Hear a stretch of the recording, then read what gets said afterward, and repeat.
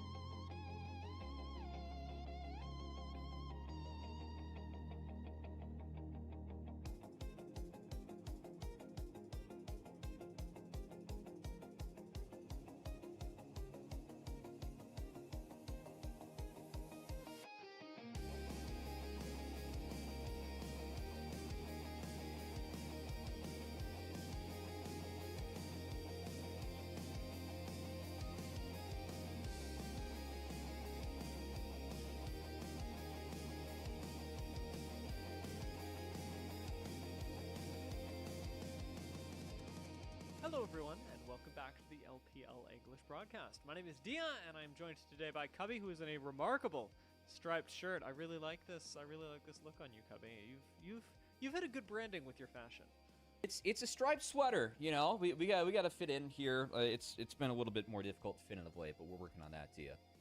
Is it cold enough to wear a sweater where you are? Yes and no. It's late at night here in LA. So, is it the right time of year? No, but in the words of a great SpongeBob SquarePants, the best time to wear a striped sweater is all the time. So, we just got a lot of fire away from the night, Dia, and excited to see what we have in store tonight as two of the teams that we did not expect to top Group Ascend and aren't exactly topping Group Ascend are going to see who can climb above the other in Group Ascend. You know, they're also not at the bottom of Group Ascend. I was gonna say bottoming Group Ascend, and that just doesn't really work. Yeah. This has been a better showing than expected for Thunder Talk and LGD relative to the rest of the group, specifically relative to EDG, which I think is a nice thing. You know, you've got a victory, and at the same time, you could certainly use a few more. Yeah, we are looking for a few more, Dia, as it really feels like with the big surprise we had LPL-wise, turning Group Ascend and Group Nirvana all topsy-turvy with the 3-1 team swap. These are two of the three teams that are stepping in, and as we expected, frankly, I don't think the play's been up to par, but it doesn't mean they haven't been able to win games. Both these teams have been able to win games against quality opponents, just haven't been able to put together a series. Yeah, I mean, very, very notably against BLG, which I think surprised a lot of people. The BLG series have surprised a lot of people through this split. However, today, one of these teams will be having the chance to move up and maybe contest JDG for their spot, as JDG currently sit with the 2 wins so far. So, could be a good news story for either of them, but the ways that they will do that should be very different. Despite the similarities that we're giving these two teams, Thunder Talk and LGD have looked like two very different teams, despite the, as we said, similarity in scores. The way that they are getting to these things has not been exactly the same, and you actually noted in our pre-show discussion that it seems that the team play is the really big difference between these two squads. Yeah, I mean, you highlighted it, grabbing some stats we talked about earlier. I kind of talked about it before, Dia, just going into how these teams play. Really feel like TT, going into the day, I expect TT to have a little bit of an advantage in the bot lane. I think solo lane differential should be LGD favored, and then jungle we'll see. I'm gonna lean a little bit towards TT, but think that both junglers have done an okay job for each of these teams. As again, I think individual might kind of expected to have these teams where they're at in the standings, but frankly, I don't think a lot of people expected either squad to win as many games or at least push our top teams to 3. So it really is a discussion kind of as we start to wrap up the first round robin and get into the second. And which one of these teams can maybe use today to start building some momentum in the right direction to help ensure that the next time they do challenge one of these top teams in the second round robin, they can be ready to prove that they're a Group Ascend contender and not just a team that's happy to be here for a split. Yeah, I mean, I remember covering the LGD BLG series, and it really did feel like they had a shot, especially coming out of the second game. You go, wow, that was actually very impressive, and I hope you can do it again. Didn't quite work out, but that's why we play multiple times, not just in a split, but also in the playoffs as well. We've always got the chance for that. Of course, both these teams will be hoping to make it straight into the playoffs, which is a spot that is not exactly locked in for them right now, given at least where we are in the split. They'll need to get a couple spots higher in order to make that happen. I am wondering if we have rosters, and if not, we can just talk through these rosters as well. So, look at that. LGD, we do have the names, but their faces will be shrouded in mystery for today. It's not production issues, it's a feature. Yeah, unfortunately, it is a bugged out feature. We use a hosting website that is not available for us today at the moment, so hopefully we get that back up for you in some of our later stage games. However, excited to see LGD hit the Rift. I think Bertle in particular was really important for this team in Split 2 with their run to get out of Group Nirvana. I think has been another important member for this team, but I feel like a lot of their success has kind of come from Tongyuan in the mid lane. If he's playing well, feels like LGD have been able to win some games. If not, I think he's kind of what makes this team click. And of course, this not being a top team, sometimes see variance in terms of play for all members. But I think with how aggressive at least the bot lane likes to play in the lane phase, important that the solo lanes really step up for the team fights later on. And when Bertle and Tungyuan are able to do that, it has been good looks for LGD. But as you highlighted coming into the day, Dia, both these teams close to where they're at in the standings, but how they've gotten there, a bit different in terms of how they embrace different play styles. Yeah, I mean, it really does seem like the Thunder Talk lanes are playing a little bit more for the team than LGD are. They're a little bit more involved with the rest of the map. I do want to real quickly highlight for those of you who aren't just listening to our voices but are reading the graphic. It's not 4.5%. That would be an incredibly low amount of KP for this split. That'd be fun, actually. Which is still low. I feel like that'd be some folks that are like, that's like the good flame post, you know? It's like 4.5 KP. What are they doing? It's like a Centel graphic. It's a fake one, but no. I feel like Bertle in particular definitely plays kind of left to his own devices, plays his own game, and then able to join. He has a little bit more of a damage share in his team too, which I think speaks to the role that he's played within LGD. Whereas for TT, usually it's a little bit more common that you have higher KPs on teams that are struggling, just because you aren't getting as many kills overall as a team that's struggling. You don't have solo things that happen. So I think it does speak to some of the struggles that TT has had, maybe why we feel like LGD has been a bit stronger in their outings. It also speaks to the fact that TT, a lot of the leads they get, it has been playing together and mostly playing around the bot lane of On and Feather.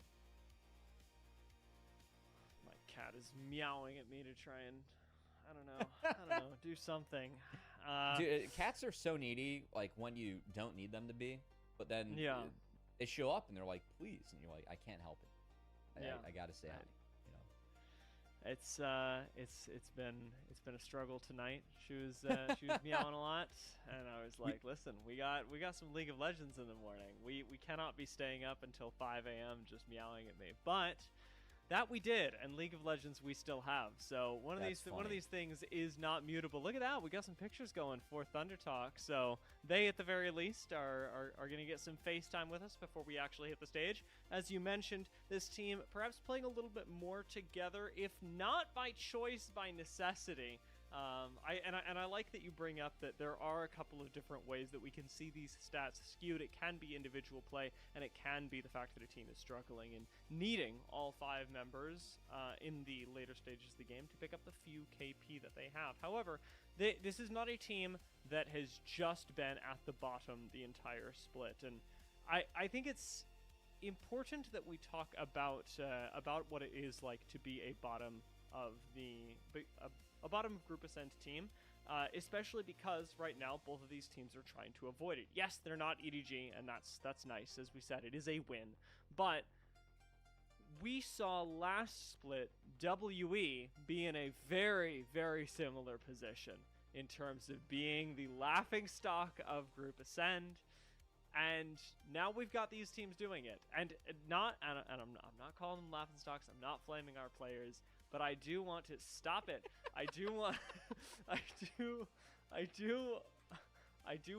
to get the chance before these games to talk about what it is actually like to be struggling in this group, and what it means in terms of your strengths, both short and long term. Because WE from last split to this split, very different team.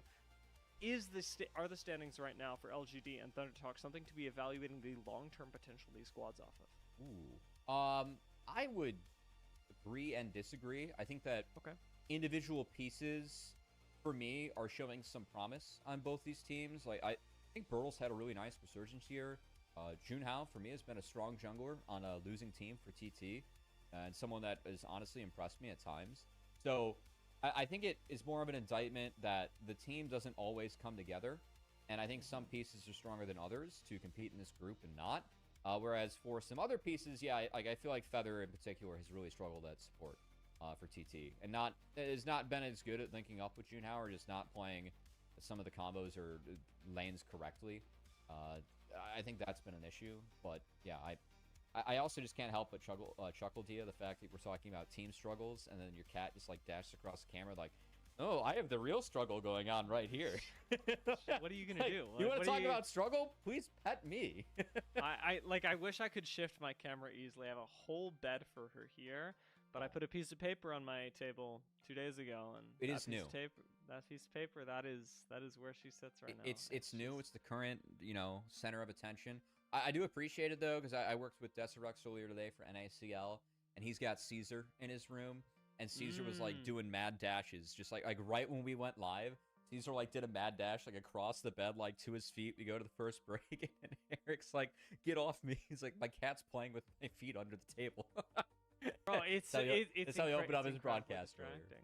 Yeah, and cute, which helps with distracting, And cute. It's true. It's true. If not for the cute, I don't think they make it as pets. I don't, if this actually, I was gonna say if this were a mouse, but actually mice are quite beloved among pet owners. They're not as popular as cats and dogs, but people do own a lot of mice, a lot of rats, and they work.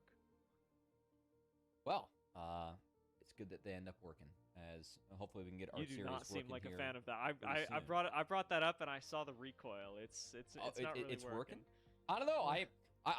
I've always been a guest in a cat's life. I've never been an owner, and so I get to choose when it works, and then the cat also chooses when it works, and when you're lucky, it lines up. And those are rare occasions, but they make you feel loved when they choose you, because they don't always choose you. Whereas dogs kind of always choose you, and that's nice.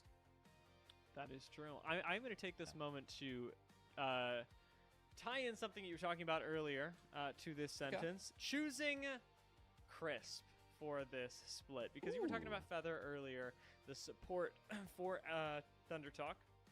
LGD's pickup of Crisp, to me, was something that I was hesitant to get behind, mostly because I'm very attached to all of our Group Nirvana supports. I'm attached to a lot of the supports in this league, but Group Nirvana supports especially, because they had it rough. And I feel a certain amount of solidarity with an underdog. However, Crisp got picked up for LGD as this very experienced, very good player, and he really performed in their early series. I have come around. Crisp is a great addition to this roster. Okay. I am very happy that he's on LGD. I, however, want to know if he is, in your opinion, has he been good enough that it was worth replacing your previous support? I think it was. I'm going to find him. It was like a 3-letter. Well, if we can't remember, that's not exactly a great sign, is it? No, bro. I cover like 8 leagues. Of course, I don't remember. I believe it was YCX. I think that getting Crisp is a positive in the long run, but we haven't seen the results yet for LGD. As, again, this is a team for me where I think the bot lane hasn't been strong enough in lane, and then it's been kind of flippy for the solo lanes if they've been good enough in games or not. But I think that when Bertle and Tongyuan step up for this team, that is when LGD is at their best, and we'll see if they can do so tonight, as they've been successful at taking games off the top teams. But against a team like Thunder Talk, I think with the last few series they've had, being competitive against BLG, being competitive against JDG, LGD is hoping to at least take home a win here and prove they are the stronger team in this group versus Thunder Talk. That's certainly the hope for them. And I mean, as you mentioned earlier, Thunder Talk not coming into this series favored if we had to choose a team. LGD do have, if not momentum on their side, because their recent series score are currently exactly the same, at least have looked more convincing in their wins so far. And Thunder Talk, yet to rise to that bar, could have a really good day here. We'll see what it looks like. If I had to pick one, though, I think that's true. A lot of we've got a centerpiece in the entrance. You know, I feel like having a centerpiece it's kind of fun, and frankly, do believe that Jun has been the centerpiece of this team so far. So see if he can step up today for TT. What do you think? What do you think he'll be going with for the first couple of games? I say the first couple as if we won't get 3 games. We might get 3 games. We'll see. I think for Junhao, it's been just all fighters all the time. So I think we're going to see some Nefiri fighting for in the draft, and we'll see what happens with those premier fighter junglers that are going to be top of the table until we see what they end up doing with Sundered Sky. I came out of MSI kind of asking for them to change Sundered Sky, and I think I'm going to get my wish. But we'll see if my wish is actually good or bad for the game, because that's going to change a lot as a very strong first item that these junglers are completing, and part of the reason why jungle meta has been dominated by fighters. We'll see if that changes if they end up changing the first item build. You know, it's funny you mentioned the fighter, or in Nefiri specifically, especially because the identities of these junglers in terms of the picks that they have been put on recently have seemed pretty different. As you say, fighters, especially earlier in the season, not that we are particularly late in the season, but earlier in the season, definitely seems to be favored for Junhao. The last couple of series, he has gone with a lot more J4 than we saw from him previously. Yep. He's also, you know, even picked up Zhao, Wukong. So fighters, certainly bruisers. You're not playing tanks here, but maybe a little bit more team utility than we've seen out of somebody like Hong, who tends to be playing things like Nocturne, things like the Nefiri that you mentioned earlier.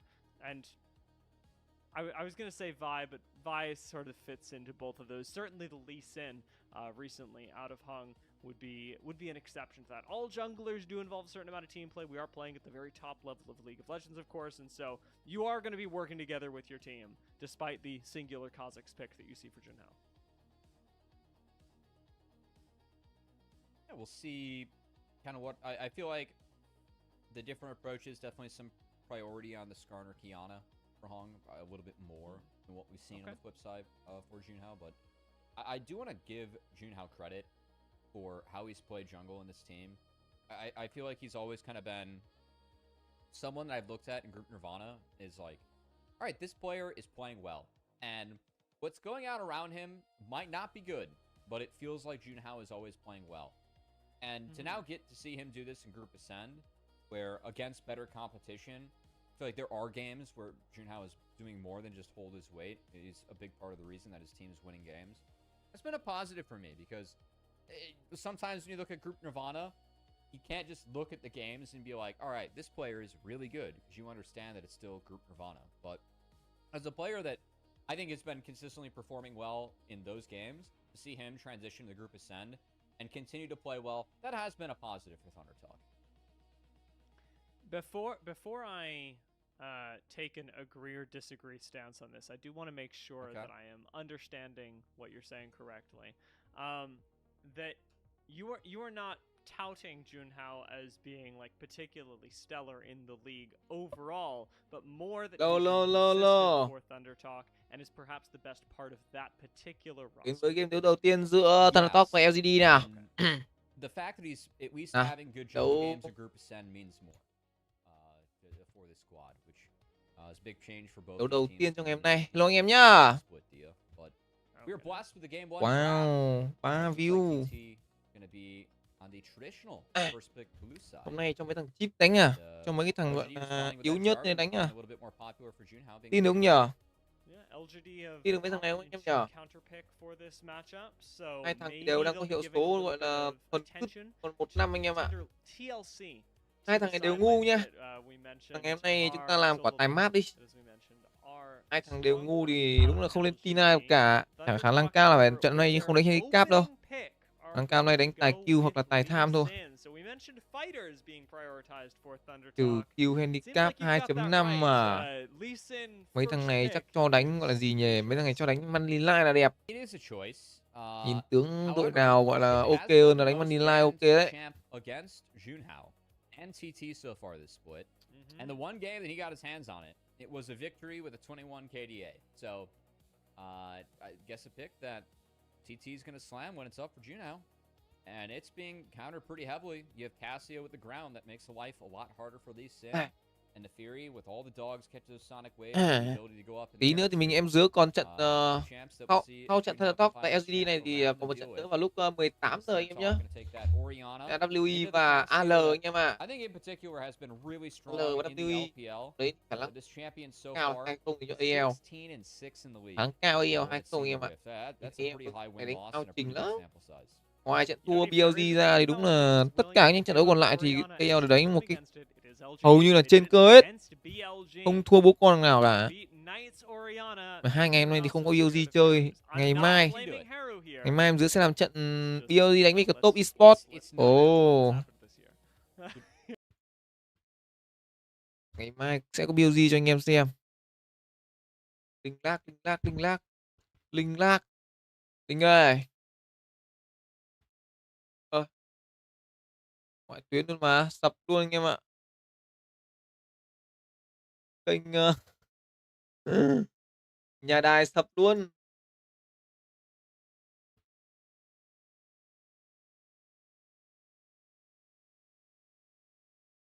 Ok cho anh em, nhà đài cũng phải sập anh em nhé. Nhà đài cũng phải sập. Trời ơi là trời. Đến nhà đài còn sập. Đâu để em Dứa qua bên này xem nào.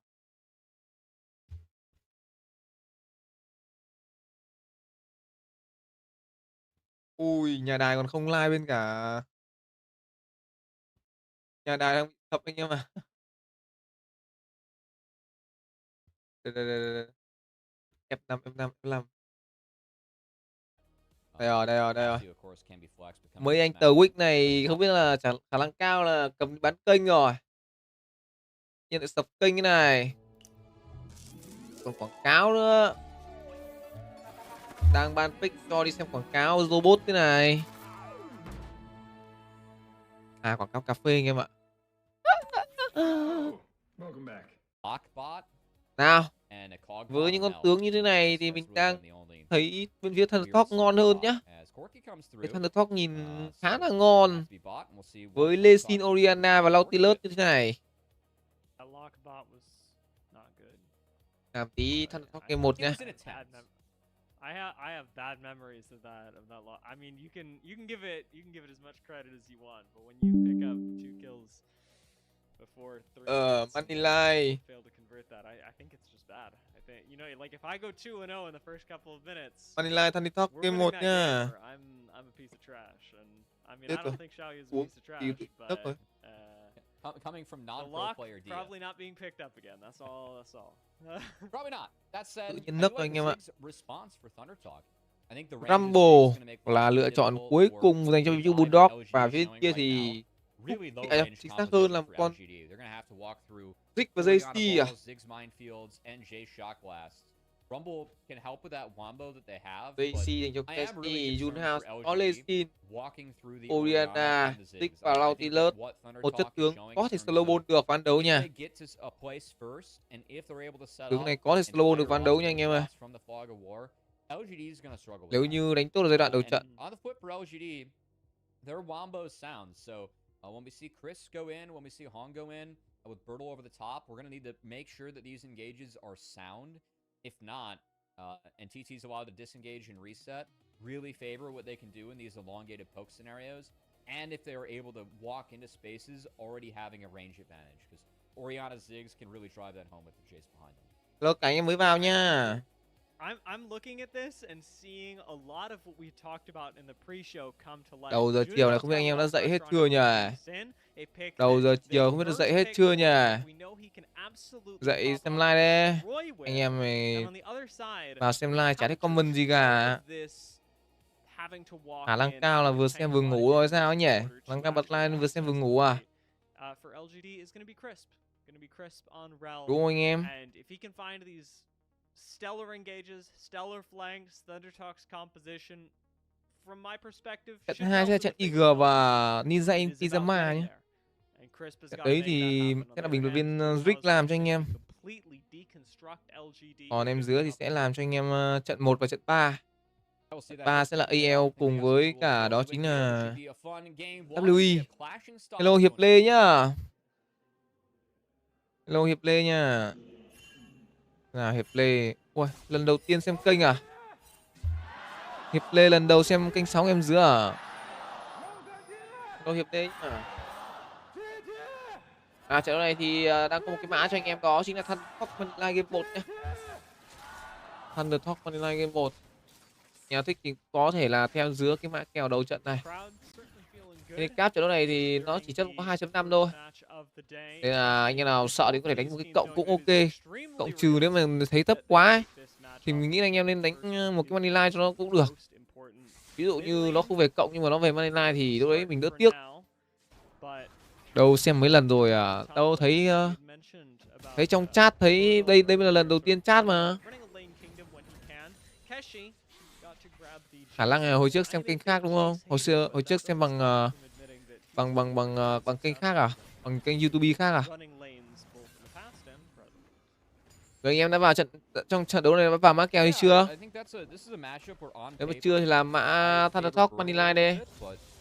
Hai thằng này đều hai thằng ngu hết. Mỗi thằng đều có KDA đó là 100 phế vật. Đúng là mấy thằng này đúng là chỉ lót đường cho BLG và AL ở cái giải này thôi. Ngoài hai thằng BLG và AL ra thì anh em cũng là chả tin tưởng thằng nào. Tầm này thì ngoài hai thằng này đang có hiệu số rất cao ra, đúng là hết. Hàng ở đây sẽ muốn canh lên, ví dụ Casey lên hơi cao nha. Tầm này Casey sẽ phải nằm xuống mà thôi. Chó săn truy chính xác hơn là tiếng chui hiệu triệu. Và Casey tốc biến, khả năng cao có về được hay không đây, khi mà Hàng cũng đầu tư cho mình một cái tốc biến đuổi theo. Chun hào lên đây để có thể cover cho người đồng đội của mình, lướt vào tạo giáp và vị trí của Casey lùi về thành công. Ôi giời ơi. Dứa có 2 kênh à? Đúng rồi, em Dứa có tận là 3 kênh cơ.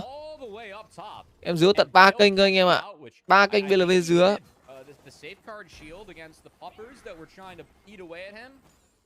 Em Dứa có tận là 3 kênh cơ. Thế là anh em cứ thấy mà em Dứa mà không like ở kênh này thì cứ gõ BLV Dứa là y hệt là sẽ ra kênh khác nhé. Yên tâm là sẽ like hết cho anh em. Cứ LPL và LCKCL là like cho anh em xem. Được chưa? Gọi là chạy KPI cho anh em luôn đấy. Nhanh không mấy nữa ngoạn anh dắp. Trước kênh xem kênh Dứa 1 à. Em Dứa chả để ý kênh này kênh Dứa mấy nữa đây. Đâu để chat thử phát thế nào. Đây là kênh BLV Dứa. Đã có một kênh BLV Dứa 1 nữa, đúng rồi. Một kênh đấy hiện tại thì để lúc nào mà kênh này bị khóa thì em Dứa sẽ sang đấy để em Dứa like sau. Còn hiện tại thì sẽ tập trung để like kênh này xem nó có view không. Nếu như hôm nay like kênh này mà không có view thì khả năng mai em Dứa chuyển sang kênh đấy thử. Chắc do là ăn ở hay sao ấy, lại dạo này like chỉ có thấy LCKCL lên view thôi. Còn like LPL thấy toàn bị bóp view tương tác không à. Tại vì LPL này nó có quá nhiều người cạnh tranh. Giống như là Viho chẳng hạn, hay là các costume khác, như là lâu lâu có cả Levi nữa cơ. Kèm theo mấy cái thằng streamer như là mạnh gì nhỉ? Tòi à? Lâu Hoàng Luân cũng em. Lâu Hoàng Luân nó cũng cổ vũ cả bọn BLG với AL nữa. Hello, 6 anh em đang xem nhá. Giai đoạn đấu trận này thì cho chúng nó farm chill chill thôi. Bọn này không đánh nhau nhiều đấu trận đâu. Bích tướng như này thì ít nhất phải có level 6. Let LGD nhiều đam mà.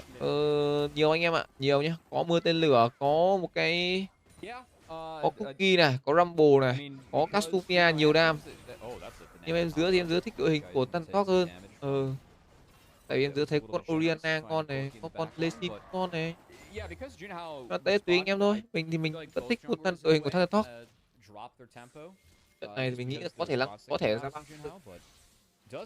Có khả năng cao sẽ ra được 3 map cho anh em. Đồng 1 đã ra, đây là một con rồng lửa. Nào muốn bết cho người đồng đội của mình lên hơi cao một xíu. Và Heng sẽ muốn ganh lên đây. Bulldog mất cho mình tốc biến nhưng mà để bết, nhưng mà liệu rằng Junhao là người bết bết tốt hơn. Dưới này thì sao, làm chậm được Feather vẫn lui về được thành công khi làm con Nautilus. Casey hết mana rồi. Casey không còn tốc biến nữa. Casey sẽ phải đi bộ về. Đấy, Casey không còn cả tele.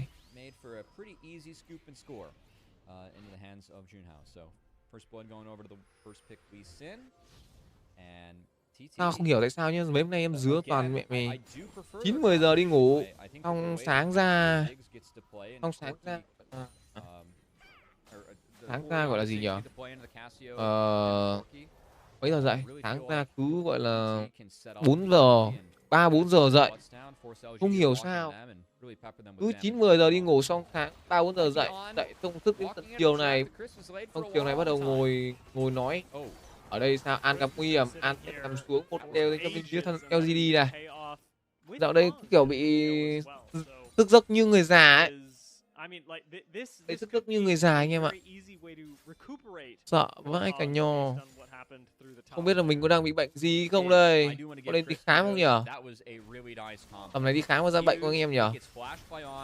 Sợ quá. Dạo này giấc ngủ với cả ăn uống nó không điều độ nên là người nó cứ như là đi mượn vậy. Hôm nay tự nhiên lại còn bị đau ngực nữa, đau ngực trái nữa. Không biết là bị làm sao. Cái ngực trái cứ thấy đau. Khả năng cao là do mình ăn uống không khoa học rồi. Dạo đây em dứa toàn ăn gọi là mì tôm với cả bánh trái cái linh ta linh tinh, không ăn cơm. Đã thấy ăn phở rất nhiều nha. Một ngày ăn phải ít nhất là một bữa phở. Mặc dù ăn phở thì cũng ok thôi nhưng mà tại đây mình thấy ăn nhiều quá. Phở bo. Ở đây sao Casey bị sấy cho đỏ người luôn này. Nhưng mà phía trên có hang nha, cần phải cẩn thận. Khi mà bên phía LGD sẽ là có 2 người trên phía cánh trên này. Ăn bết pha này đúng là ngu người luôn đấy. Cần phải giữ cho mình một cái mạng sống đấy con vài giây chi. Nào, phía đây thì Nautilus cũng đã ganh lên đây để có thể hỗ trợ những đồng đội của mình. Sẽ có thể đánh 2 đánh 2 nếu như mà có bắt nổ ra.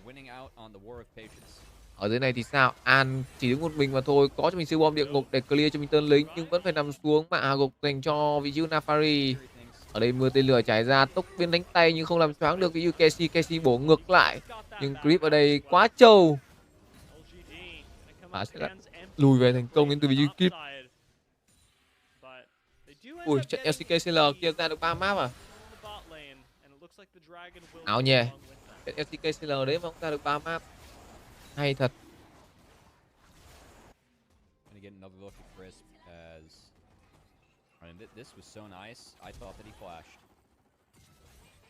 Đâu anh em mới vào nha.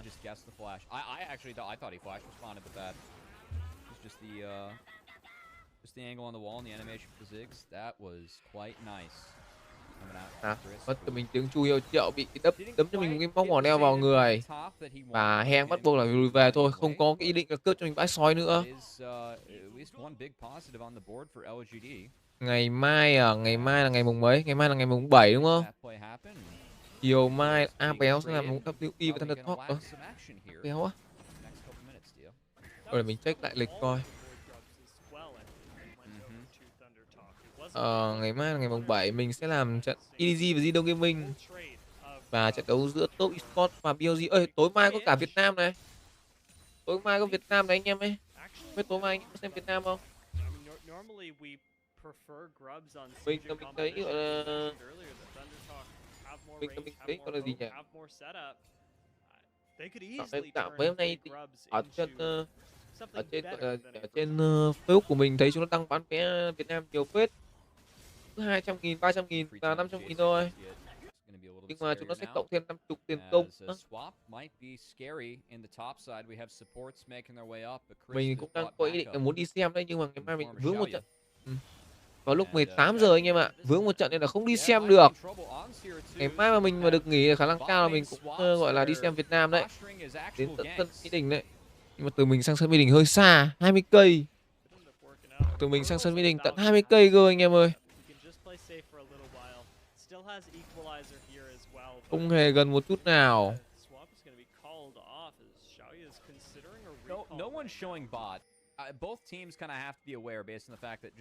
Ngày mai mà Việt Nam mà thua Campuchia thì thôi. Đóng tên lửa cho một cái thằng Việt Nam gọi là bay lên sao hỏa luôn. Anh em nhá. Mai mà còn thua được mấy cái thằng gọi là Cambodia nữa thì thôi đi. Tự giác là gọi là Xuân Son với cả là Henry Nguyễn nữa là thôi. cứ xác định là tự túc đi.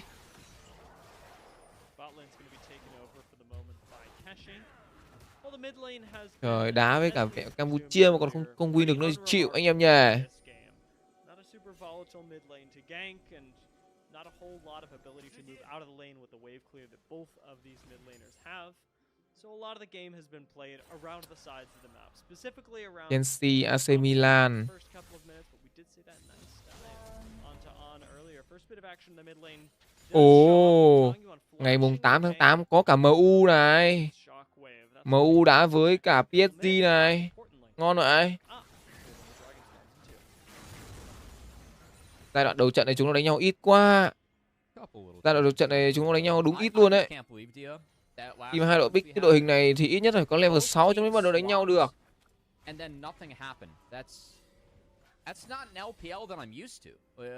Lâu anh em mới vào nha. Cái này thì nếu mà về tài xỉu kill thì mình nghĩ anh em nên đánh một cái canh một cái gọi là tài kill thấp xíu, khoảng 24 23.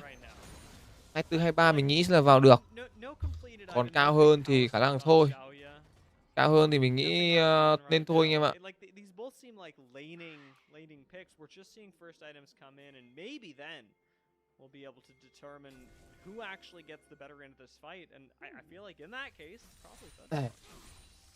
Một dòng lửa được stack dành cho bên phía LGD. Tiền bây giờ đang chỉ lệch là 400 tiền mà thôi. Một con số chưa quá an toàn như bên phía LGD anh em ạ.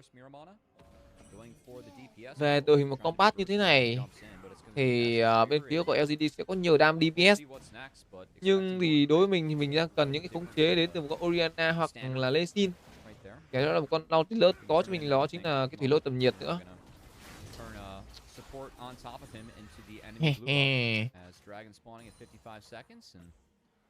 Both of our teams being down here, I do think that TT controlling space very important for them, given they have the poke setup and forcing people to walk into fog.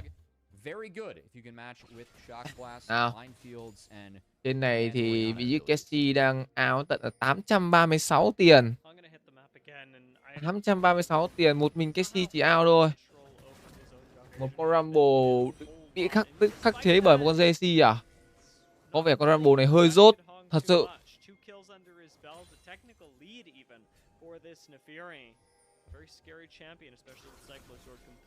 Tiếp ăn cũng là gót. Thua cũng là gót.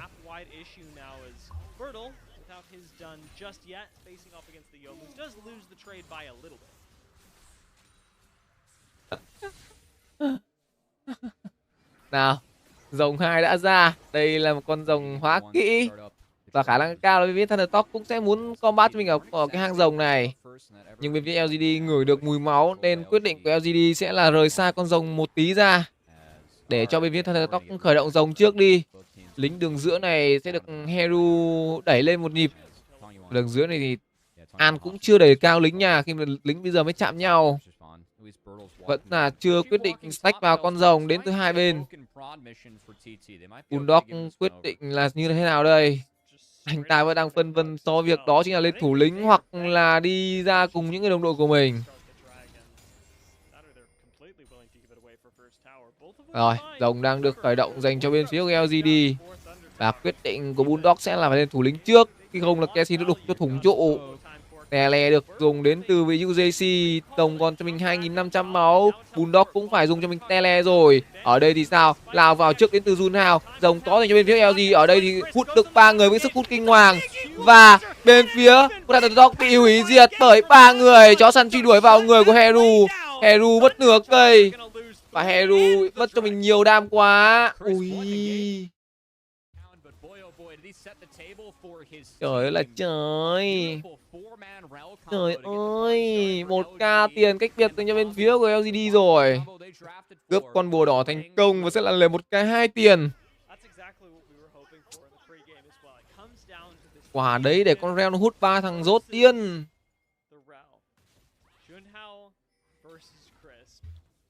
Quả đấy để con Rel nó hút 3 thằng rốt điên anh em ạ. Nào, khạc liên tục vào người của An. Khạc. Và An khả năng cao sẽ khó về rồi. Móc mỏ neo trúng, coi như mà không thể cover cho được cho người đồng đội của mình. Ở đây khả năng cao phê giờ sẽ bị ăn khạc. khạc khạc khạc. Tốc biến đến từ ve giờ có 1 chấm máu nhưng vẫn bị đốt chết. Và mạng double kill dành cho cái bài Castovia này. Ôi, slow ball rồi. Slow ball rồi anh em ạ.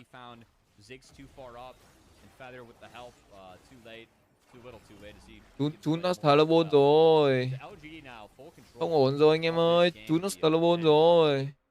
I think the tough part for them is they have to continue to find wombos. Because if they make mistakes going into the Oregon Chết. every piece of terrain that they're going to be looking for is an uphill battle.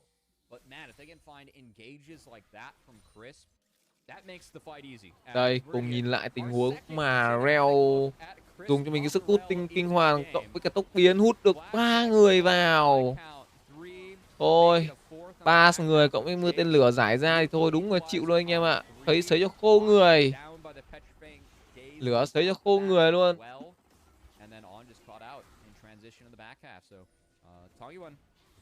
Gần như là một cái quét sạch dành cho bên phía của LGD đấy. Khi mà cả trên này 2 người làm loại lốt. Quá rốt anh em ạ. Thực sự là quá rốt. Nào, Dunhao đây ganh vào. Quyết định và tấn công vào người của Bulldog khi mà có tận 4 người bên phía Thandog ở đây cơ. LG kéo được 3 người xuống, thả sứ giả ra tới vị trí của Heng. Mưa tên lửa trải ra để có thể là giải quyết đi tên lính, nhưng mà lính ở đây thì không thể làm khó được vị trí của một An đâu, khi An là con dích cơ. Haru đã xuống theo sứ giả đến từ vị trí của Heng, quyết định là lái ra đường giữa và trụ đường giữa cũng sẽ được tố máu mà thôi. Không, quyết định của gì không? Có xăng không? Còn xăng không? Còn xăng không? Húc kéo con xăng anh em ạ. Con sứ giả này không còn xăng rồi. Mình biết ngay mà. Thằng này nó lái vòng một nhịp. Mình đã nghi về việc con sứ giả sẽ hết xăng mà. Quả đấy mà không vòng một nhịp vòng thẳng ra mid luôn là sẽ còn xăng anh em nhé. Nhưng mà quả đấy nó vòng một nhịp ra rồng là nó bị ngắt nhịp rồi. Quả nó đâm thẳng ra là ok. Nhưng mà không.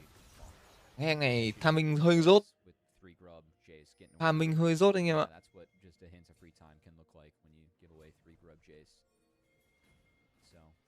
Still 90 seconds away from this Dragon Dia. The game feels very positive for LGD, as I think both teams can try and set up around this objective again. 18 phút thi đấu đã trôi qua. 1k1 tiền bây giờ ui một mình sao dê 2k1 tiền anh em ơi. Lạy bố. Một mình sao dê 2k1 tiền. Không phải là con số ít đâu. Hũ Thunder Talk à? Hũ Thunder Talk à? Nghĩ về một cái hũ à? Thôi anh em ơi, hũ tầm này đúng là chỉ có hũ cốt thôi. Hũ tầm này đúng là hũ cốt thôi anh em ạ. Tầm này khó lắm.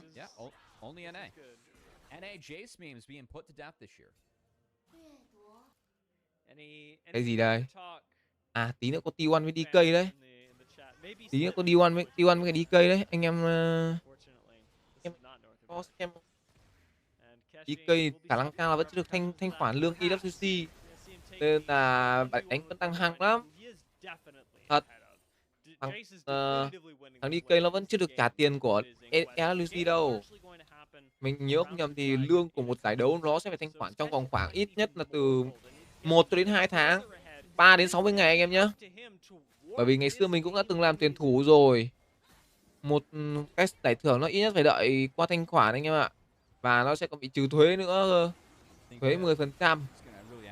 Ví dụ như bên phía DK cầm về được cho mình đó chính là 10 tỷ, sẽ phải mất 1 tỷ thuế. Và mất 1 tỷ thuế tàu đấy anh em ơi. Không sướng đi đâu. Nào, ở đây làm choáng được cái grip. Nhưng quyết định của anh Tình đó chính là sao đây? Ui, An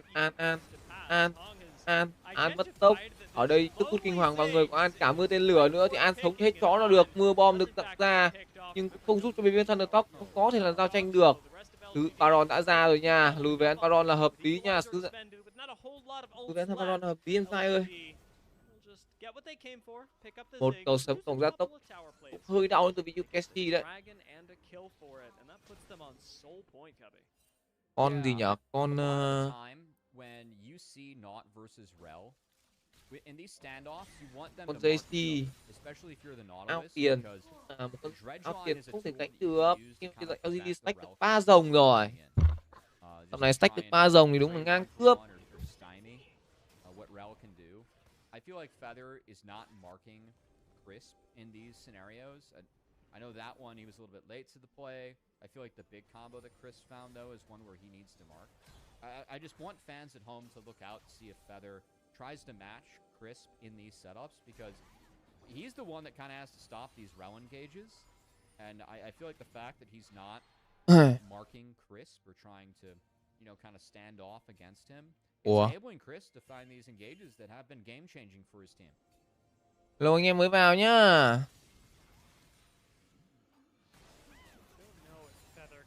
Adequately step up to that now, since he's got so many things to juggle, right? He's got to be a primary source of engage for his team as well as body blocking. 38, bây giờ cách biệt đang là 5. Anh em đang ghi handicap của LG đầu trận thì đang khá là ok đấy, đầu trận chấp có 2 thôi. Nào, Baron thì cũng đã ra rồi. Nào vào đến từ vị trí của Junhao, nhưng Junhao nghe có vẻ là hơi tự tin quá nhờ. Sao dê có mạng được của Junhao, mưa tên lửa chạy ra cho sân truy đuổi, lao vào Bulldog có mạng của An. Và ở đây sẽ là lùi về với 5 người bên phía LGD và ăn cho mình con Baron mà thôi. Ôi giời ơi, với cái thằng Thunder Top này. Nhanh, endgame nhanh cho đi ỉa phát. Đau bụng quá. Đau bụng quá anh em ơi. Nào. Thôi, Baron free dành cho bên phía LGD này. Đau bụng thế.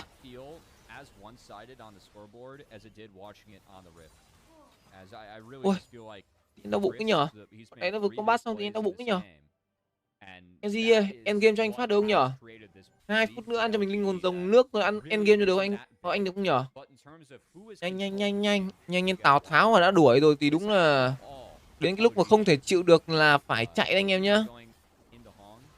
Tào Tháo đến lúc mà đuổi là không chạy đâu anh em ơi. Anh em cố gắng nhá. Tí nữa mà ví dụ mà thấy em Dứa mà kiểu gọi là không nghe thấy tiếng mic của em Dứa là lúc đấy khả năng cao là em Dứa gọi là đang đi ôm khác rồi.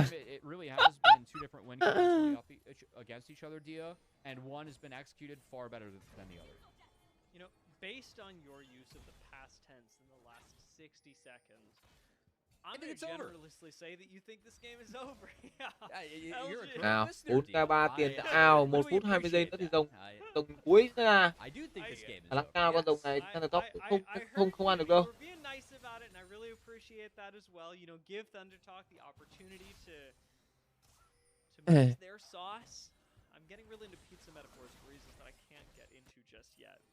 Bọc tàu đến từ vị trí Junhao đang muốn tìm vào view sao dê.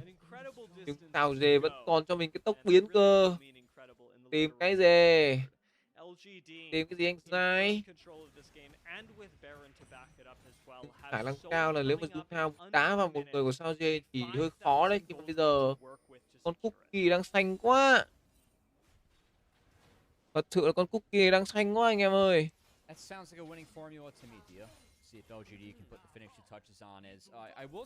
Nào, 30 giây nữa rồng sẽ ra. Và đang bắt đầu đi núp into view hang rồi. Phá mắt trước đã. Ăn cho mình được con cua sông trên này. Ở đây thì tôi kinh hoàng được một người, đó chính là view Feather. Feather bị làm chậm, Feather bị bắn, Feather chết. Mà mạng có cho view sao dê. Hang ở đây đang muốn bọc đầu, nhưng quyết định của Hang sẽ lùi về và ăn cho mình con rồng mà thôi.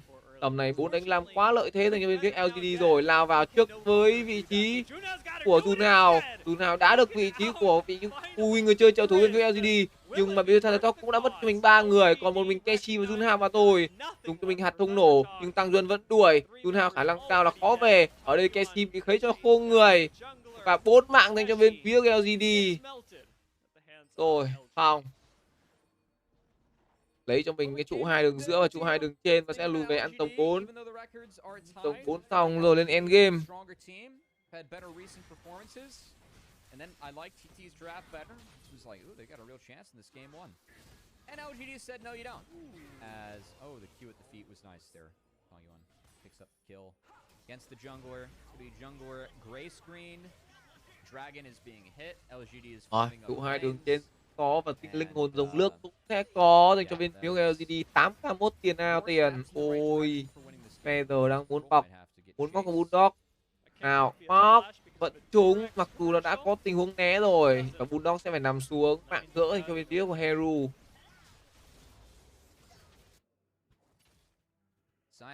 Ok, Zai ơi. Not even a chuckle for my Durex protection line. I just fell.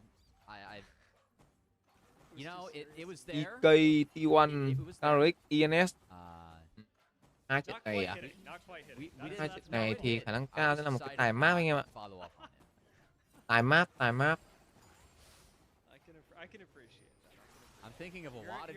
Tài map anh em nhé.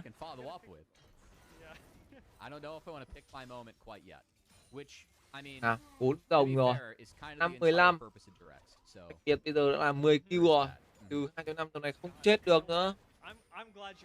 Từ như này tập sẽ chết được bởi vì nó cách biệt tắc quá. And honestly, with the way that this game is going, it's not like we were going to have a lot more time to do it.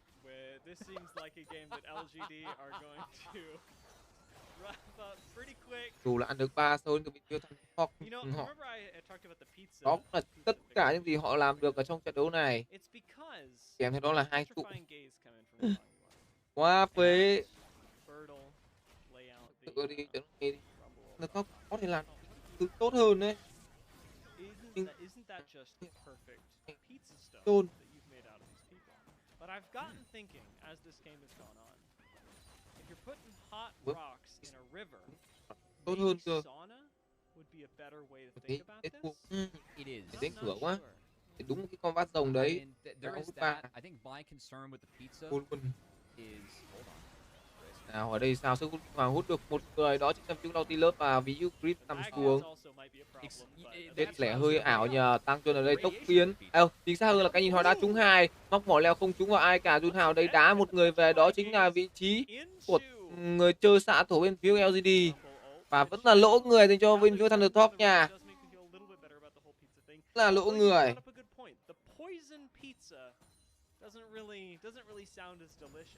Đưa lại người được. radiation and poison.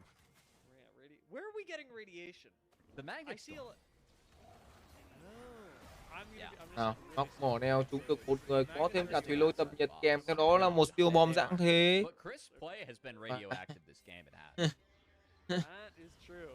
Để bắt đầu bán tài kill đấy. Mình có anh em là trận này đi gì nhở? Mình bảo trận tài kill 23, 24 là về.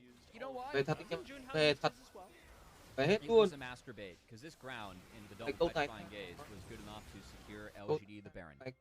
luôn. 1-1.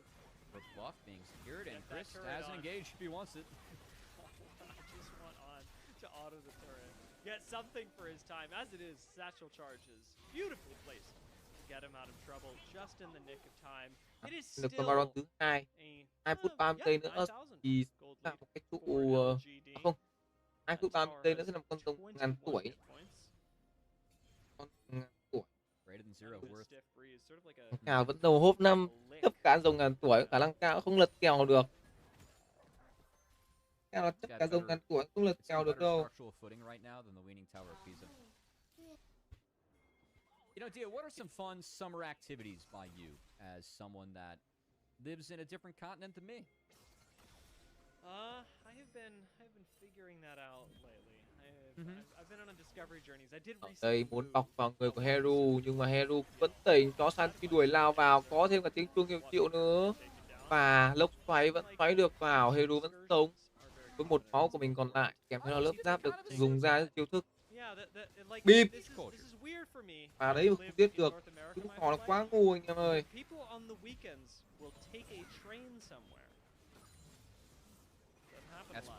Nhanh. Đau bụng lắm rồi đấy. Nhanh lên, đau bụng lắm rồi đấy. Hello anh em mới vào nhá, anh em mới vào cho em dưới xin một like, một subscribe kênh đây. Mới vào cho em dưới xin một like, một subscribe kênh đây. Nào. Ăn được 4 rồng rồi vẫn chưa thể end game được, đúng là mấy cái thằng top cửa dưới này. Điểm yếu nhất của mấy cái thằng này đó chính là việc ép trụ cuối game. Ngoại trừ cái việc đó chính là phải quét sạch được cả đội hình ra thì đúng là bọn này combat rất ngu. Nhanh lên, tao đau bụng lắm rồi. Tài tham về rồi này anh em ơi, 31 phút rồi này. Nhanh lên, ông trời không cho tao ngồi đây lâu nữa đâu. 40 giây nữa nhầm, 40 giây nữa rồng ngàn tuổi sẽ ra. Ú ma này, ăn cái gì mà đau bụng người ta.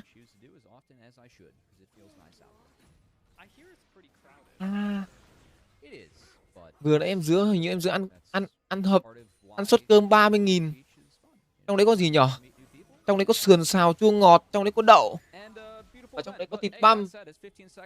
Khả năng cao là do cái thịt băm hoặc là do đậu rồi. Nào, tiếng chu hiệu triệu được dùng. Có chó săn truy đuổi hay không đây? Ở đây thì xoáy vào, mất người đến từ vị trí hèn. Và bên phía LGD lại phải lùi về một nhịp, mất bốc biến đến từ vị trí của Bulldog. Quyết định của LGD sẽ phải lùi về mà tôi khi mà sẽ phải đợi cho người chơi đi dừng ra. Đau bụng hết. Anh trên này thì sao? Lính đang bắn trụ rất đau, mất nửa cây máu trụ rồi. Lượng tinh thể là rất nhiều. Tầm này một bắn đến một đánh thường thôi. Khả năng cao là lổ luôn trụ đến từ bên phía của thằng Talk. Rồng vẫn chưa được khởi động đâu. Mày về thủ trụ trước đi. Cứ về hồi máu đi, thằng bên kia nó mất rồng rồi mà, mất rừng rồi mà. Sợ cái gì vậy?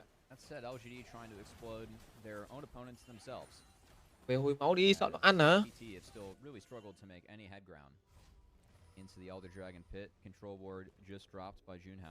Một con Baron âm 500 tiền đến với LGD anh em ạ. Từ anh em ơi. Anh em thông cảm em dưới nhá. Ngồi xem tạm. À thôi, ngồi bình luận lốt đi. Cố bình luận lốt đi, con rồng có chắc còn con rồng này mà thôi. Nào, đường trên kia lấy được cho bên phía JC rồi. Con rồng đang được kéo ra, vẫn đang được nhấp nhả mà thôi. Grip bị cấu máu nhiều quá, móc mỏ neo không trúng. Và Bulldog tới. Father bị cấu đi cho mình mất một tư cây máu. Rồng kéo ra mà ăn đi. Mất thời gian thế nhờ mấy cái thằng. Ôi giời ơi, mấy thằng LGD này ăn được rồng linh hồn rồng nước từ đời nào rồi. May là trận này linh hồn rồng nước nhá, nên chúng mày còn được hồi phục bằng cái con rồng nước đây. Không thì phải biến về hơi bị nhiều nhịp với mấy con lợn ạ. Nào, rồng đang được khởi động. Heng cùng với Grip vẫn đang phải núp. Bật cho mình hạt soi sáng, mưa tên lửa được trải ra này. Các thành viên bên phía Thundertalk đang bị cấu cho mình rất nhiều máu. Rồng còn 10.000 máu. Cần phải đam thật nhanh vào đến từ phía Cookie đi. Nào, lính đang đẩy rất cao. Ở đây mục được một người, đó chính là vị trí của Bulldog mất đi mình cái đồng hồ cát rồi. Thấy liên tục Heng mất tốc biến. Bên phía của LGD đang phải bỏ chạy khi mà lượng máu của họ cũng không còn quá nhiều. Tầm này thì lợi thế về mặt giao tranh hang rồng sẽ có cho những cái thằng Talk. Nhưng nếu bỏ con rồng này, khả năng cao là bên phía thằng LGD sẽ thua. Họ phải chơi. Họ buộc phải chơi phong ra cho tranh này, lao vào lướt bắn đến từ vị trí của Sao Dê. Sao Dê đang tô kéo cho những người đồng đội của mình. Tele được dùng đến từ vị trí của con Rumble. Và bây giờ Rumble tốc biến qua đây bắn tay từ Sao Dê được một người. Hai người trên bên phía Thundertalk đã phải nằm xuống. 3 mạng và sẽ là quét sạch dành cho bên phía của LGD mà thôi. Và chiến thắng ở phút thi đấu thứ 34 gọi tên bên phía của LGD. Ui, đi mẹ ăn linh hồn rồng mà tận 34 phút mới win được. Nghỉ ngơi phút rồi đến với game 2 anh em nhá. 1-0 cho LGD cặp đấu BO3 này. Em dứa vào ôm nhà vệ sinh phát đã.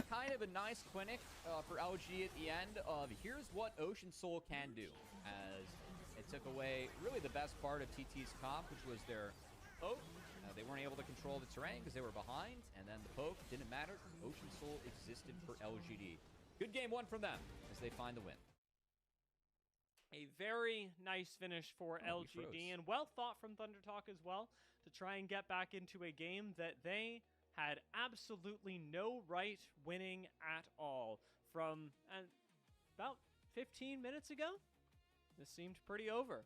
And to LGD's credit, they did finally finish it. But Thundertalk, they put up a good fight, especially in River, to almost get the Elder Dragon. They started to be pesty at the end, but I think the difference between Crisp and Feather that game was rather large. And You think so? I've got Crisp as my pog for that one. Because I feel like the Crisp engages that hit, they hit big for the side of LGD. And Feather didn't hit whatsoever in that. I felt like Feather was kind of invisible with the plays that he was looking for or attempting. So I really feel like that was Crisp. Just far better setups and better play from a world champion support. Yeah, I mean, Crisp was fantastic in this game. Did not look as amazing towards the later part of it. Yeah, true. But to your credit, I'm scouring my mind for other possible MVPs. And the only other one that I'm coming up with is Tangyuan. And that's a maybe. That one might happen. Even he was not as impressive. Like, Tangyuan was impressive because he brought a lot of damage to the follow-ups. But they were all follow-ups on Crisp plays, you know? Got it. Okay. Well, see what ends up happening. They were all follow-ups on Crisp plays. I think that the pick that Tangyuan found on the top side was kind of created by himself. That was big. After the first big fight, he found On and Feather up there. That was nice. I feel like that might be his best argument for why he's Pog. I hope that this isn't a boom boom damage vote. I hope that this is an actual Pog vote, because I mean, Crisp just won the game off this play. Like, if we're being honest, he flashed over the depth charge, by the way, which I missed in the replay, because we talked later about how Feather has to try and keep Crisp out. Flashed over the depth charge to find that one, by the way, and making that play even better, as if it wasn't good enough already. I guess even contributed for this play up here too, which was mostly Tangyuan. But yeah, I really feel like Crisp had a stellar Rel game, and should be a deserved Pog from him. It's a nice thing when we start the day talking about how I was a Crisp doubter to begin the split, how he's had a couple of fall-off performances recently, and then he gets something like this. Yeah. I just feel like all of his engages going through this were hits, and yeah, he got picked off the one time, but I think that you will very happily take the good with the bad, what was had this game. I mean, even that combo helping really set up the bot side of the fight for success, just given that Junhao used all of his abilities on the support, but LGD focused on the important members later on. As, yeah, I mean, coming into the day, Dia, we knew that we were going to have, I guess, the standings be clarified between these two teams a little bit more. Kind of felt like coming in, LGD had the advantage. And we did ask for good solo lane play. I feel like it's important to this team. But also think that when this team has fallen short, at times it's been team play. I think the way they won this game, confidence builder for LGD fans. As Crisp and how they played with and around Crisp was really solid in this one. Jace Hader's eating really good tonight as well. That too. That guy did a whole lot of nothing this game. Had a big lead too, but picking up a couple of towers did not ultimately win Thunder Talk the game, which is fine. It is a 3-game series. If Thunder Talk want to make it a 3-game series, however, they do have to win this next one. And I wonder what their best shot at doing that is, especially given that they picked up one of their most powerful openers that I can imagine. The Lee Sin first pick for Thunder Talk looks really good on paper when you consider Junhao's mastery of the champion, and yet that didn't turn into much. So if Thunder Talk get Junhao, or as you said, most consistently performing player, his best champion, they don't win that game, how do they make it a 3-game series? I'm not saying they can't, but I don't know if it's a question I have the answer to. That's a good question. As, okay, yay, Crisp got MVP. I feel like very deserved for what he found on the rel. I mean, Lee Sin, I think it's a risky open, and honestly, the answer is that LGD had into it. And partly prove why it's a risky opener. Just the ground from Cassiopeia. Such a detriment to Lee Sin and what he wants to do in the game, especially as things go later on. So, to your point, Dia, really good champion for TT and Junhao, but was drafted around well and played around even better by the team of LGD. And I'll be curious. I feel like for TT, I'd like to see a little bit more power in the hands of On. I think the Ziggs was a good pick in that game, but would love to see if On gets his hands on a marksman, because I think that's when TT has been at their best, when they can play through bot a little bit. Maybe that helps Feather have a better game, too, as that was a bit of a stinker from Feather for game 1, but we'll see if TT can bounce back. Maybe a little bit of focus on the bot lane for our second game, as, like you say, Thunder Talk do need to bounce back to make this a 3-game series, to keep themselves in the conversation for what I think we can now call generously middle of the pack for the LPL at the moment. Both these teams are fighting to stay out of the bottom. If you get out of the bottom, I can only give you the middle. We'll see what they achieve later on in the split. But Thunder Talk got to get there first, and LGD seem ready to step on their heads to make it so. We'll find out what happens when we come back from the break.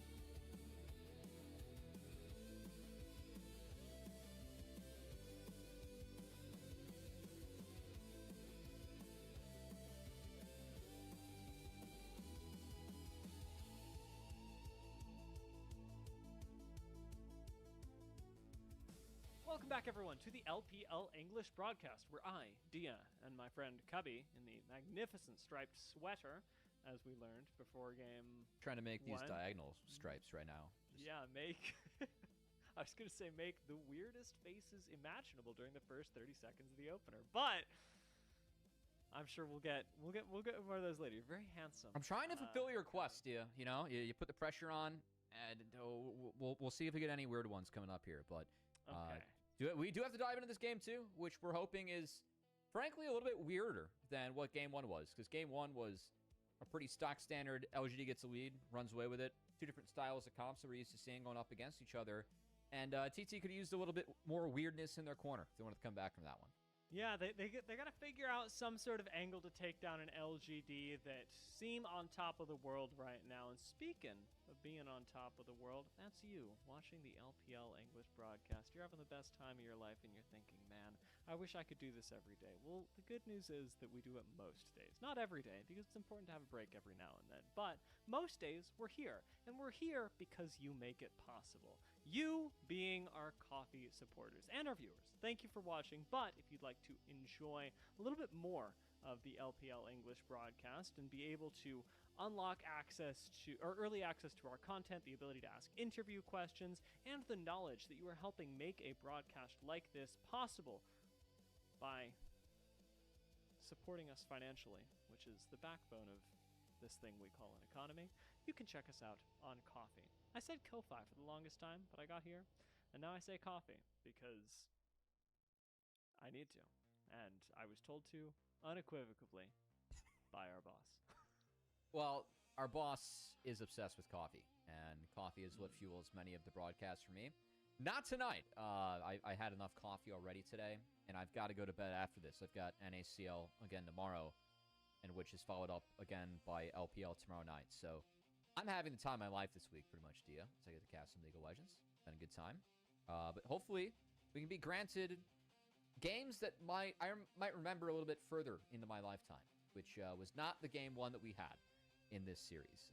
I'll probably forget about, Chris had some nice engages, but yeah, I think outside of the 2 theatrical pony engages that we got from that game, where they double league directored Chris' highlights, which we probably should have considered when thinking about POG 2.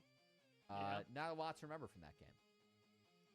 That's certainly true. And, for Thunder Talk, I'd like them to forget about it as soon as possible. Take the lessons from it, but maybe the lessons are we need to forget about everything about that game as fast as possible. Like, no part of it really worked for them. And so, as long as they don't do it again, they can forget it. Thunder Talk are in a tense battle here, as they are basically avoiding getting Edward Gaming. They are currently tied with LGD for second to the bottom of teams. And they would still be second to the bottom should they lose this matchup. But that one step closer to doom would be quite scary. They've got one game to avoid that fate. Lô. Đến với ván thi đấu thứ 2 nào. Ra dại luôn với cái thằng này luôn đấy. If LGD can pick up this map too and find the victory. Đâu anh em nhá. So diving into this game, I think Jarvan looks to be targeted away from Junao. Game 2 đi gì em nào. Same traditional. Fan pick đẹp cho anh tí coi. Đi rồi X 6.5 mà điên pick. Been a champion that đi rồi to play, and that Narban tells me might be a little bit of bias towards selecting the top laner early. If we are basing this off of what we were talking about end of game 1, it's not going well for Thunder Talk already. If On wants a marksman, you've got to be banning some of the AP carries. That hasn't happened. So On's probably not getting a marksman, at least in first phase. And that'll severely limit his lựa chọn đầu tiên với LGD sẽ là một con Vi. This making it even harder, as Vi loves marksman. Vi here. I don't really know what the standard response is to Vi. It's funny because I think that we're still seeing so much Vi early picked by top teams, and Phía bên kia thì Thundertalk lựa chọn cho mình hai con tướng. Đó chính là Sen và Pantheon. Sen lại đi Pantheon nhỉ. Chắc phải là Sen Tavan nhỉ. But man, having a cease and assist be answered to by potential Grand Starfall and or a potential Stand United, that is a lot of global presence showing early on here for TT. Yeah, I really like the Shen pickup into Vi. Works really well against Vi's kit at basically every stage in the game, and gonna be up to the pilot of the Shen, because this can be flex around, to make the most of that. If we give it to Feather, could be a big redemption game, and might not go too poorly in the bot lane either, as Leona gets locked in for LGD's bot lane. Honestly, Shen against Leona, not too bad. Yeah, I think this tells me it's probably going to be Shen's support, as I really feel like the matchup in the Leona, it's not bad for the Shen. The Leona has a little bit of early power, but phía của Thundertalk lựa chọn slot thứ 3 hay là một con gì đây? Slot thứ 3 hay là con gì đây? Yeah, now it's definitely Shen support, as they kind of lock everything in here. Yeah, unless we just want to go crazy, but Viari rather standard, but a lot of defense. Ôi trời ơi, một Amesa. Đam có rồi này, giờ cần một đam xạ thủ nha. Giờ cần đam xạ thủ nha.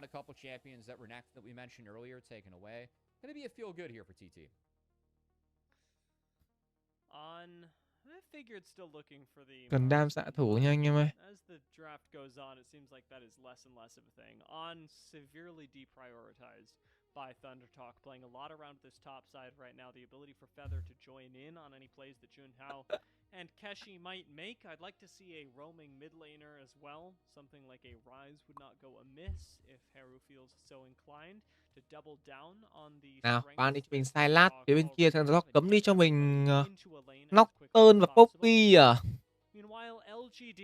Nocturne và Poppy được cấm đi. Wow. Nocturne và Poppy. May mà. There's a lot of kill one guy, but Thundertalk, they're going to be throwing several problems your way. Why not more globals? Realm Warp now secured, as Thundertalk's really indexing into we can be anywhere. Nào, Varus là lựa chọn thứ 4 dành cho phía LGD. Và bên kia Thundertalk cầm cho mình con Rai. 5 Rai à? Rai à? Whereas LGD, I feel like just taking more strength and raw strength. As Varus locked in for Xiaoya. We think this could be a Varus top. Probably not. Probably not. Playing Varus top in a Pantheon Shen Rise sounds reportable. It's a lot of things coming your way. Yeah, this is what I was thinking, right? Keshi was the only guy who won his lane last game. Okay. And I think that the rest of Thundertalk just went, let's build a composition that gets in on that, man. Like, let's... if Keshi's gonna win lane, let's send 4 people there, and then 4 of us are winning our lane. Could be. You know, they also gave everyone a speed boost on the side of TT. So, not only are you gonna be having all the globals, but now you get to run faster too when you land. As I think for Thundertalk, they've got a scale, but they have all the global tools to try and help them do it. I don't know if they can get there. This 1 to 2 item spike for LGD between really everyone that's showing on their team is going to be really strong. Tầm này đánh gì được? Này đánh một cái tài kill đi. Làm cái tài kill đi anh em ơi. I mean, a lot of the ultimates for TT are really long cooldowns and not useful, and also just don't bring damage early on. So I think there's a world where LGD could really drive home the early to mid game and make sure that they beat Thundertalk hard early. Thundertalk going to have to answer with the strength of LGD, with the strength of their comp, which is bringing more numbers to answer it. And I sometimes think that I'm being more rude than I am So when I say that I was very critical of, some of you might have read it as Dia expressed slight doubts about. But the quality of anh em ơi, game 2 là một cái tài kill nhá. of the LPL I thought was lower than it should have been for a lot of our junglers, and that is across both groups. Junhao, however, has put himself in another situation where he must play the hero. Nào, đến với game thiếu thứ hai giữa LGD và Thunder Talk. Game đấu thứ hai khả năng cao, mình nghĩ là cổ vũ cho Thunder Talk đi nhở. 3 map cái đi nhở. 3 map cái đi nhở anh em nhở.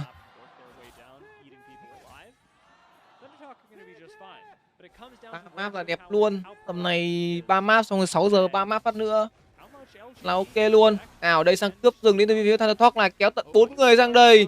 Và đây Feather mất đi cho mình nửa cây máu rồi.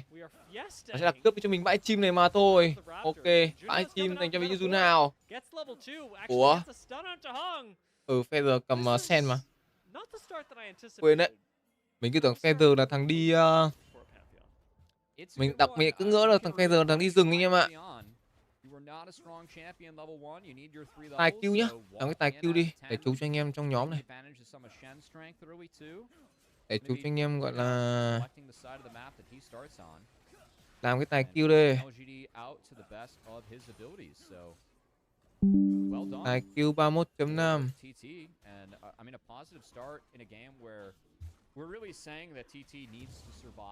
Vô đi anh em ơi, vô đi, vô đi, vô đi.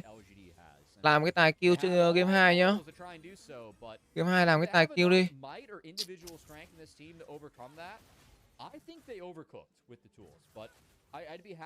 Bên này là có Achok à? Achok đi đường với Amesa. Achok đi đường với Amesa. Kèo này mình ít khi gặp quá nhở.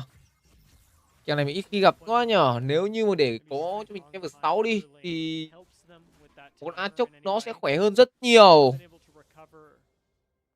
Thật.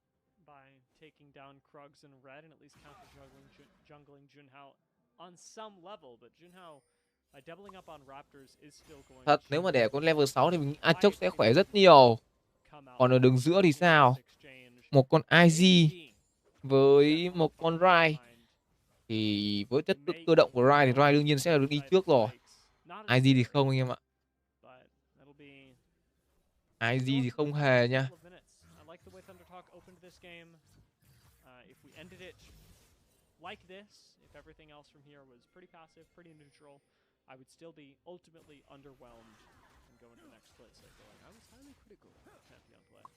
Cứ mà. Hello anh em mới vào nhá. Đây, Junhao sang. Junhao sẽ có cho mình combo xanh này mà thôi. Clip ở đây đi vào để có thể là bảo vệ cho mình phần rừng đến từ bên phía hàng. Chỗ này thì hai đội sẽ đổi bên. Bên phía Thunder Talk sẽ là bên xanh, còn bên phía bên Thunder Talk sẽ là bên màu đỏ. LG sẽ là phần xanh. Một lần nữa muốn sang cướp từng bên phía Thunder Talk này. Và phải có tới tận 2 người vào để hỗ trợ cho bên phía hàng có thể ăn con chim này. Ở phía Thunder Talk ok thôi, đơn giản họ sẽ lùi về một nhịp. Đơn giản là họ sẽ lùi về một nhịp mà thôi.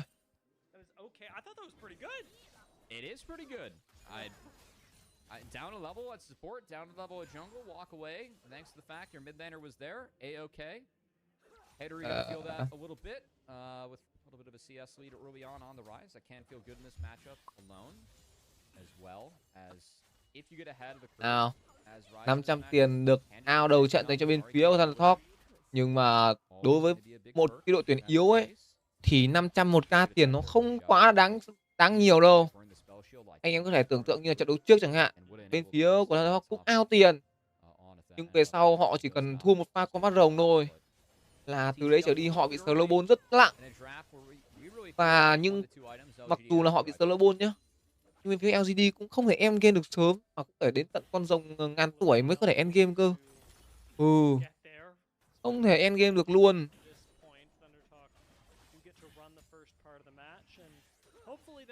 Sợ thật.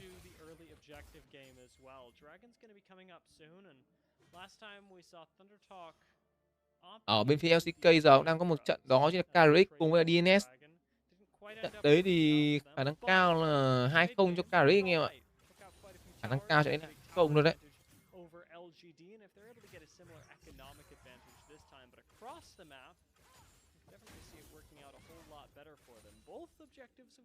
Nào. Ở trên này một con Amesta được farm trước, ao 250 tiền. Phía dưới kia để cho nuôi một con Sivir đến có tổng ngưỡng là 3 đồ đi. Nuôi một con Sivir ngưỡng 3 đồ thì mình nghĩ nó sẽ có thể là bắn được trong trận đấu này nha. Hôm kia mình xem trận CKTG. Mẹ, một thằng nó farm 29 phút 5 đồ rưỡi. 29 phút 5 đồ rưỡi anh em ạ. Đéo hiểu là chúng nó farm kiểu gì ra được như thế. Em Dứa đi AD không bao giờ farm được kiểu như thế đâu anh em ạ. Bình thường 29 phút nó cũng chỉ đi được khoảng đó chính là... Nào, rồng 1 trước đã. Rồng 1 sẽ được ăn dành cho BLV Thunder Talk. Ngày xưa đi rừng chắc cũng chỉ ăn được khỏi là 29 phút à. Nếu thanh kết tên này nhẹ luôn đấy. Thanh kết tên này nhẹ thì được khoảng 3 đồ rưỡi đến 4 đồ thôi. Nhưng mà để cầm 5 đồ rưỡi ra đúng quỷ. Cầm 5 đồ rưỡi ra thì không khác gì cướp luôn.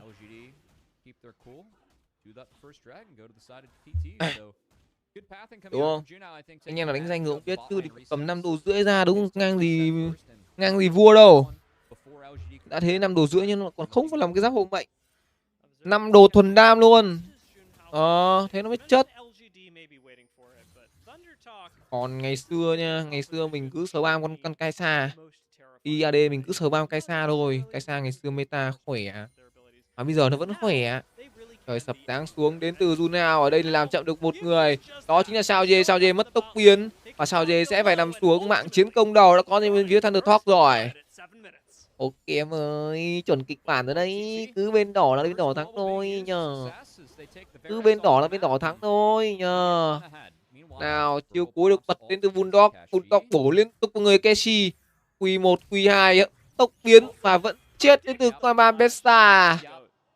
Mặc dù còn cho mình cái hành quyết công khai nhưng mà anh ta tiếc anh em ạ. Tiếc. Chịu, tiếc hành quyết công khai chịu.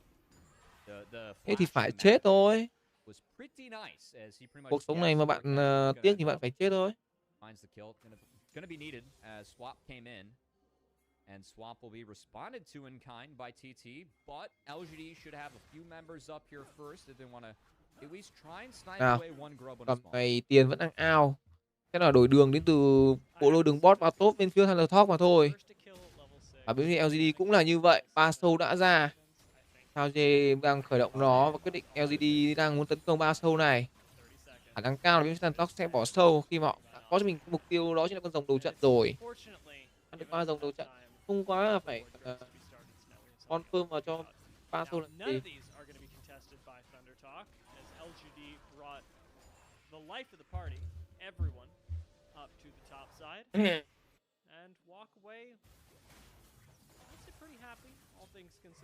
Ui, quả này nó bật ulti nên nó gọi là bổ đau thật. Q1, Q2 ạ. Q1, Q2 tốc biến.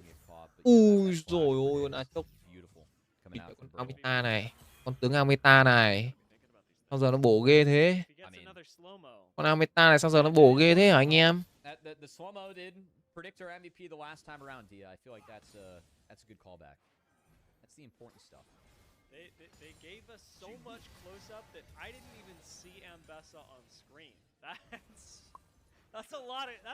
Nào, rồng 2 sẽ là con rồng gió.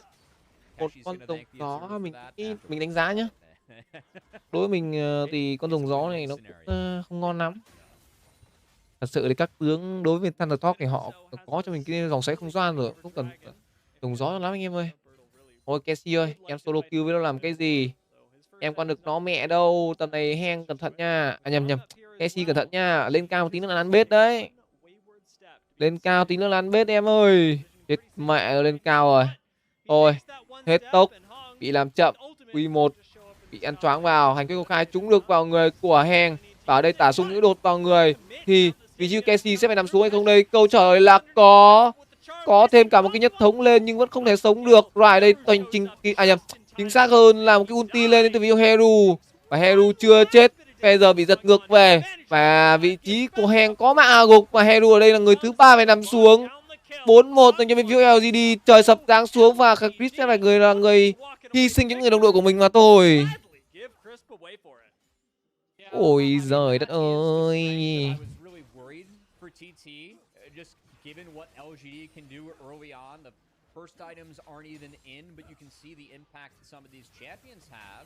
Chết rồi, đánh như này thì khả năng cao là 2-0 rồi. Đánh như này thì khả năng cao là 2-0 rồi. Thật đấy.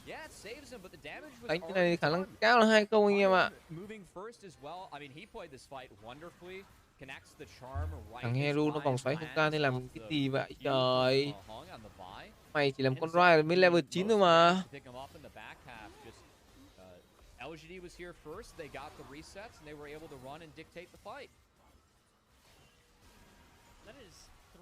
Chết rồi. Ride này cái gì nữa đã. Có game lắm rồi đấy.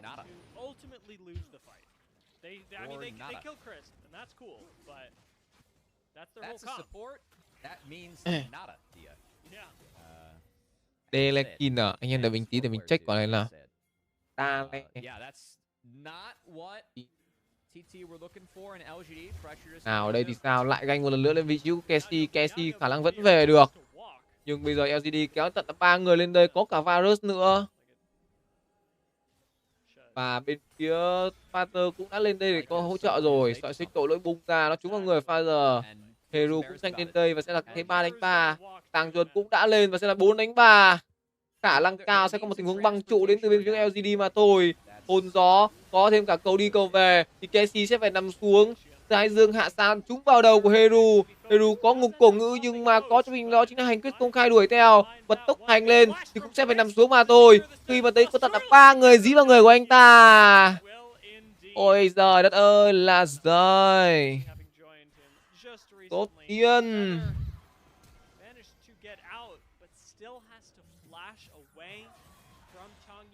Rốt điên anh em à. Sao mấy cái thằng này nó ngu đấy nhờ.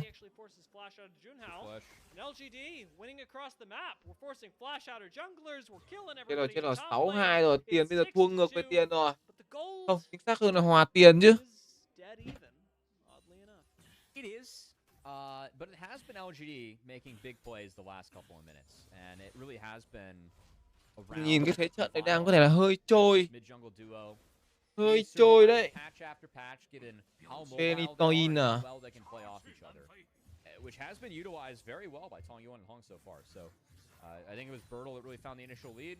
They brought the duo up to Bertle. Now it's been plays around the duo. Expect that to continue this game, as their ults can answer a lot quicker than the globals. So we did see Hero and Feather have to walk to the last fight. Their globals were down. Next fight, we're going to be able to see them actually respond with the globals. We'll see if LGD is able to survive the globals, and then also utilize the shorter cooldowns they have in their ultimates to make a second. 3 lần một ngày cơ. Liều duy trì uống 300-400 lồn.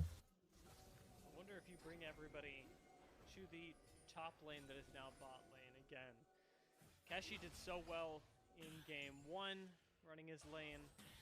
Đủ. Nào. Rồng linh hồn rồng chỗ này sẽ là linh hồn tung lửa. Một con linh hồn có thể nói là rất khỏe dành cho bên phía cả hai đội luôn. Nhưng thật sự nếu như Thundertalk muốn thắng trong trận đấu này thì họ sẽ phải ăn được con rồng 3. Đây là một con rồng bản lề. Và bên phía LGD đang rất là muốn ngắt nha. LGD muốn cho mình một cái key trong trận đấu này thì họ phải ngắt được mạch rồng đến từ Thundertalk. Còn nếu không thì đừng suy nghĩ tới việc là có thể giành chiến thắng, mặc dù bây giờ họ đang dẫn về kill là rất nhiều. Tuy là dẫn về kill đấy, nhưng về mặt linh hồn rồng thì không. Điều đó thì đang được bên phía Thundertalk làm tốt hơn. Với cái thế trận hòa tiền như thế này. Nào. Rồng thì còn hơn 1 phút nữa mới ra cơ. Hai đội đã bắt đầu tổ chức đánh nhau rồi. Sẽ tiếp tục chúng được vào một người, đó chính là vị trí của Junhao. Junhao bị hất tung lên. Junhao bị Heng đấm. Và Heng sẽ có mạng hạ dụng của Junhao hay không đây? Câu trả lời là chưa. Junhao vẫn sống khi mà có cho mình nhất thống tới.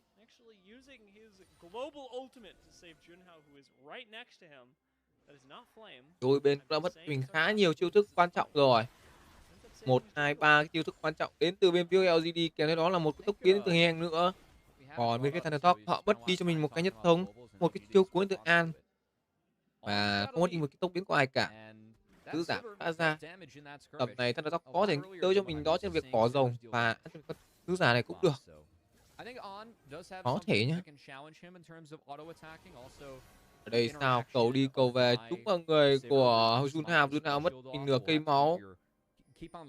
Một cái cầu đi cầu về rất đau. Một cầu đi cầu về đủ cho bên phía của Thundertalk đái luôn anh em ạ.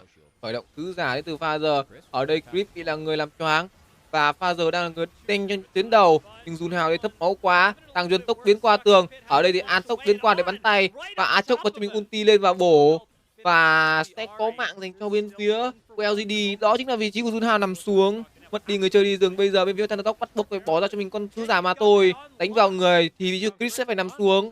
Và mạng thứ 4 cho bên phía Thundertalk rồi.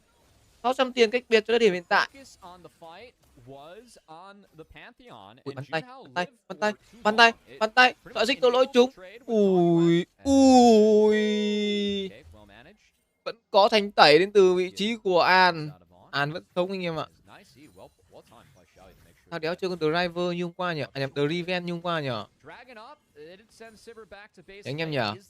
Không chơi con Driven như hôm qua nhỉ?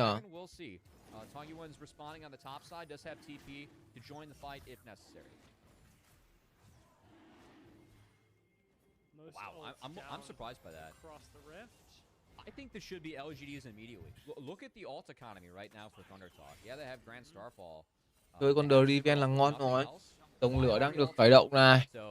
Nó đang còn cho mình khá thấp máu. Ở đây sao muốn đấm vào người của Keshi và Keshi bị làm xuống luôn. Mạng cho Sao Dê và rồng ăn được thành công cho bên phía Thundertalk. Ở đây Heru bị làm chậm. Heru đang bị confirm vào. Các phía bên Thundertalk bắt buộc là phải bỏ vị trí Heru lại, và hai mạng đã có cho bài Varus. Ăn được rồng nhưng bỏ lại hai mạng hạ gục thì không ok lắm, vẫn lỗ. Lỗ trong team cũng này cho bên Thundertalk nha. Lỗ đấy. Lỗ là lỗ. Yeah, I'm really surprised that TT took this fight. Worth that they ended up getting the dragon, and we're gonna take a look back. Just look at how long Junhao lives, and it's because Hong's not able to connect. I think he got knocked out of the assist, or like tried to cast. It looked like something funky happened there. But yeah, I think that the fact that Ari went down early, wasn't able to reset, took a lot of wind out of the sails for the LGD fight. So look out for later as Brutal's going down. Yeah, it's gonna do exactly the same thing. Unfortunately, no wind in his ăn sails. 3 mấy cướp mới được một bãi cơm mà. Hello anh em nhá. 1k tiền được ăn từ bên phía LG rồi.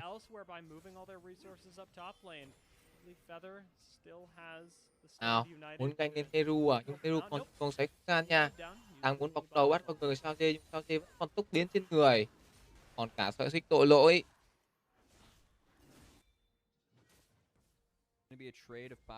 12-0. 12-0 à. Ở dưới kia thì vừa có pha solo kill đến từ vị trí của Bulldog cùng với Keshi.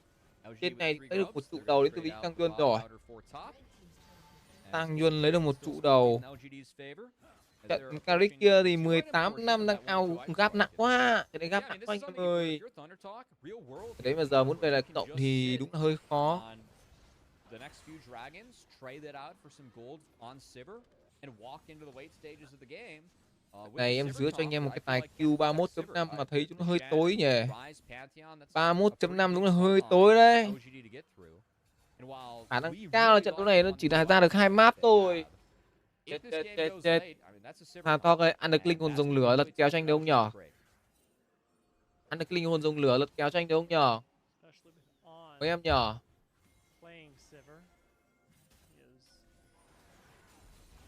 Nào, sứ giả được thả ra. Và trụ một đường giữa bên phía Thundertalk bắt buộc là phải bỏ. Vẫn còn máu từ sứ giả, leo lên không? Leo không? Không cần leo, và sứ giả vẫn sẽ hút được thêm vào cái trụ 2 mà thôi.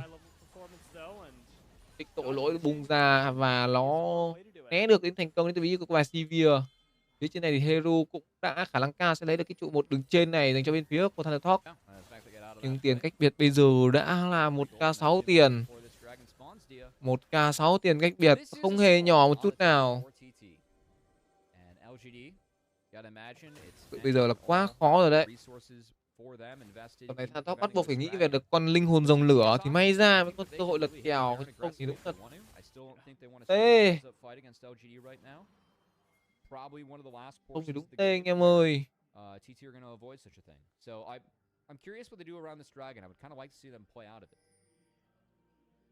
Anh em nào hỏi thì con trai tại sao chúng không bao giờ cầm gọi là cái gì nhỉ? Không bao giờ cầm gọi là dịch chuyển à? Thì cầm dịch chuyển làm cái gì anh em, trong khi cái chiêu cuối của nó đã chạy nửa map mất rồi. Cái chiêu cuối chạy nửa map rồi thì dùng dịch chuyển làm cái gì? Việc nó đảo đường nó vẫn có thể gọi là đi hỗ trợ những cái đồng đội mà tốt được mà thôi. Tầm này nó phải đi farm để có thể là lấy lại được tiền đã mất thôi. Giờ để cho Avesta đẩy cao đường lính này. 50 giây nữa thì rồng sẽ ra.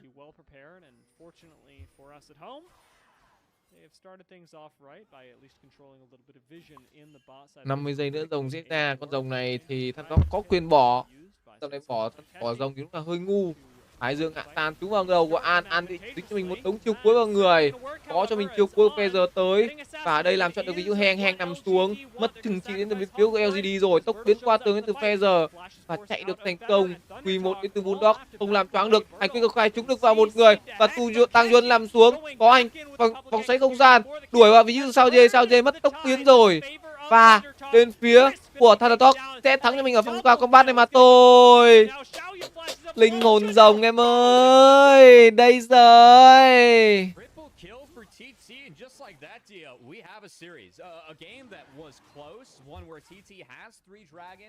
They smashed the fight. They're going to get the soul. They have got the comp that scales, and despite their scaling member and on, the one that has the most power in their team, he was taken out of that fight first, but what a turnaround coming out from TT, and honestly a great ult from Keshi to start up the turnaround, as Tongyuan used a lot of tools on Ahri. That's pretty much every ult, every tool that he has to shut down. Ôi ngon anh em ơi. Ăn được linh hồn rồng, giết được 4 mạng gục. So this Ahri again kind of not the same champion if you weren't able to spirit rush yourself around the fight and the re-engage. Ngon. 3 map anh em nhé. 3 map. Ok chưa? LGD ngu thế anh à.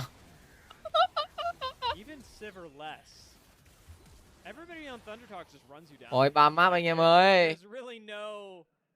Được rồi anh em ơi, có linh hồn rồng, có 3 map dành bên phía Thundertalk rồi. Tầm này ao 1k8 tiền đến từ bên Thundertalk. Ui, 23 phút Baron đã ra. Trời sập giáng xuống nhưng nó đéo có ai cả. Nhưng quyết định của Thundertalk là đẩy trụ trước khi mà bù lợi Baron. Không, chính xác hơn là phải lùi về ăn Baron trước chứ nhở. Kệ cho thằng Tăng Duân này đi. Thằng Tăng Duân giờ nó có tele thật đấy, nhưng mà nó chẳng khả năng cao nếu giờ combat nhá. Thế Thundertalk ăn chặt luôn. Khi mà vẫn còn cho mình tốc biến từ Sivir này. Sivir còn nguyên tốc biến, nhưng tầm này không ai bắt được Sivir nữa rồi. Trừ khi là tả xuống cái đột vào đầu thì... Nhưng mà khả năng tả xuống cái đột cũng không đủ đam đâu. Linh trận Indo à. Nay ngày bao nhiêu ra? Nay ngày mùng 6 hả? Really felt like this was leaning towards being an LGD 2-0 deal after those big plays we had on the top side. For LGD. Tessie ơi, bật máy quét lên em. Tầm này đi đâu phải bật cái máy quét lên trên đầu đi. Chứ không bật máy quét là khả năng cao là khả năng sẽ bị ăn 1 đánh 2 và đánh 3 đấy. Tầm này cần hành quyết công khai trúng vào đầu một thằng nào đó thôi là sẽ có đồng đội confirm vào hết.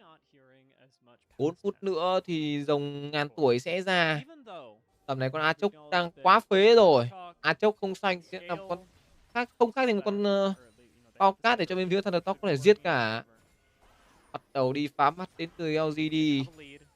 Tầm này cái LGD đang muốn rớt Baron à? Đang muốn rớt Baron à? Trừ khi nhá, trừ khi là LGD quét sạch được một pha Baron này và ăn được con Baron ngược lại thì may ra là có thể là lật kèo được. Đó, quyết định LGD đang muốn mở vào combat này. Ơi, ơi, ăn không? Ăn ơi, ăn đi, mở combat đi em. Không dám ăn đến từ bên phía LGD. Vẫn không dám ăn đến từ bên phía LGD. Bật máy quét bây giờ không cắt được file biến về đến từ vị trí grip. Grip bây giờ vẫn đang là KD là 036 rồi. KD Thanh Hóa anh em nhá. Cái KD Thanh Hóa. Mấy, thấy chưa? Anh em thấy chưa? Anh em thấy điểm yếu của mấy cái thằng top dưới chưa? Đó chính là cái việc endgame của chúng nó rất là kém. Mặc dù chúng có thể được cái Baron này đi, nhưng chưa chắc là chúng nó sẽ endgame được cho pha Baron này đâu. Thì kéo nhau dòng ngắn tuổi. Baron đang được ăn này, còn 3.000 máu, 2.000 máu sẽ được ăn thành công cho viên thần tốc mà thôi. Ở đằng xa kia thì pha giờ sẽ là bết cho những người đồng đội của mình. Thái Dương Hạ San chúng 3 người thêm cả sự tích nối nữa. Thành công công khai chúng được một người đó chính là ví dụ Grip. Ở đây sao dây không có tốc biến nữa thì sao dây khả năng cao cũng sẽ là khó sống mà thôi. Mạng có dành cho vị trí của Bulldog. Ryan là công double kill và Bulldog sẽ phải lướt qua tường và sẽ biến về mà thôi. 4 mạng đã có dành cho bên phía Thundertalk và sẽ là endgame luôn ở free đấu thứ 26 này. Tele cho nó an toàn và bây giờ sẽ là 1-5. Không, chính xác hơn là 2-5 mới đúng. Khi mà tăng ở đây vẫn có mạng của An. An nằm xuống mạng vô duyên và em. Trời ơi là trời. Ăn Baron xong em nằm xuống mạng vô duyên em sai.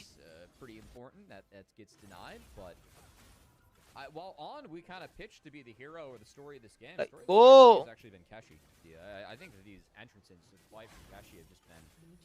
Well timed, well placed, and have been backbreakers for LGD. Rồi, cùng nhìn lại tình huống khi mà con Sen cũng đã hầu như là bết hết tất cả các loại đam dành cho những đồng đội của mình rồi. Nhưng quả này nhìn hơi đái. May rằng là bên phía LG không có đam khi mà sao J cũng đã bị confirm bởi như Casey rồi. May là sao J không còn tốc biến đấy. Pha đấy mà Casey còn tốc biến thì đúng là T. Thôi, một đều sẽ có ván 3 anh em nhá. Sẽ có ván 3. Đúng là hai thằng ngu sẽ auto ra tài. Hai thằng ngu sẽ auto ra tài được chưa? Có là công thức rồi. Công thức đấy. 2 Q à?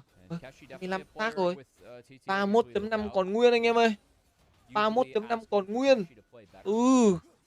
25 mà. 25 bây giờ quét sạch. Không, tiên thằng Rock chết 2. Hợp lý luôn nhờ. Nào, đi phá mắt đến Jun nào. Cậy là mình có với trên người đó trên một cái giáp hồi sinh. Heru bây giờ cũng đang rất là xanh nha. Nào, đây trời sập giáng xuống muốn bắt vào người Tăng Duân. Khi mà Junhao có cho mình cái giáp hồi sinh này thì anh ta rất là tự tin. Ở đây tả súng những đột lao vào, An nằm xuống. Đam duy nhất bên phía Thundertalk cũng đã phải nằm rồi. Junhao đây có mang được con bài Achok. Mất đi giáp hồi sinh đến từ người chơi đi rừng của Thundertalk thì cũng sẽ là cái án tử cho LGD mà khi họ đã mất 4 người của mình Tăng Duân mà thôi.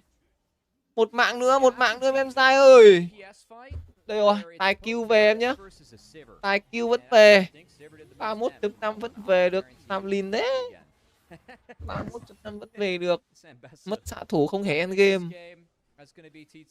Mất xạ thủ không thể endgame và chúng ta sẽ về được cái tài Q 31.5 anh em nhé. Và linh hồn rồng ngàn tuổi cũng sẽ có luôn. Ok chưa? Địch, hai trận, mỗi thằng ăn 4 con rồng. Xong cùng vẫn phải ăn rồng ngàn tuổi. Đúng là LPL tôi yêu mà. Kéo tài tham tài Q nó cứ phải gọi là lộ liễu luôn. Tiêu lộ liễu đến từ bên phía của Trung Quốc đại lục này.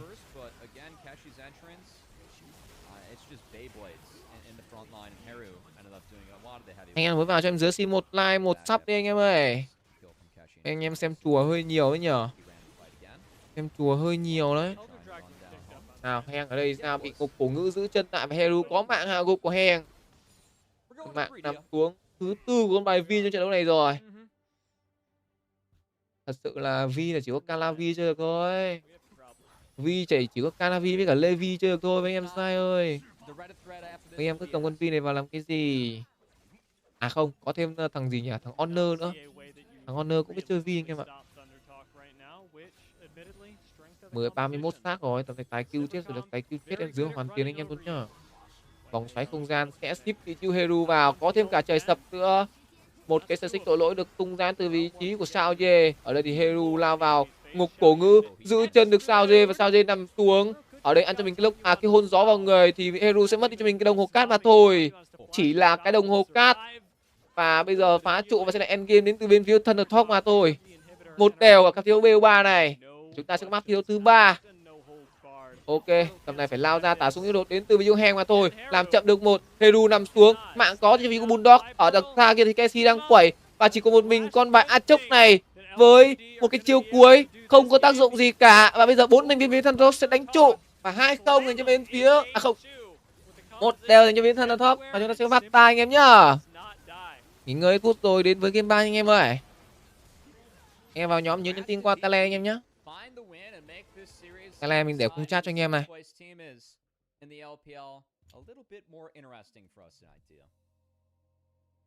I mean, I'm happy we're going to 3 games. I appreciate it much more than if this felt like a one-sided matchup, especially given how close these two teams have made their matchups with stronger teams in the standings. Coming out of this, what do I feel? Because while I am happy that we're going to 3 games, I feel weird about this one. It didn't feel like LGD really played a lot of League in this game. And while that's okay, and while it's a really good thing for Thundertalk, and it's a really good thing for the series overall, it also makes it hard for me to figure out exactly.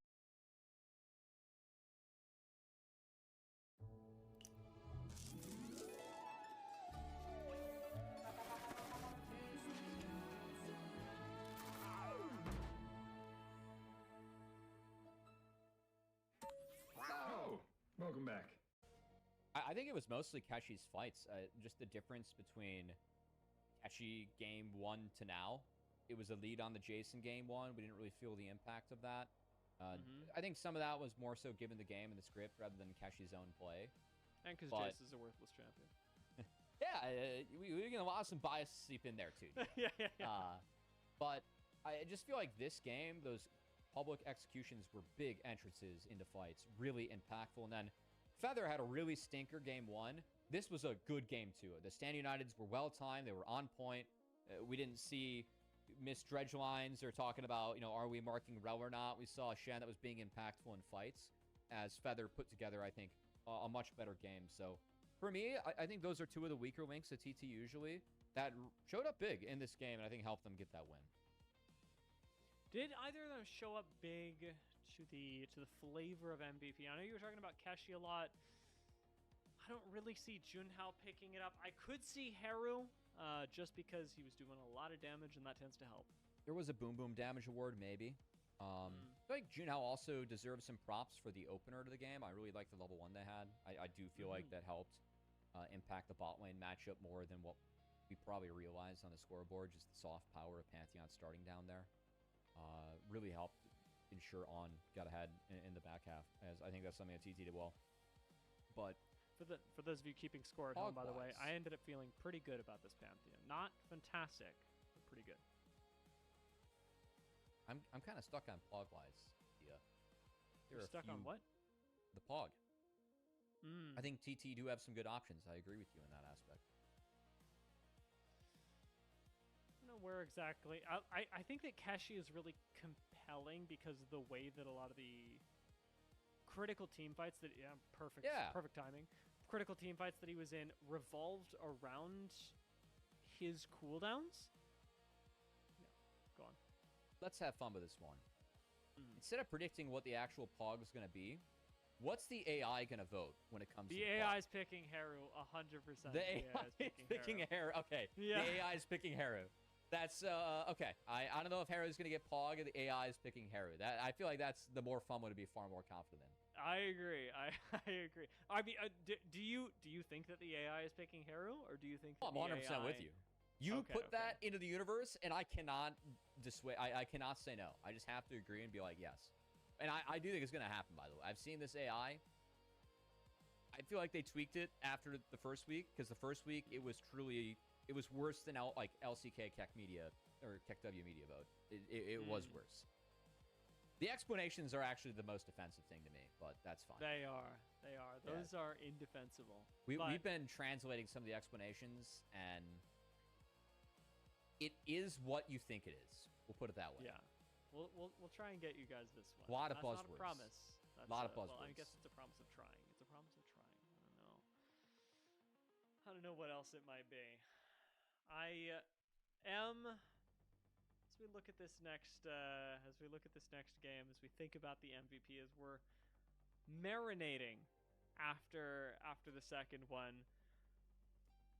I'm feeling pretty good about Thunder Talk's chances in the third game. Much better than I was after the first, when it looked like they really just did not get to play League at all.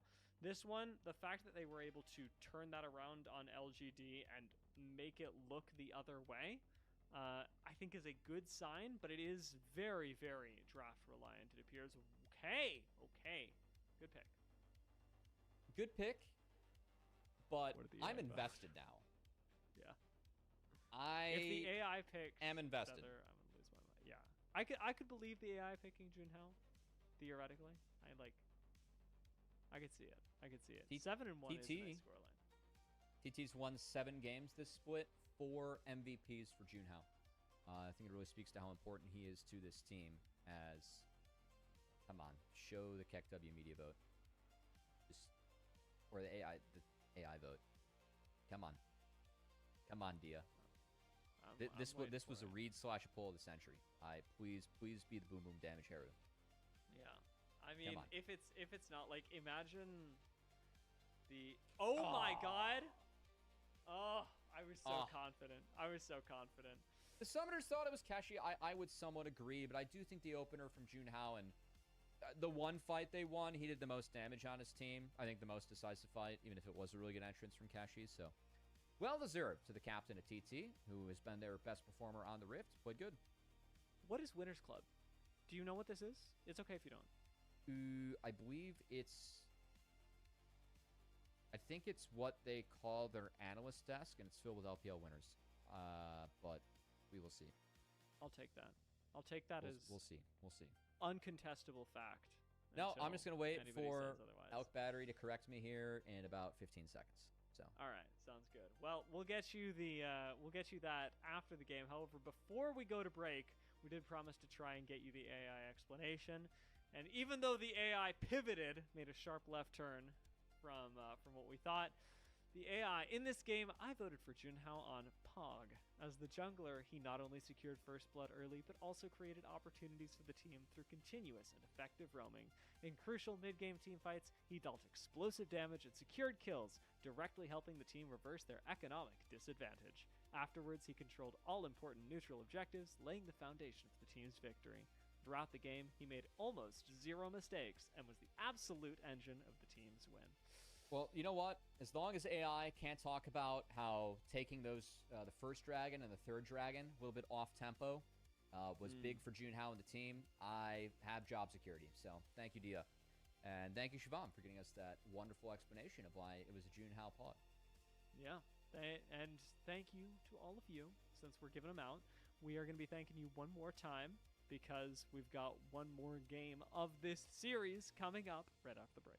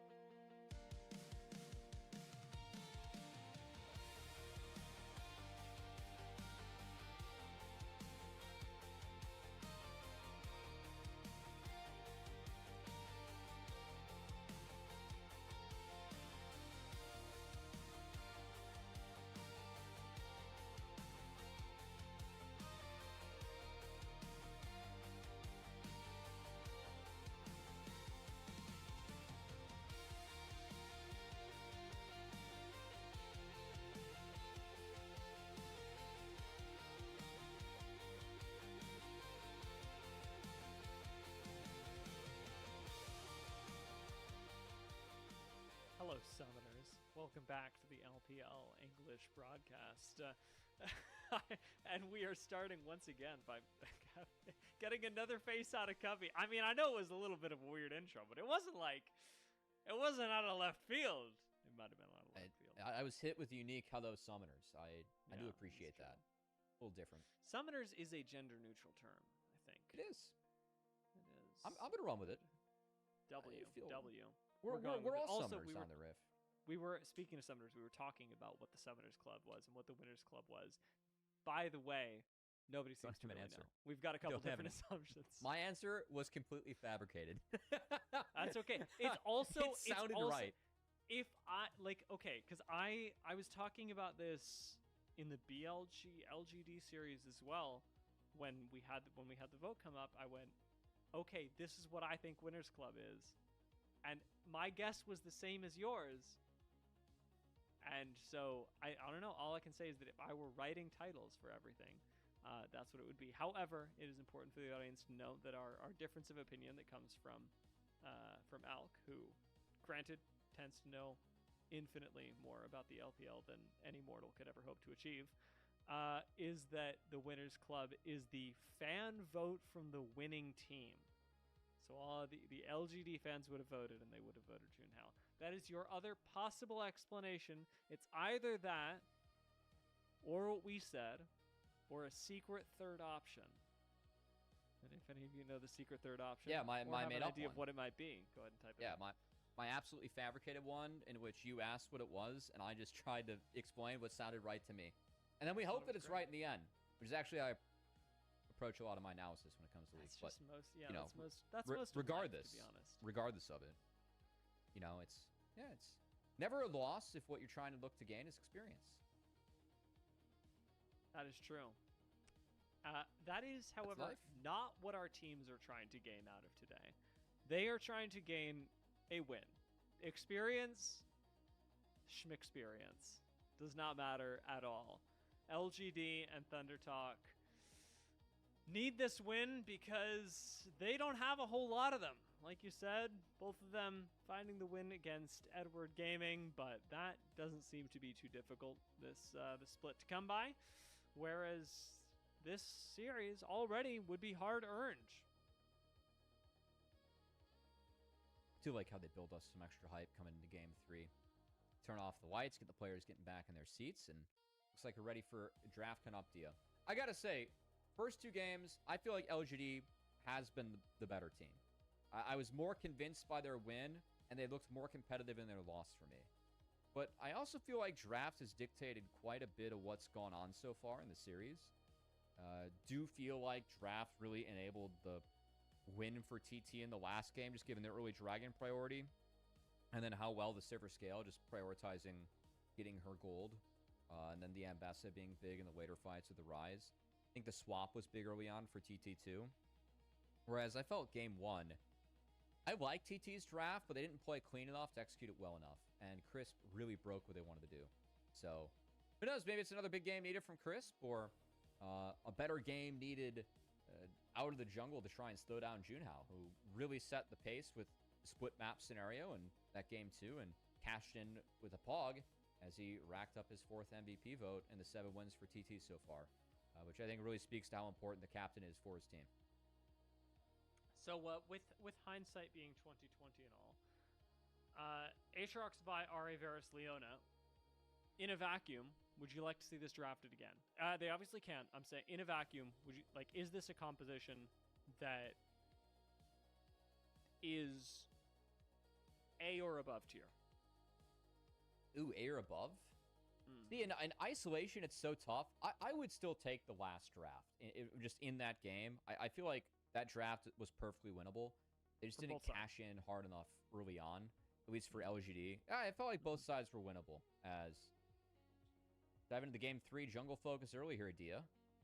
We'll see if see what these junglers want to play with. The pool is quite already narrowed. Ezreal taken away. Lô. See Game 2 nào. There was another AD ban that I'm blanking on, but Game 2 đi anh em ơi. Taken out of the pool as well. With Trundle Nocturne banned, the only junglers Tiểu tham left 34 à. to have played in the Zin. Zin's one of them. Yeah. Yeah. Gone now. We've got Mundo. Đâu cả anh em mới vào nhá. I don't love either Kiana as an opener. Could be Kiana coming in. Both junglers do have some Kiana games, and we are at a later stage draft. Milio plus Lucian likely to be the answer here for TT as they've locked in the Lucian side of it. Now LGD honestly has Nào. choices. Khả năng cao sẽ là Lucian Miolo dành cho bên phía Thundertalk. I mean, Hung was Liệu rằng LGD có muốn có muốn cướp Miolo không?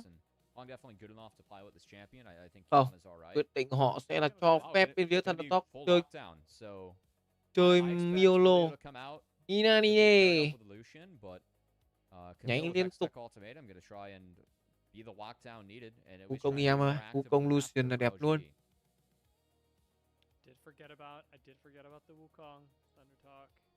Have played that recently. It seems like the Wukong em ơi. Wukong and Skarner is really catching him. Junhao can easily go either way. Chính xác hơn là một con Skarner dành cho bên phía Thundertalk và Miolo. Đúng như kỳ vọng anh em à.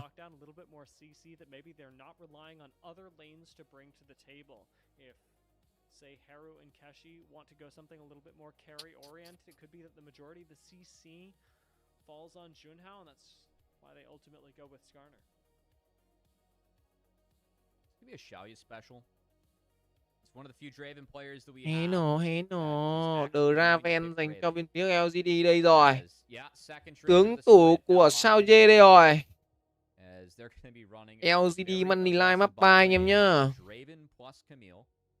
Will say that the stand aside me does have some unique value into Skarner as well. You can catch Skarner out in Z. LGD Money Line map 3. Draven's a champ that I do not like in competitive. Because I think that you are so gated. Vô anh em ơi, vô anh em ơi. I know that he gets LGD Money Line map 3 nha. A lot of early strength, but just you're really limited on range and what you can do later on in the game for a role that is so important. Nhìn từ Raven thì đã thấy muốn yêu rồi đấy. Nhưng từ Raven đã thấy muốn yêu rồi đấy. I will say thematically for this series, Draven works really well to play devil's advocate here. If we have seen two games where one team was just completely unable to play the game, Draven works well on both cấm đi sides cho of mình the TF. If he doesn't do much, Cấm đi vay nè. he's not a champion. And if he Và does cấm get đi a cho double mình kill con early on, Tristana. this game's not going past 30 minutes. Vậy là bên phía LG đang muốn hướng tới cho mình một con top đánh gần à? Một con đi top đánh gần à? A lot of the marksmen we've seen be answers, or that or a Gnar. I think we could easily Khả năng see cao xem có tướng đi top đánh gần rồi. Akali được cấm đi. Vậy là cấm Akali đi để chơi cho mình nó chính là cái gì? Chơi Casovia à không? Casovia được cầm rồi. Vậy là Gna sẽ có cho mình phía LGD này. Bulldog sẽ có cho mình đó chính là Gna. Ở phía này thì Jack sẽ có cho Casey. Jack tí bổ chắc đau đầu luôn đấy. Em Jack bổ chắc đau đầu luôn. Punishable pick if Thundertalk want to pivot that way. I feel like Thundertalk are realistically just going to lock in a Jax and hope to go even, maybe ahead if you're lucky. Do like what Jackson do later on into the Assassins, and oh boy, game 3 lock. Nerf. Yeah, nerfed a bit on the patch. I think rightfully so. But I don't know if I love this for TT. I think that you have good follow-up with what you can do against the Skarner. And there's almost like too many threats for Draven to respond to. But I do feel like this sets up pretty easily for LG to just go control mid. It's going to be the Syndra. Và lựa chọn cuối cùng dành cho bên phía của LGD sẽ là một con Syndra. Lock. Con Lock được cầm vào cho Heru này. Locke. Locke anh em nhá. I think if LGD can kind of stay bunched up around the Syndra, play off Lọc the kè, scatter. lọc That can be kè. good. They have such a big opener to the fight with Kiana, Camille. Rồi, fan pick đã xong, em giữa đã chọn LG rồi I đấy. think the real question Kèo is, cọt đã lên cho anh em trong nhóm rồi. because if this game does go Em nào late, thích thì cũng có thể là theo một, có thể theo anh em nhá. Raven falls off, Camille falls off heavily. Kiana's not going to have great targets later on. Definitely prefer what TT can do later on in the game, but we'll see how far ahead LGD can get early. Especially into the relatively squishy channels talk have Na na na na. value, and that's to say nothing Na na na na na. terrifyingly scaling jacks that you'll have the Thế giới này là của chúng there's a lot of mình, issues to deal with quả bóng xanh bay giữa trời but as xanh. you say, LGD, Ô cô ấy cánh this chim game ngô is thương going to end ơi. early. It's probably ending in their favor. Hãy Having ô seen the ơi, last two games, this chim ngừng draft sống, in its entirety cùng feels like a bay bit of a coin nào, flip because both teams cùng bay have nào, opted cho trái đất bay, cùng bay nào, cùng bay nào, cho trái đất bay. LGD, LGD nha anh em ơi. Nào, cùng đến với cả game chiếu thứ 3 giữa Thundertalk cùng với cả LGD. Khả năng cao là nếu như trận đấu đánh lâu như thế này thì nghĩ khả năng cao là AL với WE tí nó sẽ là 2-0 nhanh chuyến rồi. Khả năng cao sẽ là 2-0 nhanh chuyến.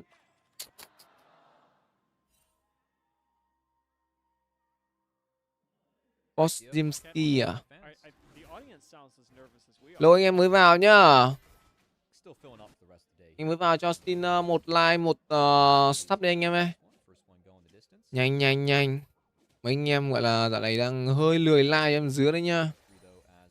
Dạo này là thấy còn anh em hơi lười like đấy. Like nhiều vào xem nào. Trừ khi gọi là em dứa làm gì nhở? Trừ khi là em dứa làm gọi là LCKCL có view ra thì còn câu làm mấy cái này đúng là toàn view không biết là đi đâu ấy. View không biết là chắc là đi chơi đâu không biết nữa. Buồn anh em lắm, buồn anh em lắm. Không thấy anh em xem ủng hộ em dứa gì cả. Nào, giai đoạn đầu trận này thì một con Syndra để solo với một con Locke. Nào, tốc biến đến được Keshi à? Keshi dùng tốc biến bó cẩn quá nhờ. Ok thôi. Thế thì sẽ là có thông tin dành cho bên phía LGD nha. Là người chơi đường top bên phía của Thundertalk đã mất đi cho mình cái tốc biến rồi. Ở đây thì quăng ra cho mình đi liên tục đến từ vị trí tăng duân. Hero mất đi khá nhiều máu. Con Locke này ra đầu trận nó rất là khó chịu. Con Locke ra đầu trận khó chịu lắm. Đối với mình thấy là như vậy. Nếu nó một con level 4 hoặc level 6 đi thì nó rất là khó chịu luôn. Em là từng chơi con này rồi thì sẽ hiểu được cái chất tướng của nó như thế nào. Nào, trên này thì sao? Vẫn đứng lên cao từ Kenshi khi mà đã không còn tốc biến. Nhưng Boombox cũng không dám solo kill vì sợ rằng là bên phía LGD sẽ ở phía của Thundertalk sẽ gọi hội. Grip mất tốc và An tốc lên bắn tay. Và vì sao J ở đây sao cũng phải mất cho mình lốt cái tốc biến còn lại. 2 tốc biến được mất dành cho LGD, kèm theo đó là một mạng hạ gục được có cho bên Thundertalk. Why? Why?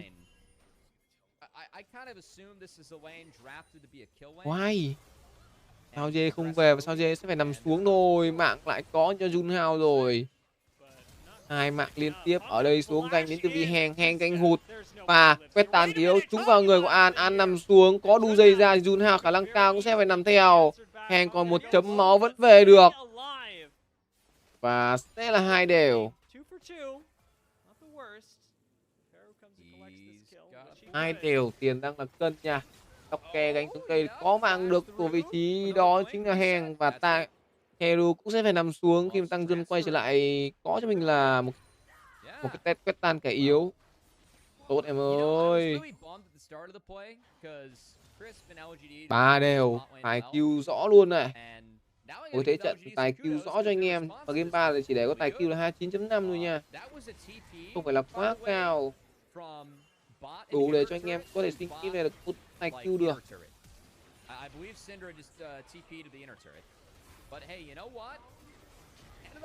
Sau trận này thì khả năng phải 7 giờ anh em ạ. 7 giờ mới có đánh trận 3 được. Còn không biết là game sau ra được mấy map đây. Game sau mà 3 map thì khả năng là 7 giờ hơn. Game sau 3 map khả năng là 7 giờ hơn nhá.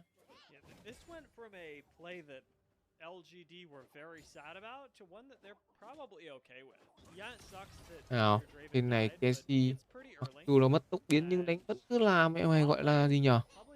Vẫn cứ gọi là tự tin hơn. Anh rất tự tin đến từ Casey luôn, không hề sợ rằng là sẽ bị đối phương ganh. Được, mình là cần những tình huống người đi top tự tin như thế này. Cần mấy con vợ đi top tự tin này là tốt như nhé.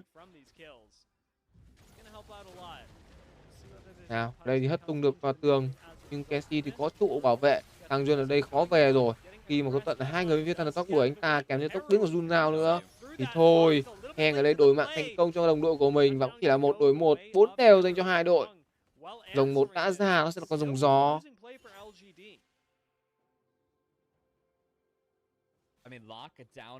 Trận này đang khó đoán quá nhờ, hai đội đánh cân quá. Đây, hai đội đang đánh rất cân, rất là khó đoán.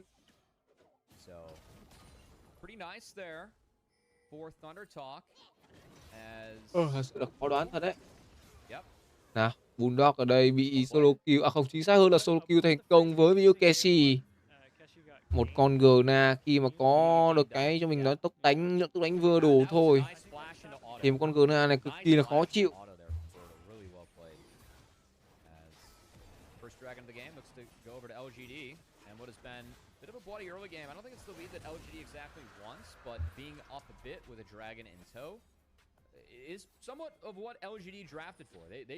Ý nữa khả năng cao là sẽ treo like nhá. Sau tôi treo like cho anh em xem.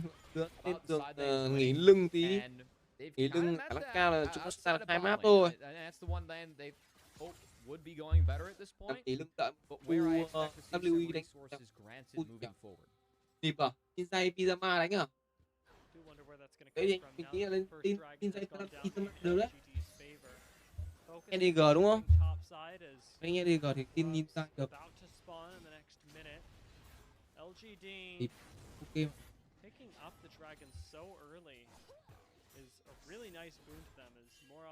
Tổng 1 được ăn dành cho bên phía LGD rồi. 9 mạng hạ gục. Tổng lửa là con tổng thứ 2 dành cho cả hai đội. Ba sâu thì 40 giây nó sẽ ra. Để xem. 300 tiền kích kìa. Không phải là quá nhiều. Khổng lồ có cho bên phía Bulldog. Nếu như trận này đội nào thắng thì có một chiến thắng thứ 2 sẽ nâng cái gọi là KD hiện tại lên 2 năm anh em nhé. Đội nào thua sẽ là KD 16. 16 là thua rốt tăng thằng gọi là gì nhỉ? 16 là rốt ngang như là TDG đấy. TDG KD đang là 05 rồi. TDG rốt không kém.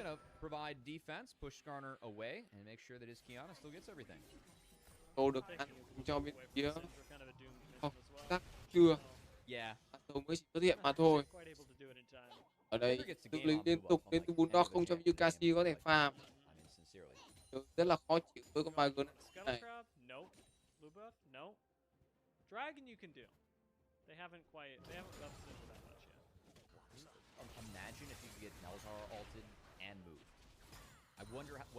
Đâu anh em mới vào nhá. They've got to have some strong thoughts and feelings on that game. Figure this is like some Valhalla-esque journey for the minions, but I used to wrestle in high school, and I do love winning. Nè được dùng ra đường giữa đến từ con bài Syndra và Lucian sẽ quyết định là đổi đường. Phía bên kia thì Camille và Draven cũng đã đổi đường rồi. Quyết đổi đường thứ hai chơi thủ luôn. luôn có một cái gọi là đổi một không, chính xác hơn cho chúng họ chỉ đổi có một tên lính thôi nhá, không có cái chuyện là họ sẽ đổi 2 tên lính đâu, bởi vì đổi như này là để cho đội có thể trồng dễ dàng hơn. Nhưng nếu cả hai đội cùng đổi thì đương nhiên lợi thế sẽ có dành cho cái đội bên đỏ rồi. Anh em để ý xem, nó chỉ cần farm tên lính này bắt đầu đi về.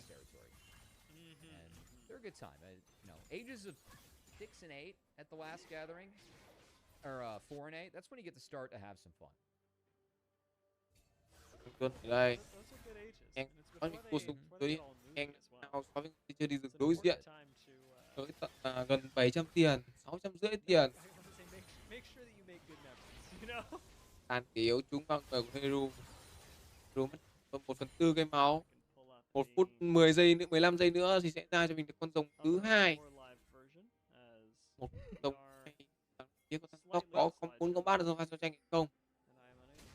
Kia bây giờ Scanner có tham cầm này, Yolo có chiêu cuối rồi. Tiền còn hầu như là tất cả các chiêu cuối từ các thành viên trên bản đồ đều có, kèm theo là cái tốc biến nữa. Cái chiêu Bulldog là không có đâu. Should exist for LGD in this fight. That said, for TT, tôi anh em mới vào nhé. That's a free target for Lock to really try and go all in on. Just don't think that TT have the strength they need yet to take this fight. So for me, this dragon probably closer to territory rather than contest territory. Cái liên minh điện thoại này mình rất kiểu là chúng đứng đến này luôn. Cái bên quân là phải tìm cái bụi núp. Tìm cái bụi núp tìm về là game lật vào mờ đấy. Còn nhiều chiêu. Hey, thở tim. Hương dây thì tí là được. Con tam. Đối phương đi. Time needed to get those champs in position to be at the power level they need to be later on in this game. LGD positioned nicely Có đúng nhỉ? around the dragon. One thing they don't have a whole lot of vision. And actually lets Junhao go for a play like this and impale right onto Chris, which he promptly gets out of. Fans back up the top lane, and Bertle has finished his meal underneath the tower.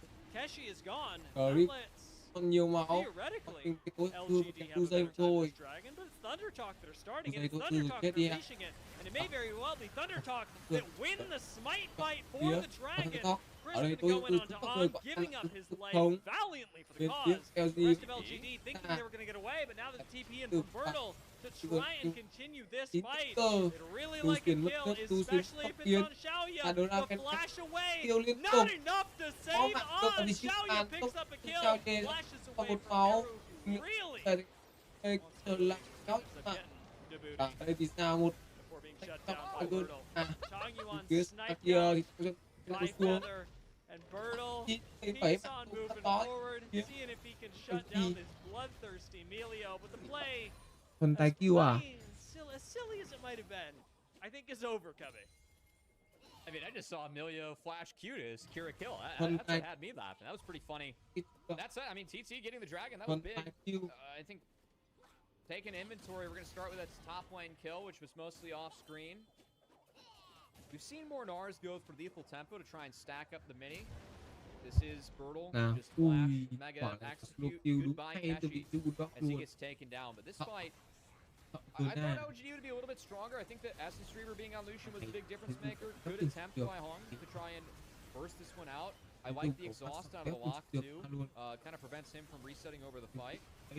But the initial engage from Chris, the Hextech ultimatum really wasn't there, and I think LGD to get the kill on really put themselves in a tough spot because Xiaoya ends up kind of isolated, and it felt like Tongyuan was lucky to get out, which of course Feather ensures is not the case, as the flash Q Mega Fire Kick from Feather was enough to get some gold in his own pockets. 2k tiền được ao, chắc là chỉ là 400 thôi. Nhìn bị màu đỏ, nhìn hơi bị ấy.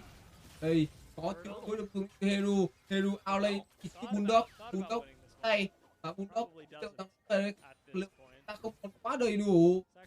Mình tiêu tức bây giờ và giải quyết những second million thôi. Feather Well, Theo bên top thì sao? It was a very bloodthirsty million. Giờ vẫn chưa muốn đánh tiếp à? 14 phút trôi qua, rồng đang là hòa. Rồng đang là hòa. 1 đều với rồng. Mạng đang là hòa, 9 đều về mạng. Here we go. Đây nó mới ảo ma.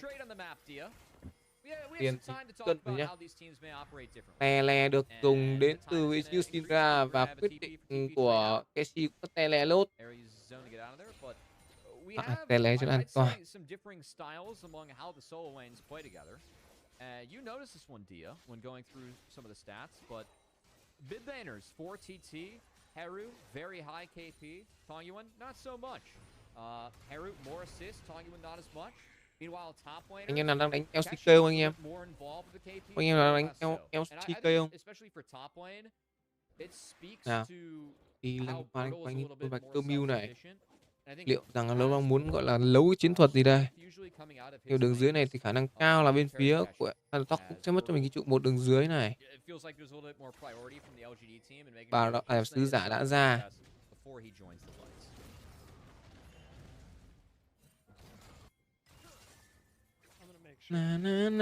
Anh Độ Misty tối hậu thư trúng vào người của Heru.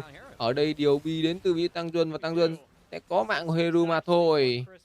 9-10 tiền out lại cho bên phía LGD rồi. Rớt sứ giả luôn. Đây sẽ là con sứ giả free dành cho phía của LGD nha.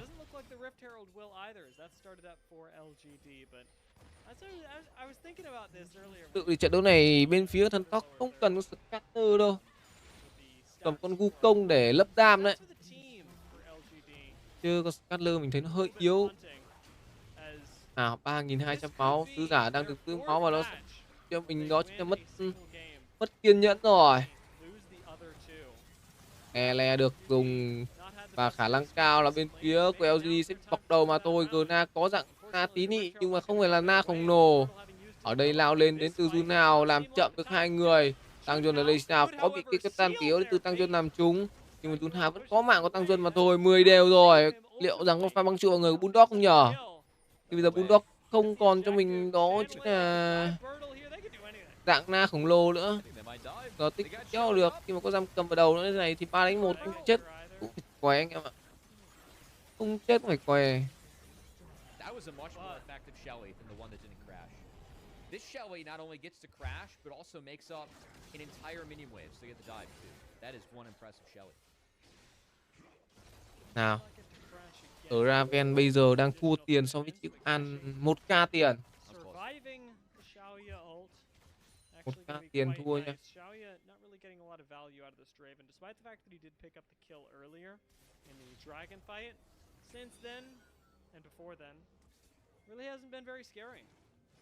Còn rồng thứ 3 cũng đã ra, trận là linh hồn rồng hóa kỹ à? Rồng hóa kỹ mạnh. Nào, kéo rồng ra từ bên phía LGD rồi. Cần phải lấy lợi thế từ LGD bởi con rồng này mà thôi. Cũng lao vào một nhịp đến từ Duo. Ở đây có giam cầm hay không đây? Câu trả lời là chưa. Mất tốc đến từ sao Du. Du dây móc nhưng không có tối hậu thư. Và vị như Keshi vẫn lùi về được. Giam cầm không trúng một ai. Rồng có cho bên phía LG. Quyết định của LG sẽ chơi hay không đây? Quét tàn kiểu không trúng ai cả. Nó chỉ để lùi được cái thế với thằng tóc lùi ra mà thôi. Lao vào bắt vào người Bulldog. Bulldog hất tung được một người vào tường. Tốc biến chạy. Và sẽ là 10-11 dành cho bên phía của Thunderhawk. Đánh lật qua lật lại như bánh tráng anh em ạ. Cái thằng này nhà bán bánh tráng à? Mấy ngày nhà bán bánh tráng với em Giải.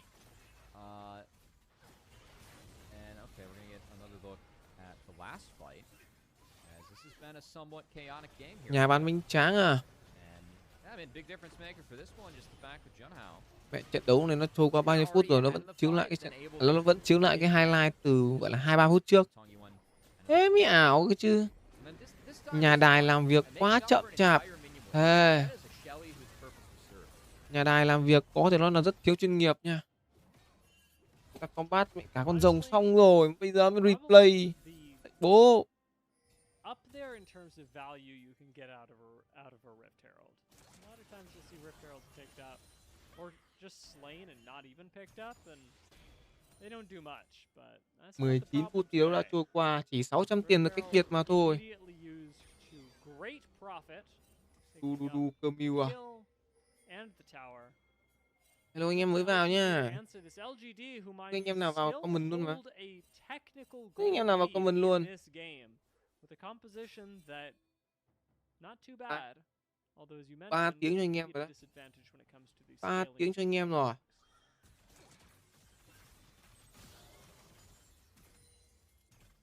Again, I think as this game goes on, Emilio versus Camille, opportunity for the Enchantress to outscale.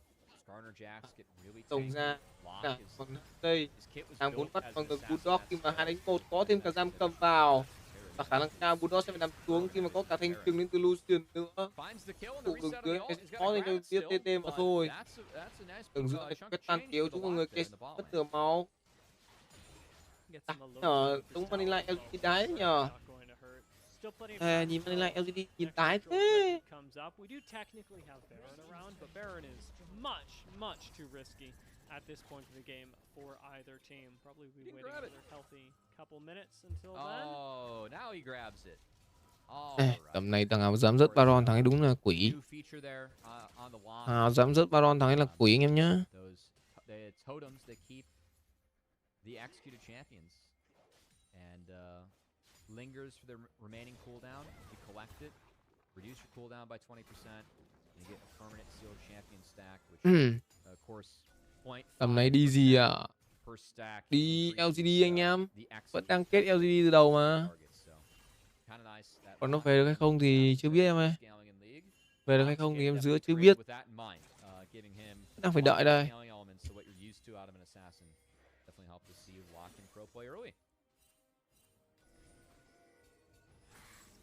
DNS Picaric 20 à? Đấy em dưỡng toán thôi. Không từ đầu rồi. Bởi vì nhìn DNS nó có cái hiệu số đặc lỏ quá. 218. Không khác gì thằng Genji Academy cả. Thằng Genji Academy cũng có cái hiệu số xấu như thế luôn. Khá khác cái chó gì. Baron đã ra, tiền bây giờ đang out cho BLV Talk khi mà họ vừa giết được cái mạng chấm dứt đến từ Bulldog nha. Bulldog đang cầm out 1k5 tiền, 1k6. Còn hang thì chỉ là 800.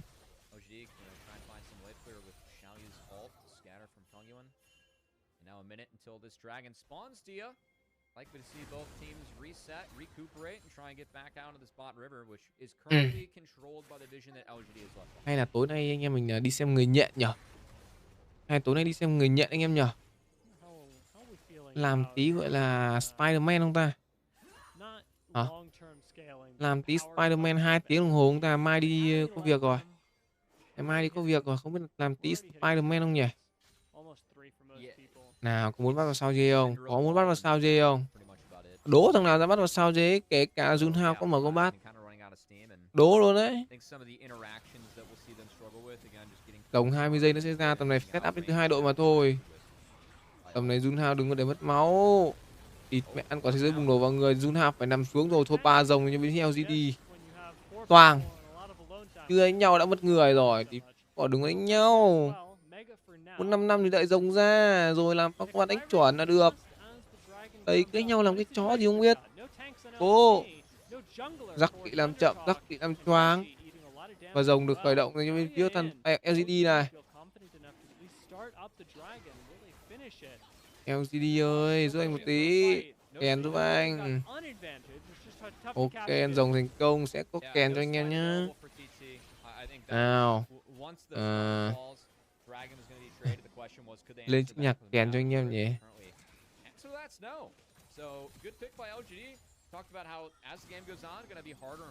DK Money Line à? DK Money Line à? Được đấy. Nhưng mà thôi.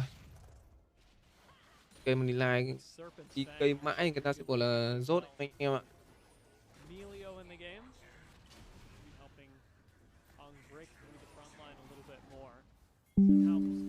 Chim bé thì anh em đánh T1 Money Line, còn chim siêu to thì đánh T1 21.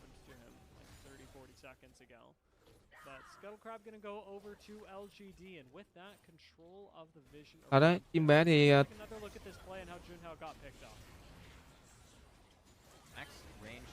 Thật, mình nghĩ anh em nên suy nghĩ về việc là T1 Money Line game Money Line tổng ăn được có xỉu map à? 20 à? 20 cho T1 ăn 3.08 à? Tin được không anh em? Tin được mấy thằng T1 không anh em?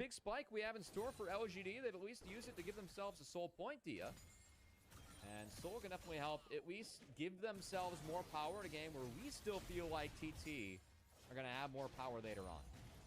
Yeah, Chemtech not really the boon that Ocean is either. So, I mean, you know, Chemtech, you could do. Can you do worse? No. An toàn. Màu vàng. Chim co màu đỏ. 3 map hết.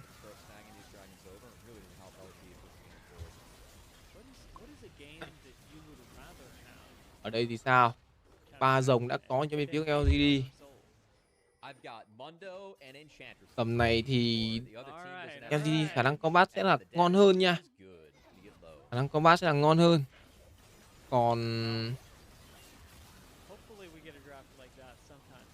lúc này nhá, mình nghĩ đội hình của Thunderhawk nó ok về giao tranh, nhưng mà mình nó cũng thấy 50-50 thế nào ấy. Nó cứ bị hơi hụt nam nha. Giá như mà vừa nãy nó đổ con Scanner này đổi một vào con Wukong đi thì mình nghĩ có thể ok đấy. Nhưng mà nó lại là con Scanner thì nó lại là khống chế à? Mà quan trọng là có khống chế được ai không, đấy là một điều quan trọng, hay là để cho con Quiana nó khống chế trước. TT's comp does not do any Baron damage. They're very lackluster outside of, I mean, Lucian and Locke is kind of given his passive. I honestly don't know how fast Locke takes Baron compared to some other mids. It's not the slowest. It's definitely not the fastest, though. Dragon, we'll see if LGD can find a similar setup to what they were able to find the last Dragon where they took Smite off the board. Nào, Baron vẫn chưa được ăn nha, 26 phút, 27 phút thi đấu rồi. Vẫn chưa quyết định rớt Baron đến từ cả hai đội. Mắt thì cũng đã được phá từ bên phía Thunderhawk. Con Draven này đang trận đấu này đang hơi phế. Tụ một đường giữa sẽ có dành cho bên phía của LGD hay không đây? Câu trả lời là chưa. Động đất Pistol. Tầm này tiền chỉ ao có 1k1, tiền đang hơi ít thật. Tiền ao 1k1, tiền hơi ít.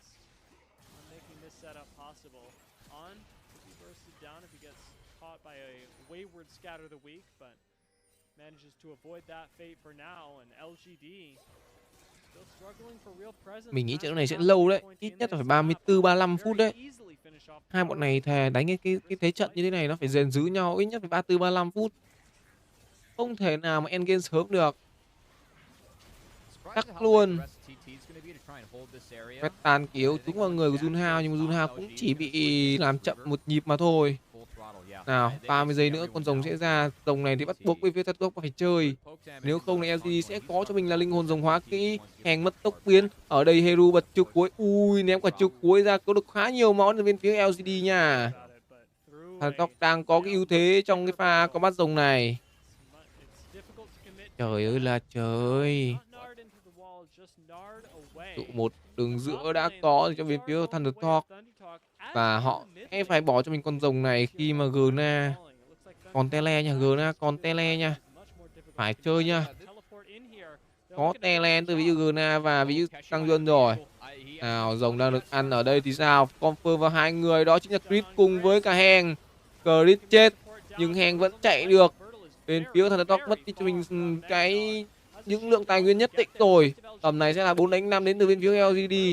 Họ cần phải cố gắng hơn. Casey ít thấp máu nha. Casey không còn tele nữa. Ở đây sẽ hút được một người vào tường, có giam cầm và sao dê nằm xuống là sẽ là lật kèo dành cho bên phía Thunderhawk mà thôi.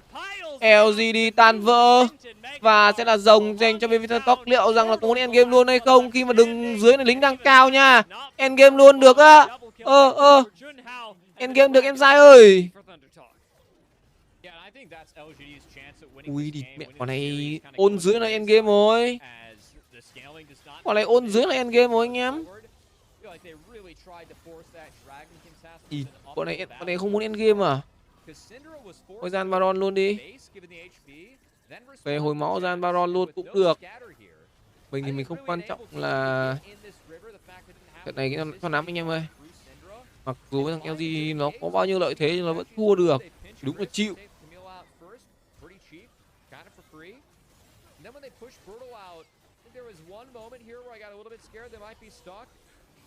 But this next combo from Tongyuan, it just finds nothing. He goes for the W, Q, and then the E. You can see both Eru and on sidestepped it. Wow, Skarner got around it, found the big engage. Wins the fight in that. Thôi, pha này thua thì đúng rồi anh em ạ. Mấy cái thằng LGD nó chưa giao tranh rồng, nó đã mất hết máu rồi thì nó không còn một cái chỗ nào để có thể dựa lưng vào cái con rồng nữa. Thì cái việc nó pha thua vào combat này là đúng thôi. Nào, Cassie lên hơi cao. Tầm này đang muốn bắt vào ví dụ Cassie. Nhưng Cassie liệu rằng là có chạy được hay không đây? Câu trả lời là hơi khó khi mà có tới tận 4 người đuổi. Bật ulti lên, có cho mình đồng hồ cát. Câu kéo được lượng thời gian đủ để cho những người đồng đội tới. Nhưng mà anh ta cũng phải nằm xuống mà thôi. Lợi thế Baron không còn như với Thunder Talk nữa. Đu dây làm choáng được một người, đó chính là ví dụ Heru. Xả thanh trừng ra, nó không cấu được quá nhiều máu với ví dụ LGD và quyết định là rớt Baron luôn đến từ đại diện bên đỏ này. Ở đây con Baron kéo được 3 người vào. Đang muốn móc đến từ Heru. Baron còn 9k máu. Bung cho mình hạt thông nổ đến từ Heru rồi. Ở đây vẫn bắn được đến từ ví dụ An nha. An có sự bảo kê. Ở đây Junao sẽ cướp được cho mình con Baron này. Và đằng xa kia Heru sẽ giết được vị trí Bulldog. Khi mà Bulldog bây giờ chỉ là dạng na tí nị mà thôi. Ở đây giam cầm được một người nhưng mà mất tam chính. Đó chính là ví dụ An. An nằm xuống và Heru qua đây. Heru sẽ bết hết. Cú hết đến từ vị trí Heru. Triple kill dành cho vị trí Block. Và khả năng cao là có cho mình một cái pentakill hay không đây. Để im cho nó. Và pentakill gọi tên vị trí của Heru. Đây rồi. Endgame luôn anh em ơi. Đam của Heru thừa sức để có thể đam vào trụ. Rồi, ok, có rắc lên nữa thì bổ trụ siêu nhanh anh em nhé. Có rắc lên nữa thì bể trụ là siêu nhanh. Pentakill và trừ nào thằng Sóc cũng về hết. Cộng nào cũng về, trừ nào cũng về, ok chưa? Ở Ravenza nhưng nó cũng chỉ là một cái cơn mưa băng giá mà thôi. Nghỉ ngơi và hẹn gặp anh em vào lúc 6 giờ tối anh em nhé. Kháng cao sẽ đi lên tận 7 giờ. You gotta use tennis logic there, you know? It's true. I mean, you're right. It's just once the word comes out of my mouth, I just gotta commit. Because if I go, they're gonna commit. They gotta. True. They're gonna continue their 2-1 run. Oh no, their 1-2 run. Then I just sound like a crazy person. Yeah, you gotta play it off I gotta later. be confidently wrong. Exactly. You gotta say now, though. And now, you know, if I want, I could just talk about it for 5 minutes, but I don't think that's the best for me. Well, you know what? I think TT can actually bring some things back to talk about. We came into the day, Dia. We felt like we had more confidence in LGD to win this series. Felt like they do so through solo lane play. This was a day where I feel like Haru got the best of Tongyuan in the end, and we saw good stuff out of Junhao. And the bot lane that I was concerned about and On and Feather, going up against Xiaoya and Crisp, yeah, game one, Crisp ran that game. But from there, Feather had a real stinker of game one, felt like he played much better. And they were the better bot lane in the latter 2 games, and I think that's a element that's been missing for other series for TT so far this year. So there's some real positives for them coming out of this series. Yeah, like you say, I mean, really knowing how to leverage their bot lane was fantastic. Junhao in all 3 games really stood out.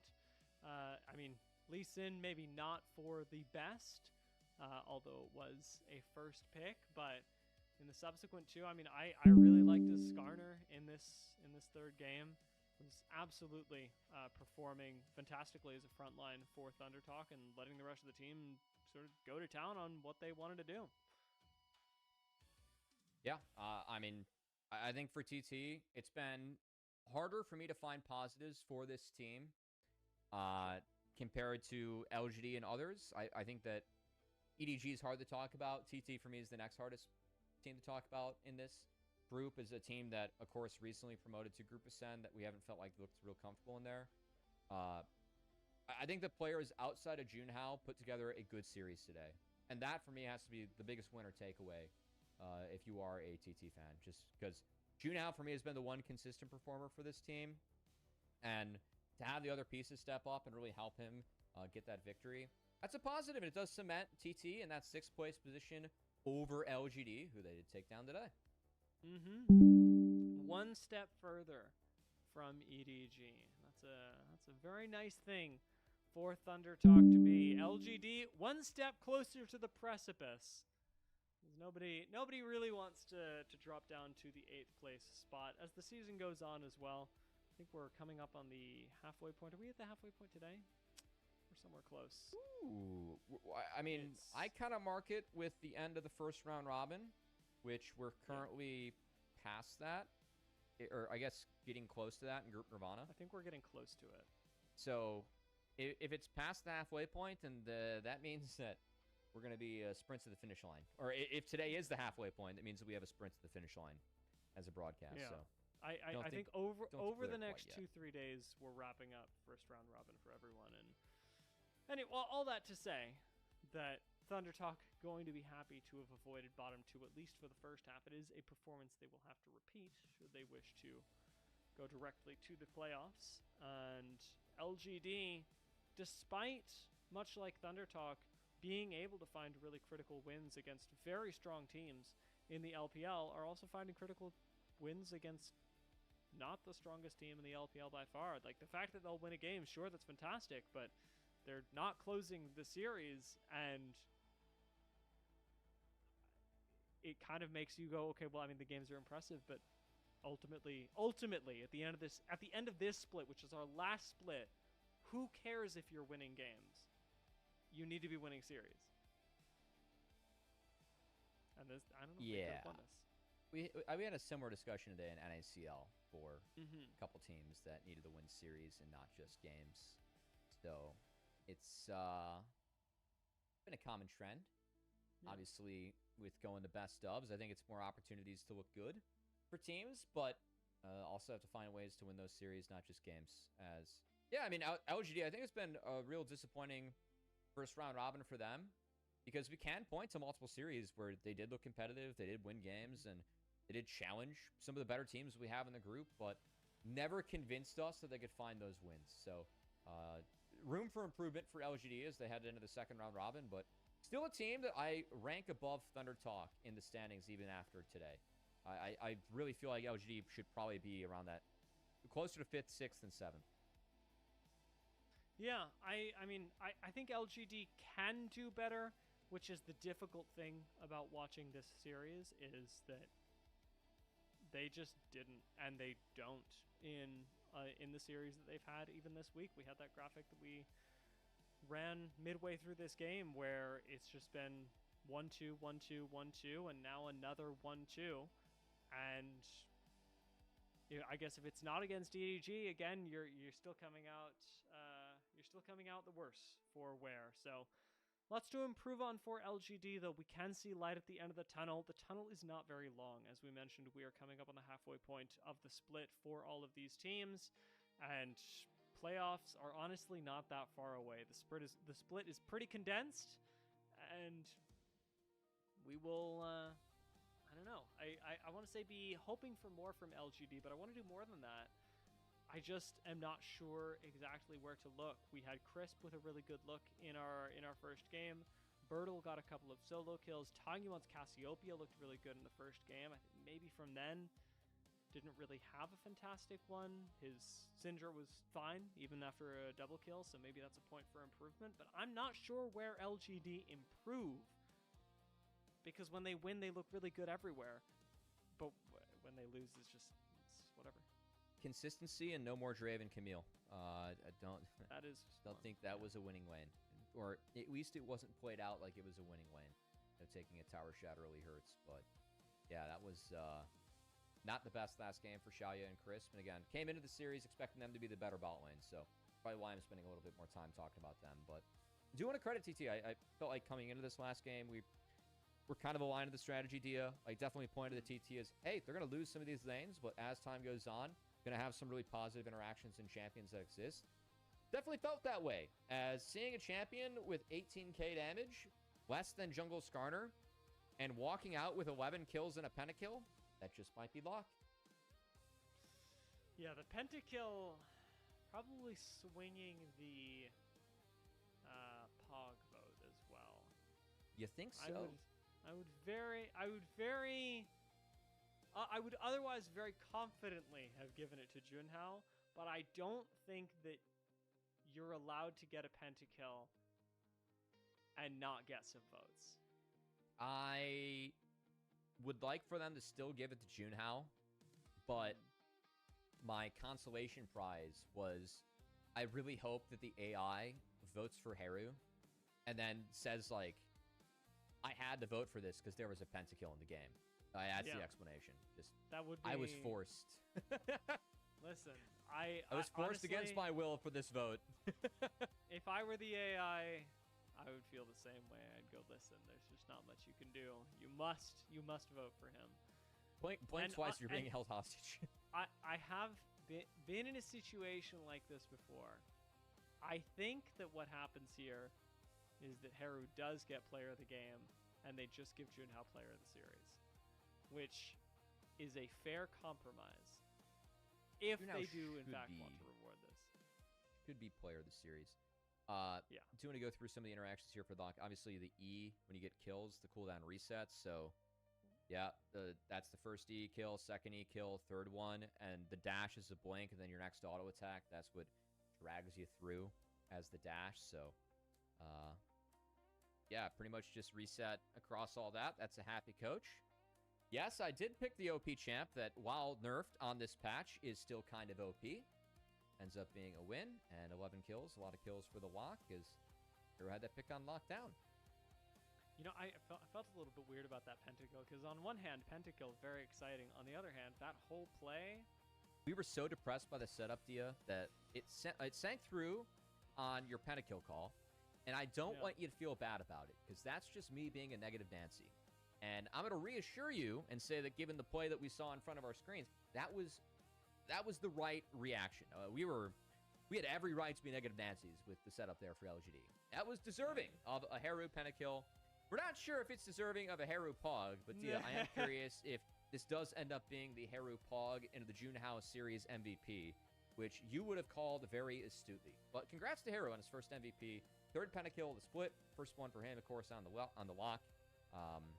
Third it is pentakill weird of the split that it's of LPL. his first MVP, but his third pentakill. That is a little strange, third right? pentakill of the split. It's first one for Haru, but like for the split of LPL, they've had 3 pentakills so far.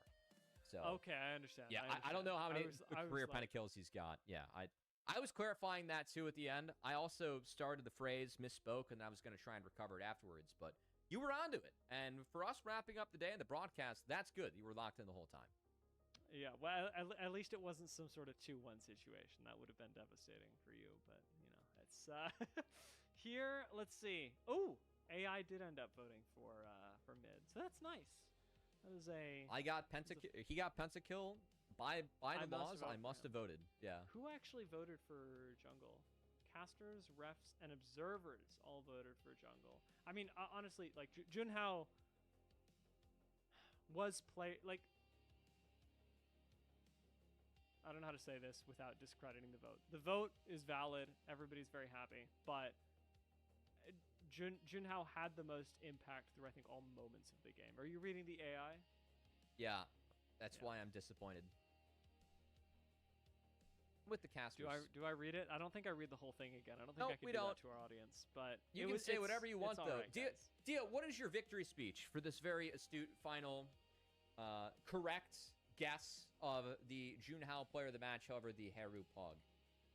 You know what? All I gotta say, I gotta thank our LPL overlords. They know how to be fair. They are kind and beneficial, benefactor, whatever it is. It's much too early here for me to understand what's going on. They're good people. Is my takeaway, and thank you for giving us this very deserved Junhao MVP our Junhao player of the series, because if it wasn't him, I fear that our monitors may have been off. Was deserved for Junhao as captain of TT. Leading his team in Pogs, leading his team on the Rift with the official captaincy, and also really just unofficially with how he plays. I really feel like Junhao has been the strongest performer for TT throughout the year. And so it was excited to see some of that continue today, as it was a really solid match for him. Do think the Skarner pickup, while difficult in the Kiana, the heads up, was the right selection. You see Kiana Camille that early in draft, just, hey, what if I'm Skarner? That's a really valuable champion to be later on, and definitely felt in that game, Dia, kind of the scaling break point between LGD hitting that wall and TT really taking over. I have a question for you in terms of Junhao's player value, because he has been performing so well in Thunder Talk, even though Thunder Talk are not doing very well in this split of ascent so far. What do you think this does for Junhao's player value relative to the rest of the roster when thinking about future years of the LPL? Definitely someone that I would like TT to build around, but kind of difficult to talk about LPL offseason now, because I'll be honest, Sure. I have no idea how the offseason transfer system works. All I know is that because of said system, like, we had the Shy and Mako sitting out waiting to play for the same team, because they don't have the power to really choose which team they go to. It's whichever team bids the highest. And that, I don't think it's been the best for roster building for the LPL, competing domestically or internationally. I think it's led to some of the flunkiness that we have seen. And for me, it really hurts some of the chances that the LPL has moving forward to compete internationally, because I feel like the rosters have been more stable in a different region. Not to mention the groups as well, as this has been a very topsy-turvy split with 3 different teams in Group Ascend, and I think a lot of different levels to play throughout all of LPL. I do feel like the Nirvana teams, I think NIP is scarier than the bottom 3 teams we have in Group Ascend right now by a long shot on Group Nirvana. So kind of curious to see if they end up making playoffs. And speaking of Group Nirvana, we got 2 of those matchups wrapping up their first round robin coming up next year. Yeah, that was a great call. IG versus NIP is our next series, and to take you through all of that will be Gordo and Melvin. Thank you, everybody, for tuning into our first series, and we look forward to seeing you continually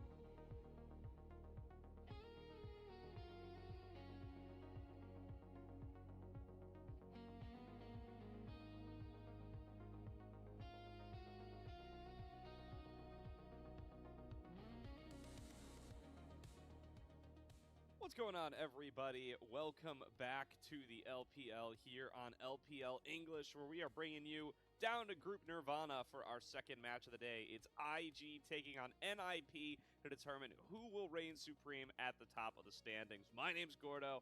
I'm joined by Melvin. Our first cast together, Melvin. I'm looking forward to it. It only took us 3 splits, but we've made it.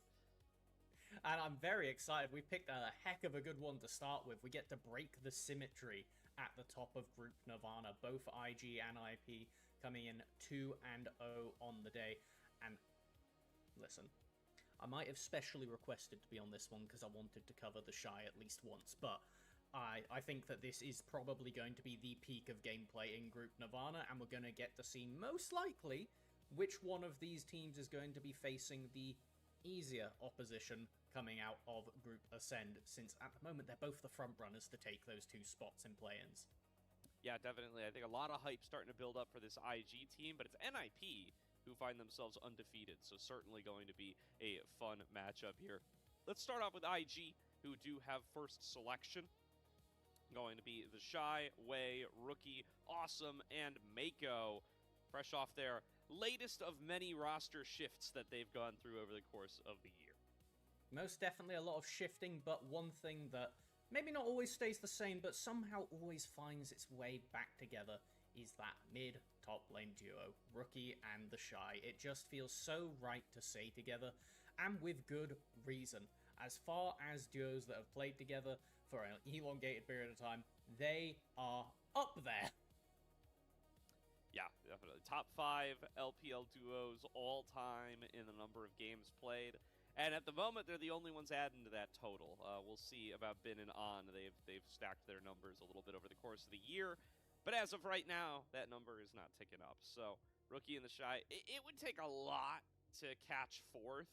You would need to really max out your games this split, including playoffs, but not completely out of the running. Getting back to 3rd, that's pretty much gone. You guys gotta run it back next year if you want something like that to be in the conversation. We can't have the Shy taking off splits 1 and 2 if we want to race that high up the table. But no. As far as the long amount of games required, that is what IG need to find, because they have a long journey to make it to World's contention, which is what this roster wants to do with the shifts, with bringing back the Shy. And it has actually been kind of playing to what you'd expect by the names that Rookie and the Shy have been pulling their weight heftily in the games thus far. It's only 2 best of 3s, but that's the whole sample size we get for both of these rosters. And in IG's experience thus far, it's been the top side. They play a chaotic-looking game when it comes to scrapping around team fights, and despite bringing in Awesome in the bot lane, it's really been him as kind of a background player a lot of the time, and buying space, buying time for Rookie and mostly the Shy to get some chaotic nonsense done to clean it up. Yeah, it's kind of like you said, you know, if you took somebody who hadn't watched a single IG game this split, or at all this year, and asked them, hey, how do you think this team is going to play? Who do you think they're going to play through? They would probably get it right. They would nail it, basically. It's the Shy and Rookie who have been pulling their weight substantially, especially the Shy has been fantastic. He's been lane dominant in both of their series so far. He's up towards the top of the standings. He's like number 1 in DPM. He's number 1 in damage percent. He's number 1 in gold diff at 15. He's got a whole bunch of those stats off at his back, and Rookie has been not too shabby either. Rookie's sitting at like 3rd, I think, in almost all of those same stats for mid laners, where the Shy is 1st for top laners. So solo lane domination been the name of the game for IG so far. We're going to have our eyes open to see if that is what they're going to be able to continue doing.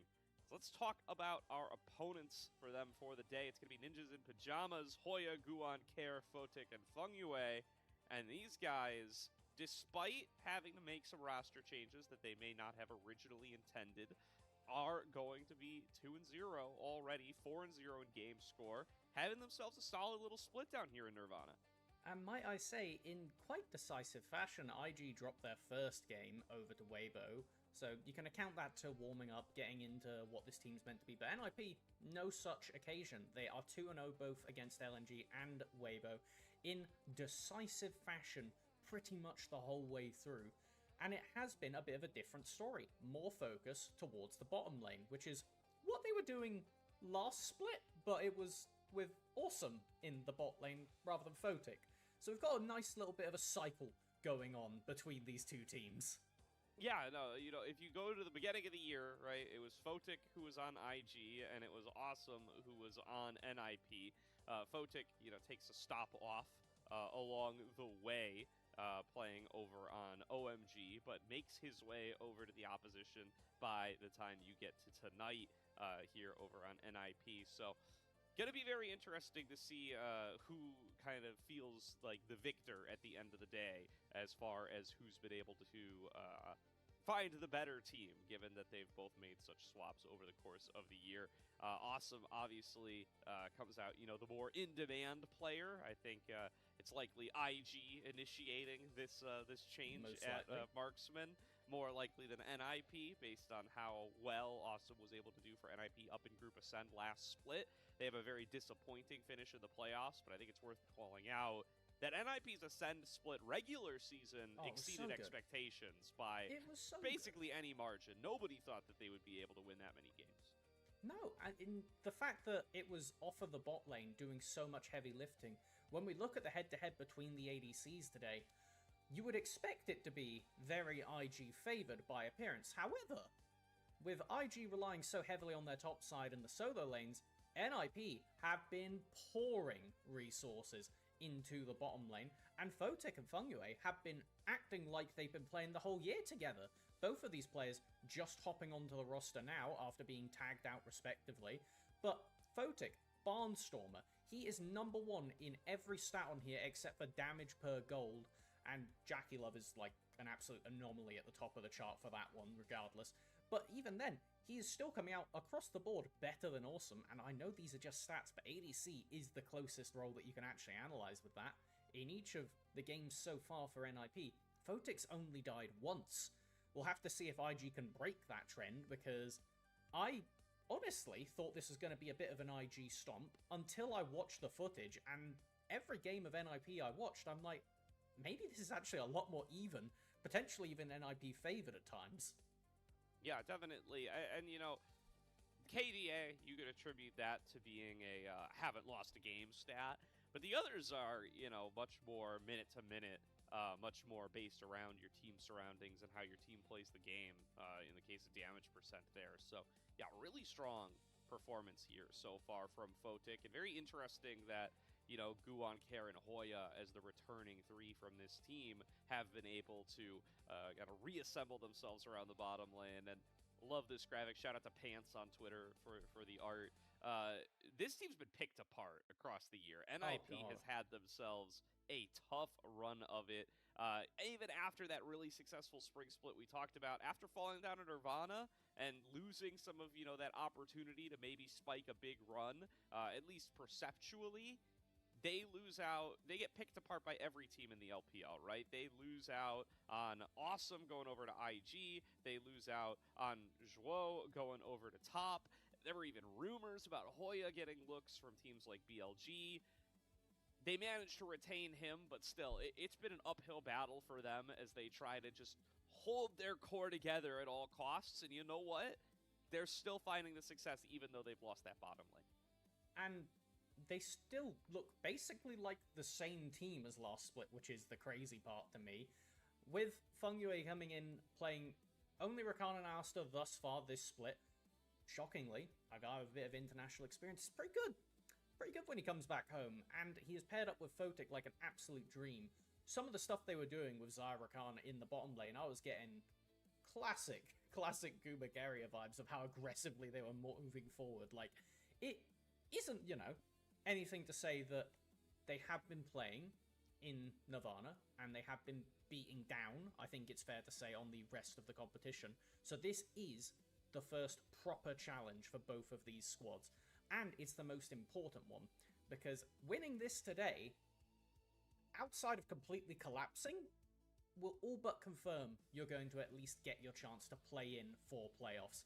Whoever ends up the top 2 of here in Nirvana plays against the bottom 2 of Ascend at the end of the split, and then we get a couple more dramatic best of 5s to see who gets into the main playoffs and potential contention for Worlds. Yeah, and another week, another venue. and you can definitely feel how excited the fans are to have the Shy, Rookie, Mako all sharing a stage together again. Legends of the LPL here, all coming together for, you know, you don't even want to say one last run. Maybe they're back next year. Yeah, it feels like it could just keep going forever at this point. I feel like the Shy said he was going to retire like 4 or 5 years ago. And here he is, still competing to this day and still having some fantastic games so far in split number 3, his first one off the couch. We'll have to see if he's going to be able to maintain that form up against Hoya, arguably the best performing top laner in Group Nirvana that the Shy has not, other than the Shy, right? That is true, and I mean, there has definitely been some conversation that with Bin currently not playing, is the Shy the best top laner in the LPL right now? It's a conversation that might need to be had by the time we get to those main playoff brackets. We'll have to see if Flandra lands on BLG as is rumored, or what ends up happening over there. Regardless though, that top lane is going to be incredibly important because we know Hoya is a player who can fight with the best of them, and often will do it by finding some strange angles. Things like Varus, the Anivia, these kind of champions that he has brought out in the past. Thus far, he's not been challenged to. He's just played Yorick and Gnar, and that's kind of the story for NIP. They played incredibly standard. They haven't really done anything regarding these mages bot lane, other than throwing a respect ban off at Camille. They truly, you couldn't tell which split they were playing in. Whereas IG, they've trickled. They've done a bit with the Seraphine bot, they've done a bit with the Ziggs, they tried the Camille. Some of that did not work, and they've generally gone back to just put Rookie on a control mage, and then ideally get Awesome on an ADC, and we'll see what happens from there. So I'm very curious where this draft ends up going. If in the time since their last series, either of these teams has opted to lean more into the mages, or if they've seen the patch notes, know they're not long for this world, and decided, there's no point, we don't need to do it again. Absolutely. I do hope we get to see some shenanigans from Hoya in this series. It's been too standard for him through 4 games of Group Nirvana so far. I want to get back to that form. I want to start seeing the Varuses, start seeing the Anivias that he really stood out on. He's busted out some other fun stuff. He played a Silas top game last split, played a little bit of that Gragas a couple of times. I think he's got a lot of picks to bring out, and I bet that's not even the extent of it. So hopefully, over the course of a strong series tonight, and a close series up against IG for first place in Nirvana, they will find reasons to go for some of those pocket picks. And there are angles, considering IG with first selection chose first pick, with NIP opting for blue side.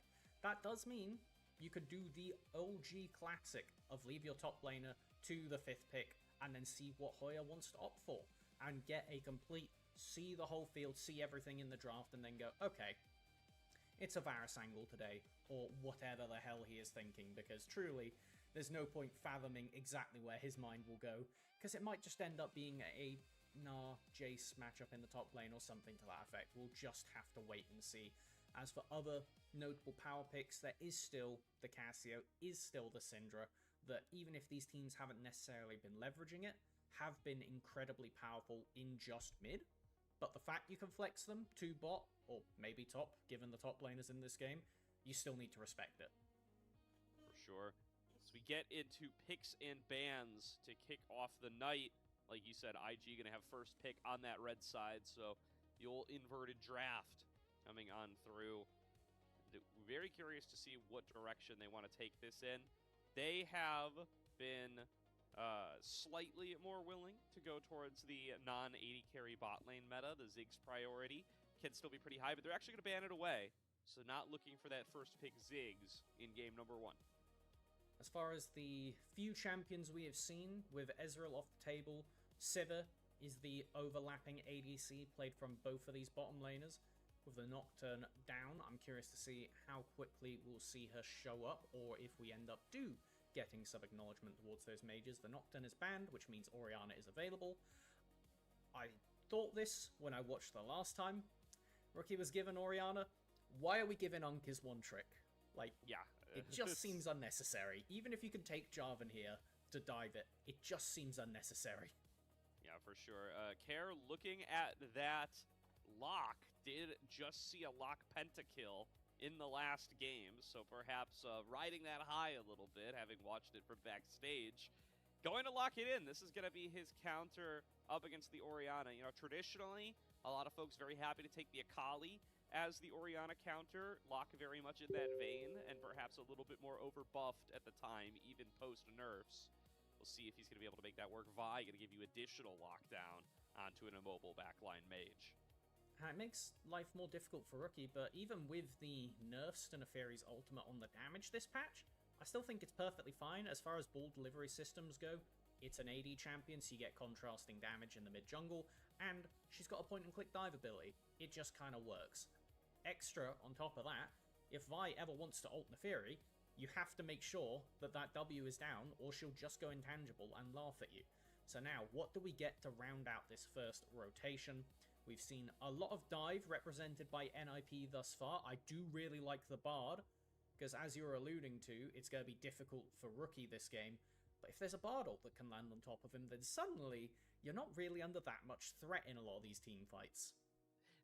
This does make me a little worried about IG's front line, because the Shy is not a tank guy, right? The Shy is barely even a bruiser guy. He has been rocking a lot of the Nars, going for a lot of the Jace as well. He's not really been playing those like super beefy frontliners, so you're kind of opting out of that in your draft entirely if you go for the Bard at support and the Neferi at jungle.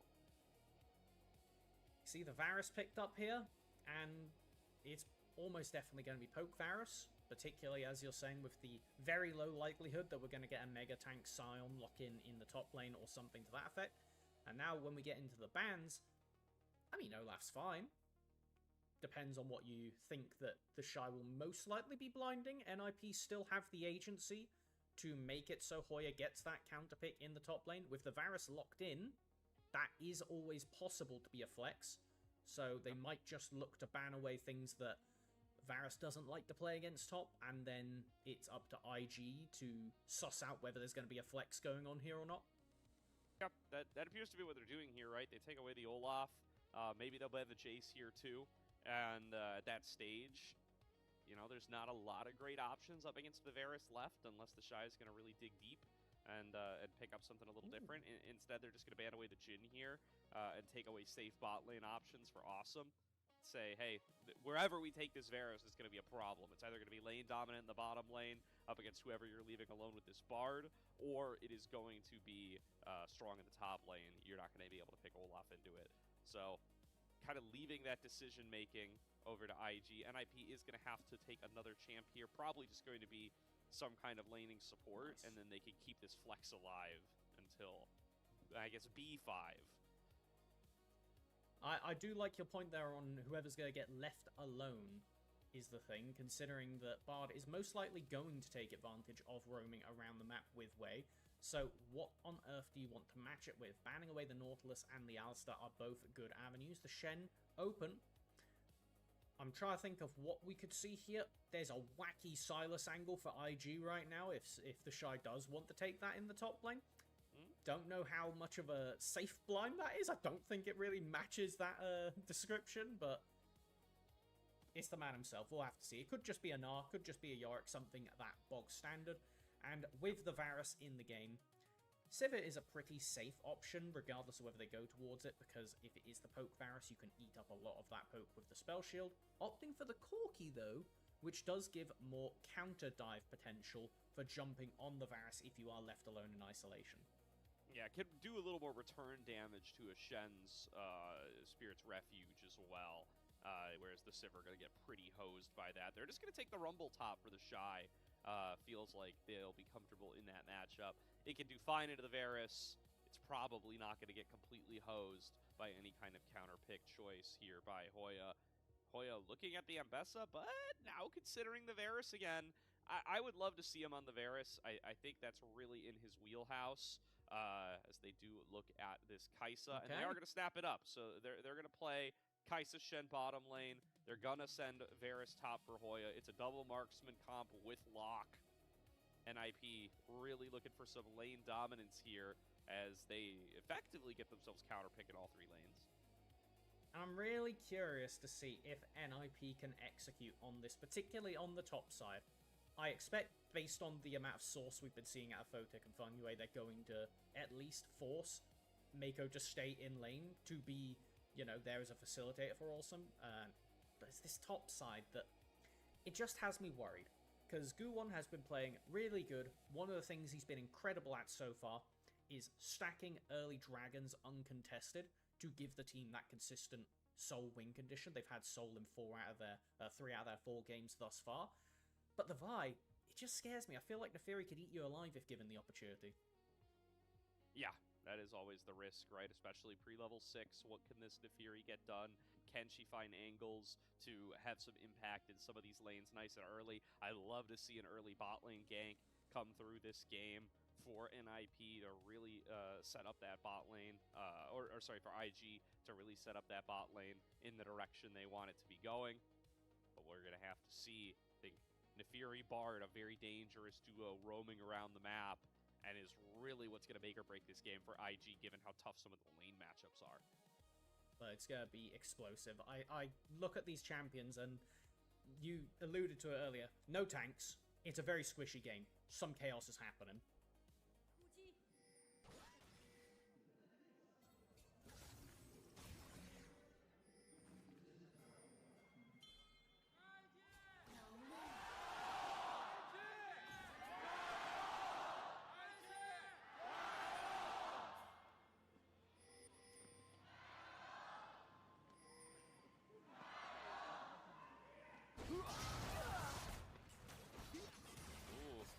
Hearing the NIP chants come through nice and early, going to launch himself through and chunk Awesome for most of what he's worth as the waves crash, and they don't even want to let this guy back in. They're going to make life as tough as possible for the IG bot lane, so good start here for NIP off the back of the Gyos. I think they both managed to slink back in to secure themselves that level 1 XP, yep, even across the board for the NIP bot lane.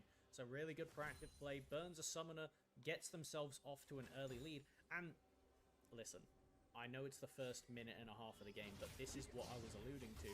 These two have had the source so far. Dude, look at that little stat box to the left. Awesome has 0 XP still, has not gotten in range for 1 minion yet. This guy is having a tough time already. Does get a lot of damage on the Funway there. He's going to have to down some of those potions, but really like how aggressively Photic and Funway are trying to play this one right from level 1. We do see that Awesome did keep the cleanse, so it will keep them safe as this lock champ. If they want to go for another engage, and it is immediately burned again. Nice stun found by Mako, making Funway fear for his life a little bit. You're still at level 1, and finally level 2 starting to get ticked over by some of the IG members. We gotta be careful here. Ooh, just barely gets the recall off. That one was a little spooky, but we'll be able to get the reset and come back into lane. And because of how the wave crashed there and the fact that you don't have the ability to threaten them under tower, Awesome. I mean, he's down a cleanse, but both summoners off of the Shen, so you're not honestly too disappointed. Good Funway lurking around mid, but won't be able to find an angle. Should be able to facilitate his jungler getting this Scuttle Crab over way, though. Very likely. Anyway, going to launch himself in here right away. Guwon, come over and participate if you like, but at the very least we can keep the dog in vision and held down. Way going to say thank you very much and move up towards the top side. Knows that it's not exactly what he's looking for. I would be surprised in a contest, but that does seem like it's exactly what NIP want. Hoya has the push in topside. He's walking down into the river to try to attempt a double scuttle for Guwon. Okay, there is a lock with reset available if this ends up going into a bit of a skirmish, but both top laners bail out of the play. Eric just throwing out some of these Qs, trying to soften up his targets a little bit. Spike comes through, Way able to secure it. Funway gets stunned. Mako with a beautiful cosmic binding. Hands over first blood to Invictus Gaming. NIP, an aggressive call to challenge, but they are stuffed. A fantastic flash away into stun, just really well executed as we get the picture-in-picture as the Shy wanted to come down, but Hoya just lurking, trading the exhaust for the flash. Gives way a potential gank opening, but especially with level 6 coming around the corner, Shy is a bit of a sitting duck now in this lane, not able to get as much done as we'd really want to be seeing, given both his form this split so far and how IG has been relying on him. Yeah, you can imagine it was part of the play, though, and then you feel a lot better as IG. Really nice cosmic binding from Mako found here. Just so good as Bard, one of those champions that when we saw the Camille, when we saw the Shen spring up in priority, roaming around the map, Bard was an ultimately really good champion to match it because he loves just roaming around, picking up chimes, and being mobile across the map, but as a ranged champion means he can play reactively in a lot of these situations rather than having to be the one going in first. And ultimately, as we saw from Fungyue, committing yourself into a potentially dangerous situation. Sure. Shy appears to be looking for a bit of a reset here as he just throws down the equalizer onto the wave, making sure he is going to be able to get back into the base without too much trouble. Is still vulnerable without access to that flash, as Wei is making his way down to the Dragon as his bot lane secures the push. I think that was a very narrow moment there for the Shy to push that wave in. Hoya was about 2 minions XP off of leveling up, and if he tags level 6 there as the Shy burns his ultimate, I don't think Rumble is long for this world. As he say though, the Dragon setup is time to be looked at, as realistically, it's far too early in the game for any items to be purchased of note. Rookie has opted for picking up these Swifties first though, with a bit better juking potential against those nails from the lock. That is where most of his damage is. Yeah, I have it. Heard rumors of this tech, and it is what Rookie is deciding to go for this game. Helps him resist those slows even if the nails do connect.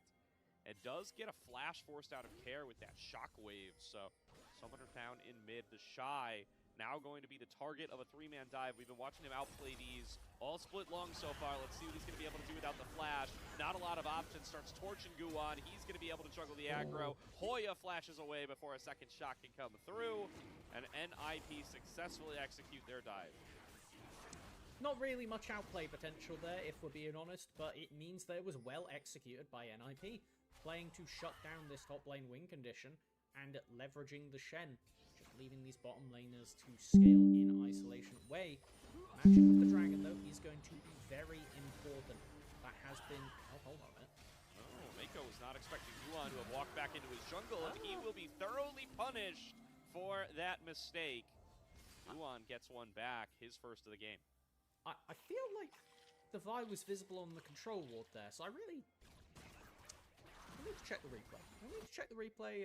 See if that comes up and reveals whether that was a whoopsie-daisy from Mako or whether that was a unfortunate accident as... oh yeah, wow, that is some heavy damage he is leveraging onto the Shy in this lane phase. Yeah, that one hurts. He does have press the attack here, so really indexing into some of that lane dominance.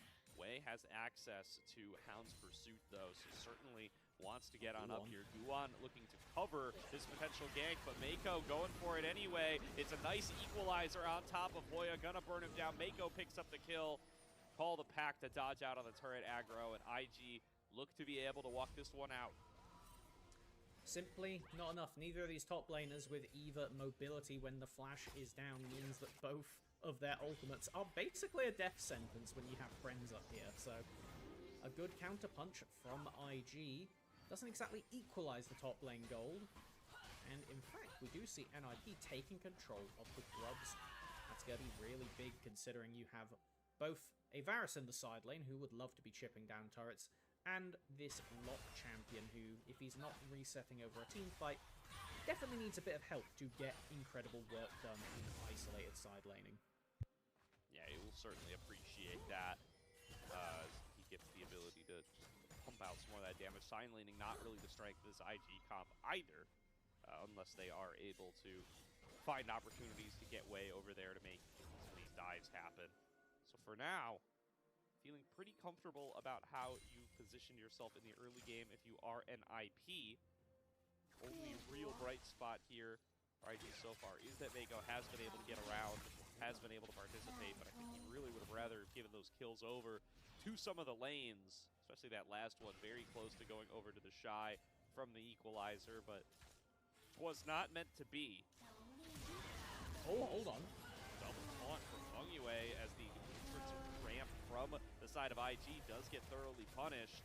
Mako going to be stuck inside the river. He's going to die to Photic here. Flashes the wall. Seems to think he can run this one out. The ward tanks an auto from Photic. Attack move punished this time. But Mako's just got nowhere to go. He will die eventually. Getting hit by that Void Seeker all but guarantees it. He will die to the turret eventually, although he's getting into the base now. He can buy some additional time here. Nobody's going to recall to go and visit Mako. He's going to get the execute, or at the very least give it over to Fengyue. Close. Well done. Nice. Wow, okay. Really slick moves there from the support of IG to get away with that one. Burning Photic's flash. I mean, it's a trade, but at the end of the day, removing a Kai'Sa ult flash does make her a lot less scary for Awesome in the side lane. And when that Corki tags over to the Triforce, it's going to be pretty hard for Kai'Sa to resist getting jumped on by the Conqueror stacking menace in the toboggan. Yeah, I cannot believe Mako pulled that off, but so be it. He's out of there. Will be returning back to lane now. Happy with the result and having not given anything back on over to this 0-0-0 Kai'Sa. For a quiet game from the junglers gank-wise outside of that top lane dive. Just going to continue to clear on over. It's a minute to go until Dragon's over 2. IG did secure the first one earlier. And would like to keep that stacking going if they can, but skirmishing up against this NIP comp at 11 minutes in, certainly dangerous. I love that outside of the junglers, the first item in the game is the level 5 Mako getting his Mikhails. Makes him quite potent for removing both the Varus ult when we get into scrappier teamfights, but also protecting against that Shen Flash Taunt. As there's really not much to be done back down there. Another shockwave on the care. That's going to chunk this guy down pretty low right before the dragon spawns. And Rookie's not going to let him go either. Forces the flash up against the mid lane assassin. This lock counter pick not paying off so far from Care. I don't know how we could have foreseen that this rookie guy is pretty good at Orianna. Like, I truly don't know how we could have predicted this, but coming back to bite you as we get a big play on Mako. Yeah, there's the alternative play to try to get some control of this dragon, just blowing up Mako. Wei landing the double daggers through the team. Awesome. Trying to return fire at the TP in from the Shy. He layers down the equalizer, and Photic is cut off from the rest of the team. Nobody here to back him up as he gets collapsed on by the Nefiri. Tries to dive in and turn it back with a killer instinct. Does not have the damage, and the Shy chases out the rest of the crew. IG going to trade 1-for-1, get control over the dragon, and secure that one as well. Only recompense for NIP being Hoya getting some plating in the top lane, but it's not even the full first brick tower, as he has to back off knowing that Mako is available on the map once again. In fact, he might be in a bit of a predicament here if he goes for a play on the Shy while he is still around. Possible. There's going to be Juan jumping over the wall. Mako going to spot this. The Shy just trying to get himself back over to the turret, but it is tough to walk out against this Varus, and Hoya will just finish him off 1 versus 1. Is this Bard dead as well? That's a lot of people leveraging and no Bard available. Oh, nice taunt connected by Fengyue. Will giving that one over to Hoya. Now 3 kills deep on the Varus. 1.2k in the lead. NIP playing through this signature pick. Really well executed so far, but we do need to keep in mind that as the game goes on, I've said it a few times, there is no tank. These teams are both very squishy. We saw last game what a lot can do against a bunch of low HP squishy targets. It can give a pentakill over. And the same goes for IG. They may not have as much direct reset mechanics, but Orianna's quite ahead right now. She's doing very well for herself, and I think if Rookie can find a solid angle for a shockwave combo, you can basically delete the NIP roster in one fell swoop. So even though NIP have a slight gold lead, IG do have these dragons that they are stacking, taking away the win condition that NIP has relied on pretty much for their games so far. It does mean that I want to see something different. I want to see a bit more of that proactive play around the objective rather than just forcing Hoya to be ahead of the Shy. That's why you got the 2 legendary solo laners if you are IG. If it's not the Shy, it should be Rookie. And he is having himself a pretty solid early game so far. We'll have to see if he's going to be able to keep up the execution that this man is known for on the Orianna, especially around some of these tight dragon fights. Rift Herald going to be up next, though. 30 seconds to go. 4 members already topside for IG, and they're going to look to make a play on to Care. He turns on towards Rookie, gets a chunk for about half of his HP, but dive in from IG should be successful here. Even Awesome gets his name on it at the end of the day. Finally, the ADCs get to be involved in something positive. Huzzah. As it's been a very quiet game. We've talked a lot about how the solo laners and the top side of NIP has been proactive, but they have left Photic on a bit of an island. He's nearly finished with that call, has picked up the Kraken Slayer already. And with the amount of dive that this team does have between the lot by Shen, the Photic does have the potential to do some crazy stuff himself.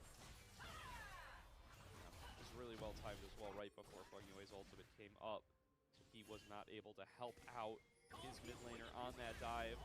But they feel muscled away from the Rift Herald regardless. IG deciding that they don't want to try to challenge for this, and they will be pushed out. It's actually a trade. Both purple objectives over to NIP and both of the first dragons over to IG. A relatively even trade if you're able to actually leverage these objectives for NIP to build yourself up a more substantial gold lead. Get yourselves ahead on some of those earlier items, because we do see Rookie with his Blackfire Torch completed.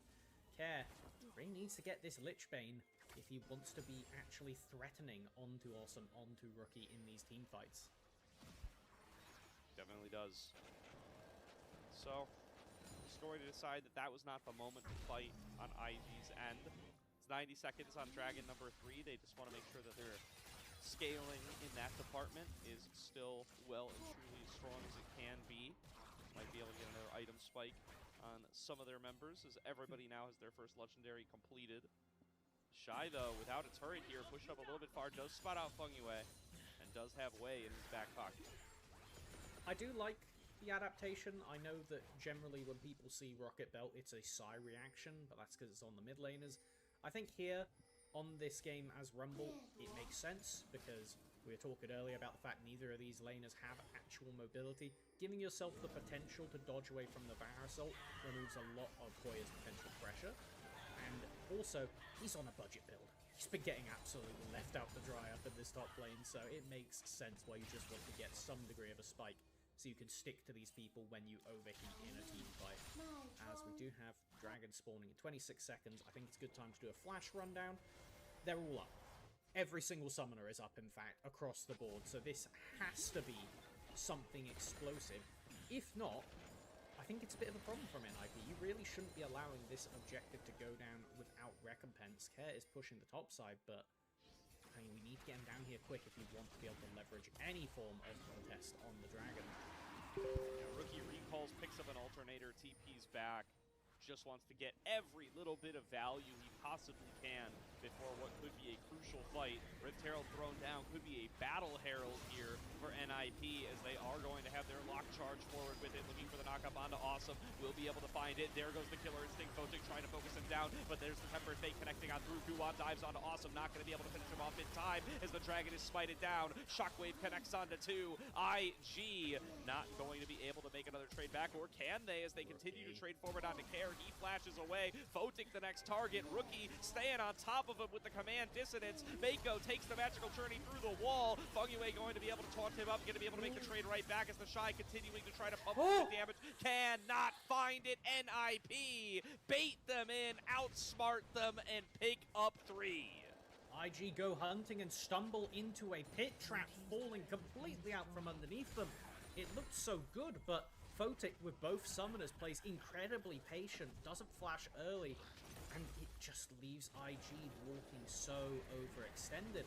As the actual dragon play itself looked decent, however, Wei was still able to get the smite down. Guan, he was in range? Yeah, he does barely get in range for a potential smite contest, but then he jumps away to go for the fight instead. Mako with a massive Tempered Fate right there, slowed down NIP's advance. And then this is a perfectly good spot for IG. Like, you should be happy. And they just get a bit too greedy. Only 3 of those legacy players chasing you down, and it's not going to be enough. Gives over a pretty substantial gold to NIP. Is it going to be enough, though, when you're facing down Soul Point, Dragon Soul in 3 minutes, when you have a lot of bursty characters? The Chemtech can prove problematic when they get to that Soul. Yeah. You can really see they felt like they had that fight in the bag after having gotten away with the Dragon, but yeah, certainly would be in a much better position now had they just turned back and accepted what they had won. Still, IG going to be 1 Dragon away from this Chemtech Soul, not the strongest Soul in the world, but would rather have it than not.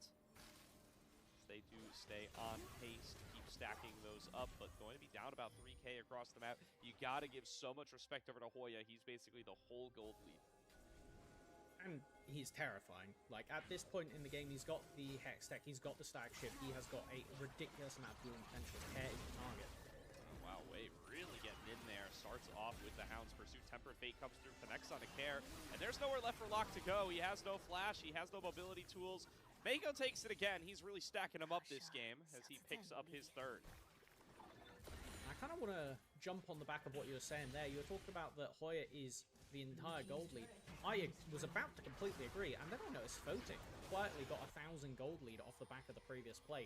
He is a 2-item Kai'Sa. That is very scary in these team fights, as IG is trying to sneak the Baron here. It's currently a 1-man affair. Rookie's nearby if he wants to join in.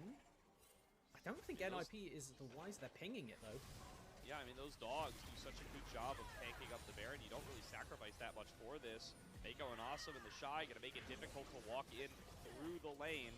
But they finally do it, and the decision from IG is to peel off. It was a cute idea, but not one they're able to see through to completion. Here's a Vi, does have ult, is a target that can pretty much dive in from very far away. Is NIP actually going to immediately take away the priority? As IG, they're hesitant. Way. They're aware. Getting the dogs over there. Way now sees what is going on. Is this going to be a flip? Way's right over the wall. He's going to get his crack at this one. Guwon doesn't get it. Guwon locks it down and then moves right on the way with the cease and desist. Awesome over the wall. Right onto the Spirit's Refuge. Try to pump out the damage. He just gets turned on and blown up. Awesome. Way too aggressive on that one as NIP clean him up for free and walk away with their Baron. But IG don't want to let this go away without a fight. Tempered Fate comes on across. Connects onto Hoya. There's a big equalizer from the Shy. They need to burn down this Varus, but he's standing, he's firing, and he turns it back onto IG. They don't have the damage, they don't have the members. NIP turn it right back. This Shen has flash. There is an angle here. They're fishing. Low mana. We'll back off. Okay.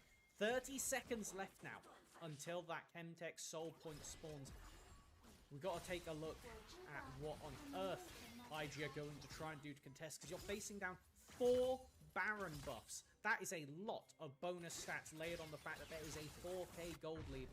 As we get back to the fight, and it was a nice execution from NIP, and then we actually see it's only Fengyue that commits to the recall, because he's coming right back, guys.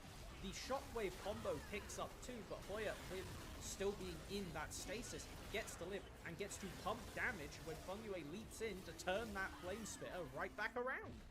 Yeah, so good there to land that taunt, force the Shy to turn around. I didn't even see Death Stance. Was it? No, it wasn't Death Stance. It was just the Fairy Bleed. Yep.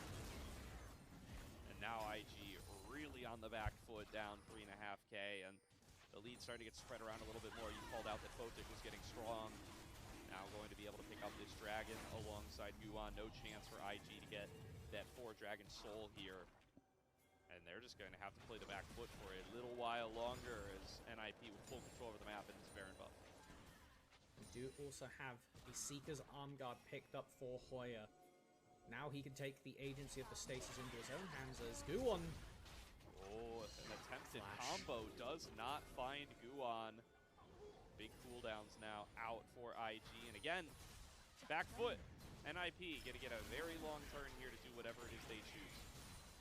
And if we look at like who's strong on IG, Rookie has a Rocket Belt, which is not exactly massive for the combat stats. Should help to keep him alive a bit more, but it's not going to be killing people. The Shy, he's not even got to his second item yet, ended up being the designated anti-healer for the team, as he is just kind of sat there with a garage build in the inventory. Does mean that if it's not Wei getting a reset, if it's not Rookie finding that big shockwave, I truly don't think IG have the damage to actually contest. Awesome, he's got 2 items, but I mean, we'll have to see. This Corki and the Kai'Sa have both had a relatively quiet game thus far, but with Kai'Sa hitting that AP threshold, quiet no longer, methinks. Yeah, they've been so close to just taking a strong fight in their favor multiple times in this game, but have just barely been short, and that problem's just going to get exacerbated if they fall behind in gold. Equalizer comes out, doesn't do very much. Just layers down a wall between NIP and IG and helps clear out the wave. NIP going to back away, though. Their Baron buff has expired. And at the end of the day, they gain about another 1,000 gold off that power play.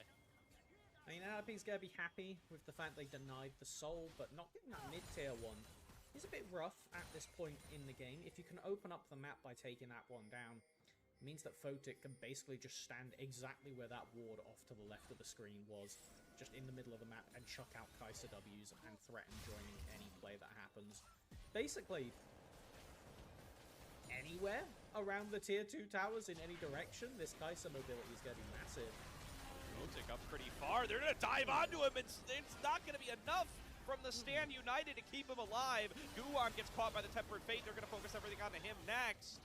And NIP, they step up too far, too separated from one another. Shen can't save it, and down go 2. Yeah, don't love that. Don't love that for NIP at all. Really can't be letting that happen. It's one of the repercussions of this comp being so squishy, but also just out of position. Like, Photic doesn't need to be there at this point in the game, as he just tries to aggress onto Awesome, but, like, you could see Rookie is right there. You know that the Orianna Bull is available, bare minimum. Like, Awesome tears through the Shen ultimate instantly. And I'll be honest, you might even want to let it complete, just so you could get an extra kill off the back of it, because one thing that does happen here is Guwon taps away with the Q right there that cancels the ultimate, so he doesn't get to keep the chase going. I think if that happens, this becomes a bit catastrophic for NIP. At the moment, it was just a capital W whoopsie. For sure. That is still a lot of gold given back over to the side of IG, though. Wei going to swing the gold lead back into his favor. He completes his 3rd item. That's the Death Dance for a little bit of additional survivability. Gives him a better chance at being able to be a supplemental damage dealer for IG if he does get that big engage with Rookie like he did in some of those prior fights. A minute to go on another potential Soul Drake. 20 seconds to go on a potential second Baron. And IG know that they can leverage the fact that they get to choose. They have the Dragon's Soul point, so they are the ones that get to dictate, do we play for Baron first and make them come to us, or do we just go wait at Dragon? They have taken complete vision control. Mako is out of wards at this point, so they can't re-establish it or advance into the Dragon side of the map, but I think IG are more than happy here to just say, give us this Baron, give us these extra combat stats, and let us get some sieging done. Yeah. Hoya got to regroup with the team here a little bit. Can't have him too separated off in a side lane when he's so much of the gold lead. They are working out of this Baron. It's already below half. Finally, NIP going to try to assemble and get in here. Cease and desist comes through on Mako, going to be able to immune the Tempered Fate. He does fall, but the Baron has already been smited down. It's in trade for Mako. Can the rest of IG get out of here? It looks like they can. TP to an inner turret from Rookie. Wants to show up here to back up the Shy ASAP as the rest of IG are coming over to be able to back it up. Fungiway goes forward with the taunt. Not going to be able to connect it out of anybody. They start to torch him right back. In with the Hound's pursuit. One reset for Wei. Photic dove back onto the other side on towards Rookie, but Rookie was able to kite it out with the flash. Guwon going to fall back to be able to defend Photic, and they're cut off 2 and 2 on the side of NIP. IG starting to collapse around them to find some more. Over the wall comes the Shy, torching them as there goes the Shockwave. Only finds one, but that one will fall. Meanwhile, the Shy was picked off by Photic. Guwon dead. This will be IG looking to pick up the soul. No reasonable contest outside of a stray Void Seeker, but those dogs have formed a perfect circle around the dragon to keep it safe from a steal. no potential. Care is here, though.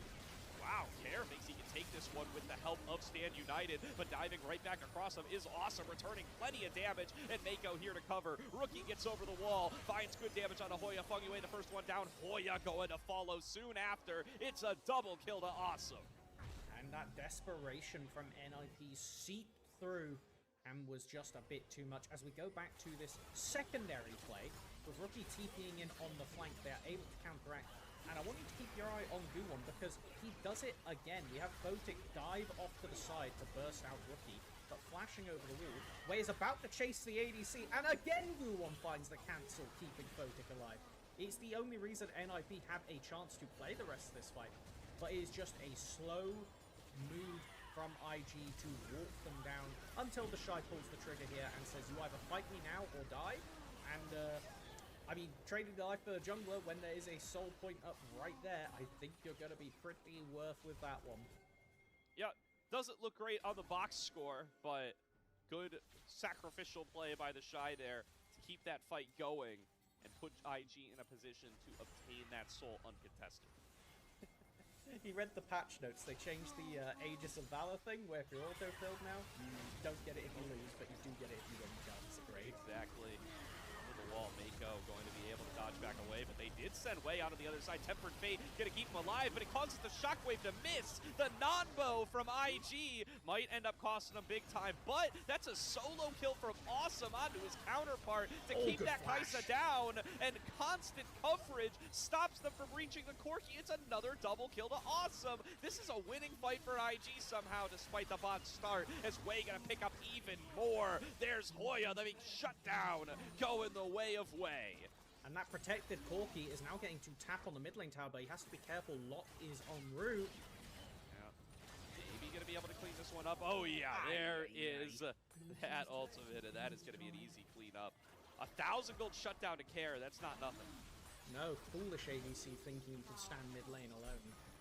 But that is at least a silver lining for NIP. Has to be pretty damn silver at this point, though. We do get anyway on a flank. TP's not really on the table, so this is just one man against all, and he's going to get the hell out of there. Who's flanking who on this one? Is Fungway will be forced to back on away. So let's check out that last play again. Hey, so it started off with Mako getting picked, but having the barb ball is enough. And then everybody kind of converges on this play, jumping onto the Orianna ball, might I add, but another counterintuitive Bardo inverts it and stops the actual damage coming out. And once again, we see another nice bit of heroics to protect an ADC as Guwon charges up the Vault Breaker, but gets flashed in front of by Wei, only for his ADC to die later to the lock. Regardless, though, enough work was done by Rookie and Co to tag down Hoya, knock down Photic, and it is jobs done after that, breaking open to the in-hit. Elder is up in 2 minutes dive now. Trigger pull from Wei, gets in there with the Hound's Pursuit. Guwon tries to turn it back onto him, but he cannot match this damage. Wei picks up the kill. 50 seconds down for the NIP jungler, and IG once again secure themselves run of the map. Barely didn't have flash available there. And the wave clear between Locke and AP Kai'Sa is not fabulous, so I do think they're going to have to forfeit at least mid inhib. Might be mid and bot inhib. Hoya on his way.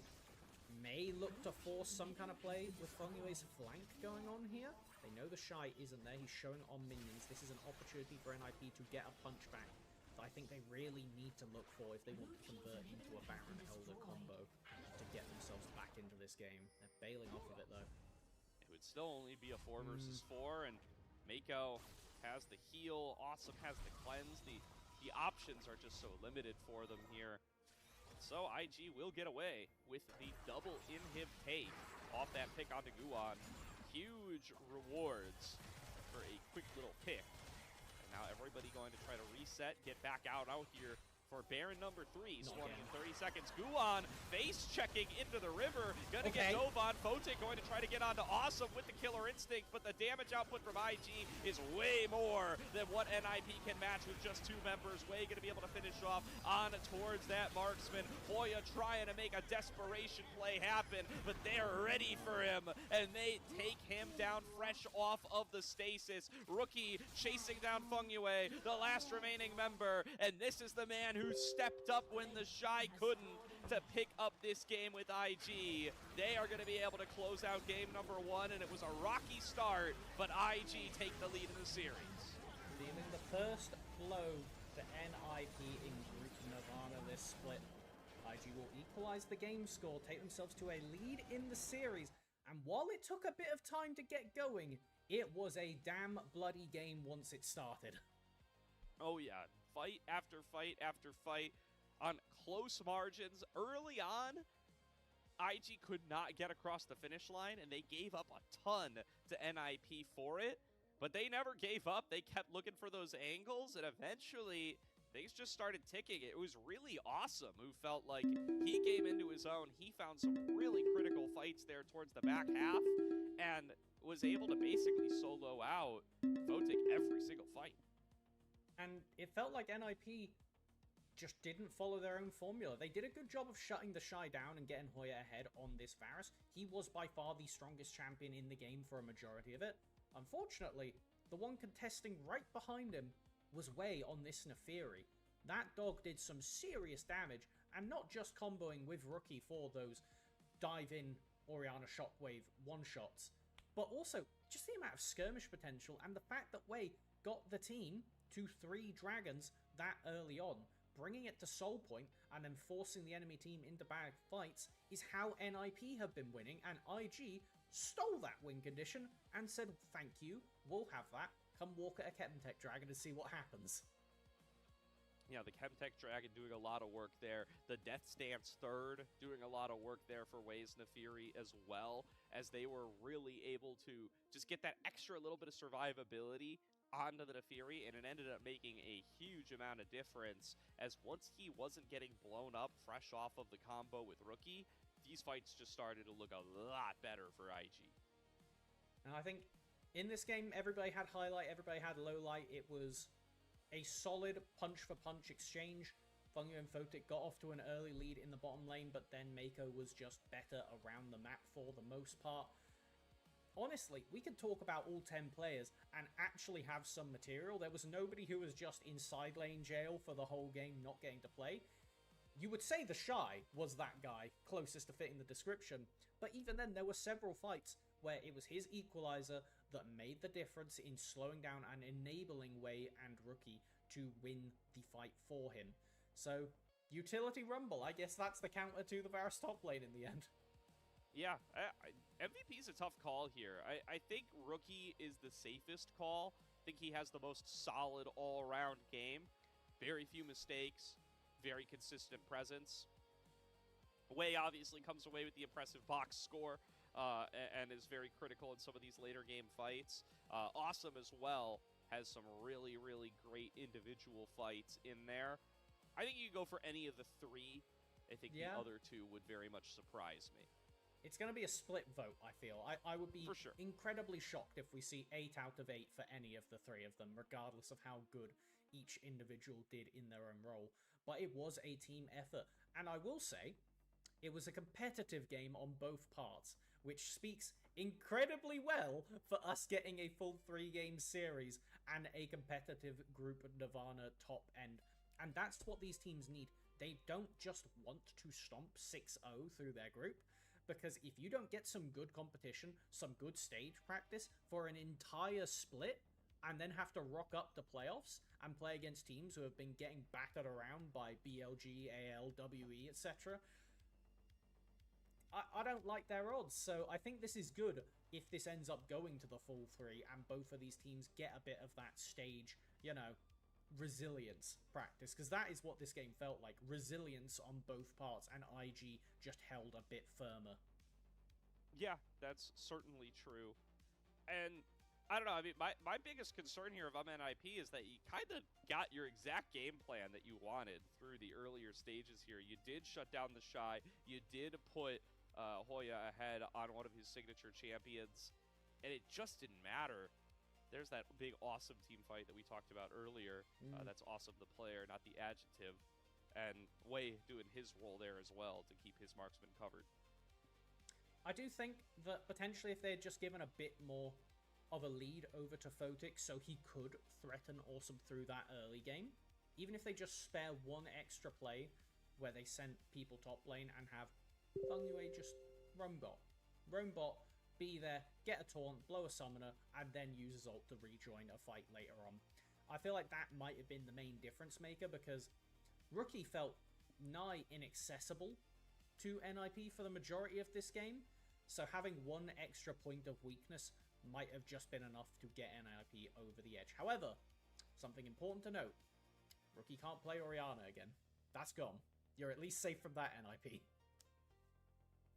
Yeah, that's...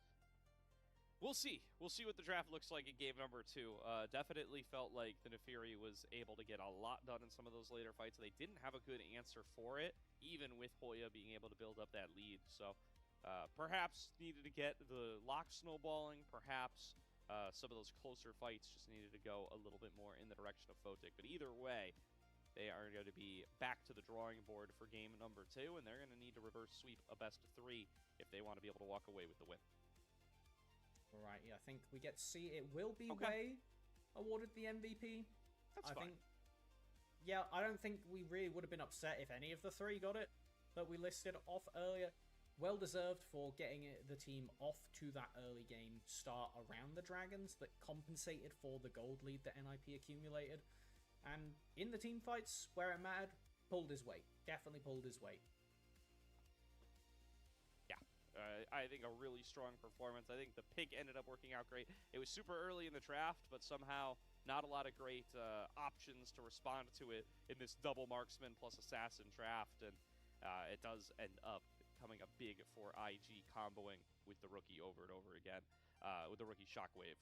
And, you know, big dub for IG here. Let's see if they're going to be able to replicate it. We're going to throw into a quick break here while we get into game number 2.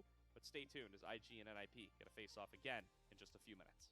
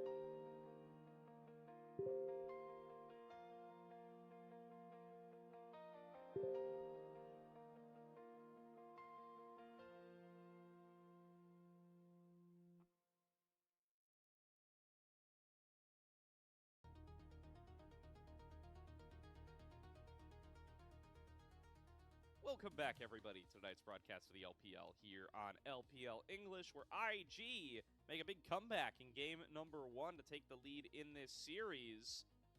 And we should be getting into draft for game number 2 here before too long. Melvin, are you feeling a big shift in style coming in for game number 2 for NIP based on how that game number 1 went? I'm certainly hoping for it, because the idea of get Hoya exactly what he wanted, Varus with the counter pick, or at least in a lane that he feels happy to play, and then play from that, get him a lead, and snowball the top side. They got all the purple objectives, but even with a gold injection, even with denying the soul point, they were still put at soul point for a majority of that game. From pretty much 18 minutes onwards, they were just on the clock trying to do what they could to avoid IG getting over to that soul. And eventually it happened. Eventually IG were able to win a fight around the objective, and it was kind of not just over from there, it was very back and forth the whole way through. But I don't think that they really played to what NIP has been practicing in Nirvana so far. They have been showing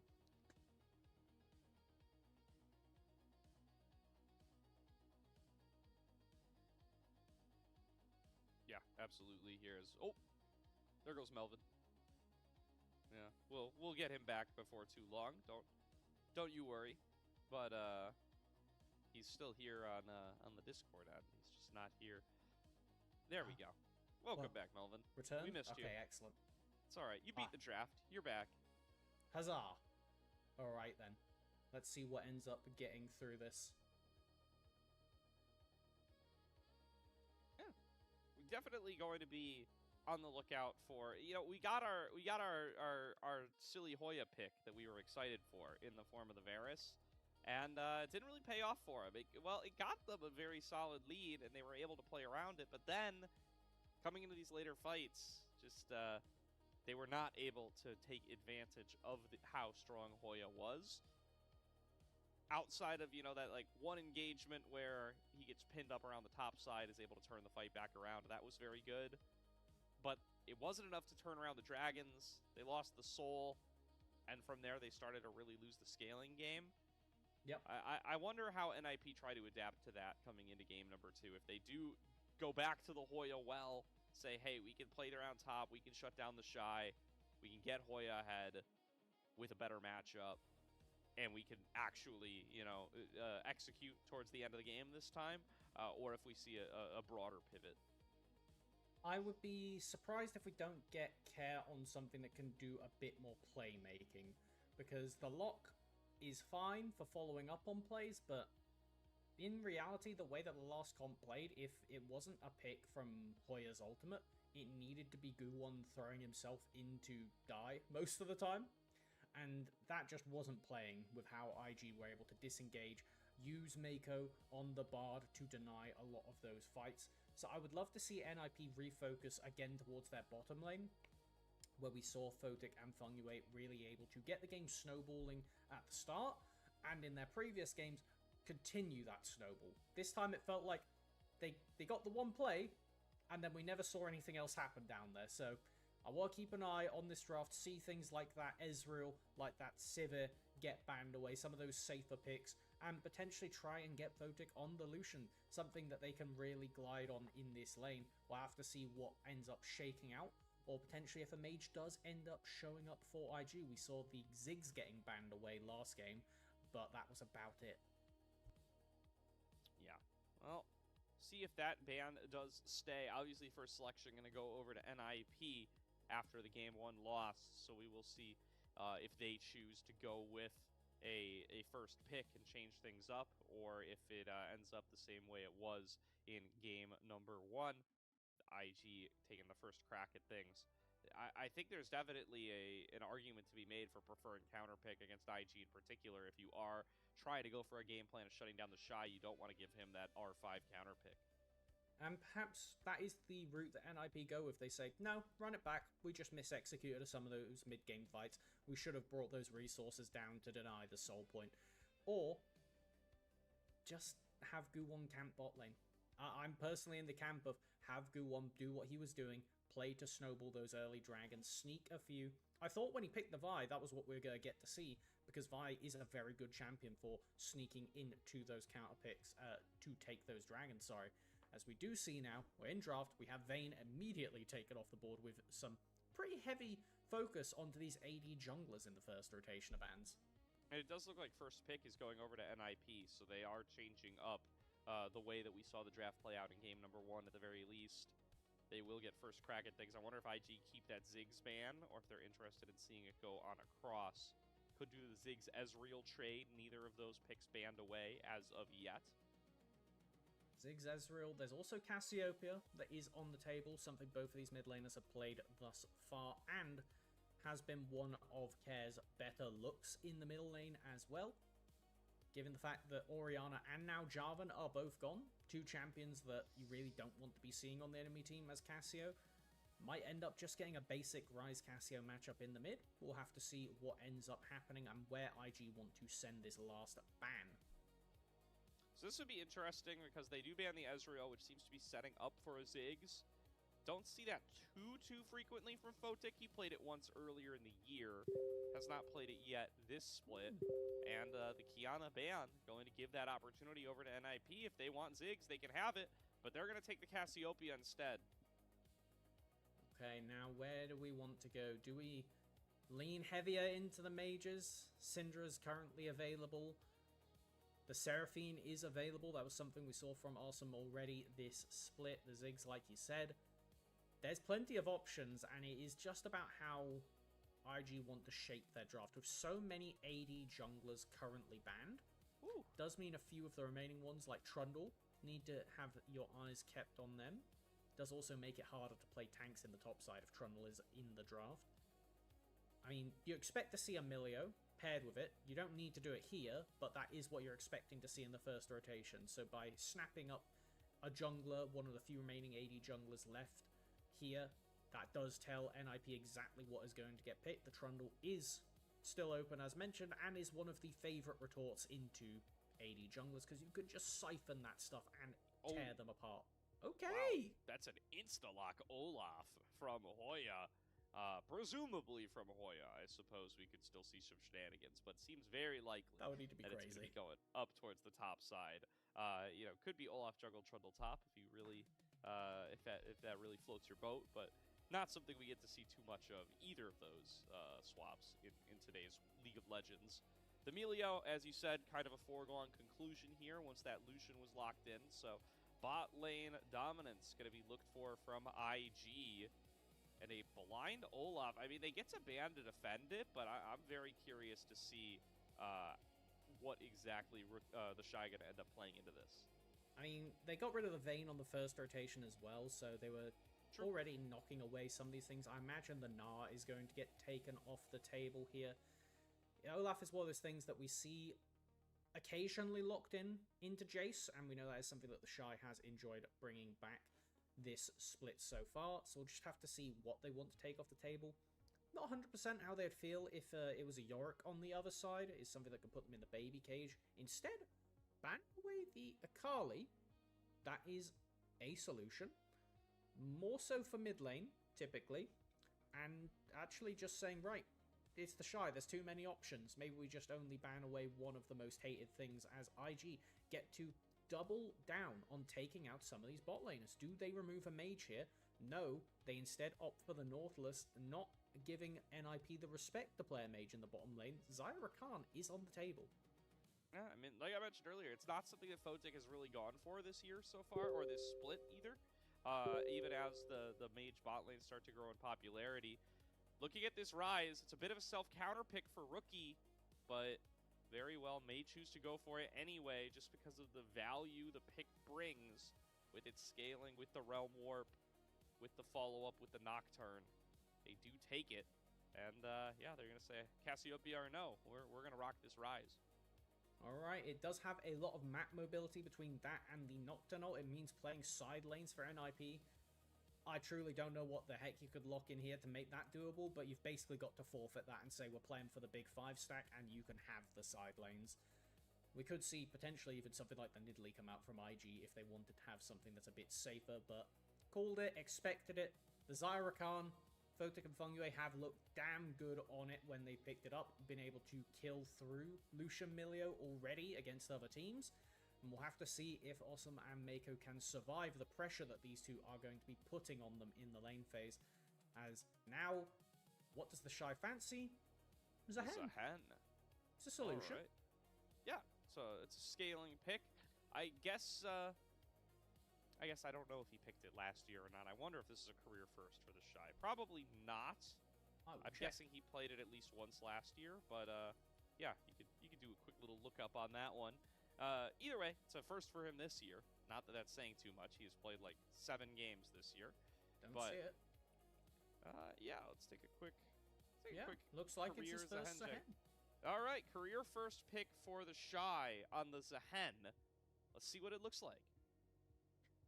I mean, I like the theory. I can't say I've seen this matchup, but as far as it goes, if you can stack up your Zahen passive while Olaf is in ult, you will be able to die and then revive while the Olaf ult runs out. So I like the theory behind it. We'll have to see how much of that actually comes to fruition. Also, the fact you can jump over walls is always a benefit against the Barbarian in the top lane.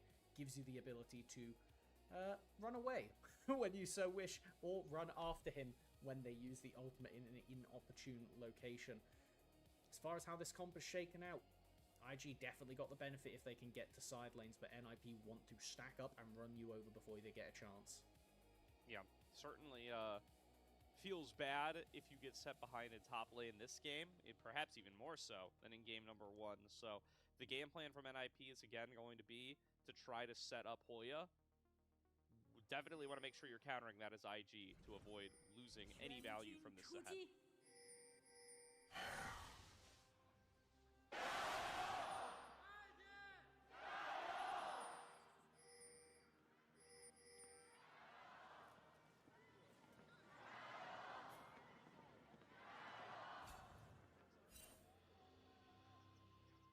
IG supporters remain out in force.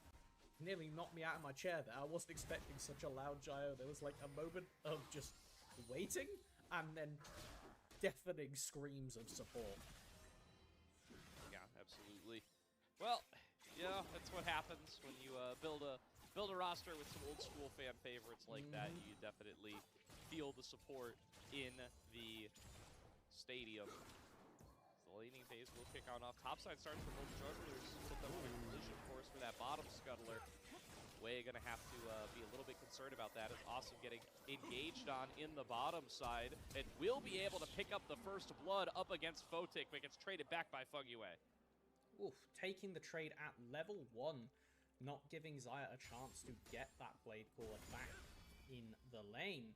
Really nice angle to equalize that. The fact that the ADC for IG got both the first blood and also got the kill is going to be quite significant for keeping the tempo in IG's favor.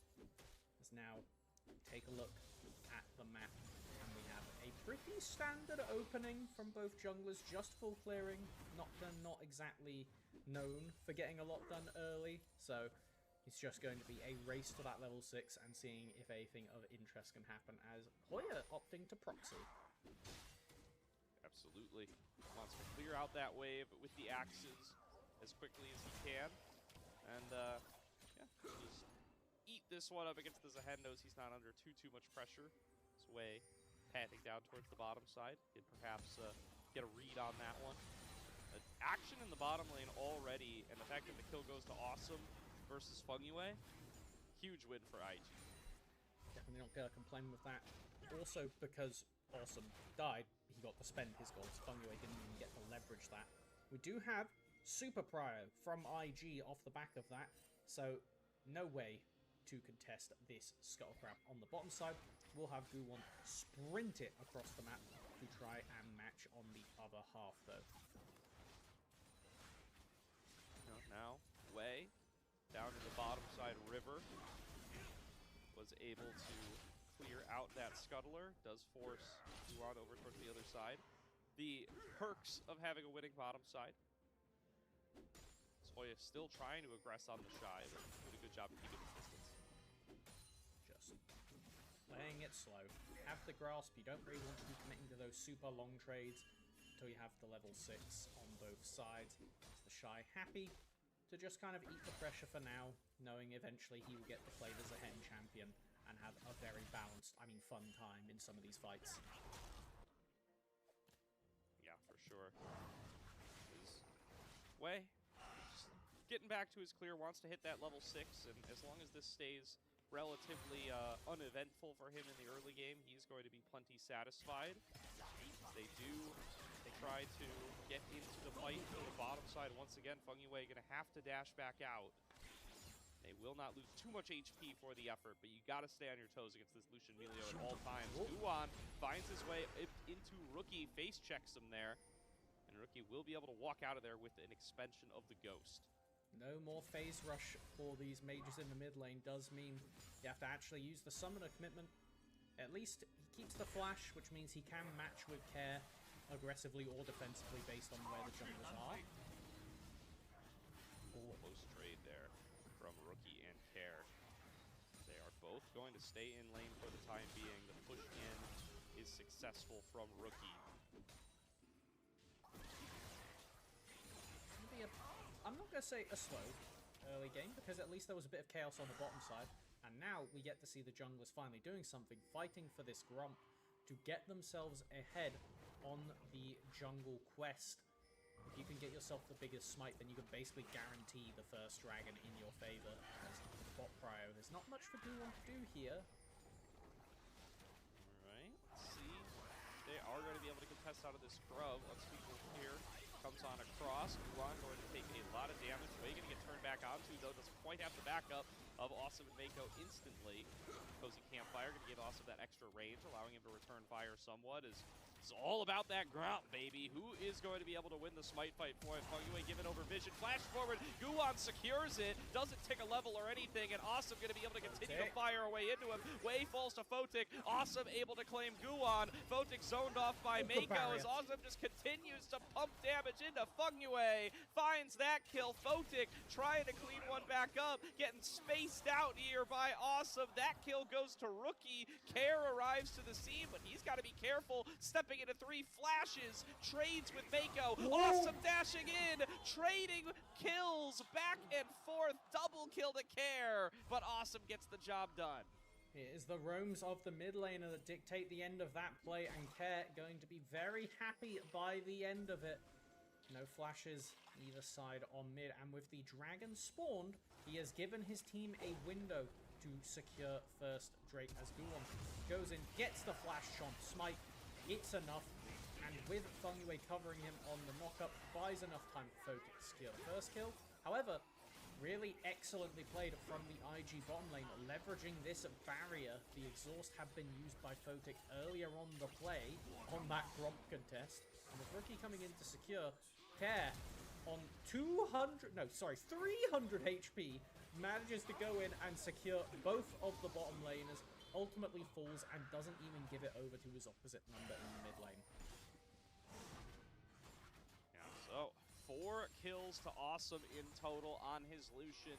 He has been a force to be reckoned with on this pick all year long, and now off to a fantastic start, nearly 1,000 gold lead individually in his pocket. Once he starts getting out of these early item spikes, he is going to be a real threat in these mid-game skirmishes. Grubs spawning in about 30 seconds. And a fresh reset from Wei, level 6 for both junglers at this stage. Curious to see if both teams are going to arrive to the challenge.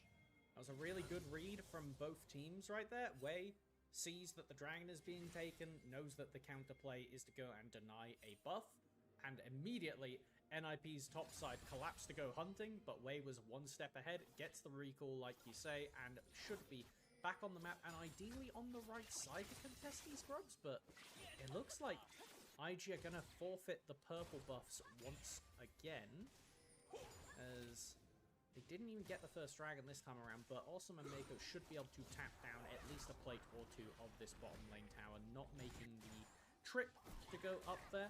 I don't think we'll see a dive onto an Olaf. That seems a bit sketch, considering he's got 3 biscuits, both summons and an ultimate.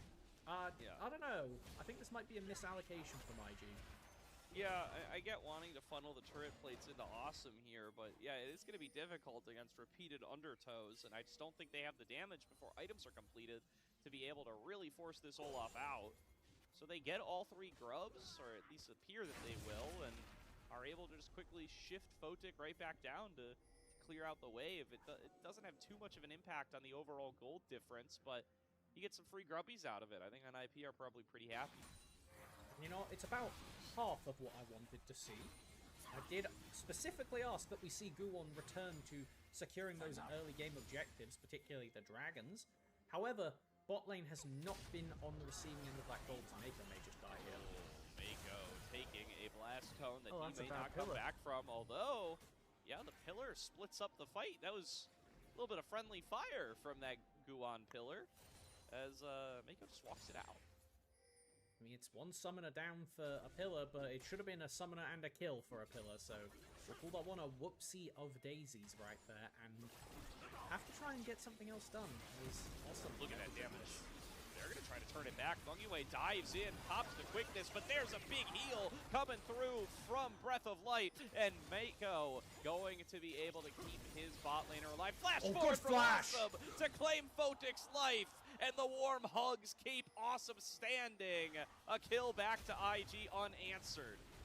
My shirt, my reputation. Awesome looking at the NIP ADC and taking them out in dramatic fashion, leveraging that first item completion over his opposite number will be rewarded with tower plates.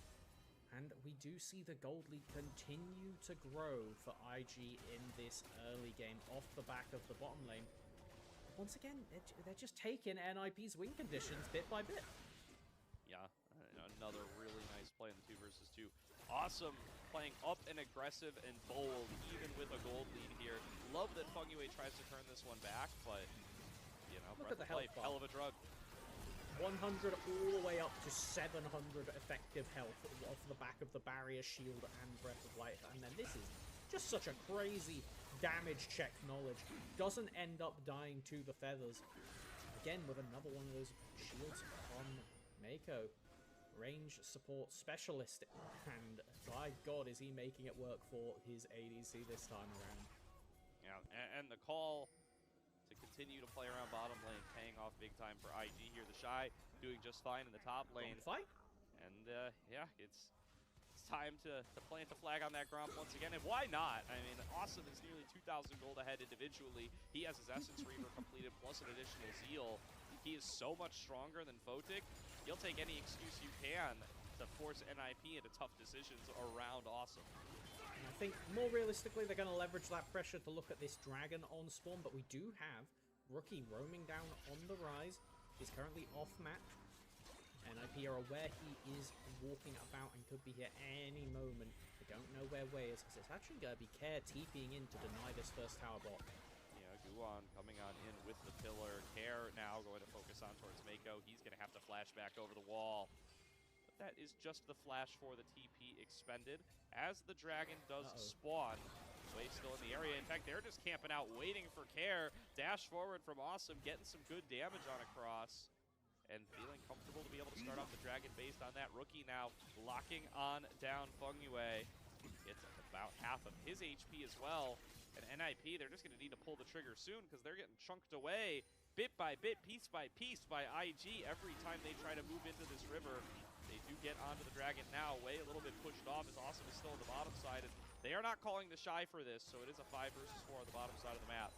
NIP will secure Dragon number 2. Now looking for a potential fight. Pillar going to be cut off here. Dive on in. Quickness connects onto 2. It's Mako sectioned off, and Care will claim the kill. That's it. This is what we want to see from NIP. Slow, controlled play. They had the Shy TP in topside, and they leveraged that information to send Hoya downriver. He sacrifices a good amount of gold, but it is enough to secure them the first 2 dragons. Having the numbers advantage, IG don't want to risk their luck, even with how strong Awesome is. He is not an extra champion's worth of strength in his own just yet. He is kind of fishing to bully Photic once again. Opening up with the Cullen, getting Photic out of there, dashing forward, gets out the Feather Storm. And again, Photic is just going to end up losing out on more farm as he's forced to leave the lane yet again. hold on A little bit of a jungler versus jungler fight. Care going to look to make it unfair.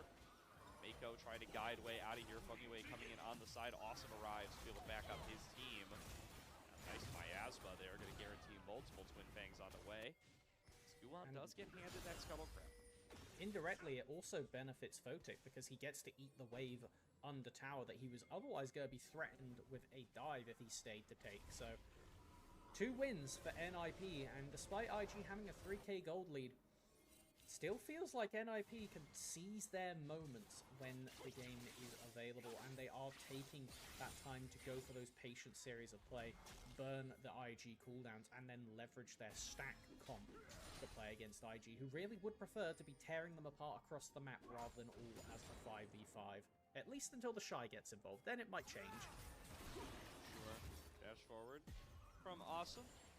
So they're going to take control over the mid lane for the time being. And, you know, the thing about these fights is, while they do have a good gold lead on to Awesome, there's not really a lot of, you know, easy engage lockdown tools for IG. Yes, they can, of course, pop Paranoia, but it's not going to stop somebody from kiting back, especially some of these good disengage champions drafted by NIP. So when you can't really take odd-numbered fights, it's not really an option for IG. If they're outnumbered, it's very tough to execute on these team fights, even from a gold advantage. Once Wei picks up the Stride Breaker, then it'll be a bit different. He can at least fly in and apply that mass slow, forcing people to fight or die for the NIP and mobile carries. But until then, it does give a lot of leg room for NIP to look for plays as Hoya, waddling around mid lane, walking up to this Herald, once again leveraging numbers in their favor.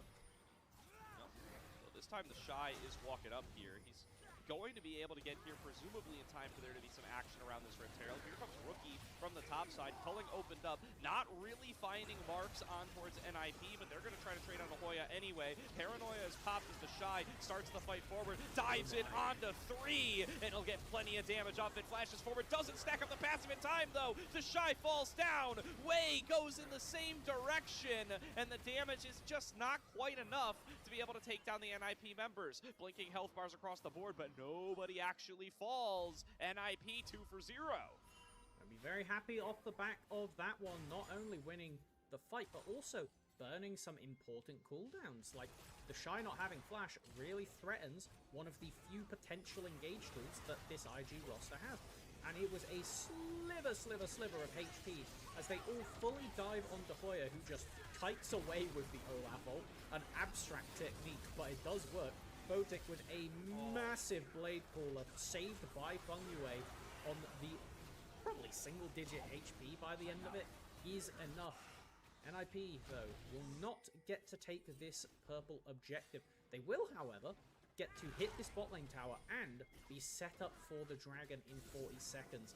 As soon as we get that scoreboard, I want to do a little quick check-up on the summoners and the ultimates and all that kind of stuff, as there's going to be a lot of chaos. We don't have Xayah Suns, we don't have the Flash for the Zehen. We do have TP for both of the top laners, you know, Ghost on Rookie and some slight item advancements, but nothing too significant beyond the fact that Awesome is 2 items strong on this Lucian right now. Yeah, critically, that was flash forced off of Photic as well in that last play. Care still has his. We'll see if that is enough to dissuade NIP from this dragon. Doesn't look like it, as Care is TPing right back over to make sure that they will be here to attempt dragon number 3. Barely picks up that second item and gives him a slight bit of mobility to fight away if possible. Anyway, dives and gets the double knockup. Also going to be forced to flash backwards, and just like that, the flashes on the 80 carries are equalized. TP over from the Shy. Round 2, looking to get this fight started, this time with the big teleport shield. Pulls back in Hoya to start to poke away with a little bit of damage, and should have that ultimate back available before too long. Rift Herald getting involved this time as well. Charging through the team, gets multiple knockups. Flash over the wall from Rookie. Hoya going to be the first one to fall in the fight. Petrifying Gaze, found Awesome though, and will be able to claim that big shutdown for the Cassiopeia. But look at the Shy, passage stacked up, stepping up into action.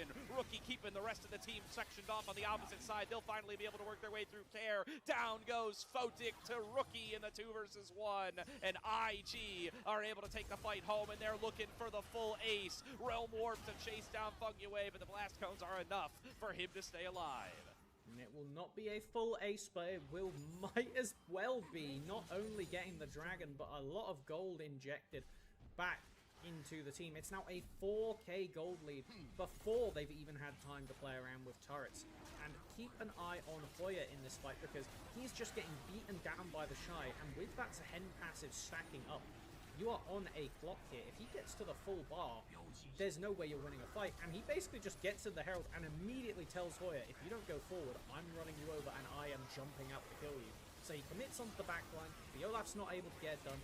Care nearly able to get some big work done, but tries to avoid the bolt of the Shy's ultimate. And while he knocks him into the passive, it's not enough to be able to finish up the fight, while Photic is just getting torn apart by Rookie. The solo laners of IG really running that fight. And guess who it is? It's the Shy and Rookie, able to show up once again in a big team fight. Awesome ends up falling on down, but you can lean back on these two, one of the most historic duos in LPL history, to pop off in the team fights.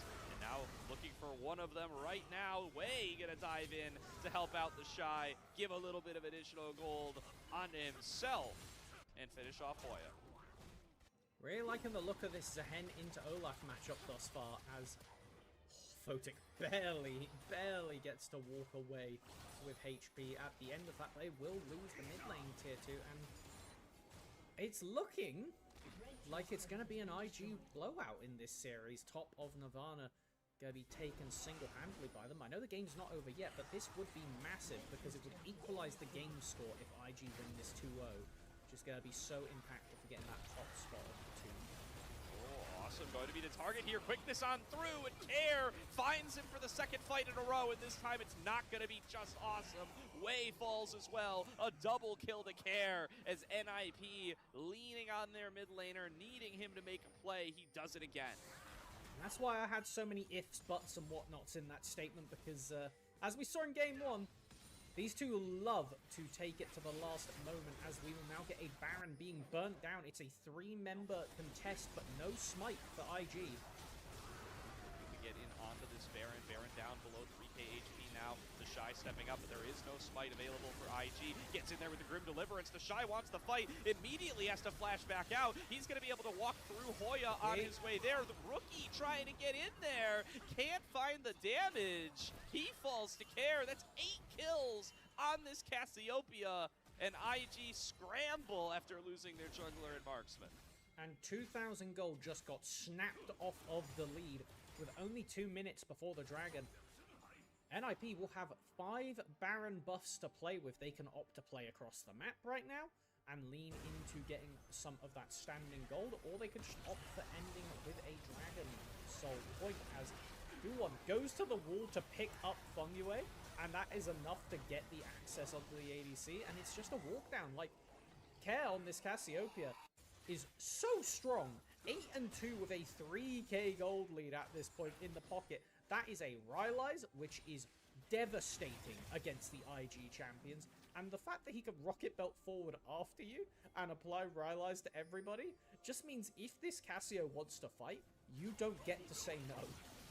Yeah, no, the Cassiopeia definitely going to need to be a priority issue for IG to deal with in these upcoming fights.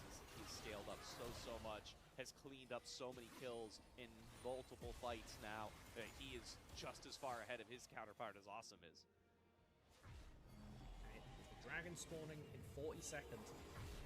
IP playing patient, and IG saying, alright, fine, we know what we are. We are not a team comp that wants to fight you in the big skirmish unless we are super ahead. Opting to drag NIP across the map, and I think they may have just bought themselves enough time. Care has TP, but having your strongest member nowhere near the fight gives angles like this for Awesome and co. Fungyue leading the charge there, as is Wise with his passive shield. Loses it, plus some health to a face check onto Awesome, but better him than Photic. TP in towards mid. Care wants to make sure he's ready for this fight. Rookie already showed up a couple minutes prior.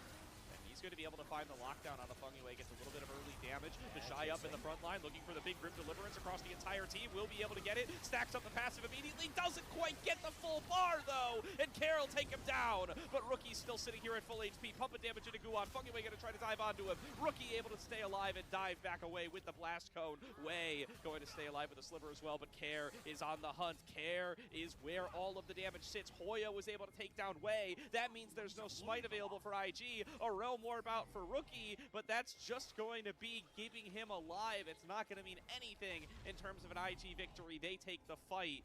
NIP 2-0. They still haven't got to that Dragon Pit, though, and Care base for HP. Whoa! Fengyue stepping up maybe a little bit farther, taking a fair bit of damage off the back of that Rune Prison, but once again, they just can't finish their targets. They have 2 carries. Here comes Care! Flash forward with the miasma, locks down, awesome! Down goes the support as well. NIP get 2 more from their 2 earlier, and Rookie gonna get run down. This is gonna be an unofficial ace, because the Shy's already respawned. Oh, it's incredible. NIP plays so slowly and just wait. They know that IG wants to go for a trap play here. Hold on.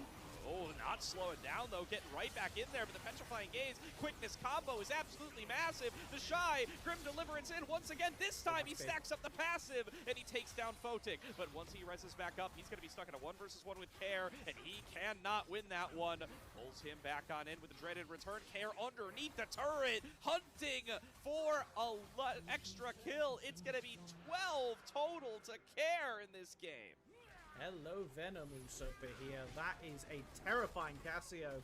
Already got the Seekers. Going to be able to pick up a full Medjai's off the base on this one. I must say, I hope we get a replay of the first part of that multi-layered fight, because Care had such threat recognition. He was basically going around like a turret in a circle, having to chase 5 different people at once, because he fully understands he is the guy with the Goldie. He is the only one that can kill these people if they are around him. But it is just IG leveraging right now. They're trying to get some pressure around the Baron, look for a pick. They don't know that any moment now that Snake can pop out and jump at them. Yeah, you know, they're starting these fights on okay terms. They're getting some chunks down, but A, they're not being able to finish the kills out of the tankier members, and B, they're not getting out of Care. Care is a huge problem in this game, and is positioning just so well. We talked about the lack of lockdown there. All you can do is paranoia onto her, but if you're diving past 4 members to do it, you're not going to get the backup of your team. Also, opting for the Black Cleaver here, instead of having the Stride Breaker, I think it's just not good. I know that you are trying to shred the resistances for the Shy and Awesome to go in and clear up the fight, but I mean, we can see it. Care is so incredibly mobile, not just off the back of the Proto Belt, but he is also just really quick, having the Enchanted Shoes and also having the 10-stat Medjai's now. This Cassio, she's nigh untouchable for IG, and she is the only person you need to kill if you are looking to win a fight, but she is the hardest person to kill, because NIP do one thing very well, and that is play a slow game with Care at the center of it. And this is the battle for first place in Group Nirvana that we were hoping for. Game number 1, NIP take the early lead, IG able to pull it back, and the reverse story so far in this game number 2. Awesome cut off with a really well-placed pillar from Guan. They can't quite chase him all the way down still. A nail biter here as NIP continue to look for what might be the final nail. Okay, going for onto Rookie. Pops, they dive forward. Rookie locked down, doesn't have anywhere to go without that flash, but he's able to stay alive and actually returns fire quite effectively on a Fengyue. Paranoia Pop not going to be taken in by Wei, just trying to disengage the fight, and they will successfully do just that. And NIP have some ugly-looking side lanes that they need to clear up. And so IG see this on the map. They know if we could just keep them here, we're eventually going to start ticking up gold on the side, opening up opportunities for us to use this Realm Warp and this Zehen TP to leverage potential inhibs. Now Baron on the table still, also being hunted. Another pillar onto Awesome, has to walk out through the miasma, does get away. Petrifying Gaze, swing and a miss from Care. And now Will they look for the fight on the backside? Wei going to get exhausted. He flashes back away. Does manage to avoid the CC. Cut off by another beautiful pillar from Guan. And that'll be enough for Care to take the first kill of the fight. Quickness dives forward. Gets on a Rookie. Rookie now stuck in melee range with both carries. No chance to be able to fight that one out. The Shy is sent to the resurrection. But Care is moving through member after member. Twin Fang after Twin Fang. A triple kill to him already. Make it a quadra kill. Can they hunt down the Penta? Hoya is going to have to hold down Mako, but he is going to be able to do that no problem. A pentakill to Care. Did you know you can fit the entirety of Invictus Gaming into Care's stomach on this Cassiopeia? Because they are one hungry, hungry snake. Oh boy, 4th pentakill of the game, 2nd pentakill of the day. Well, what are the mid laners eating today, other than enemy teams? Wow, Care is having an amazing game, and looking at his inventory, I have no idea what the heck he's going to do with that gold. He can upgrade a Zhonya's, but unless he sells something for Rabadons, I don't know. He's basically as strong as he's going to be getting, as it's just such a gradual approach, and as soon as Wei is out of position, that flash comes down, he's not able to get over a wall, and NIP continue to chase. And then Feng Yue makes it so, using the alley-oop with Care, slamming Rookie back into his own team, with the blast cone. It's just absolutely beautiful. This is where NIP do their best work. And now they're sieging, but with 20 seconds, the Infernal Soul will be on the table. So if they're not breaking the base, they will be picking that up and adding even more scaling damage to the 25 Magi stack Cassio in the room. Doesn't get any stronger than this, Melvin, and Care going to show you just how strong that is. Awesome, take it down to a sliver from just a couple of Twin Fangs. Care slithering through these team fights with ease. NIP not going to take any unnecessary risks as the wave gets cleared out. They just move right over to bottom lane. Guan keeping on the back foot with a little bit of a lower health bar, but an 8,000 gold lead now built up for NIP. And Care is 6.6k of it. I haven't seen a gold lead like that in a very long time. Absolutely eclipsing Rookie as they go for the final fight. Stepping forward, Care taking to about half early on, but they can get the front to back. That might be just what they need to be able to close out the game. Awesome with a big culling across the team. Photic now stuck in the front line. Grim Deliverance comes across the team. The Shy, once again, going to be able to stack up the passive, trying to break up the fight, but he's going to get taken down. Awesome, torn apart by Hoya. So is Rookie. There go both carries. Doesn't matter if Photic and Care are being held back by the Shy, because Hoya will sub in and he'll do what Olaf does best. Takes down the carries in the back line. NIP with a comeback in game number 2, going to take this series the full distance. Oh, thank goodness. That is just incredible to see. And Photic with a slow early game, Awesome having the better number, really does come alive in that last fight right there to draw the Shy in, lock him down, and remove the only threat to NIP's win condition at that point. Just an incredible performance. We don't need to waste time talking about MVP. Care's getting it. Job's done. Signed, sealed. Give it 8 out of 8 on the votes. Doesn't need to be said more on that. For sure. You know, it was quieter for him for some of the earlier game, especially when IG were able to get some of those fights in their favor. But eventually, you know, just cleans up quite a bit on back-to-back fights. And from that position on, is strong enough that they can't really threaten onto him. That lack of lockdown we talked about in the earlier stages ended up making a huge difference, because at a certain point, your assassination potential on the Nocturne is not there. Your Zehen can't actually dive that far, and there's no way to reach the Cassiopeia. Just absolutely monstrous here.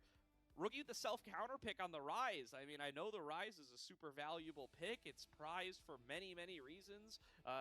Its laning capability is not necessarily one of them, but the Cassiopeia is just so effective there that you gotta feel a little bit bad about how that Rise pick ended up serving you. Very few impactful Realm Warps that game. Rookie just not getting across the map with Wei. It had to be those two taking their presence to these side lanes. But by the point where they actually had a lead to take the side lanes, it was just NIP in a clump for the majority of the game.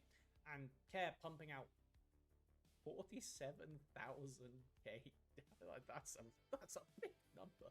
That's a lot of damage from just one person. far ahead of the Lucian, who, mind you, had been absolutely blasting NIP for the majority of this game. About 20 minutes of this game was the awesome show of just absolutely gunning down Photic whenever he walked to a lane, not having any opportunity to play these fights. But as he said, you could see exactly at that 25, 23-ish minute point where NIP started to take control, and it was Care leading the charge. Yeah, if you zoom in really close on that gold graph, right at the peak of IG, right where it starts to go down, that's right when Roa pops for Care. From that point on, he just never lets go. Really, really strong performance in team fight after team fight. You're going to watch it in the vast majority of these highlights here. And yeah, the highlights starting already pretty deep into the game here. I think this is the last semi-competent fight we got to see out of IG. There's just not many opportunities left after this one. Rookie and the Shy keeping 3 down to the bottom side, splitting up the fight effectively. This is the last time that Care didn't actually manage to stay safe, but even then, he cashes out multiple kills in this fight that helped to propel him into the position he was in later. I mean, at this point, I'm pretty sure I cast a curse to the game by saying that IG should be looking to get this clean 2-0. That was probably just about when that happened. Because it would have been really significant if they were able to take this as a 2-0, because now, even if IG win, NIP still will be walking away with a game score advantage. Now, obviously, they'll be down in the head-to-head, but that means by the time we get to that second round robin, and these two teams face off as the last Nirvana series of the split in Week 5, who knows what the heck we'll be looking at by then. We got a whole different Weibo that we're going to have to compete with for these two teams. But taking it back down to just this series, we've got to a 1-1. We don't know who's walking away with the win here. But I think from what we've seen, it's quite safe to say it's not going to be a decisive Game 3. I think that's a fair assumption. Yeah, let's not get too carried away with our early 2 to 3K gold advantages. You know, those... I think it was 5. These correlate, those correlate really heavily with game wins, but maybe not in this series, at least not from what we've seen so far. Here's the Care pentakill. Shout out to him. Always awesome to get one of those in the career accolades. You know, love to have a pentakill on your wiki page if you can get one. Doesn't happen for every player, even in the carry positions, and it's going to be only our 4th penta this split here in the LPL, but somehow also our 2nd of the night. It's a good day. I'm looking forward to Series 3 off the back of that one as well. Maybe we could get 3 in a day and just absolutely go numbers. Maybe this is the change, finally, where we see some more pop-offs. I was going to say pop-offs from ADCs, but it's been mid lane both times around today, so... Yeah. Not an asterisk on this one either, right? You know, there's some champions, and I think the Lock is in that category, where they get a pentakill and you're like, did they really though? Like the Zeri, were there the 5 Smolder HP people? Yeah, Zeri, Smolder, in that category. Yeah, you know, anybody that has reset executes or anything like that, you definitely are going to be maybe putting an asterisk on. Care, he didn't do any of that. He got it fair and square on the Cassiopeia. You can't take that one away from him. Most definitely not. And another thing you can't take away is the fact that this is now match point for both of these teams, as the least surprising MVP shows up on our screen. We had a lot of contention about who would get it last time around. This time, it was not close. Well, and here's a theory for you, Melvin. NIP versus LNG, game number 1, Care Cassiopeia, player of the game. Yep. NIP versus Weibo, game number 1, Care Cassiopeia, player of the game. He's 3 for 3 now. Maybe just stop giving Care the Cassiopeia. Maybe the B1 Cassiopeia strat for NIP is just unbeatable, and this pick needs to get respected a little bit more. I mean, between giving Rookie Orianna in Game 1 and giving Care Cassiopeia in Game 2, I think that Nirvana has a lot to learn when it comes to just, for God's sake, be respectful of people's, like, most disgusting champion in the pocket. Let's you know, Game 3, neither of them, so... That's it, and most of the scary ADC threat, that Zyra Khan combo from Photic and Fungyu, it gets the win, but not necessarily in the fashion they would have liked to see, and with Lucian Milio off the table as well. Very curious to see where we end up going. Will we see a Sivir Ezreal show up again, or will that be knocked out in the bans again for Game 3? Will somebody pick the Ziggs if we keep leaving it up? That's the other question. We'll keep our eyes on it. No, you don't want me to curse it like that. All right. Well, we'll find out when we get back from this break. We are going to take a couple of minutes before we get into draft for game number 3, but we will see everybody on the other side as Invictus Gaming versus Ninjas in Pajamas goes to game number 3 to decide first place in Group Nirvana.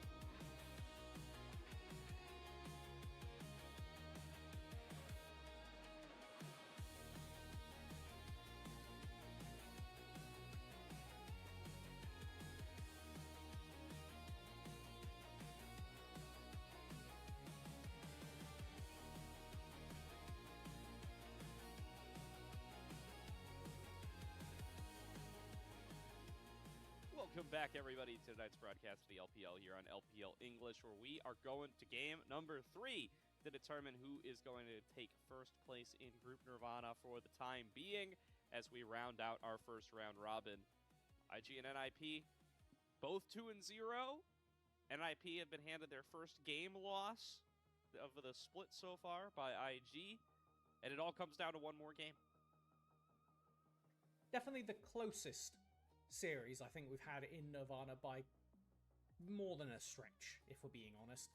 And both of these teams have been in incredibly winning and incredibly losing spots of both their wins and losses respectively. So no matter what's happening on your screen, unless the Nexus has exploded, let's, not fall into my mistake of talking about IG coming away with a 2-0 victory when they have only a measly 5k gold lead and complete map control.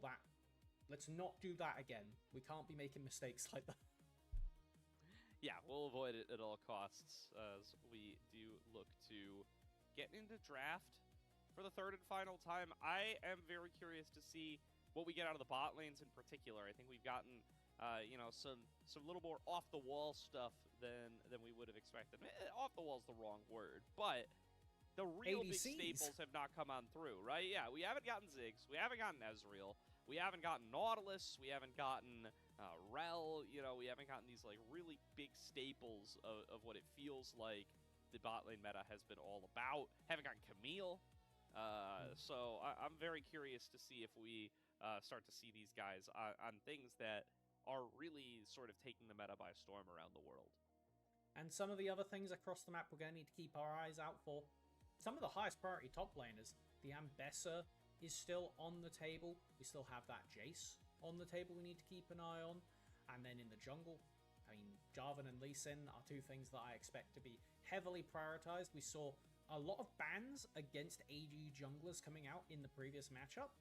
And especially when we look over to the middle lane and there's still stuff like Syndra, Akali, Ahri all available to pop up.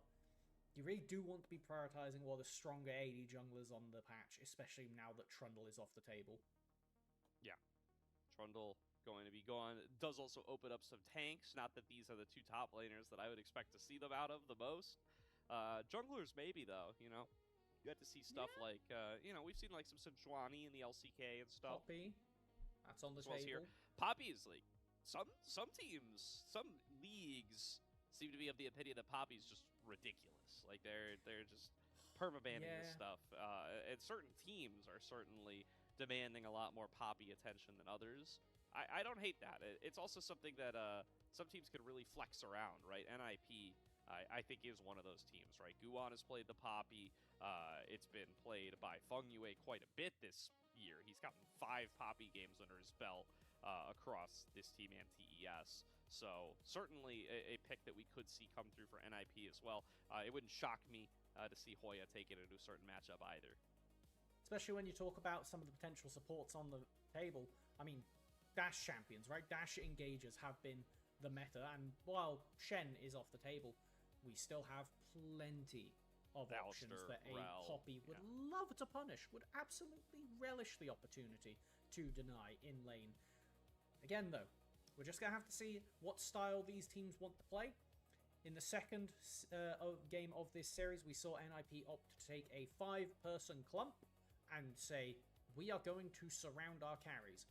We thought it was going to be Photic doing most of the heavy lifting, but it was Care, who came off a pentakill, an absolute barnstormer of a game 2. IG had a lot of good side lane tools, but partly with not being able to execute on it, partly with just not allocating those resources as early as they wanted to. Despite Awesome getting incredibly far ahead on the Lucian, they weren't able to push it through. So now, what engage tools, what force tools are still on the table for both of these teams, and who are we giving that agency to? Because if you don't have enough of those tools, we've seen that NIP will stall you out and take you to a late game that they are favored in. Yeah. Well, both teams taking back to the stage here for game number 3, and I gotta say, Melvin, boy, do those couches in the front row look comfy, right? What great seats! What great seats, man! I gotta figure out how to get one of those. Do you think they're recliners? I don't know. Maybe. Maybe. It doesn't even seem like they need to be. They feel deep. They're like, I don't know where they're the real. screens are for them, but Yeah, like the there's idea of like just having the full game in front of you and just be able to recline back and go. You better. You got to be able to at least go pretty far back. Otherwise, That's it's like true. being front row to movie, right? It's really, it's actually not all that good. Yeah. It kind of hurts your neck after what's already been a 6-game day, and there's another best of 3 coming up after this one. So, yeah, maybe. You better hope so. You better hope so. Either way, though, let's. Worlds is in NA this year. Let's see if we can get some couches in the stadiums. I would love that for. It's been probably harsh a bit, competition. Yeah, a bit beyond the price point of the tickets I've bought, but you know, if I could sneak a couch in there, I'd cough up a few extra bucks.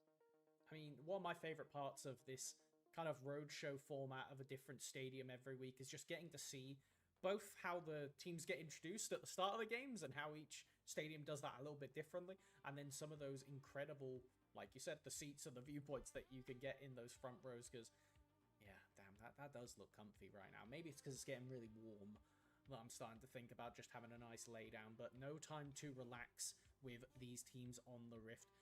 Expect chaos. Simply put, chaos. We don't know where it's coming from. We don't know when it's going to start, but there will be some nonsense happening this series. There certainly will be. And, you know, we've already gotten to see some Hoya specials, but there's room for more, baby. The Shy, first Zahen game of his career, going to be one to forget. Care, the first pentakill of his career, going to be one to remember. He'll be plenty happy about that one. Was that the Shy's Rock Lee? It was beautiful. That's what it was. That's what it was. But as we are now looping back around into draft, I think the story comes back to the bottom lane. When we came into the day, we're expecting IG to play heavy through their top side, through their solo lanes, and NIP to lean on their bots, but hasn't really been that thus far. The IG bot lane did get the better of NIP in the previous matchup. Let's see with what's available. A lot of this top side banning, Camille support off the table now. The Lee Sin, one of those primary AD junglers, gone. Jarvan still available. A reasonable response when the Lee is off the table. But again, that's some of the more premier picks gone again. Certainly is. So, junglers remain the focus. The Shy gonna ban away his own Jace. Not too interested in that one in this series. Camille off the board. We've talked about the bot lane a little bit. First pick will go over to IG. Once again, I wonder if the Ziggs is on the menu. I wonder if the Ezreal's on the menu. I mean, can't really ban ban one of them will get through. Yeah, at least one of them will get through, which means probably both of them will get through, because you want to leave open the option to respond to the Ziggs with the Ezreal. Could also just take a prio jungler here. Stuff like the Xinjiao is still up. Or you just take that Ezreal for yourself, and that's exactly what Awesome is going to do. A lot of agency. The Caitlyn Karma is a pretty standard retort as something that can just get the lane push and beat you down. Something that I think NIP are very likely to lean towards. You don't necessarily have to opt for the Caitlyn, or at least opt for it right now. If you wanted to take a different flavor, you could go Karma Seraphine. I personally wouldn't love that because it'd be really boring to watch in the lane, but it is, you know, good, especially when you have a beefy tank. If you want to put that agency on your solo laners, that is absolutely on the table, as IG sniffing it and might take away the Seraphine. It might as well, right? The traditional Ezreal duos are all gone, right? There's no Bard, there's no Karma, there's no Rakan. You can't go for any of those, like, uber safe lane duos that, you know, you really associate with the Ezreal. So why not, you know? Snap up this Seraphine. Still be kind of pseudo-pokey in the vein of a Bard, with maybe a little less roam potential, a little more teamfight potential. I don't hate it, and it will be what Mako is piloting to start on off game number 3. Jungler locked in for Guan already. You do have to think about how you're going to deal with this Skarner, and another nice scaling DPS source will be exactly Interesting. Syndra is still on the table. Based on how this is shaped up, NIP really would like to pick an ADC here. Caitlyn, the Karma, the Sivir and the Karma, both good options. They opt for the Sivir of the two. Does mean, though, the rookie is going to get to chuck 2 bans away at the opposing mid laner, and after the game that Care just had, I don't think that's such a bad idea. Not at all. So, what do you look at here? The Ari, perhaps, going to be on the short list. It's a good pairing up with the Skarner. It's good with this kind of team fighty team composition. Could definitely look at that one. Yeah. Can look at maybe some more of the, control-y mages of the world that are still left and available. If you're worried about something a little more lane dominant, you could look at like the Aurora. If you're worried about some scaling, you could look at the Azir, which is still in the game, even though it's not the omnipresent pick that it once was. The Akali going to be looked at early, though. I also wouldn't mind opting for the Twisted Fate here. That is an angle because it is a safe enough just pick to lock in, considering you don't have the Nautilus, you don't have the Vi. This targeted lockup tool onto Awesome this game is incredibly limited. So having something like that you can pair with the Skarner. If you're confident with whatever Hoya is cooking in the top lane, I think it's a pretty good angle because IG currently don't really have that many tools to save. Particularly Mako if he's the one getting picked off, but really any of these members if you have to both cleanse a gold card and then stop a Skarner chasing you with incredible movement speed. So do they want Care on another carry game? Or are we opting to have him on utility? Could even go for something like the Galio if he wanted to play a bit more defensive. Like, it is entirely where he wants to fish, and... Ooh. Looking at the Sylas, this will be his second Sylas of the year. I was going to say, they only ban the Akali. They leave up stuff like the Sylas or the LeBlanc. Not traditionally like a melee assassin-y guy is Care, but he will snap up this Sylas. Gets to steal away Seraphine ultimate critically, and if you lock this Wukong, he's going to get Cyclone too. A little bit of dangerous territory here for Wei, but they may decide to go for it anyway, just to give themselves some supreme team fighting potential. I like this Pantheon perhaps a bit better, but they're going to take that Wukong. Not bad. It's, not an S-tier ultimate to steal, but it's definitely that is an S-tier ultimate to steal. Don't do this, the Shy. I mean, it's a very good blind pick. It's very safe for the Shy. It's something that he has done incredible work on in the side lane. But yeah, I do agree that giving that to a Sylas, especially Care, after the last game, questionable is generous. Well, looking at this Jax instead, I think that's much more in the, normal lineup. As now, I mean, Hoya has his pick of the litter here, right? You've already got your front line. You've already got damage. There's that Poppy we were talking about earlier. It's going to get snapped on up. You know what? I'm not even going to say it. It's going to be taken up here to the top side. I was going to say, technically, Skarner Poppy could be flexed, but they're not going to do that. They're going to put No, you don't need to. You don't need to. There's the no reason to do that. Can do a good time in top. Yeah, I mean, it's going to do a good job of stuffing the Wukong. It's going to do a good job of stuffing the Jax. You now have double tanks up against Victor Ezreal, who will work through them eventually, but it will take time. Not exactly an anti-tank composition here from IG. And, this whole comp is pretty beefy with the shielding from the Karma and the healing from the Sylas. It's going to be tough to capitalize even on a big Encore Wombo combo. The main thing that IG needs to do, and it is simple, is kill Photic. This Sivir cannot be allowed to live. Otherwise, the 5v5 scrap is not going to go in your favor. You have the dive with the Wukong, with the Jax. There is potential if you can escort a Seraphine Encore from your own team onto the backline.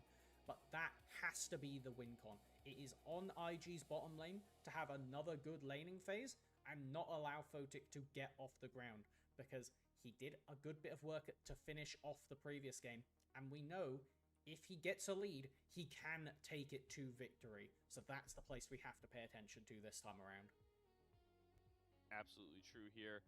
Very excited to see this Poppy come on through. I mean, it hasn't really gotten changes. It got a little bit of a monster damage increase a few patches ago, but like as a laner, it has received no changes at all, and yet just the new hotness.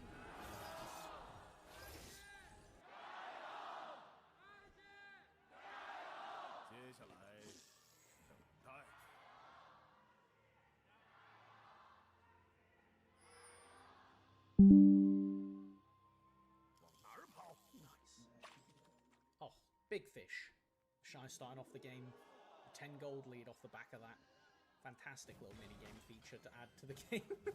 It's every video game in 2026 needs to have a fishing mini game. That's the law in certain countries. And it's going to certainly be the case here. That technically got even Magic the Gathering has a fishing minigame now. Didn't know that. That's incredible. There's a card called Fishing Rod that has a fishing minigame built into it. This is a couple years old now. This joke was funnier when the card was new, but I enjoy it. Maybe that's because I'm old, but I enjoy it. As we do get just some passive trading up in the top lane. The race for level 2 in the bottom lane goes off. Jumping up, looking to lock down Awesome with that level 2 power spike. Not quite going to be able to get the full tether, but will at the very least be able to push this Ezreal Seraphine lane back for the time being. This is the second time where Awesome has missed XP on one of the first lane minions and been late to level 2 as a result compared to Mako. Happened multiple times this series. And rough for Awesome. Off the back of a really well executed level 1. Originally with the pick in game 1, zoning off of the entire minion wave for the first 3. Ooh, that would have been dead with the chains connected. Still. One. Gets that flash. And you know what? You'll take that. And it'll be prime real estate for a repeat gank later on down the line. If you are Guon, especially if you're able to get in behind this Victor. Man, is it going to be hard to play that lane out now, Azra? Because you want to be getting max value out of that Deathfire touch. You want to be poking constantly, but this Silas champion is a little bit silly when it comes to some of this early trading, as Guon will get away with the blue buff, bullying way off his early camps, using that bot lane pressure. This is getting awfully familiar, Gordo. Yeah. Not often you get to play this much on the front foot as the jungle Skarner, but now looking for the dive. Thinks better of it. Curves away. TP being channeled by Rookie, though, but the lockdown onto Guon. Gonna get first blood over to Wei. He may have called off the gank, but he was still up too far. Politely, what the hell was that, Guon? Yeah, I hate it. I hate it. That was terrible. Wei getting chased down. Ooh. Really absconded duck. Really nicely held by Care. Taking away more of those resources from Wei, but he's still 400 gold up because of whatever on earth that level 1 or level 3 play was. Yeah. I think the idea was he was using the Skarner E to threaten a flash and hope that that would burn the cooldown and then not have to go for the dive, but it meant that his escape tool was also down. So there was nothing for him to do on the way out of the play. And with Wei in proximity, it is what it is. We do just get the Poppy Jax experience up in this top lane. As long as Poppy holds W, it's really hard for Jax to get in and go for a trade, because if he just walks up, Poppy slams Q, walks away, and then as soon as the Shy wants to go for a follow-up, he can't. Hoya is in kill range here. Shy has to play very careful, has to just kind of book it away from minion wave for a while, and Hoya gonna be able to get this wave nestled up nice and cozy on his side of the wave, and or his side of the lane rather, and just recall a TP back to Shy gonna do the same. It's a very comfortable lane phase for Hoya on the Poppy. As the game goes on and Jax gets a lower cooldown on that heat strike, it becomes substantially less favored, because the Jax can just reliably jump into the Poppy and keep on top of them, but that's not going to be for a while, as Care's maybe caught out here. Terrifying himself face-to-face with Wei. Nice use of the clone. Will be able to block that Ishtal's impact, and will allow Wei to walk away without too much of a health risk. Care did get pretty far chunked out there, so he's going to have to recall. He doesn't have his TP, so the rookie going to build up his CS lead even further. And now we have Bunway forcing onto bot lane, but it's just going to be not much of a trade. Just constantly trying to apply that pressure, force Awesome to play on the back foot here. Shy burning his ultimate, trying to get a heavy trade and crash this wave on the tower. Won't be able to get the heavy trade part of it. As Hoya, once again, just holding resilient. We do get Guon aggroing the dragon, leveraging this bot lane pressure to do the thing he's good at, do the thing NIP's good at. I've said it so many times this series, but it's so true. If NIP get to play early games where Guon can just sneak these dragons, leverage bot lane prio, and secure that win condition, NIP plays so much more comfortably. It was when IG were taking away that win condition in the first game that NIP felt quite lost and felt like they fell into IG's kind of game style of a bit more chaos, a bit more action. Well, with Sivir Karma bot lane certainly going to have the priority to be able to push up and threaten those dragons this game, and rookie on this scaling Victor, going to be a little while before he's too much of a threat coming in from the mid lane, so they secure that first dragon with relative ease. Now, stepping up. Not going to have the lockdown on a Mako, but you always got to be second guessing with the squishy Seraphine. She can go from full health to dead in very, very short order. Now, Souls. Alright, coming on across. Photic, respectful, flashes away. I am surprised he felt the need to do that. Yeah. He has barrier. Yeah. I don't have much more to say than that. Yeah, that was just weird. This is cute from Hoya. Well, listen, Using we the left game number 2 demanding more respect from these players towards each other, and Photic heard you. It's not as good as he wanted it to be. I like the idea from Hoya there. He wanted to get the eviction and then have the wave crash on the tower. Half of that happened. Unfortunately, it was the less important half, as now the Shy gets complete lane control. He'll be able to catch up that minor gold lead and get himself a good XP lead as the entire wave is eaten up by those allied minions. We want just around this bottom lane. Sivir does have the ult now, and as soon as they want to go for something, they have the potential to run down anybody. But I don't think there's going to be a lot of aggression on NIP's half, at least in this early game, until Photic is at 1, maybe 2 items. Yeah, seems unlikely, but never say never. Guan has been looking for some dives in the past, although maybe dissuaded after that rough early attempt. Shy falling a little bit low here, but they are going to try to make a quick little play on the Hoya while the bot lane arrives. Not going to be in the cards.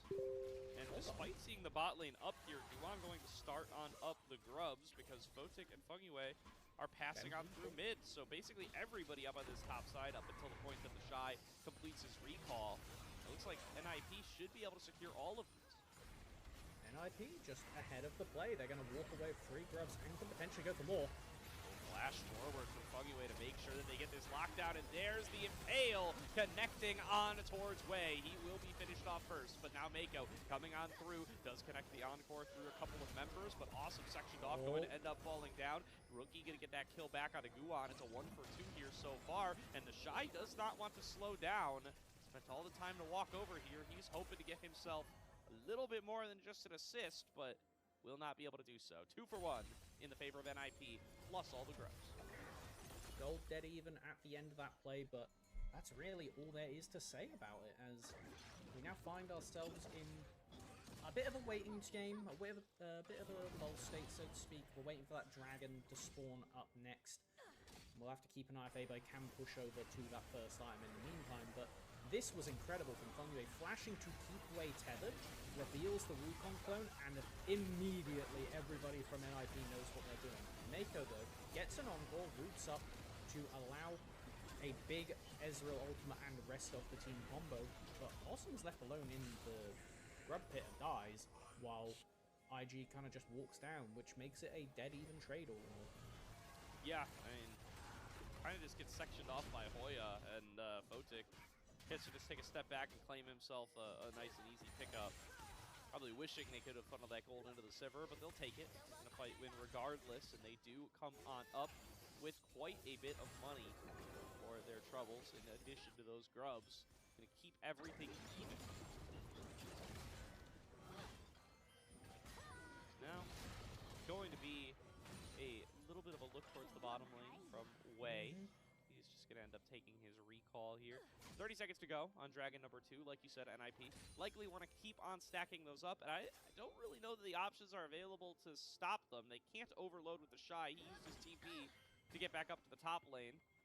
Rookie not super far ahead. Recall's being channeled by both bot lanes, so they're both going to arrive here in time for the Dragon. But the Sivir Karma, you've got to feel, are going to be stronger. Ooh. Yes, with that Essence Reaver in pocket, Photic gonna be pumping out a good amount of damage. Do have to keep an eye on the fact that Wei has the Triforce, though. That Wukong is quite scary. There's a Heart Steel Skarner looking him down, so he can at least eat up a bit of that pressure, but it's really just about tanking up the damage for Gu1 and trying to enable Photic, enable Care to get those real picks going on like we saw in the Grub fight. Hoya has actually crashed the top wave and made his way down. Once again, overloading NIP. They did this a lot when they had the Olaf, and it got them good work done for securing dragons. I really don't see much IG can do here. Nope, not at all. Mako going to have to use the heal. Fires back off with the Encore. Guan was fishing with the Impale, did not connect it. Now Wei coming in on the flank, throwing himself in with the Cyclone, getting the knock up onto Photic, will be able to find the first kill. IG managed to punish this over-aggression. NIP reached too far, and they give up what they just spent all this time getting. They could have just had the dragon. They could have walked away from this in a good point, ready to stack up whatever soul it may be, but they overplay their hand, and now it's on to Gu1 with Smite. Can go over the wall, look for a steal, but that is the only thing available. He can't get out, though. That's going to cause additional. In fact, he does get the dragon. Stolen Encore, connects onto 2. Care executes Way, but he has to dive forward into Rookie's Chaos Storm. Rookie will finish him off without a problem, and now Guan going to get run down as well. Did use the Ishtal's impact to get in here. I don't think he's getting out. Does get lasered down. Arcane Beam connecting from Rookie as he cleans up a second. Wow, okay, punishment from IG. NIP go for the overzealous play. They do manage to get the dragon off of a 1 smite, but this is just so unnecessary. Like, I get that Mako is without flash, but nobody else is even in range. If you drag them all the way back, maybe the Seraphine dies, but they lost track of Wei, who just basically 100 to 0s Photic on his own. It was only off the back of this miraculous smite steal, which I think it was just a bit quicker than Wei was expecting, because otherwise he would have had the double Wukong Q combo onto the dragon. Not enough though. Care tries to buy his team a way out by getting a trade kill. Not going to be enough though, and it does go IG's favor in the goal, but NIP keep barely their dragon stacking going. Yep. And so will be second dragon over to NIP. I do think Rookie getting to participate in multiple kills like that, though, is also huge. You get so many additional sparks for kill participation on the Victor, so he's going to have those full ability upgrades at the ready sooner. And when these skirmishes keep breaking on out, that can end up making a world of a difference. He's got 5 stacks of the Dark Seal, and he is truly going to be a big source of damage for them, especially when Awesome has fallen a little bit behind, still trying to stack up that Mura mana that he has not yet completed. And when we look at how these fights are going to play out, they're going to be front to backs. That's just how this has to work. IG would love to find flanks in the process, especially to try and bypass Hoya with that Poppy ultimate. NIP, they want to have Hoya stand at the front, Gu1 stand at the front, and the rest of the 3 of them walk very slowly towards you while Photic kills you and Care dissuades you diving. Maybe they send Care off on a flank or to a side lane, that would be fine, but NIP once again draft themselves a standard beyond standard of game plans. Now it's just about execution. Going to connect on Awesome, manages to slam him into the wall. Awesome! Chain CC to take it down. Flash up, shift up, doesn't matter, not fast enough on the hands. No respect here from Awesome, really. Just, yeah, you said it, too slow. Like, former jungler takes him out in quite decisive fashion and unlocks the ability to go for this Rift Herald. However, IG once again don't want to leave it without contest. It's 3v5, 4v5 now with these TPs coming in. Here comes Hoya, he's going to be the first one here. Shy arrives as well. Double knockout from Hoya makes that Rift Herald easy pickings for the side of NIP. Shy trades back a little bit of damage. Rookie coming in to try to poke them away a little bit, but I just don't think a fight's happening here. We'll see. NIP still making their way out of here. IG going to cut them off from the mid tower. Wei going to pull the trigger on the Cyclone. Flash from Guan will get him out to safety. That was, I feel like, just a series of disrespectful moments from IG. From Awesome losing the mid-pro in the first place. Hold on, man. Let's see if this dive goes off. Try to get onto Hoya here. Poppy passive can't keep him alive for a little bit, but will melt on down to the damage by IG regardless. And this turret will fall. That's first turret going over to IG. So won't be able to defend this mid tower alone, but he's doing his best to shred the way. Oh, chains. This time Austin shifts back. There you go, buddy. Yeah, don't know what that was about. I mean, everybody has their whoopsies. It is what it is, but not just that. It was them Wei and Mako not playing far enough back against the Poppy ultimate. Okay, shifts forward. We see the cooldown. Okay, good. We're watching it. 10, 9. Was this just exacties and he was trying to grieve to keep the flash?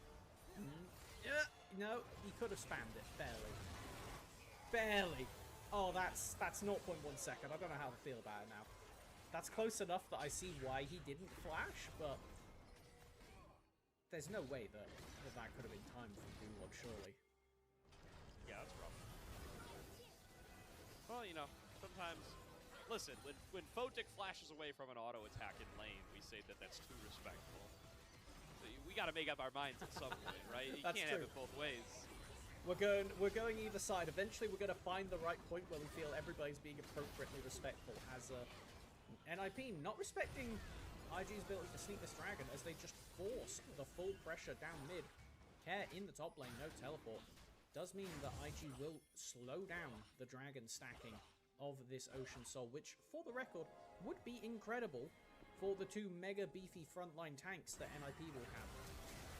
Yue trying to get away. Oh, he just bounces himself up in the air.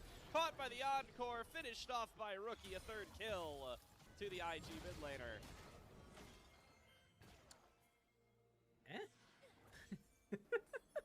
That was something. Wei now hunting down Care. There is no tower in the way. Cycling will be burnt by Care as the walkout tool. That was just strange. I'm assuming Yue was there just lingering for vision to make sure that Care was safe in the top lane, but then got snuck up on and wasn't prepared, so tries to get the blast cone, lands in the center of the blast cone, so it just looks hilarious. Will be a kill over to IG, and I think more importantly, a target available for IG. This Karma being available to kill in fights is really good, because you take away some of that movement speed steroid from NIP, and suddenly Photic becomes a whole lot more accessible even with 2 items. Yeah, you know, that pick on the Fungway kind of distracted us from what was going on the map, where NIP, you know, after making that pick, after getting Rift Herald, you know, in all the chaos, they don't set up their dragon, and they don't get to take this third dragon, so their stacking interrupted now. IG get their first of the game. We'll have to see if anything happens around the Baron, as both teams are just fronting off here, trying to get pressure for IG to take this crab. Will eventually go their way, as the Shy and Hoya are just fighting for Krug camps. It's the little things, it's the little battles that matter, really. It is. And, you know, with the Triforce done, Shy feeling a lot better in the side lane up against Hoya, just the lowly Poppy. So certainly going to feel good about being able to get that 1v1 matchup, and IG feeling good at the 4 versus 4. This is a TP being channeled by Hoya. He wants to get in here and start this fight. Does charge it onto Awesome, who just flashes right over his head, gets right on out of there, and the cost for it is going to be not too much, as that mid lane turret does manage to stay alive with just the tiniest of slivers. Hoya also flashed out at the end of that, so it is a flash trade. The only difference is one of those, when he wants to use it, does have a ability to flash on a 20-second cooldown. The Poppy does not. So, not that I was expecting Hoya to be the dive threat for NIP. Does mean one of those tools of potentially be able to flash and use that Poppy W to deny an engage from the Shy or Wei, which is a bit further off, is off the table. We have the next dragon available in 2 minutes. Herald, I guess, timing out, so they just use it to slam into the tower? Sure. Well, they get most of a turret for it. Not quite going to be able to finish that one off, so bot lane IG tower going to be pretty similar in health to NIP mid lane tower. Both of those a sneeze away from falling down.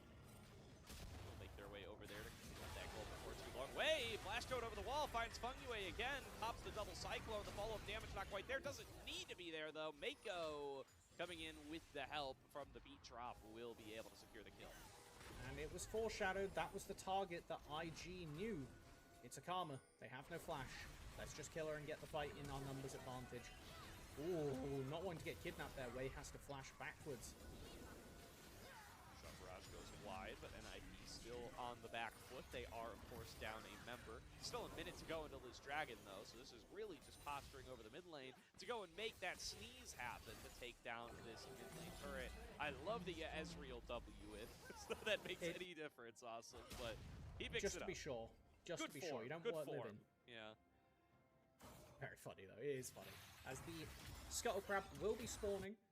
Pretty nice from IG. They're going to be able to pick this up and confirm there is effectively no vision established for NIP. We see pings across the map.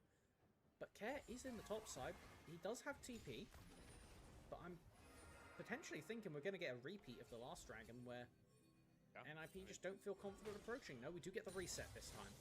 Well, look at that line of wards, though. IG, full vision of anybody trying to approach through mid lane. There's no wards here for NIP. They don't have an opportunity to get to the river, as IG are already waiting for them. They're going to be walking through Arcane Rays and Arcane Storms and Arcane whatevers they've renamed Victor abilities to. We do have 3 Triforces for IG, which makes them 3 times as powerful on this setup. A lot of poke available as Care is fishing for a flank, but he is going to be spotted. That IG vision doing its due diligence, and now they have agency to either engage on this mid stack or peel back.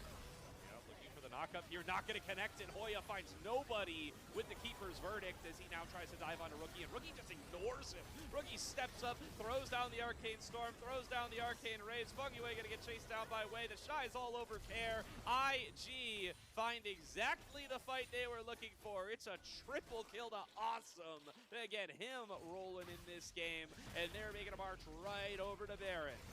They're going to happily secure this one. We do actually have a TP coming out from Care into the bottom lane. I think they want to try and rush the dragon in the meantime, but Silas isn't good for that. They're going to get the tower, it looks like, instead.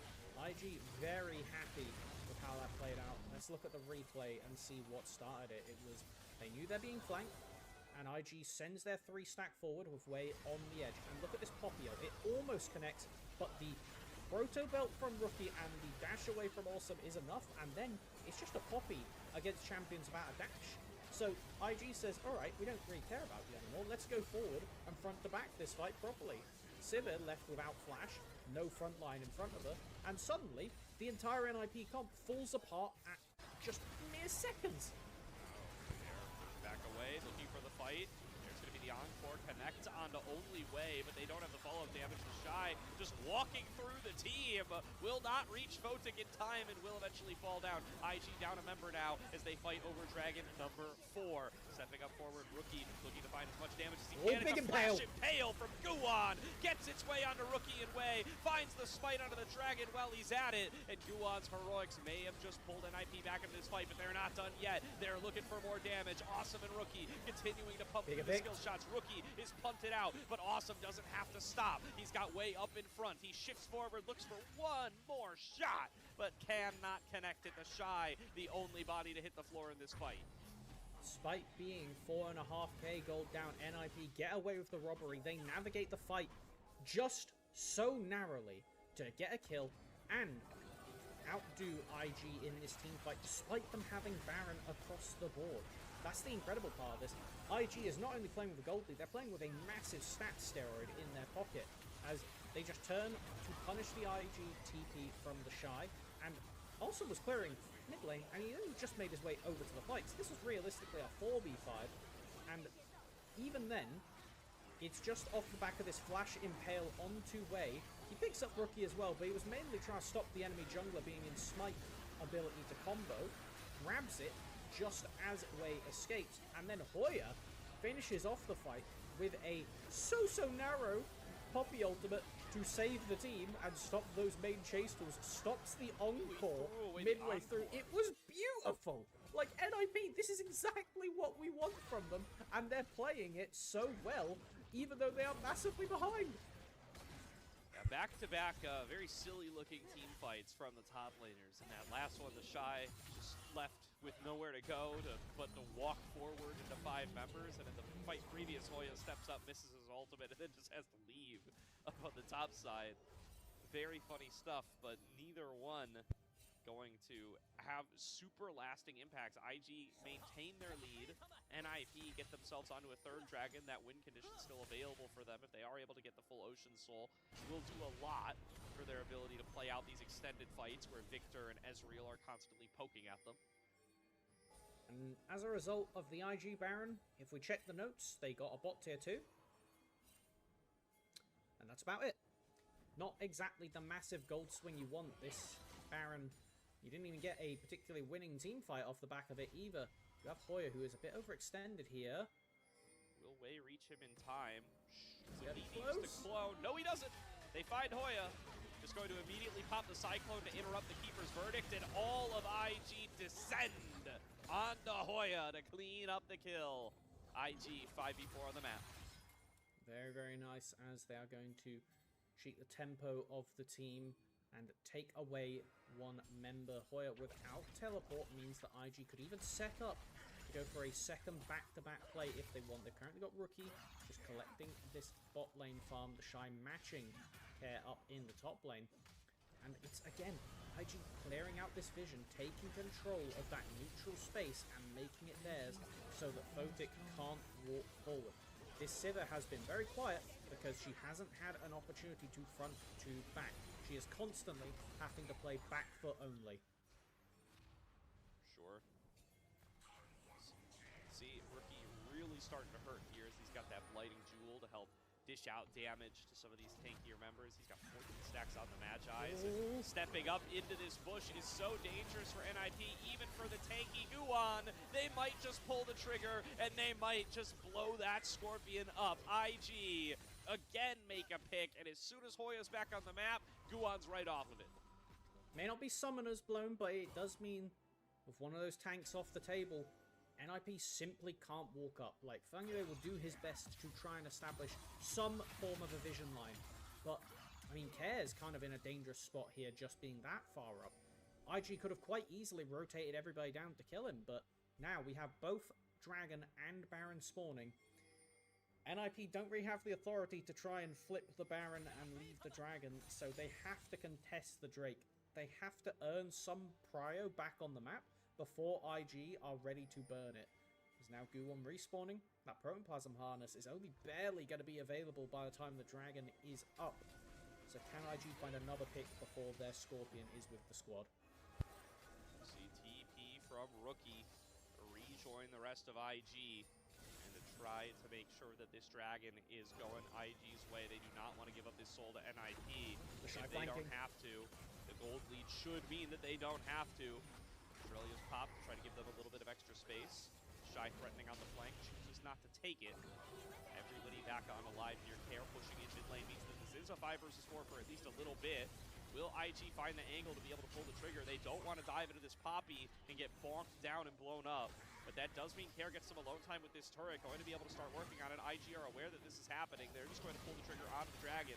But somebody's got to mark Guan and make sure that he's not going to come in and steal the Dragon away once again. Ishtal's impact on cooldown. Dragon smited down. IG going to be able to deny the soul. But what about the follow-up fight? Care trying to collapse in on them from the opposite side now. Rookie going to be able to step up on the Hoya. Tries to find the stun with the gravity well. Will not be able to connect it, but they're going to try to run him down anyway. Over the wall goes Wei with a big Cyclone, setting up for an even bigger encore. And down goes the Poppy. IG not going to slow down there. They want to move forward onto Guan. They'll take each and every member in turn as long as they can keep on fighting him. The Shy got to dash forward, doesn't have the counter-strike ready to hold him down. It will only be Hoya that falls at the end of the day, but IG get what they came for. And NIP play that entire sequence out 5v4. That was what was happening. Care was pushing mid lane, and they just never found the opportunity to bring him back into the fight and actually go for an angle. It was just IG playing incredibly patiently, zoning out of the rivers. Now we finally get a flank. Will they be able to catch anybody, though?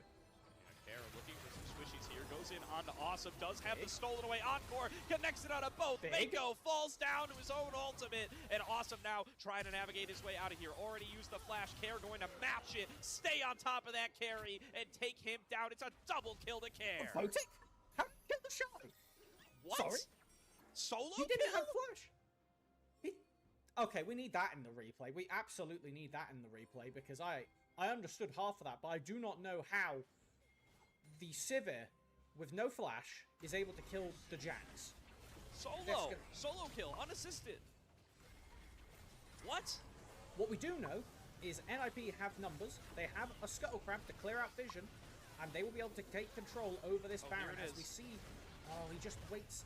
The Counter-Strike wears off and then he just stat checks him and gets beaten up by the going on 4-item Sivir. Yeah, it's the Shy, we love him. Alright, well, Rookie now getting it engaged on. It's Care pulling the trigger. He has the Cyclone. He's all over Rookie. Rookie trying to kite it out. Does get the double surround sound shield. Returns damage. And is able to blow up on the opposite side. True Shot Barrage reigns through the rest of NIP. Doesn't take anyone to 0, but will keep Care out of the fight. And the Baron was successfully secured for IG. Or for NIP, rather. Sorry. Nah, it's alright. It's a, you know, we claimed there would be something hectic happening. And I feel like this past 2 minutes has really been the fever pitch of what this series has been building to. The pressure is on both of these teams to find a way out. And NIP finally think they seize the opportunity. They see the moment. And it's off the back of this incredible combo from Care, the man of the match in Game 2. Chasing down his teammate, or former teammate that is, in Awesome, who barely doesn't get to keep gliding there after the committal of the flash. So, we now have, if we take a look at the board, Baron buff on 4 NIP members. That buff will run out by the time the dragon spawns. So now, it's all about how NIP want to try and get the match state as good as possible to secure that Ocean Soul. They are currently teleporting Hoya to mid, and trying to take control over this mid and bot lane tower. Removing that bot tier 2 takes away one of those bastions of safety from IG and makes it all the more dangerous for them to commit up into the river against the rundown that is this Sivir ultimate, this Karma, and this Skarner. Now, can they actually get the turret off the table, or will IG find a counter-attack?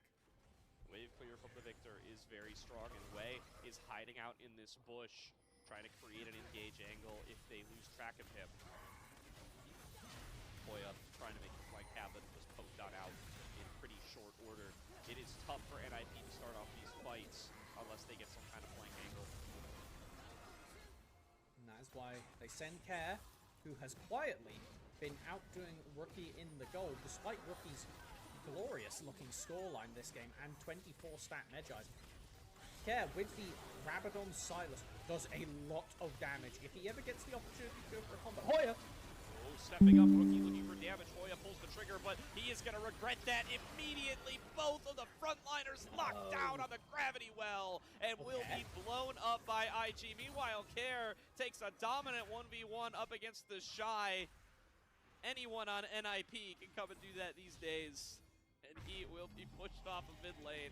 But still, it's 2 for 1 on the cross map. IG gonna be happy with that up against the Baron. They're gonna be happy with it, but I don't think it's enough with the Shy getting killed there. That will give enough buffer room where it's a 3v4, depending on how quickly Rookie rotates to this dragon. They won't have smite, but it looks like NIP don't want to take the numbers down fight. They're rotating up, just collecting gold on the map, not going to go for it. Wow, that I can't believe that happened, if I'm quite honest. The fact that both of the tanks of NIP get caught up in that same excited play and get completely collateral, and it's only Care getting this kill on the Shy that stops IG pushing for more. Come on, man.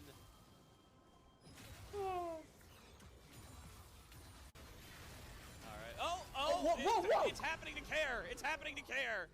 He's Some dead. context, please. Hello?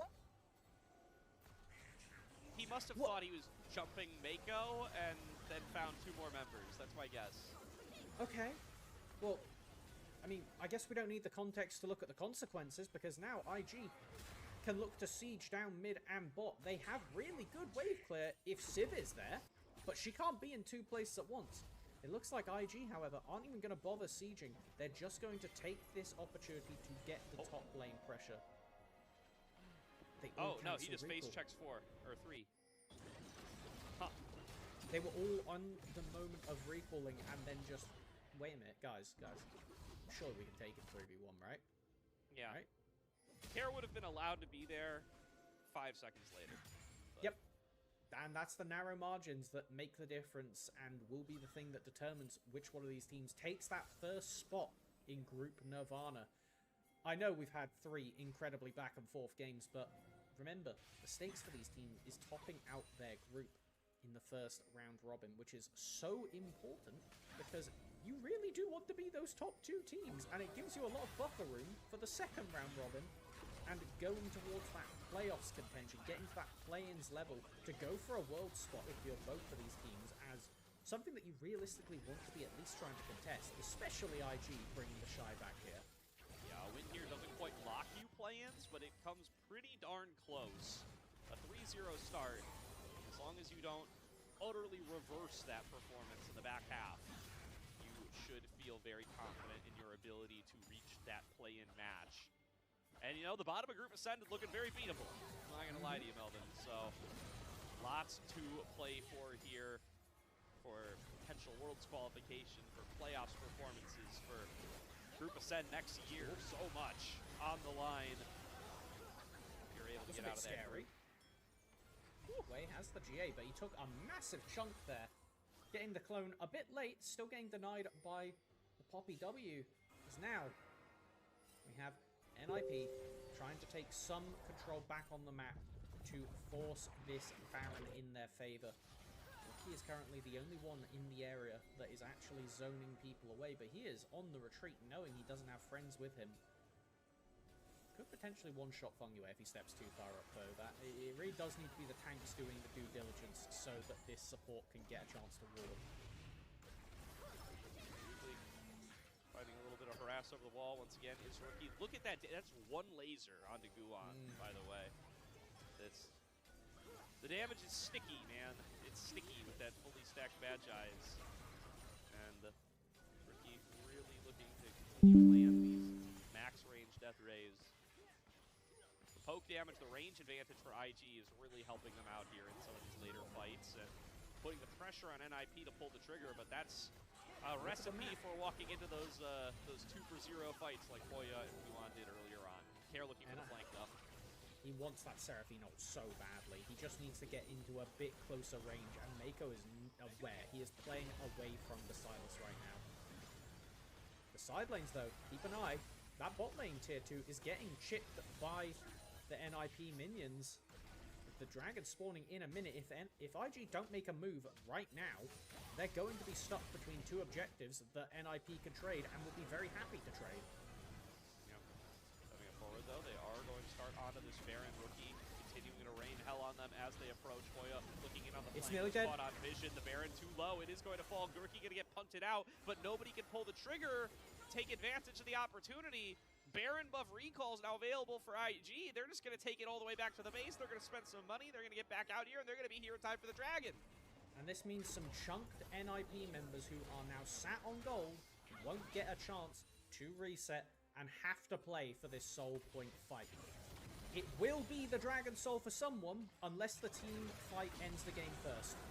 Shy leading the charge here, Wei looking around on the side as well. They do successfully steal away the Encore. They're going to have to fire that one off soon. There goes the Encore from IG. They're going to just use it to lock down Guan. They're going to be able to work their way through his health bar. The Shy was kidnapped and brought into the team, but he is going to be able to flash out. He's going to be able to stay alive. In goes Hoya, going to be able to find that kill on towards Awesome, but Rookie still standing, still safe, still strong. Continuing to throw lasers through the team. Hoya on a blinking health bar here. Hair down below half. Photic in the same category. Nobody feeling very healthy to be able to keep this fight going. And Wei over the wall, going to look to keep this fight engaged. There goes the Shy. He's going to try to get involved as well. Cyclone going to knock him up and slow him down. Care still with one more cast of that. Shy getting back in there, going to get slammed back into the wall. Mako going to get picked off by Photic and Care's damage, but Rookie is kiting it out beautifully. The Shy coming in on the side. Fungyue and Photic going to get fumbled back into the wall, but a double knock found by Hoya. Keeper's Verdict back available. Turns the fight for NIP. Down goes the Shy. Down goes Rookie. Wei's the only one left alive, and the Dragon Soul is ripe for the taking.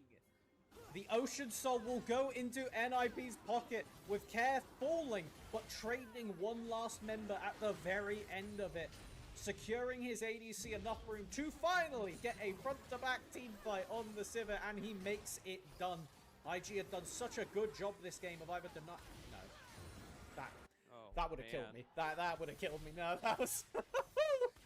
It will be NIP getting the Ocean Soul as we look back how this fight started and watch both of the Seraphine encores from Care and Mako respectively. They completely split the fight in half. The Shy on one side and the rest of IG on the other side. But he somehow, off the back of this stopwatch, lives, gives the team enough time to kill Guwon, gets his reset to TP back in, and it's awesome getting picked out in the middle of this on the Ezreal that really gives NIP the ability to do this kite away. Imagine if there was an Ezreal chasing you down right now, it would be impossible to escape. But Photic, lifestealing off the Gromp, having that W ready to go, and watch this from Care. This is probably the thing that saves the play entirely. One-shotting Seraphine while Hoya denies way access onto Sivir, gives Photic time to kill him, kill the clone, and turn around, and this massive Poppy ult just came up. Bang! Saves the play. The exact second the ability comes up. This fight went so long. We had 2 Keeper's Verdicts from Hoya and 2 hijacks from Care. And that's what makes the difference, especially that Keeper's Verdict. The very second it comes up, you could watch it in the cooldown circle on the bottom. Hoya throws himself back in, knowing it's a second away, gets the double knock-up onto the targets, and turns the fight with it. Man, they're just so damn good at playing these slow fights out. They really do play to the last second of every cooldown and are just so confident that they can hold the line. And when it works, it looks like that and it's beautiful. When it doesn't work, it results in somebody from IG picking up a triple kill because they were a half second faster than you thought they would be. We are 43 minutes into the game. IG still with a fake gold lead, but that Dragon Soul, one would think should offset. Yeah, gold is construct. We agree with that. True Shot Barrage comes across the team, shielded away by Photic. Doesn't end up having too much of an impact. And that death on Rookie also cost him 10 Magi stacks, so he is much lower on AP than he was before. Still with a movement speed boost, but yeah, on this no Rabadon's Victor, it is going to be quite a bit of AP lost. And we look over at Care. Ability Power is most definitely his middle name, between the Banshees, which is a big AP stick, and the Rabadons. I mean, we've seen it in fights. He absolutely tears people in half if given the opportunity, and makes every single fight so difficult for Mako. I would honestly have been quite happy if he picked up the Verdant Barrier part of the Banshees himself, just to stop Silas stealing the Encore. At this point, it feels like it would be necessary tech for how important it has been for NIP in these fights. They get to clear out the Scuttle Crab, get the vision. Let's take a look at some of these key items. Stopwatch for Victor, Rocket Belt for Victor, that's a bit of mobility on top of it as well. The Shirelias for Seraphine, Stopwatch on the Shy, that's all that they have to play with. On the other side though, we have a GA for Photic, a Stopwatch for Care, and Shirelias plus a Mikhail's O Funway. A couple more active abilities that could maybe swing this fight. It's going to be down to the thinnest of margins, but we have Baron up in 30 and Elder in 2 minutes after. GA going to be back up for Way just in time for that Baron, it looks like. So he's going to get access to that tool once again as well. Certainly going to be an incredibly close fight, as all of them have been so far. Care splitting on the bottom side, trying to create some space thanks to that missing inhibitor. Going to need a little bit of room to play with to avoid losing too much of these big minion waves. IG taking full advantage, trying to connect some hope while they are in a 5 versus 4. Your team loses a fight here, it could be the game. Photic taking a fair bit of damage here, stuck on top of the gravity well. They're just going to pop that Arcane Storm. Chunks Photic and Hoya for a fair bit, but it's not going to be enough. It's going to be still plenty of health available for NIP to be able to challenge. And they are going to now have to take this Baron fight without access to that ability. No Impale up. Guwon has used that. Care TPing. They're finally committing to the fight. Baron down to 4K HP. Punt out does connect, and it was found on the way. Free smite for Guan. Photic going to be taken low by Rookie, but not low enough. Hoya turns it right back onto his head. Down goes the Victor for 60 seconds. They pull the trigger on a Care on the opposite side, but a crucial Zonia's will keep him standing. He gets back over the wall. Ishtal's impact onto Awesome, trying to kite it out. Manages to blink his way back out, returning fire as much as he can, but his team is falling piece by piece. Wei is going to fall, and now the Shy and Mako just have to try to get the hell out of there to keep the game alive a little bit longer. The Shy does not have the damage to take out this Scorpion. Photic will be able to claim it. It is a 2 versus 4 to try to survive for Awesome and Mako. Awesome staring down his former team, walking to try and knock him into second place of Group Nirvana, and I think they've got it here. The numbers on the back of Hoya's incredible keeper's verdict. Yeah, they just cannot deal enough damage to get these guys off the Nexus. NIP, a hard-fought best of 3. They will take it at the end of the day, and they finally find the fight where they are able to take out Rookie, and it wins them the game. Oh my goodness, what an incredible series to demonstrate the top of Group Nirvana. These teams are so evenly matched that you could have cut the feed at any point in those 3 games, and it would look like it was a 3-0 in either direction.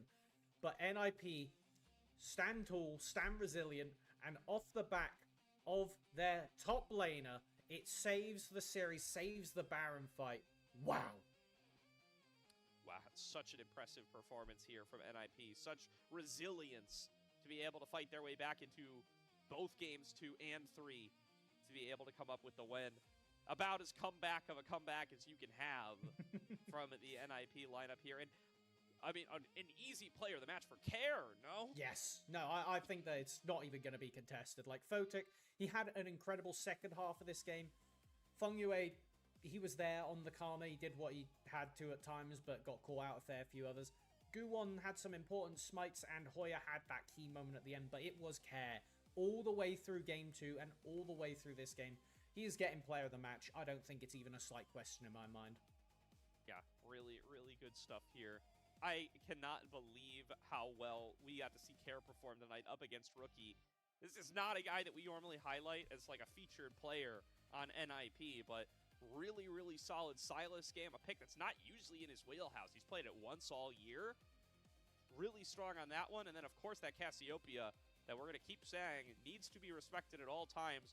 He's 3 Cassiopeia games this year, 3 wins, 3 MVPs. Stop letting this guy play that character. He's too good at it. Yes, I wonder what they could do about this. But now, we are left at least knowing the top half of our group. Will IG be walking away thinking that they have something to learn from this series? I truly don't know.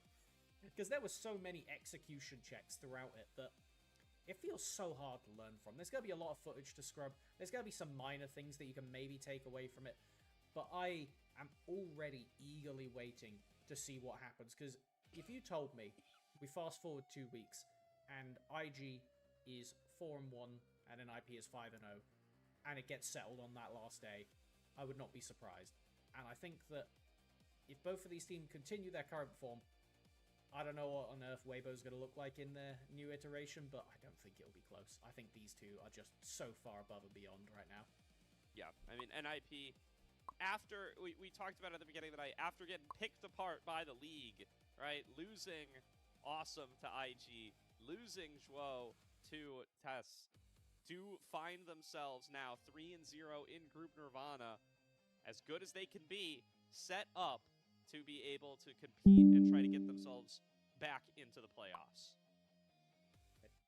Just so exciting. Like, this Group Nirvana top end is going to be such a good matchup with whoever they are facing from the bottom of Ascent, and it means that race between TT, LGD, and EDG, and kind of JDG as well, like, those 4 teams need to get everything together quick, because as we turn to the second round robin, I don't think any of them should feel confident looking down at Nirvana thinking this will be an easy playoffs contention for us. Like, those bottom 2 places I don't know if they're a death sentence just yet, but they certainly are feeling very scary for Ascend. Yeah, I'm not going to try to make any assumptions about play-ins anymore. Last split has ruined that for me. That's forever. true. But yeah, as far as getting there, that I feel a little bit more comfortable in, especially if you are an IP. I think you should feel like it's a foregone conclusion that you're going to be able to make the play-ins. Now it's just about gearing up, getting as good as you possibly can, cleaning up any gaps in your gameplay. We definitely didn't see perfect play tonight from them, but trying to ramp up. You know, you're a 50% new team. You've assembled a new group of players for this split, and you only have a few series to jive together before you're going to have to play up against those Ascend teams. And speaking of, we still have one more match left for the day, and as far as it goes, I expect we're getting 3 sets of 3-game bangers. We have WE versus AL. That is going to be a jungle matchup of the ages to keep an eye on. And my god, yeah, this was such a fun series. I'm so grateful to have get to just watch it and be here with you. That was so much fun. Absolutely. Great series here by both teams. Excited to see how the rest of Nirvana plays out this split. We're going to throw it to a break here while Ulk and Slayer are going to get in here to take you guys through our final series of the day. So stay tuned. We've got one more Group Ascend series coming your way.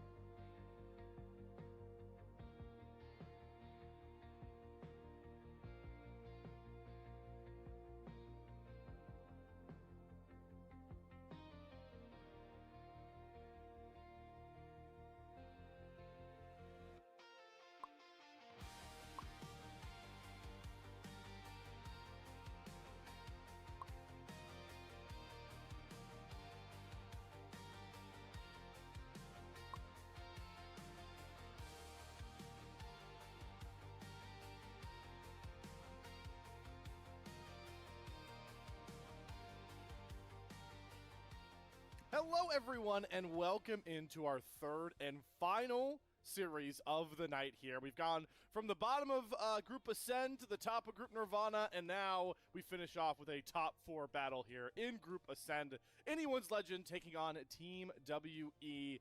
It's two of the teams led so heavily by their jungle superstars, and of course, we have two marksmen on the broadcast. Myself, joined by Alk Battery. It's been a little too long, my friend, and excited to go through this series. Excited to take a look at two teams who are still battling for those coveted top 4 spots.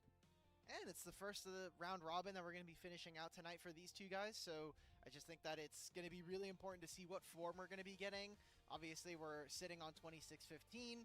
We're on the verge of a new patch coming in the upcoming weeks, so I think we're kind of like on the precipice of what could be the new meta going into the playoffs soon. And we should get a bit of a look at how, our two teams here today feel about that. We'll get into that a bit more. Let's start going through the formalities. Of course, though, Dimitri, we'll start by introducing the proverbial challenger in this matchup, that being Team WE, your 4th seed so far in Group Ascend, which, of course, a lot of conversations about this team are always led by Monkey, dominated by Monkey and how he plays with this team. But I do think a big piece of why this team is top 4 and has shown bright spots is because we've had pretty big games from guys like Karis, I feel like, this split. About's been stepping up as of late in the last series, super impressive on the Lucian game. It's not just Monkey, and that's what WE need to continue to be that team that we saw shock BLG back in those playoffs of Split 2. Every team has to be built in a certain way, right? There's kind of like that superstition of like quote-unquote super teams and why they end up failing. We see them just have too many carry players, too many cooks in the kitchen. And for WE, it just feels like this team is perfectly built to have the carries in the places that they do, right? You have this incredibly aggressive jungler who's going to give you direction in the early game in Monkey, and Kara stepping up is super important to that. And I think just the timing of it all is coming at a really good spot in the year where we're building into the World Championship. We're building towards the very end of the year. And the Prodigy, the rookie 80 carry that this organization took a risk on, is starting to pay off and hopefully can kind of right the wrongs of what was a very weak Split 3 in 2025. Feels like a lifetime ago we saw Team WE in that Split 3. But obviously, of course, as much as we're talking about Team WE making these improvements, especially around Monkey, still worth having that discussion, especially like you mentioned, Alk Battery, the fact that we are going to conclude the first round robin here for Team WE. How real or fake do we feel? Definitely one of the hardest teams to try and pin down, but to play the contrarian or play a bit more negative here, it is worth mentioning that Team WE is still yet to, I believe, not even just take a series, but take a game off the 3 teams above them by this point. But then we always got to think, hey, when it comes to playoffs, they always feel like a different animal. So it's really hard to nail down how we feel about this WE team right now. Regular season is a completely different game than the best of 5s that we play in our double elim bracket. And to back up the stat, again, 0-2 versus Top Esports and BLG. This will be the first time we'll see them going up against AL here in Split 3. Who knows, right? Like, maybe in 2.5 weeks' time, once we start the playoffs, we'll be talking about this team in a very different light. We did the same thing for the last playoffs, but I just want to see a couple of things sharpened up for WE, and that is exactly what a regular season is for, is to get the chops and get yourself in line for the big best of 5s. And someone's sharpening into quite a threatening blade for this team. Of course, you mentioned him a bit here about the Prodigy. Really impressive, I think, in the Thunder Talk series. I mentioned the Lucian game already, but it's worth bringing up here because if we're going to continue to talk about really starting to meld into the form we want to see from this guy, you've got to be able to beat some of the mainstay 80 carries that we do have in Group Ascend. And I feel like no better example would be Hope, who, has consistently been a player that we've had some scrutiny for, the ability to kind of not have that high of a ceiling with his time with AL. But when you look at the numbers, and especially when you talk about the regular season, this guy is still a bona fide threat at the 80 carry position. So him about going up against Hope, I feel like, is a big test for those kind of storylines we've been talking about of how good About can truly be for this Team WE squad. The thing that makes this stat line, I think the most important stat line on this graphic right now, is the kill participation.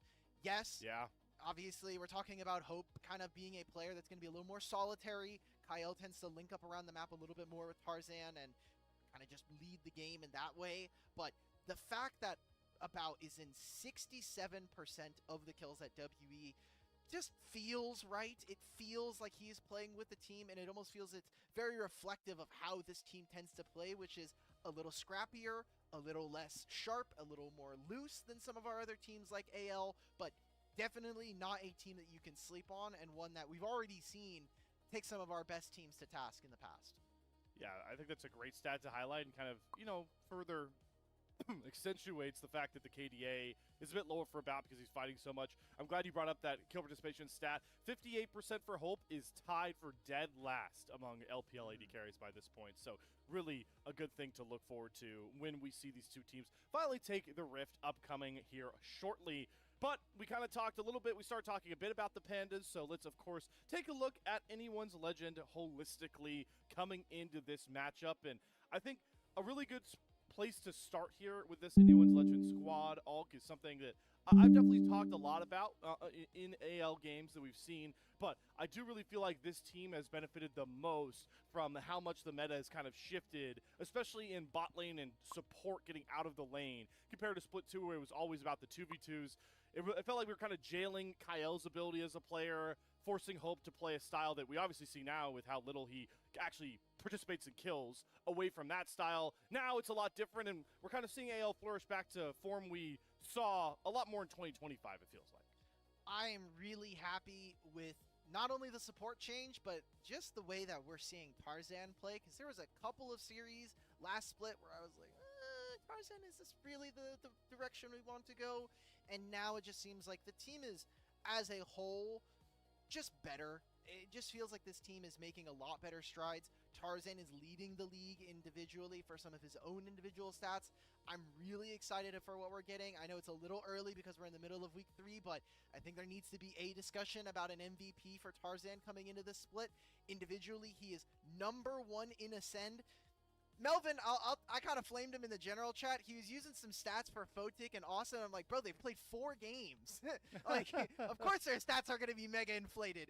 Tarzan, they've played 14, and he has the best KDA in all of Ascend. He's second best in Ascend for kill participation, and he's leading the league. It is crazy to me what Tarzan is doing. A lot of it is off the back of Nefiri games. He has 5 games of Nefiri so far. His next highest is at 2 games for Vi, Skarner, and the Jarvan. So very clearly he's trying to lead from the front. I just think it's been really impressive, and there's been a lot of splits where Tarzan has gotten really close to getting MVP. Of course, whenever we're talking about MVP in the year 2026, you got to factor in Knight, right, with how well he's been playing. But I do think it's very good to kind of bring up these MVP talks for Tarzan, because for me with MVP discussions, it's always interesting where people kind of fall into line where you can think about MVP as, oh, we should give it to the best player in the league. Or do you think to give MVP over to the player that is having the most value it directly impacted onto their squad? That's where I think Knight versus Tarzan gets very interesting. But we talked about it a little bit earlier here with Team WE. You talked about regular season versus playoffs. We can kind of have a similar conversation here about Anyone's Legend in a very similar vein, but maybe just, of course, reversed on the other side of it. This year particularly has not been great for AL. They got first in the regular season of the first split of the year. They got 4th in playoffs. They finished 4th in Split 2. They finished 4th in those same playoffs. And in the context of this organization, that is not great, because this was a team that went to almost every international last year. I'm sure there are tons of organizations in the LPL that would love to finish 4th in playoffs. Maybe looking at an NIP, or maybe looking at an LGD of recent, just for tonight's series. But it's been kind of tough because this team hasn't been able to kind of get over the hump of some really bad games. They lost to Weibo 1-3, and that was JJ absolutely smurfing in those series all those months ago. That was 5 months ago now. And Split 2, unfortunately for them, WE sent BLG into the lower bracket. So, yeah, and I guess WE also sent them to the lower bracket to face off against BLG. Yep. But they just haven't been able to, I think, really get into the upper echelon of the LPL this year and define themselves as what I would classify as a super elite team. Yeah, and the biggest split is always Split 3. this is the perfect time to kind of round into that better form. There's, again, a lot of things that we feel like is going well for AL when you talk about factoring in meta vibes. We obviously are going to talk endlessly about our two supports and how they try and pair up with their junglers. But the fact of the matter is here, when you think of the big tournament for Worlds, that's the big tournament to try and get to. I'm sure AL are kind of operating in a space where they're like, all right, listen, it sucks to not go to MSI this year round, miss out on these internationals, but a lot of that can be healed, or I guess forgotten for the moment here, Alk, if you can just make a deeper playoff run in Split 3, your deepest playoff run of the year so far, and then go to Worlds, because like we always say, you can call it a bit of a cop-out if you want. That's the ultimate goal for these LPL squads, is to be at that Worlds tournament come September and October. And it's the second best Worlds location that the LPL could have after obviously being in China last year. Now they get to come over and do it in NA. Right, that's what I've been told is the best Worlds location. But who knows? I'm just excited for fans of the LPL in China when they go to watch Worlds have to experience what us here in NA have to. Well, I was gonna say like the time zone shift, right? Like they're gonna have to get used to watching LPL at these hours, I assume, because we're watching them when they're playing LPL there. So I'm just excited for them to embrace what we've been embracing, well, now for almost 2 years at this point, all to cover this amazing league as we get the walkouts now. Team WE taking to the stage here, of course, as always, led by Captain Monkey. We're in JDG's arena, so it's been a lot of fun to kind of see them. They are really making them work for these walkouts, by the way. Every single time. They've made them do the full lap around the entire stadium, do your little handshakes, hit up all of the fans sitting and waiting for you guys. But it is crazy how big this stage is here. Yeah, I know. There's been a lot of love for this stage, for this arena. I know Gordo was talking about before that game 3 between IG and NIP. He was commenting on the couch setup. They also got like the front row couches, and yep. I didn't necessarily think about watching League of Legends live on a couch. That does kind of sound like a bit of a dream. It sounds really nice, but the screens are huge too. And you know what? I could share this actually. So Ilya last time when he went to Worlds was saying that this arena is cold as hell. It is freezing in the JDG arena. So you get to be nice and cozy on a couch, hanging out with the boys, hanging out with the homies, and you get this massive screen as well. So you get to have so much fun. Now I wanted to make a joke about the couch because I feel like the couches are a scam. You know why? No. Why are they a scam?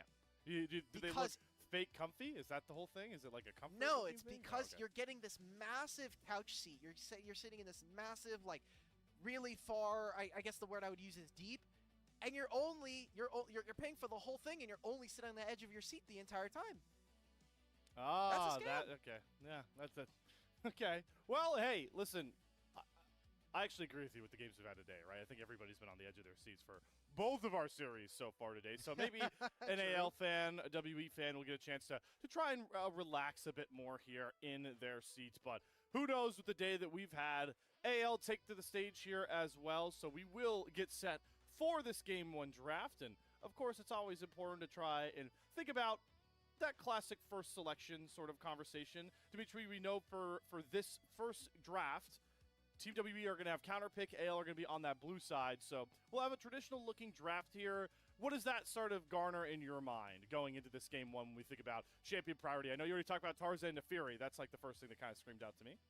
Yeah, you're going to have counter pick for WE. So who are we giving counter pick to? Because likely what we've been seeing just as a pattern is jungle, support, and then either mid or AD carry are chosen in the first 3. So are we looking to give a counter pick over to Karis versus Shanks? Or is this going to be a situation where maybe a player who we haven't talked about a lot, mostly because we don't have a ton of nice things to say about him, is Cube, has been mainly a tank player. He's had a few impressive performances, but I also think Breathe on the opposite side has not been someone who I think takes advantage of a lot of really bad matchups early. So are we going to try to set up Cube for success and give him something that's going to scale later into the game?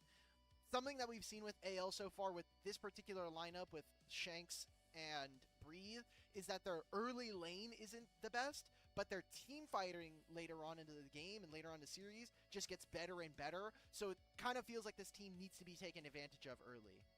It's so interesting to hear you say that, because I agree with you, of course, Dimitri, but it's funny because that's kind of the style that I felt like AL solo lanes were with Flandra, where it was kind of like, hey, you know, lane isn't like the hugest priority, but as the game went on, Flandra would come up with these big clutch moments, Shanks would level up, and I was kind of expecting Breeze to come in here and be a player that, you know, would garner more resources to try and win those lanes. So as much as we're talking about a couple of the guys that we want to see, you know, take that next step with their squads, about obviously being the big guy we talked about with Team WE, I'm still waiting to see if Breathe could take advantage of, again, I've said this many times when we were talking about JDG and Xiaosu, but the same thing goes for Breathe. This is a very weak-looking top lane pool as of right now, and I would expect Breathe to be able to win out lanes a lot more and be able to carry a lot more. And like you mentioned, this should be on paper another spot for Breathe to take advantage of his matchup into Q.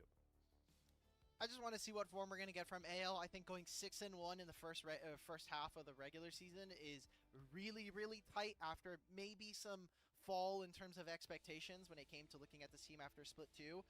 I think with how AL are positioned in the meta, it's feeling like it's going to be better. And this is a discussion that we'll kind of see develop. We kind of talked about the principle of like mages bot lane.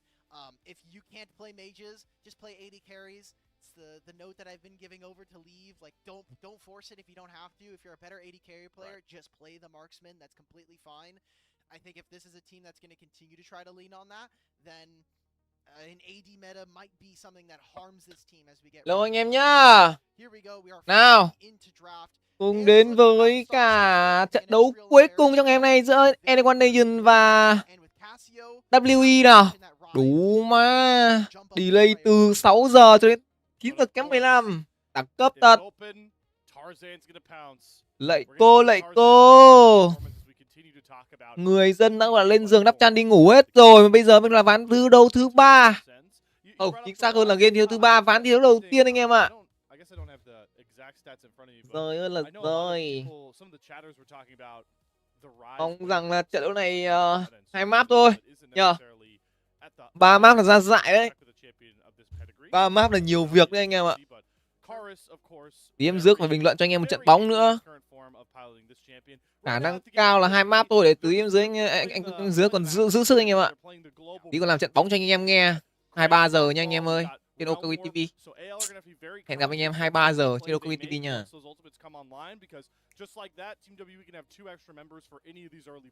Bèo giặt mấy trôi trốn xa xôi anh ơi. Nào, Nafari là lựa chọn đầu tiên ở bên phía AL. Và Sten sẽ là lựa chọn để có thể cover cho Vĩ Tặc Răng cùng với Hope. WE lựa chọn cho mình 2 con tướng kiểm soát, đó chính là Viu Pantheon và Rai. 2 con tướng này để kết hợp với nhau mình thấy nó không ok lắm. Thực sự là không ok lắm anh em ạ.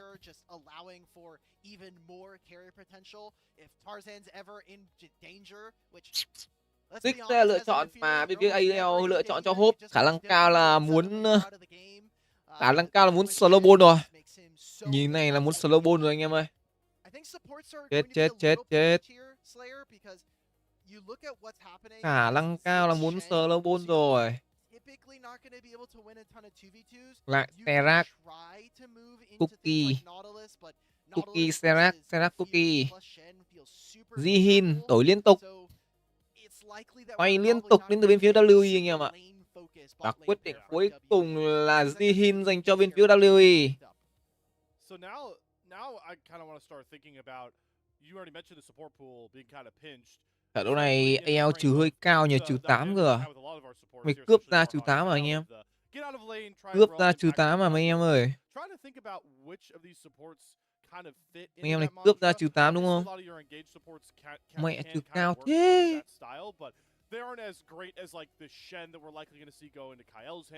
Trừ cao điên anh em ơi. That can really roam and impact early. All those are off the board here. And AL, smartly, are going to start taking away even more of those champions that can have that impact early on, don't need high levels to make plays. Dredgeline on the Nautilus makes a ton of sense. Do you kind of feel like we might just see 2 support bans for AL to really try and pinch Arha's pool here? I think so. I think you're But all of them are fine into Shen, right? Like if you want to play Rel, then you can just shadow dash and suddenly that's not playable anymore. Alistar's likely the best look, so if AL are really worried about that, lớp Bramble đến từ phía AL, còn bên kia thì cấm Galio và Ani.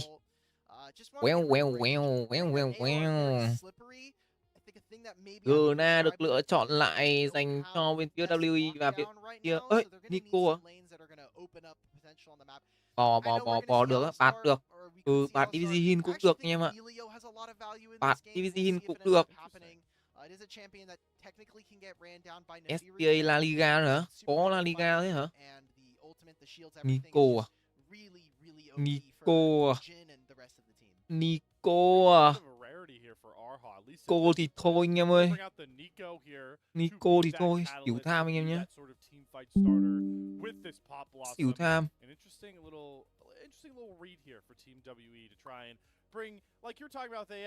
Xỉu tham 31 map 1 anh em ơi.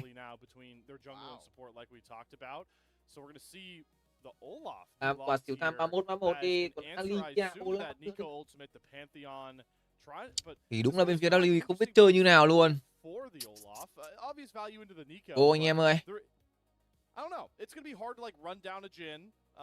I guess Ryze is a good target for it, but also blinding this into cube is pretty bold breathe nonetheless. Akali cũng được.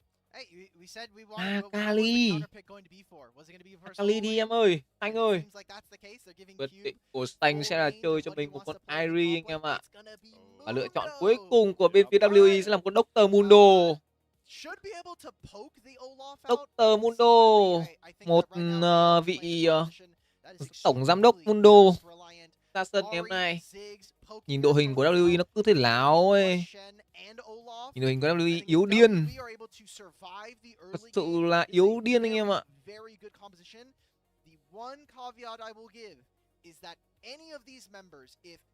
Chorus is behind the 8 ball, if Jhin is behind or is going like Youmu's plus RFC, they will never kill anybody. Trận này cho anh em đó chính là một cái 2-0 AL rồi. Đánh đúng một mã rồi anh em nhá. Trận đấu muộn trong ngày hôm nay đánh đúng một mã rồi.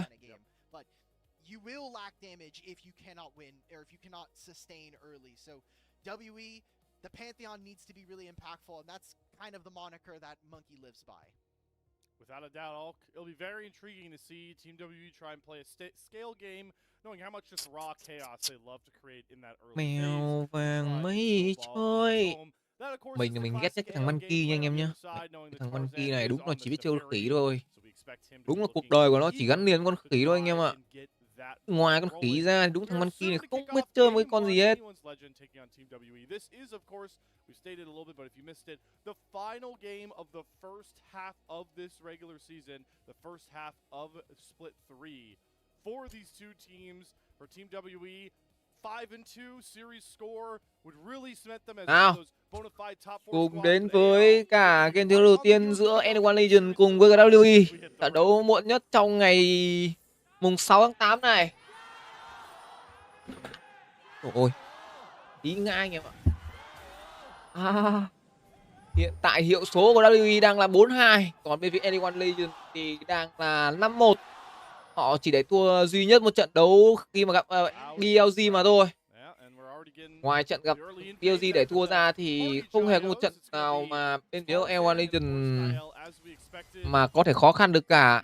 Toàn là những trận thắng có thể nói là ít nhất là dễ dàng. Hai map đầu thì sẽ coi kiểu như là AL sẽ dặn chơi. Và ví dụ nếu mà có map 3 thì sẽ là một cái tình huống có thể Marco chắc chỉ trong khoảng 24 đến 26 phút mà thôi. AL đúng là kiểu như là muốn đi chơi, muốn đi win, không muốn thì thôi đấy. Đánh nó cũng khá là ao trình. Khi mà sở hữu trong tay những đồng đội khá là hay như là KL hay là Hope, kèm theo đó là vị Sang. Nhưng Sang dạo này mình thấy đang khá xuống phong độ. Thật sự để đối với cái đánh giá của mình thì Sang cũng phong độ khá nhiều. Cướp thành công cho mình vãi chim đến từ ví dụ Monkey này. Hà cũng đã vào đây để có thể cover cho người đồng đội của mình, có thể là cướp xem cả bãi đá nữa. Và WE phía bên kia thì Nafari của vị trí Tạc Giang cũng đã cướp đi cho mình thành công, đó chính là hết phần rừng bồ đỏ bên phía WE rồi. Trên này sẽ là sự solo đến từ một con Olaf, kèm theo đó là một con Dr. Mundo. Đầu trận thì Dr. Mundo đương nhiên là sẽ không thể ăn được ví dụ Olaf nha. Olaf đầu trận với lượng đam rất là to. Kèm theo đó là sự cơ động nữa. Nào, WE đang muốn cướp thêm cái combo đỏ, nhưng bây giờ thì Sang vẫn đang farm lính. Sang vẫn chưa thể vào để có thể hỗ trợ cho những người đồng đội của mình, nên là quyết định bên phía WE sẽ là phải bỏ mà thôi. Ăn được thành công cho mình là 3 bãi rừng đến từ bên phía của WE. Chỉ là đổi đến từ 2 người chơi đi rừng mà thôi. 2 phút 42 giây vẫn chưa về farm bùa xanh đến từ cả hai. Vẫn cứ gọi là thăm dò nhau ở cái đường giữa này làm cái gì. Đó. Tiếng chu hiệu triệu được dùng ở đây sao? KL làm choáng được hai người và mạng chiến công đầu đã có dành cho ví của Nafari trong tay của tặc rằng. Nét vẽ bung ra nhưng không trúng một ai cả. Ở đây thì hất tung được ví chữ EH về và làm choáng và tốc biến lên. Có mạng thứ hai cho bên phía của Nafari. 2-0 ở video thứ 3. Quá khỏe anh em ạ.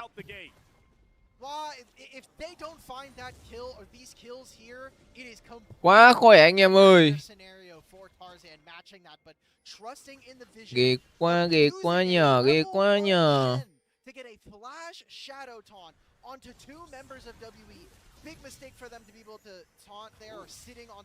Ghê quá nhờ, khả năng cao nè. Khả năng cao là AL cũng đang hơi mệt rồi. Là cũng cần phải giải quyết thật nhanh cái trận đấu này để gọi là về còn ăn cơm với cả đi ngủ nữa đúng không anh em? Ngày mai còn bao nhiêu việc phải làm. Ở đây một lần nữa lại confirm vào ví dụ Monkey. Monkey đầu trận này đang hơi cơ cực khi mà anh ta đã mất đi cho mình một con bùa lưu rồi. Bây giờ Monkey mới chỉ là hơn level 3 một xíu thôi. Tặc răng thì cũng đã sắp lên level 4. Tham minh của tặc răng bây giờ sẽ là sang cướp bãi chim. Và Monkey sẽ bây giờ là cực kỳ thọt. Ui trời ơi, Pantheon mà thọt thì nó chọc ai anh em? Pantheon mà thọt thì chọc ai? 3 game mà. Không thể 3 game anh em nhá. Trận này sẽ là 2 game được chưa? Trận này nó sẽ là 2 game. Ở trên này sao? Tốc biến lên đến từ Petro. Cube bị gõ và sẽ là mạng solo boro dành cho vị trí của Preto. 3-0 dành cho bên phía AL trong vòng 4 phút thi đấu. Ok chưa? Ok chưa?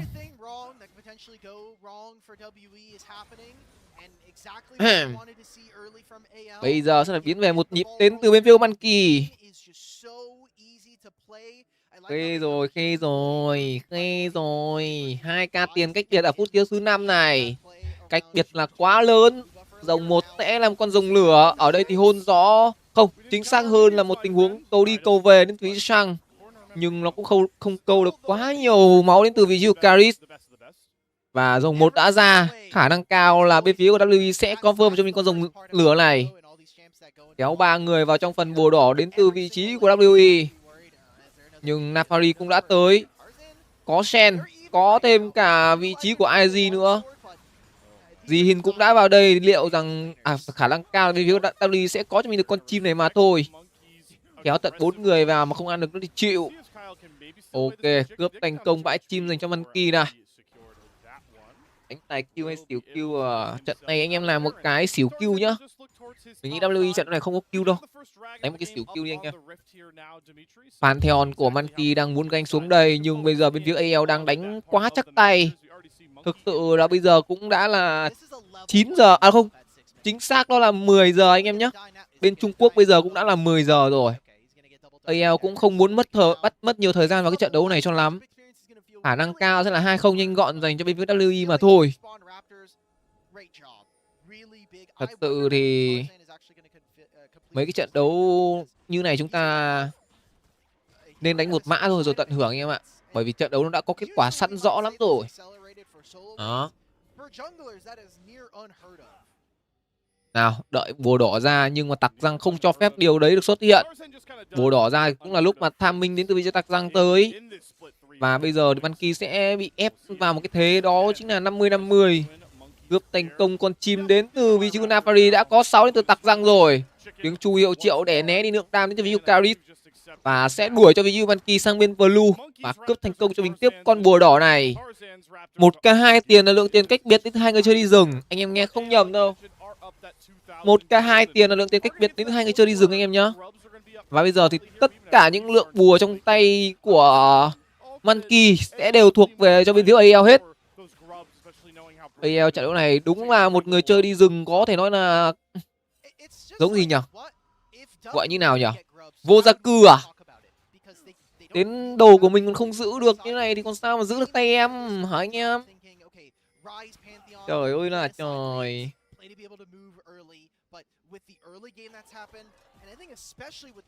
Rừng còn không giữ được thì làm sao mà giữ được tay em đúng không anh em? Ôi. There's a likelihood he's able to turn it around and at least get one kill early. So now with the gold lead, it almost feels like all of the game plans Lâu anh em mới vào nhá. are just not possible at this time, and it just is going to get harder. It'll be a while before Kyle has ultimate, but by the time that happens, W might say, "Oh, 1k8 tiền được cách biệt, rồng vẫn chưa được ăn, 3 sâu cũng chưa được ăn. Tầm này Monkey vẫn chưa lên level 6, bây giờ mới chỉ là 5,5 từ Monkey mà thôi. Tạp Gian thì đã là level 7 rồi, cách biệt bây giờ là 1,5 level đến từ hai người chơi đi rừng cơ. Ở đây làm choáng vào KL sẽ bị confirm bởi 4 người mà thôi, tốc biến đến từ KL. Còn vị trí KL vẫn sống, chó săn truy đuổi lao vào, không giết được ai cả. Ở Tạc Sang tốc biến qua tường, Monkey đã bị làm xuống và mạng có cho vì Tạc Sang Carit đây giết được Viju Breto và chó săn truy đuổi lần 2 không thành công khi mà Viju Cube đã có mạng chấm dứt đến từ Viju Tạc Sang rồi. 3 mạng gỡ dành cho bên phía WE và double kill dành cho bên phía Caris. Oh. Oh. That could have been a big win. Hope still had TP. I wonder what the call was in the team comms. That could have been a massive win here for AL. Ra Giải rồi. Tưởng rằng là bên phía của WE sẽ buông bỏ nhưng không. AL nó lại làm cái trò gì nhỉ? AL ơi, xong sớm nghỉ sớm cho anh cái. Đánh nhau nhiều làm cái gì hả mấy em ơi? Xong sớm nghỉ sớm đi. Cứ thích gọi là câu giờ làm cái gì?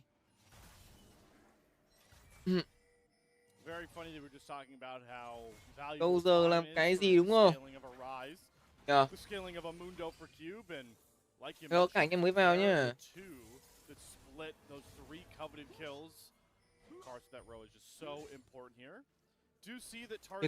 Như này khả năng cao là khả năng cao là anh em mình gọi là sao ta, vẫn phải chờ AL phải xuất sắc hơn một xíu à.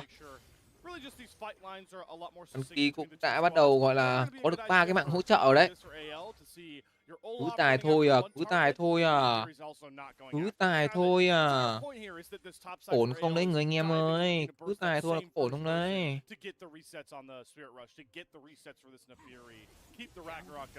Nào ở đây thì ngục cổ ngữ giữ chân được Tranh lại. Tranh mất đi cho mình nửa cây máu, một lượng máu khá lớn để mất. Tầm này biết AL cần phải đánh cẩn thận nha. Tàu nhanh giúp anh 2-0 đi. Anh không muốn các em gọi là mất gọi là quá nhiều thời gian vào cái trận đấu này đâu. Hộp ở đây né được nét vẽ, sân khấu được dựng ra, viên 1 trúng, viên 2 hụt, tiêu bom địa ngục ném ra, bắt buộc tơ bao phải tắt cho mình cái sân khấu mà đi. Rồng được ăn dành cho bên phía Tạc Giang này. Sẽ là cái quyết định đó chính là ăn cho mình con rồng 1 đến từ bên phía AL. Đúng rồi, AL chứ không phải BLV anh em nhé. Để mà ngửa từ AL hơi khó. Họ có thể thua combat nhưng mà họ không thể gọi là chết cả đâu anh em ơi. Anh em đừng mong cái việc đó cho AL có thể thua được. Trừ khi đối này nó phải là đối cứng. Đây WE thì đối này đối quá mềm anh em ạ. Đối này đối siêu cấp mềm luôn.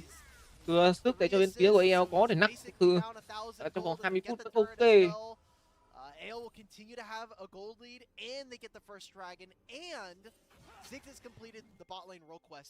Trận này cho phép bây giờ là 11 phút đúng không?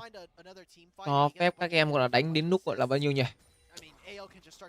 27 phút nhá. Ok chưa? 27 phút là bao nhiêu? 15 phút nữa. 15 phút nữa sẽ là 21 giờ 17. Nghỉ ngơi gọi là 13 phút. Là 30. Bán pick xong các thứ vào đánh game 2. Hơn 10 giờ xong là đẹp. Đúng không? Tham minh của em Dứa là quá chuẩn rồi. 2 map xỉu thôi. Tham minh là quá chuẩn anh em nhá. Tham minh như này còn như nào nữa? Em còn mong chờ như nào nữa? Tham minh như là chuẩn lắm rồi. Ủa má, tham minh như này còn không ăn được nữa thì đúng là chỉ có chịu nhà cái thôi.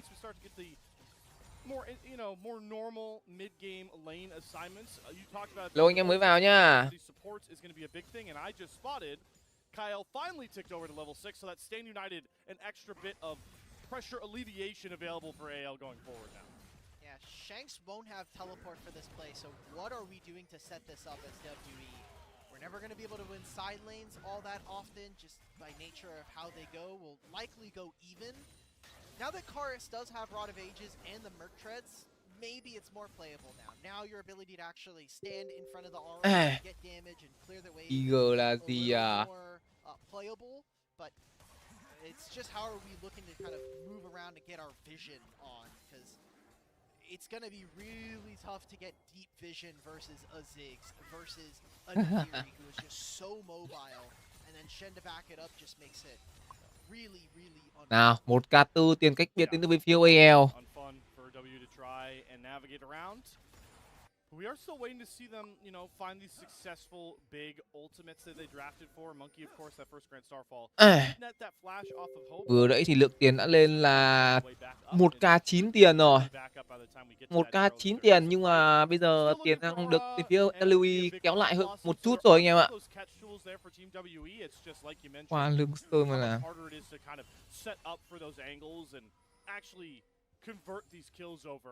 With the way AL are positioned.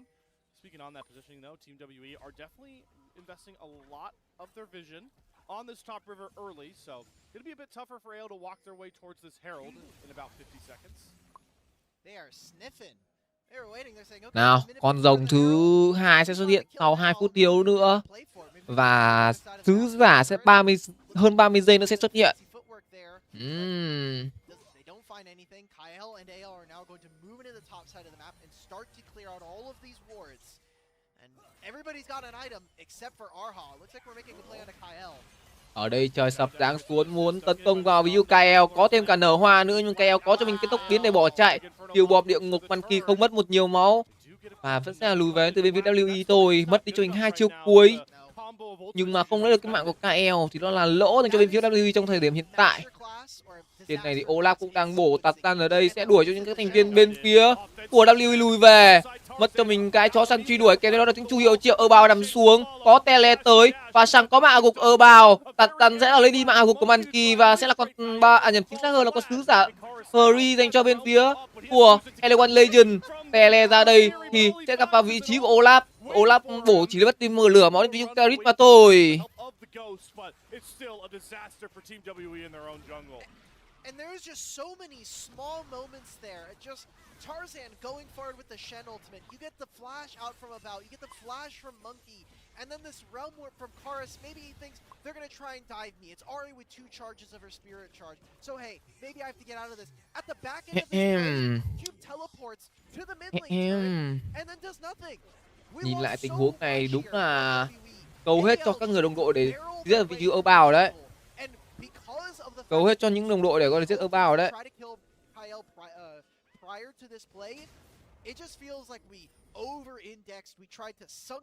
Hello anh em mới vào nhá. Thôi tầm này thì 1-0 dành cho bên phía của AL rồi. 1-0. Đường trên này thì chúng ta sẽ có trụ một đường trên dành cho vị trí của Breto mà thôi. Olaf trận đấu này siêu khỏe rồi. Bết cho những người đồng đội thì đúng là siêu ngon luôn. Bết cho đồng đội thì siêu ngon luôn anh em nhá.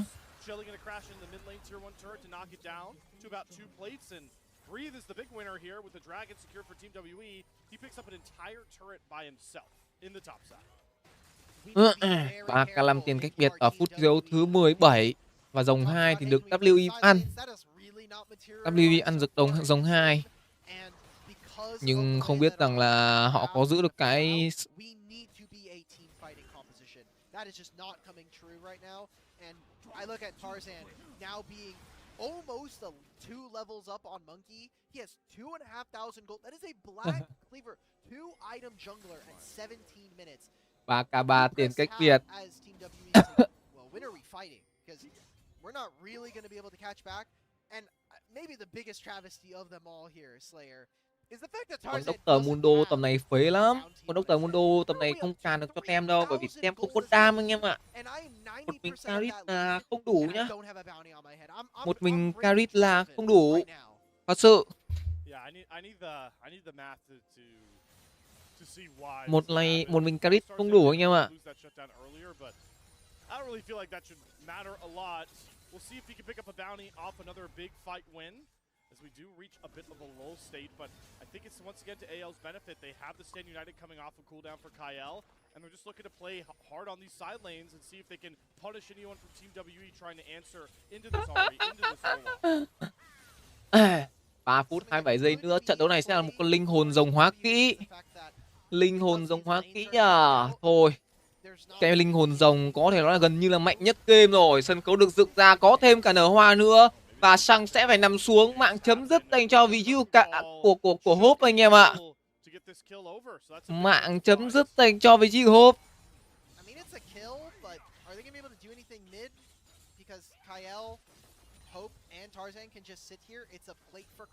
Khê nhờ, khê nhờ. Sao? Không sao. Chỉ là làm xuống mạng thiếu thứ 2 từ vị xanh thôi.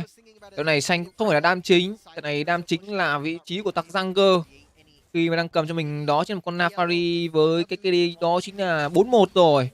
Tiếng chu hiệu triệu được dùng. Hà đây là mối nguy hiểm và Hà nằm xuống. Chó săn truy đuổi vào người của bao. Quyết định là lùi lại một nhịp đến từ vị tặc răng nhưng mà ăn confirm vào đến từ Văn Kỳ và sẽ phải nằm xuống. Mạng dành cho Yukarit. 3 mạng dành cho một con Rai này rồi. Ở đây thì Tele được dùng đến từ vị trí của Sang. Sang hôn gió trúng được 1. Văn Kỳ ở đây, Văn Kỳ nằm xuống. Vị trí của Rai cũng vậy. Chấm dứt dành cho bên phía của Breto. Và Sang cũng có được mạng chấm dứt đến từ vị trí của Carit luôn. 9-6 dành cho bên phía AL. Wow, wow, wow, wow. Ngon anh em ơi. Ngon, ngon, ngon. The problem with giving over 3 grubs to a Ziggs team is they get to essentially skip a lot of important timers in the game or come to tầm này thì thôi WE lên nghĩ về gọi là cái ban pick game 2 mà vừa thôi. WE lên nghĩ về cái ban pick game 2 đi nhá. Mình nghĩ game 1 đến đây là quá đủ rồi. Thật, game 1 đến đây là quá đủ rồi anh em ạ.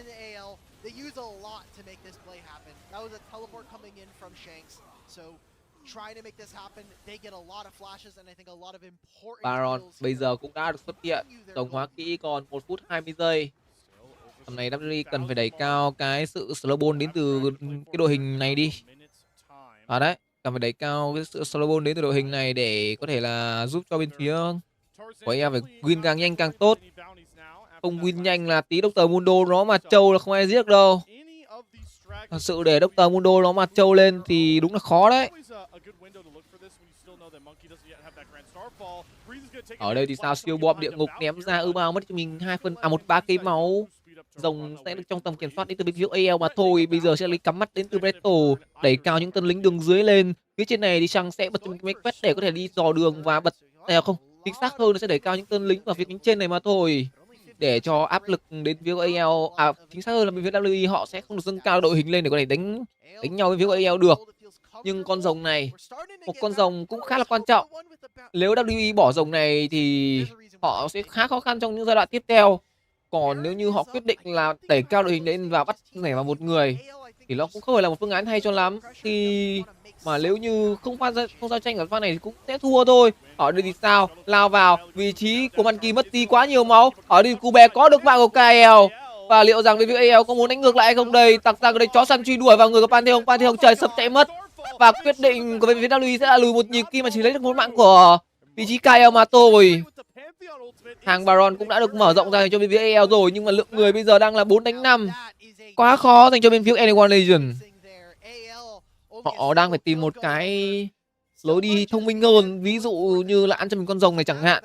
Khi mà bây giờ bên phía WWE cũng đã mất đi cho mình những cái phương tiện mở như là một cái trời sập đến từ Monkey. Ok, mất đi cái trời sập đến từ Monkey thì nó cũng không có quá nhiều cái bất ngờ đâu. Giờ chỉ có cái nở hoa thôi. Khả năng con rồng này sẽ là free để cho bên phía AL rồi. Vẫn muốn ra một nhịp đến từ bên phía WWE này. Họ vẫn muốn giao tranh ở con rồng này khi mà họ biết rằng là bây giờ họ vẫn có thể chơi được với sức chống chịu đến từ với Cube, khi mà Cube cũng đã có ít nhất là 2 món đồ rồi. Trên này thì Chặng sẽ phải đẩy tên lính khi mà Chặng còn tele nha. Chặng còn tele. Vị trí Carit thì không. Ở đây thì sao? Bổ liên tục đến từ vị trí Olaf. Olaf bổ thành công vào người Hà. Có thêm cả thống nhất của Sen xuống. Cube ở đây phải bỏ chạy. Tốc biến bật lon bố hút Monster lên. Monkey không còn trời sập nữa, chỉ còn cái tốc biến qua tường mà thôi. Chắc rằng ở đây sẽ có được cái mạng đó và sẽ là 17 dành cho bên phía của L. Ngon em dai ơi.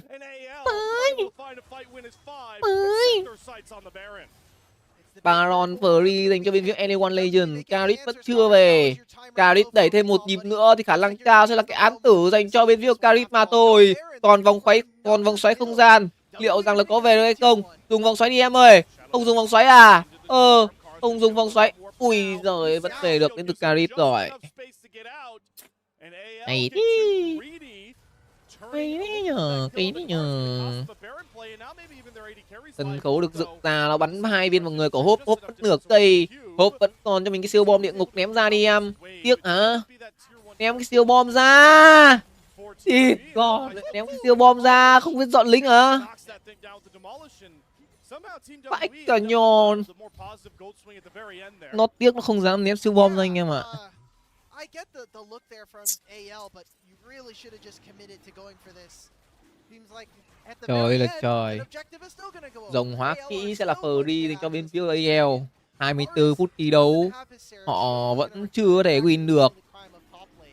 I was really excited, Slayer, because I thought, oh, maybe there's an angle for WE to contest for this dragon and maybe we get a much more even game. But because of how long it took them to go for this rise, it's just another part of the draft that we talked about. These solo lanes for WE are so tanky that mages like the Ahri and the Ziggs ăn được 2 rồng đến từ bên phía AL rồi. Bây giờ đang là 11-7. Đúng là cái trừ 9.5 không hề thơm một xíu nào. Trừ 9.5 không hề thơm một xíu nào anh em nhá. Anh em nào mà kêu chỗ này trừ 9.5 ngon thì đúng là không là ngon ở đâu. Em dứa thấy đang khối như cướp đây. Trừ 9.5 giờ đang tê đấy. Anh em đi trừ 9 giờ đúng đang tê.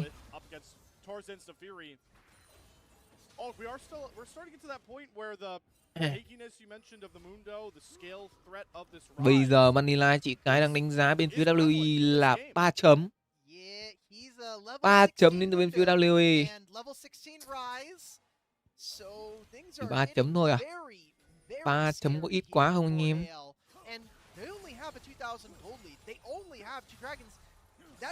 Chấm có ít quá không anh em? Thế rồi. Tiểu tham 31 của em Dứa nghe có vẻ là hơi tê nhỉ? Tiểu tham 31 nghe có vẻ là hơi tê. Thật á? Bật máy quét đi lùa đến từ bên phía xanh.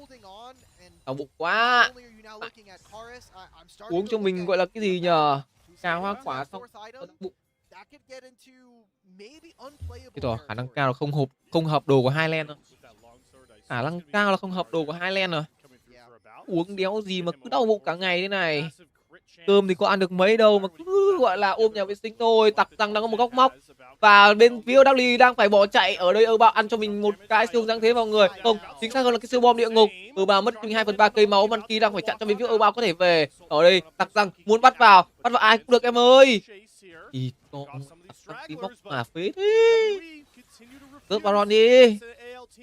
Rớt Baron đi cho chúng nó phải ra mấy em. Rớt Baron đi, rớt Baron đi.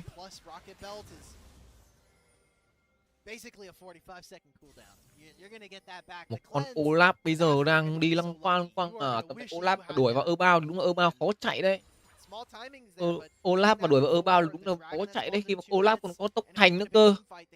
Anh em thử một con gọi là Một con đấu sĩ mà có đam nhá. Bật ulti lên, tốc hành lên, nó cứ dí vào anh em chạy được không? Chạy thế chó là được. Chạy thế chó là được rồi anh em. Rất khó để có thể chạy luôn nhá. Tầm này WI nổ được không là nó nổ tốt luôn đi chứ. Nổ tốt luôn đi chứ. Chết mẹ rồi, tiểu tham của em Dứa. Tiểu tham của em Dứa. Trời ơi.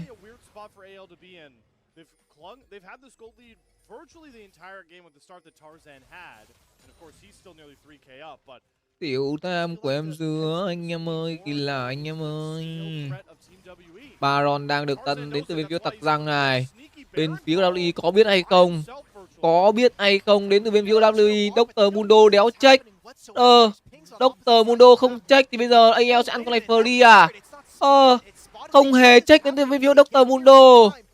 Phan thì ông lên đây cũng đã phát hiện ra được vị trí rồi. Trời sập sáng xuống. Có thêm cả vòng xoáy không gian lên nữa. Nở hoa trúng 2 người. Và Tặc Răng nằm xuống. Mạng chiến cước đầu dành cho bên phía của AL. Ở đây thì sao? Đuổi được ví dụ KL nằm xuống. Và bên phía AL chỉ còn 3 người mà thôi. Liên tục là đuổi vào người Bao có tốc biến. Bao vẫn sống được. Sang ở đây đi qua tường. Và Sang có giết được Bao hay không? Câu trả lời là chưa. Bây giờ Bao mới nằm xuống thì bên phía đây AL mất đi cho mình là 4 người và 5 người rồi. Thì còn vị hai công của tôi. Oh no. Way too tanky with these chain crushers and the Seraphs, which by the way, Seraphs is still alive. It's likely gonna get procced here by the Baron. Look back at this fight again. That ward is so crucial. Tarzan trying to get out, and if he had gotten caught earlier, we would have been saying this is more and more. Mẹ rồi anh em ơi. Sao nó lại ra cái đồng lỗi này? Sao lại ra cái lông lỗi này? And Shanks on the other side of this fight, by the way, didn't land the charm onto a relevant member. It didn't matter that About didn't have his cleanse, because the charm never ended up landing. These are the small moments from AL where we talk about the mechanics of some of these laners. Chết rồi. Mất Baron, liệu rằng là bên phía AL có thủ được hay không? Liệu rằng là bên phía AL có thủ được hay không? Tôi cần câu trả lời đến từ các cơ quan chức năng có thẩm quyền. Em nhá, tôi cần câu trả lời từ cơ quan có thẩm quyền. Bây giờ thì đéo có kỹ năng gì để cho bên phía AL có nhận được dòng 4 cả, bắt buộc phải bỏ.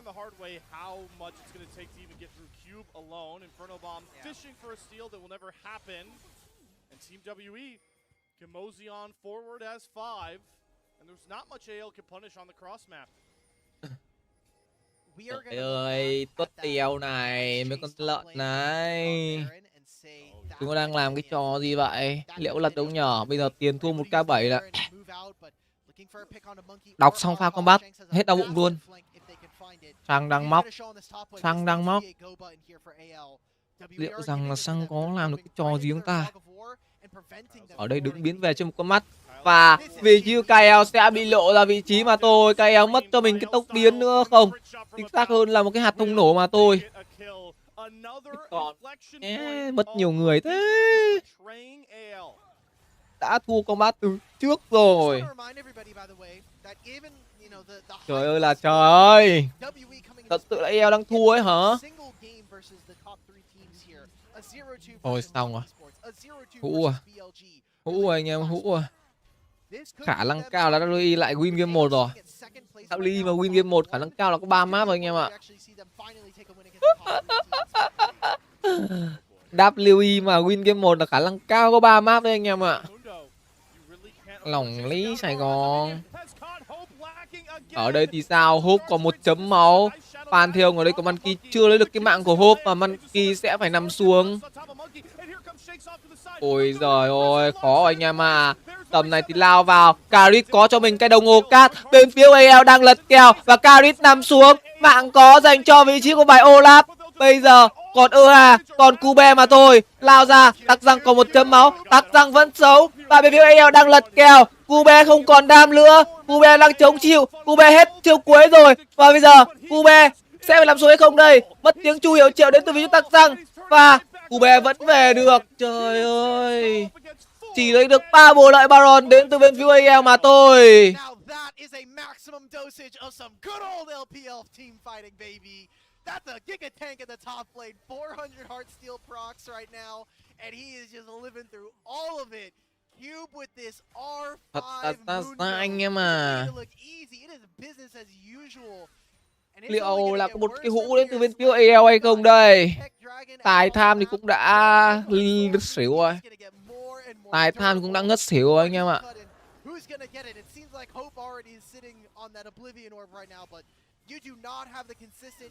Chết rồi, chết rồi, chết rồi. Chết rồi. Bạn này chúng may là chúng nó không giết được hốp nhá. Bạn này may là chúng nó không giết được hốp anh em nhá.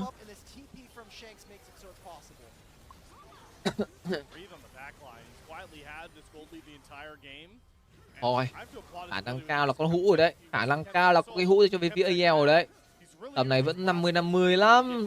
Trời sập giáng xuống, nó đang muốn tấn công vào nhưng Beto có thêm cả vòng xoáy không gian nữa, ship được một người lên đây. Carit được ship lên và Carit nướt luôn. Bên phía AL sẽ lật kéo Monkey nằm xuống, có nở trúng được 3 người, nhưng mà ví dụ hai cũng sẽ phải nằm xuống mà thôi. Ôi giời ơi, lật kéo đến từ bên phía AL rồi. Khi mà đã mất đi 3 người, còn bên phía AL chưa mất một ai. Khả năng cao sẽ có end game luôn ở dành cho bên phía của bên AL One Legend. Dịch đang đẩy đường trên. Tele lên và win đến từ bên phía AL đi. Tele lên đến và win đi em sai ơi. Đây rồi. Hũ lật kèo là đây chứ đâu mấy em. Địt mẹ, không có giảm hồi máu à? Không có giảm hồi máu, đánh lâu điên anh em à. Không có giảm hồi máu, đánh lâu điên. And just a very small moment of weakness from Team WE, AL are able to pounce on it. Imagine your Tarzan, by the way, in this game. You go 1,000 gold 9 minutes into this game, and you almost lose this one. We get back into the replay for this. Ôi giời đất ơi.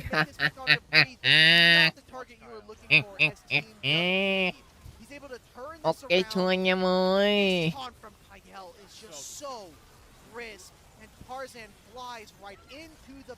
Tìm tàu đi WE vẫn ăn thôi à?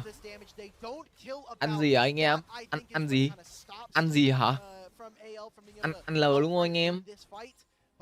Giáp hồi sinh đã lên đến từ vị trí Monkey rồi.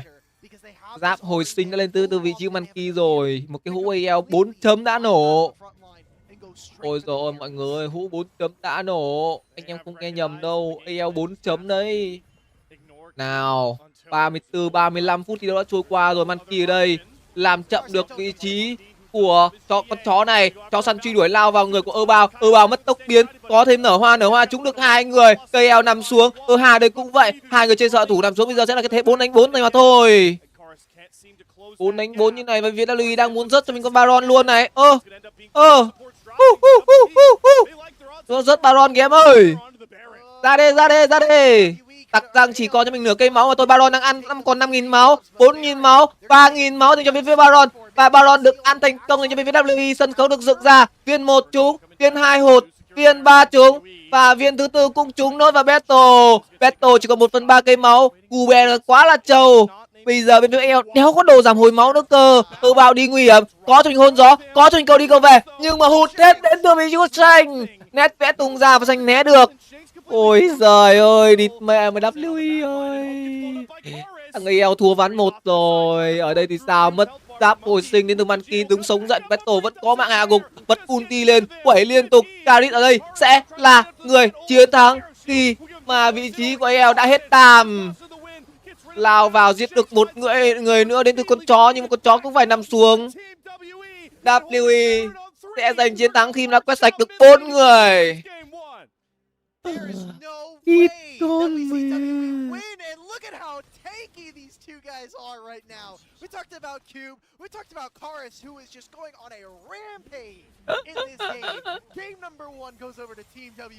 Ôi không anh em ơi, không có một cái hũ AL nào được nổ anh em nhá. Không có một cái hũ AL nào được nổ anh em nhá. Trời ơi là trời. counter pick, man. R5 Mundo, we were worried that it wasn't going to Khả năng cao là 3 map rồi. But he's the one that kind of holds this team together, and I don't want to take any credit away from his team.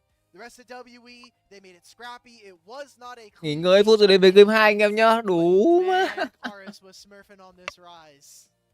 It's such a positive sign, right? We talk so much endlessly about how this team drives through Monkey for a lot of things. And even like when we do see Karis or about have big moments, we feel like maybe a lot of them have been facilitated by Monkey. Dimitri, I don't know how you're feeling about the Monkey performance, but I actually feel like this is a rare win for Team WE where they're kind of able to help lift up Monkey, because this game was a disaster start for him. He, of course, had some big moments, but like you talked about, Team WE solo lane's doing the biggest heavy lifting here, and that's what's most impressive to me.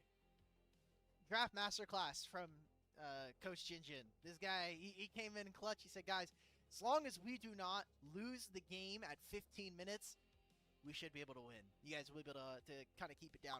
I go back to this interview that Jinjin had after a regular season game. I think it was in Split 1, could have been in Split 2 this year, where his project for specifically year 2 of Team WE was to get Karis more in line with his team. He is the sole Korean player on this team, at least before About came on. Taeyun was there, but it was kind of hard to get him and Taeyun on the same line. And now that it feels like Karis feels more comfortable, he's more integrated with this team, it just feels like everything is starting to click into place at the right time. This is a very big win for them, being able to beat them. They did it at a best of 5 in Split 2, but it's the last split of the year, man. This is the time we want to start to see them, and it's, you know, the second, or getting into the second round robin. It's the final round what we'll see from them before that second round robin starts. And what a spot it would be in too, to be 5-2 through that first round robin. Thinking as well about, you know, those teams trying to challenge and catch up to Team WE. I know a lot of people are very iffy on teams like JDG, but you can't really discount them being able to put together a really solid second round robin, try and catch up to Team WE. As many series as they can distance themselves from that lower half is integral. And a game win like this, it's just such a, like you mentioned, a positive sign going into that second half of the split. As we get a look back at some of these stats, and honestly, they're quite hilarious. It looks like AL dominated the damage numbers, and it just doesn't matter. I just look at the numbers between Tarzan and Breathe, and I'm like, how did we not win this game? It's okay to farm damage numbers versus a Mundo, but dude, this is disappointing. I don't even know really. I'm sure people in chat are gonna be able to point fingers and be like, "Man, Shanks, where were you, brother?" Or "Man, Hope, where were you in this game?" But just a lot of fights that are really hard. This is a draft that is hard to play, and it requires for them to be able to generate massive leads early. A rare loss for Tarzan on Nefiri. He's 4-1 on this champion before this, now 4-2. He's been the best player on Nefiri so far this split, but is a tough draft to kind of get if you're not already like slamming the game even harder. And there were a lot of critical errors. Again, we go back to the Rise chase in top lane. Was that necessary? Even if we got the kill, was that really the play that we wanted to go for? I feel like Baron helps us accelerate the game more meaningfully. Yeah, and then you go back to, like, you know, some of these vision toggles. Like, obviously, this rush from Tarzan expects he's not on any vision. It's a sneak, and W are able to pounce on him for that. This was, yeah, you talk about the decision-making errors that costed AL was maybe that chase down, but this was the big moment we felt like, Dimitri, where WE, this was their game to lose, being able to just dominate this fight and see exactly what we outlined from draft, right? This giant, immovable Hulk of Cube, unkillable, and like you talked about, Karis able to get such valuable kills here. And, well, the Team WE faithful, the few that are in the audience are fired up after that Game 1 win.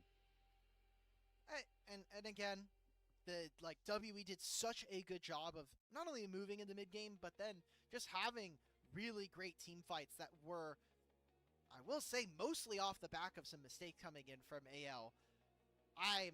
That RA game from Shanks, so many mischarms, so many important ones that you need to land on critical targets, and that just doesn't happen. Like, there's 2 fights here, actually, where AL have lost around this specific part of the map, this blue buff on their side of the map.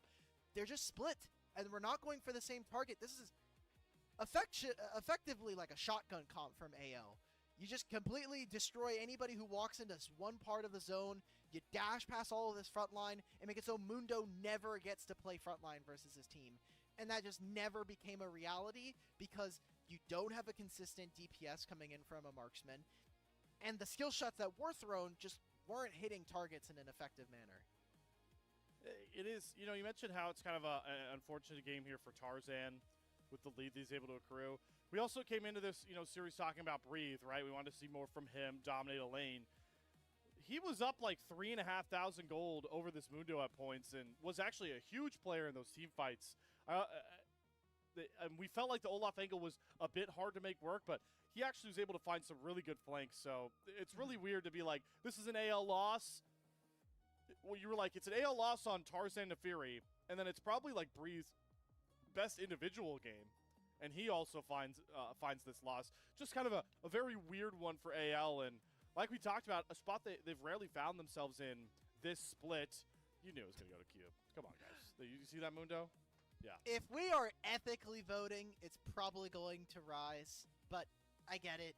He had a lot of funny moments. He had a lot of really cool moments. I also think by the end of the game, he almost had like 900 Heartsteel stacks. Yeah. So I get it. This is, you know, the for fun vote. I'm not gonna like really harsh on it too much. I think it's fine. Just Cars probably deserve this one because of the way he did.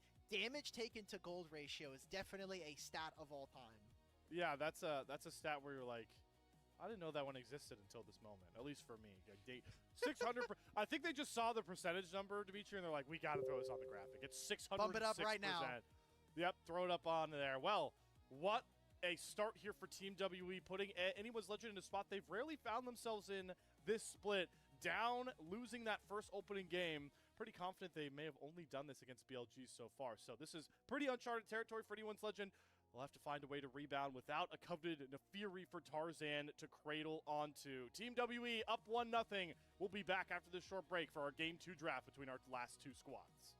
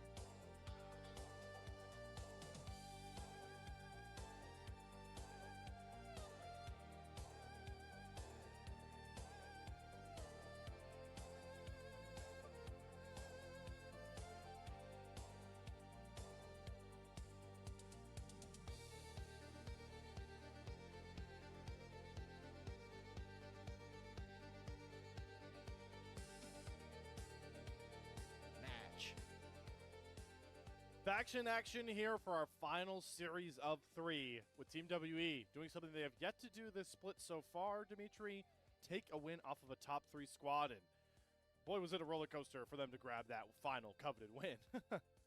Longtime LPL watchers will know, favorite saying of mine is, if you can win one, you can win more than one. So at this point now, WE, it's all about, can you actually take a 2-0? You blow up another Nexus here tonight, because we're on the verge of history. We're 12 days into Split 3. We might have a 9 games a day here at the LPL, but that could all come crashing down if we have a 2-0 from WE. So how confident are you feeling in that aspect, I guess? Because I think there are some things that obviously push the idea that AL should be able to get this second win here. But I do think the fact that, Neferi comes off the board and Team WE were able to win a game where Monkey wasn't a huge contributing factor is what really inspires confidence going into this game too for Team WE fans. I think a lot of the bans are just going to change just by way of the game being different. Like, I look at AL's bans in Game 1, and it's Poppy, Varus, Ezreal, right? Like, how many more times is that really going to happen now that especially Rise? So, likely if they have first pick, they probably are going to be looking for Cassiopeia, and then we're going to be just having Ezreal or, again, Varus, some kind of consistent damage dealer for Hope that is maybe going to get them back in line. I also don't know how many more consistent drafts or good drafts I think we're going to have from Coach Jinjin for WE. I think it's unlikely because you have a player like Monkey who wants to kind of throw a spanner sometimes and give us a Graves game or give us a random kind of jungle game to throw in. So what I'm hearing is we have no idea what's about to come for this game too. Well, what we do know is we are soon to get into it. I don't know if we got word. Would we expect AL to try and take counter pick here in this matchup? Is that something that they like to go for off of that? Again, rare game loss. It's been very rarely that we've seen AL drop games this split in general, but of course, game 1. So I guess this is a good learning moment to see exactly how AL want to respond to try and have to make that 2-game crawl back. How do they start with the right foot forward? Probably just going to be first pick. I think first pick in game 2s are kind of fine. And look, giving Team WE his counter pick is okay, but I look at their pools this year, and I just don't see a lot of flexibility. So it kind of almost felt like last game, AL they started off with a 1,000 gold lead. Most times you win those kinds of games, especially with an Neferi, but compositionally the draft from WE gave them more options as the game clock kind of rose. But I look at what we've been playing from Team WE. I look at top lane, and I'm thinking, do I really want to see Cube on Rumble? Do I want to see Cube on Gnar? Do I want to see him on, like, Ambessa or the Vayne or the Jace? Not really.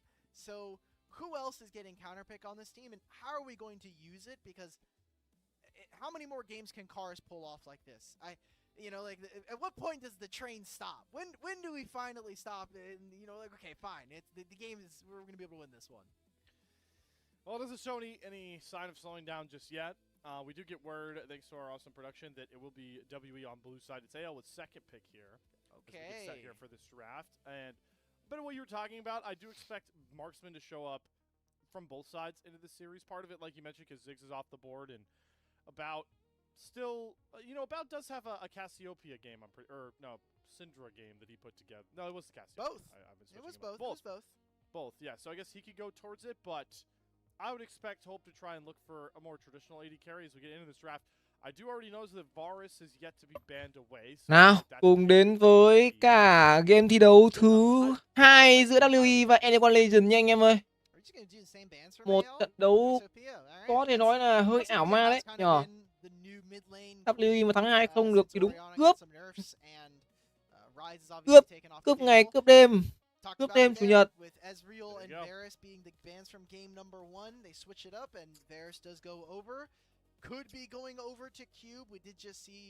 Cướp ngày cướp đêm cướp thêm chủ nhật luôn anh em nhé.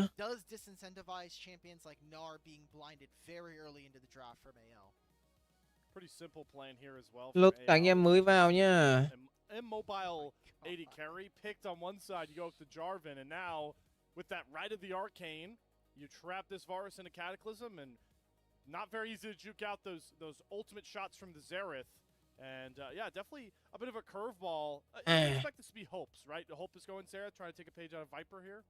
Yeah, I think this is going to be one of these bot lane Xeraths. I just don't think Nào, Xerath... ta fan và Xerath dành cho bên phía LPL. Nidaria, Varus và Nautilus được chọn dành cho bên phía WWE. Low range, low crowd control compositions that do not threaten him, and he also needs Rồi anh em mới vào nhá. Alistar needs to be picked up here from AL, and then they need to ban Sylas in the second phase because you need ways of being able to peel for him and make things happen. Camille is really aggressive, and from what they are showing, you can win this matchup. Just Aftershock on the Nautilus. Camille được chọn dành cho bên phía AL này. Imagine what's going to be the trade pattern is you're just going to be seeing a bunch of Xerath Qs landing Không biết là bên phía của AL sẽ chơi như nào với cái đội hình như này nhỉ? Before we get too far into the second phase of bans, the Nefiri angle, I feel like, not Nefiri, Nidalee angle, excuse me, I'm switching to my dogs and cats. I did not see this coming. What is the, was this something, yeah, I feel like it's been a minute since we had a Monkey Nidalee game, if I'm not mistaken, no? Yeah, that was the backdoor game versus BLG. And that was, Không biết là có lật được 2-1 không à? 2-1 không à? It's gonna kind of cannibalize the jungle. Jarvan's not gonna be able to clear fast enough, and as long as Nidalee has winning lanes, 2-1 không à? Nghe hơi tê nhỉ? 2-1 à? Không biết là bên phía của AL này có muốn gọi là về sớm không? Nếu như muốn về sớm thì khả năng cao là... Nếu như muốn về sớm thì khả năng cao nếu AL sẽ để thua luôn game 2 này. Còn nếu không muốn về sớm thì hết xui. Nếu không muốn về sớm thì khả năng ba map.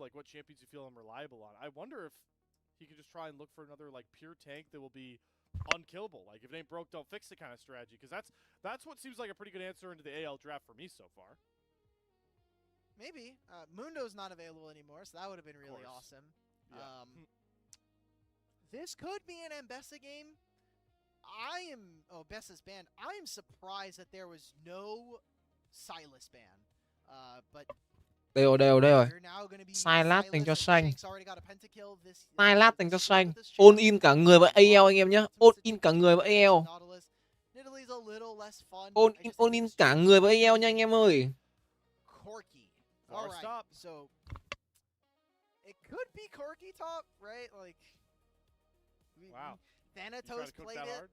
Yeah. I mean, look, we've got one Corki top game. There's infinite possibilities. They're giving Breathe the counter. Game 2 này Sylas có thì all in cả người với AL đi anh em. Được. 500 view à? Ôi.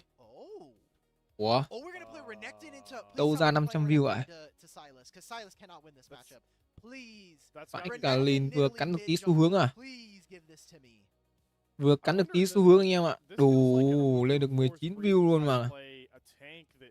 Because obviously this is like a huge AD comp, right? Like outside of Nidalee, we're all attack damage here. A little bit of magic damage with Varus. Vừa cắn được tí xu hướng này. Ngon. Game 2 thôi nha anh em nhé. Ngồi xem thôi. Nếu mà anh em thích đánh thì đánh AL trừ 9.5 cũng được. AL trừ 9.5 game 2. Đó sẽ là một cái... Không, trừ 8 đi cho dễ thở. Trừ 8 đi cho dễ thở anh em nhé. Em giữa ra lấy chai nước anh em nhé. Khát nước quá.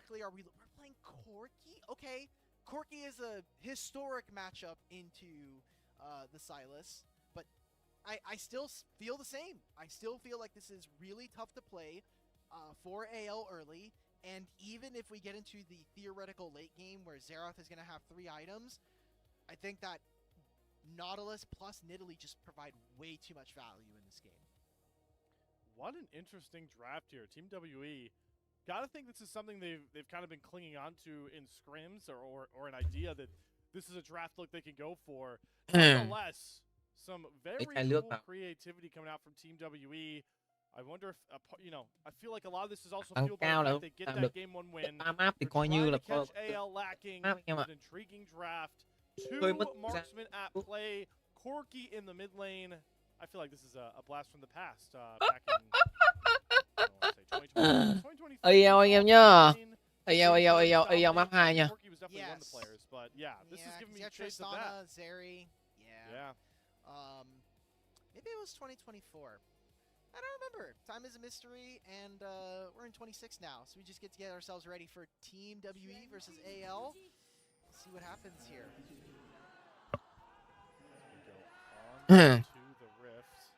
Nào, cùng đến với cả game đấu thứ hai giữa WE và AL. Liệu đây sẽ là game đấu cuối cùng trong ngày hôm nay hay chưa? Hay là chúng ta sẽ có full 3 map đến từ tất cả 3 trận đấu? Mẹ, bọn này đúng là LPL cái gì có thể xảy ra. Một ngày đẹp trời thì AL có thể ra LPL có thể ra được 3 map xỉu. Và một ngày đẹp trời thì LPL có thể ra được 3 map tài. Quá đẳng cấp. Hộp ở đây, mất tốc biến. Con Serac này đầu trận đang hơi khổ. Vừa mất tốc rồi còn vừa mất cả nửa cây máu nữa thế này. Hà đây không bị cấu rỉa đi là quá nhiều. Vẫn đang lùi về được cái vị trí. Hà. Thay đổi nước rồi. Em dướn nước rồi anh em ơi. Tự nhiên là bị nấc cái này. Don't think Monkey should go for a gank on bottom lane with the position. He's saving his TP. He's trying to abuse the home guards. Okay. Very conservative teleport. Một sẽ là con rồng nửa. Rồng nửa. Rồng nửa anh em nhá. Anh em nghe không nhầm đâu, rồng nửa. As a marksman into these mages. It's a really good start for WE early. 2 phút 03 giây AL vẫn chưa cho Video Hope được farm một con lính nào cả. Ở đây có gọi là dạng khổng lồ từ Breto. Đánh thường đi em. Đánh thường vào người nó. Cube mất cho mình tốc biến rồi. Ok. Lợi thế đầu trận dành cho Video Breto. Ngon nha, ngon nha.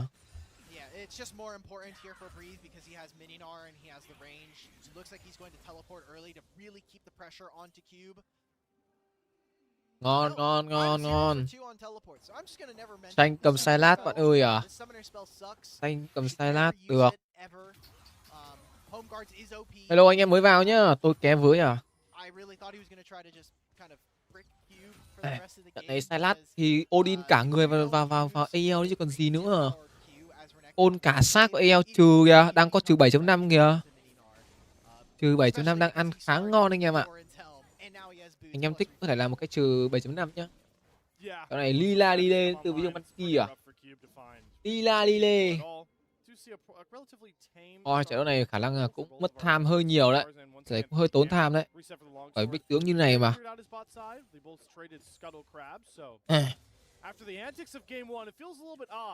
Đâu tất cả anh em mới vào phòng live của dưới nhá.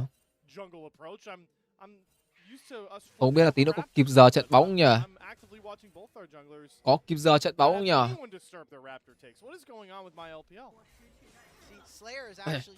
Mọc mỏ neo trúng vào người KL trận đấu này chơi một con cơ mưu. Thì mình không biết là liệu là có gây ra sự khó khăn dành cho bên phía của WE hay không. Trận trước thì AL cũng đã tạo ra một đống cái lợi thế ở giai đoạn đầu trận rồi. Nhưng cuối cùng thì họ vẫn để trôi trận đấu và để cho bên phía của WE có thể lật kèo được với một cái hũ siêu to. Một cái hũ siêu to mà được bên phía WE tạo ra.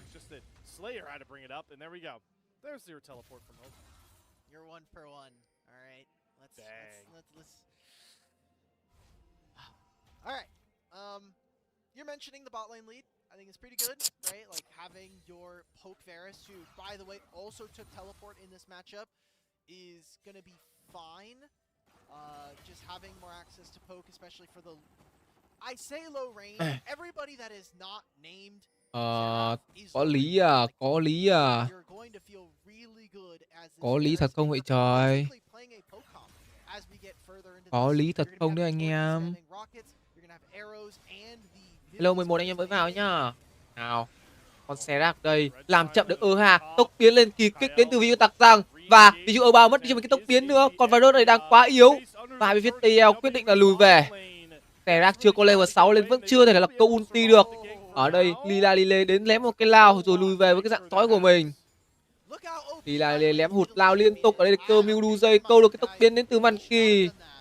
Và Hà sẽ phải nằm xuống mạng chiến công đầu cho bên phía AL rồi. Ở đây thì ba cũng câu lại được một mạng gục. Đặc tăng yếu máu và đặc tăng nằm xuống. Double kill dành cho cái bài vào rớt này. Solo kill khả năng cao sẽ là mất tốc biến từ hộp. Có người tới, đó chính là vị trí của Karit. Karit đến lấy lốt cái mạng của hộp và sẽ là 3 đều dành cho bên phía của hai đội mà thôi.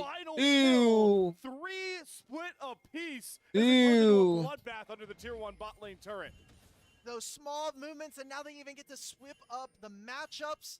Oh, Cube, you gotta be really careful here, buddy. I know this wave is in a terrible spot, but đúng là hai cái thằng ngu đánh với nhau thì lúc lao nó cũng ra tài anh em nhỉ.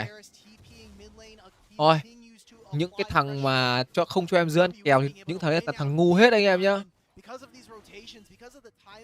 Những thằng mẹ không cho em giữ ăn kèo là những thằng đấy là những thằng ngu hết. Trận đấu này còn không thèm pick cả gọi là pháp sư đi mid luôn mà. Pick cả gọi là cookie đi mid. Quá đẳng cấp.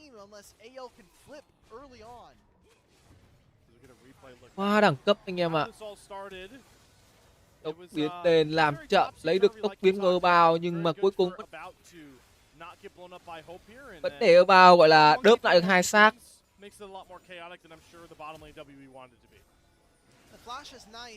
Just think the rest of the team maybe isn't thinking, oh, are we going to go for a fight right now? Kyle was extremely useless in this play. I mean, after you lose the hook shot, it's just not there. And then this is going to be the same observing for the replay. Literally the exact same. Oh, there we go. We get one dodge. We get a second dodge here. It's an auto attack and then the max range orb. Trận đấu này đăng tin vào AL mà nó đánh như thế này thì không biết có lên tin nữa không ta? Hả? Anh em đăng tin vào AL mà AL nó đánh như này thì có nên tin nữa không ta?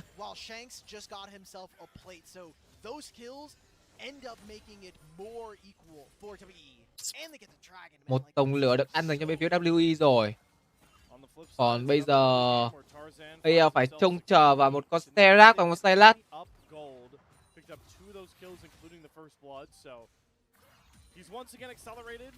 7 phút 38 giây, 15 giây nữa sẽ có 3 sâu dành cho bên phía AL này. Trên này một con Gona sắp có dạng na khổng lồ.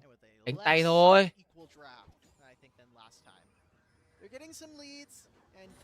Hóa na khổng lồ đến từ Yubeto. Quyết định là sẽ chơi để cho bên phía Cube không được farm nhiều nhất có thể. Có một con mắt đến từ bên phía W ở đây. Bật cho mình mới quét lên và khả năng sẽ biết ra vị trí đấy thôi. Cube ở đây thì sao? Cube muốn solo kill, Beto tầm này chỉ đánh tay thôi. Đánh tay. Cắt vào sắt. Đánh tay đi. Inadine của Monkey sẽ ăn cho mình đi là 3 sâu. You're actually able to hit the turrets, whereas only Xerath and Gnar can really do that. Yeah, that's why Monkey's trying to get as many of these grubs as he possibly can, but Tarzan has shown up. 3 sâu sẽ ăn được dành cho bên phía W anh em nhá. Thôi, khả năng là thôi. Có khi nào là 20 W thật không anh em nhở? Có khi nào không W thật không nhở?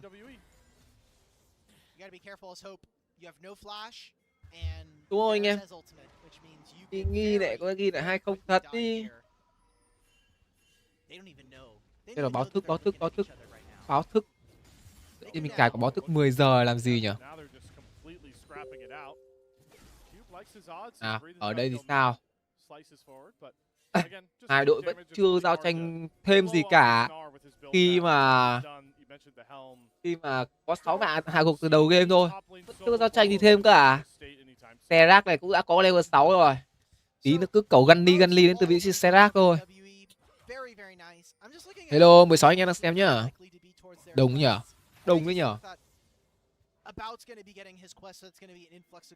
Đông phết đấy nhở?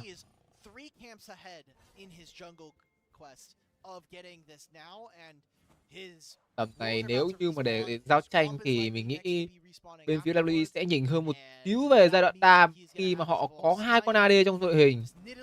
Một con Varus, một con Cookie. Bên kia thì xanh vẫn chưa có nhiều đồ. Và 2 con AD bây giờ là 2 con AD xanh nhất map nữa. Ôi trời ơi, một con có 1 mạng và một con có 2 mạng. I still think that her human form is probably her most broken. Just that heal alone, the steroid with the attack speed steroid and the heal that it is so deadly to deal with. When you think about who are going to be the primary benefactors of that steroid, there are 2 marksmen in this game, and does it open like another đi cắm mắt đến từ vị trí Hà. Có hạt thông nổ để lùi về. Thế rồi. Hàng rừng bên phía của AL cũng đã bị phong tỏa hết rồi. Có bọc móc tàu. Hope ở đây liệu rằng là có biết hay không? Khả năng là có khi mà có một con mắt ở đây. Và bây giờ bên phía của AL, ui, ăn một cái móc màu neo vào người, sợ xích tội lỗi thì không trúng khi mà vị trí của Hope cũng đã né được. Cẩu Gunny liên tục đến vào người của Hà. Hà chỉ né được ui một phát mà thôi. Và bây giờ Hà đang yếu máu quá. Tặc răng tới. Hà đang về. Khả năng cao sẽ dễ đi khó về từ vị trí Hà rồi. Hà bị bọc đầu, có thêm cả vị trí cơ mưu móc mò neo vào. Ở đây làm chậm được vào tặc răng, có cho mình cái đại địa chấn vào thì tặc răng sẽ có được mạng Hà và tôi là vào kỳ kích tận tung được vị trí bao lên. Bao ở đây sẽ là mạng thi đấu thứ 2 khi mà có cả Cookie tele xuống thì khả năng là sẽ giữ lại được cái mạng. Sẽ giữ lại được cái mạng anh em nhé.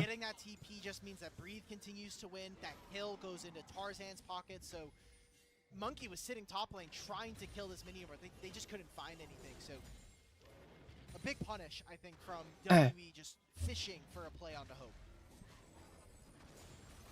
Fishing too far. Gold lead still eerily close, and again, Team WE able to control those first 2 objectives. Just gives them so much of breathing room by this point. Kara's going to take over on that Triforce. Hà ở đây thì sao? Hà không còn một cái chiêu thức để chạy nha.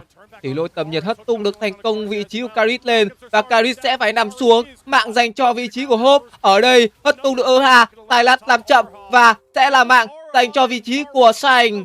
Và con rồng gió thứ 2 cũng sẽ có cho vị AL anh em ạ.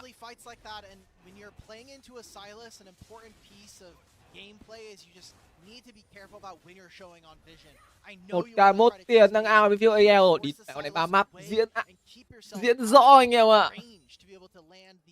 Mấy con lợn này. Mấy con lợn này diễn rõ thế.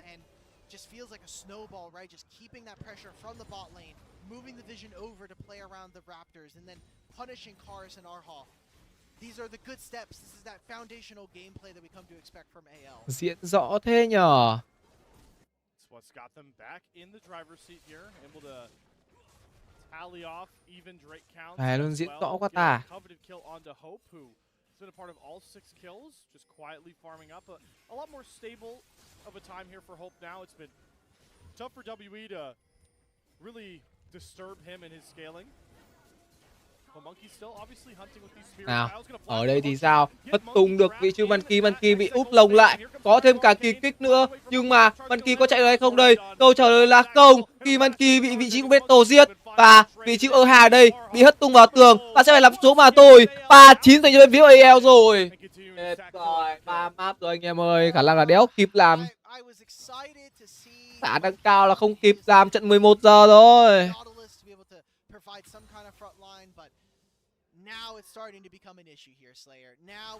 Khả năng cao là không kịp làm 11 giờ rồi anh em ạ.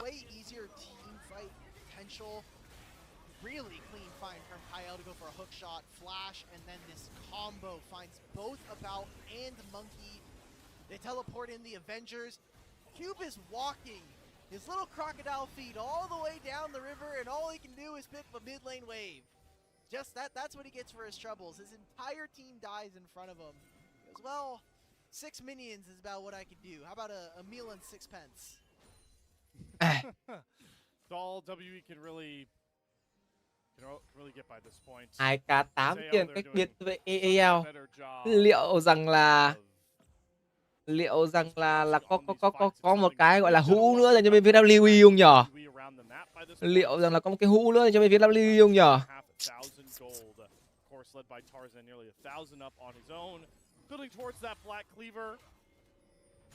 But Team WE, they still have both of these marksmen behind them. Nào, mỗi bên này được một con rồng, trận này sẽ là một linh hồn rồng công nghệ. Một linh hồn rồng có thể nó là siêu mạnh luôn. Một linh hồn rồng nó là siêu mạnh luôn anh em nhá. 39, ui ở đây sao?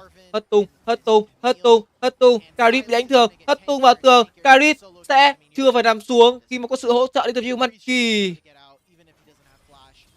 Nào, ở đây lao vào từ view Monkey và sẽ giết được thành công view Breto, mạng dành cho view Carib. Will come with a cost as About's got to get his fancy footwork in, gonna flash away from a hook shot. Right the arcane, the last shot finds its mark. Hope locked in after whiffing a couple coveted skill shots onto About earlier. He's been on point with these ultimate uses. Một đường dưới sẽ có cho bên phía WE. Mặc dù là thua tiền nhưng mà WE lại có trụ một toàn bản đồ nha. Ảo ma Lazada Shizuka thế nhờ. They're going to just summon the Herald. They want to go for 2 turrets potentially in mid lane. Shanks steals the ma Lazada thế nhờ. Tụ một tường giữa cũng đã có cho bên phía AL này. Thắng cao trận này 3 map. 3 map là rõ anh em ơi. I'm not as excited about that one, but Hope is really powerful. You have a double finish codex. This is probably anh em nhá. Being finished here at 16 minutes. Yikes. Yeah, this Xerath is a problem and tầm này có một mình vị trí Caris xanh thôi. Có chỉ một mình vị trí Caris xanh thôi. Kyle đang muốn nhanh lên đây. Trên này đang có vị trí Cookie không có mắt nha. Không có mắt nha. Caris không dám lên cao hay Caris cũng chỉ là một chất tướng xạ thủ mà thôi. Lính không xác hơn là lính đang được đẩy lên nhưng mà phát hiện ra cái con mắt này rồi.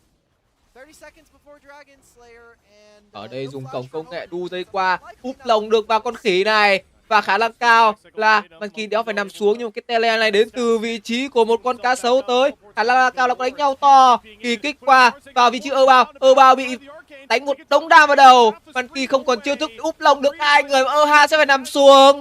Một cái double kill dành cho vị trí của xạ thủ bên phía của AL. Và đây thì Cube vẫn lùi về được. 13 năm từ 8.5 trừ 7.5 quá dễ anh em nhở. Trời ơi, trừ 7.5 quá dễ anh em nhở.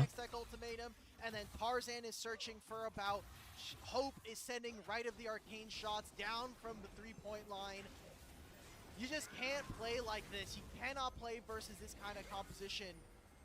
It's so difficult. And I was like, okay, maybe the fight is way too split, but it's just good coordination. Hope was in position. He's in the river right now. You tầm này đúng là chỉ khấn thôi anh em ơi.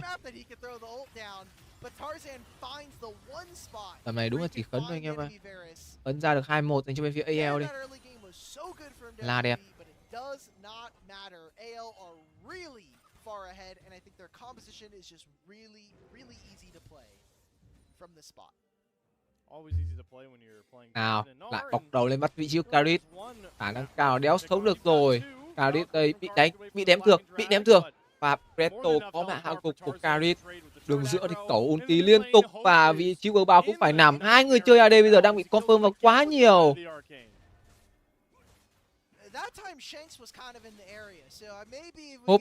Hope bây giờ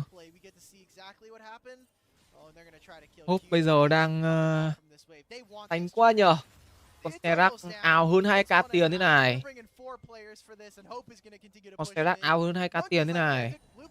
Lại bọc một lần nữa bắt vào Cube. Một con cá sấu làm túi sách cho bên phía của LV.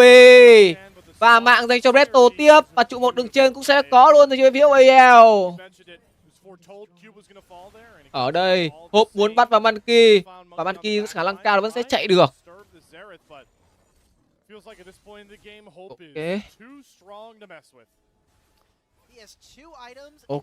Ok.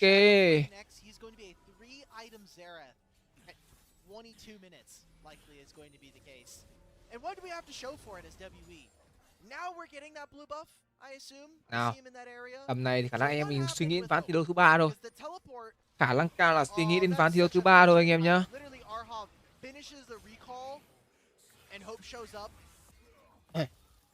Anh bây giờ đang cướp cho mình cái ulti thần cá sấu đến từ vị Cube. 16-5 cách biệt 9 mạng gục 6k4 tiền được ao và 2 rồng trên bên phía AL rồi. Baron đã ra. Những cái lợi thế bây giờ đang là quá lớn. Để thua nữa thì đúng là AL lên suy nghĩ về cái việc đó chính là buông cho mình tại cái LPL Split 3 đi. Đừng có suy nghĩ về một cái vé đi chung kết thế giới nữa. A long road back for Team WE if they want to try and find this game to win. Down about 6,500 gold. Baron isn't up for the taking, but it did just spawn. We'll have a Hextech Drake in about 2 minutes time. But Shanks on this bot lane tier 2, it's looking rough for Team WE. There's no soul to play for. It would be soul point if AL can grab it. It's 2 dragons apiece. It'll be, 2 dragons. Hello anh em mới vào nhá. 7k tiền nào, 7k tiền ao. Nào, Cube, ui bị đánh tay vào, mất đi mình gần 1/3 cây máu. Baron liệu rằng là có muốn nước ăn đến từ bên phía AL không? 1 phút 30 giây nữa sẽ ra rồng. 21 hào gục đã có và trận này tài xỉu để cao ấy. Trận này tài xỉu như để 31 hay sao anh ạ? Maybe we can find something because Monkey is now 2 items on Italy. That's kind of where she's gonna start being. LE được cùng ra đường giữa đến từ vị xanh. Ở đây úp lồng ở bào mất xác luôn khi mà ăn cho mình đó chính là cẩu Hunli đến từ vị trí của Hope. Và ở đây thì Kaya còn nửa cây máu. Hà bị làm chậm, Hà bị đánh đập, Hà bị 3 người confirm vào. Karit mất tốc biến qua tường và sẽ là 2 mạng dành cho bên phía AL. Mở ra cái thế để cho bên phía AL có thể ăn được rồng. Monkey muốn tấn công vào Tạc Giang mất đi cho mình quá nhiều máu. Xanh tới cứu và Xanh cứu thành công đến người đồng đội của mình mà thôi.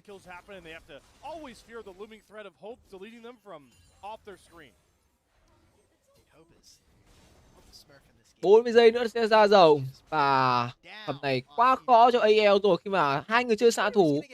Ao ấy tận là 3k3 tiền à. Thôi, để con xe rác này. Để con xe rác này mà ấy thì đúng là chịu anh em nhá. Đúng là chịu.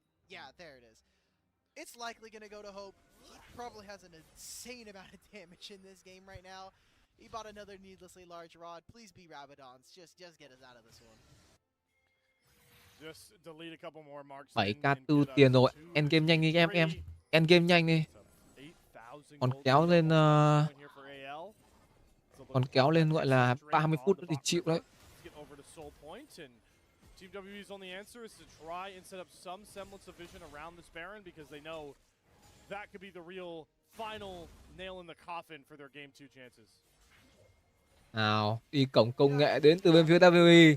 Muốn tấn công vào ví dụ Bresto sẽ là mục tiêu. Chiều cuối được dựng ra, bao bị đóng lồng, bao làm xuống khi mà không còn sự chống chịu nữa. Cube ở đây mất tạm hồi sinh đến từ ví dụ của bài Gia Van và Xanh sẽ có được mạng hào gục đến từ ví dụ của một cái Greton. Và thành viên WE khả năng sẽ phải bỏ cho mình con Baron này mà thôi. 5 người với một con Baron đi. Ai Baron đi Tạc Giang ơi.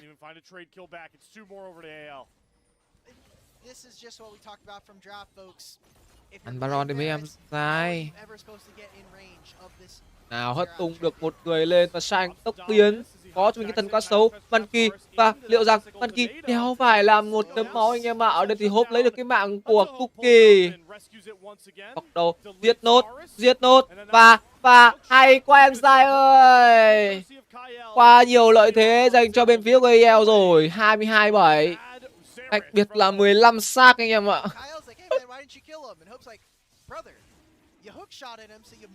Cách biệt 15 xác.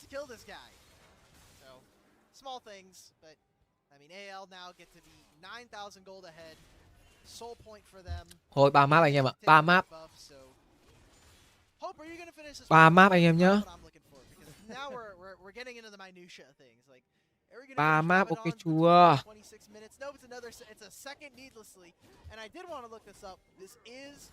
Ba map là 450 à?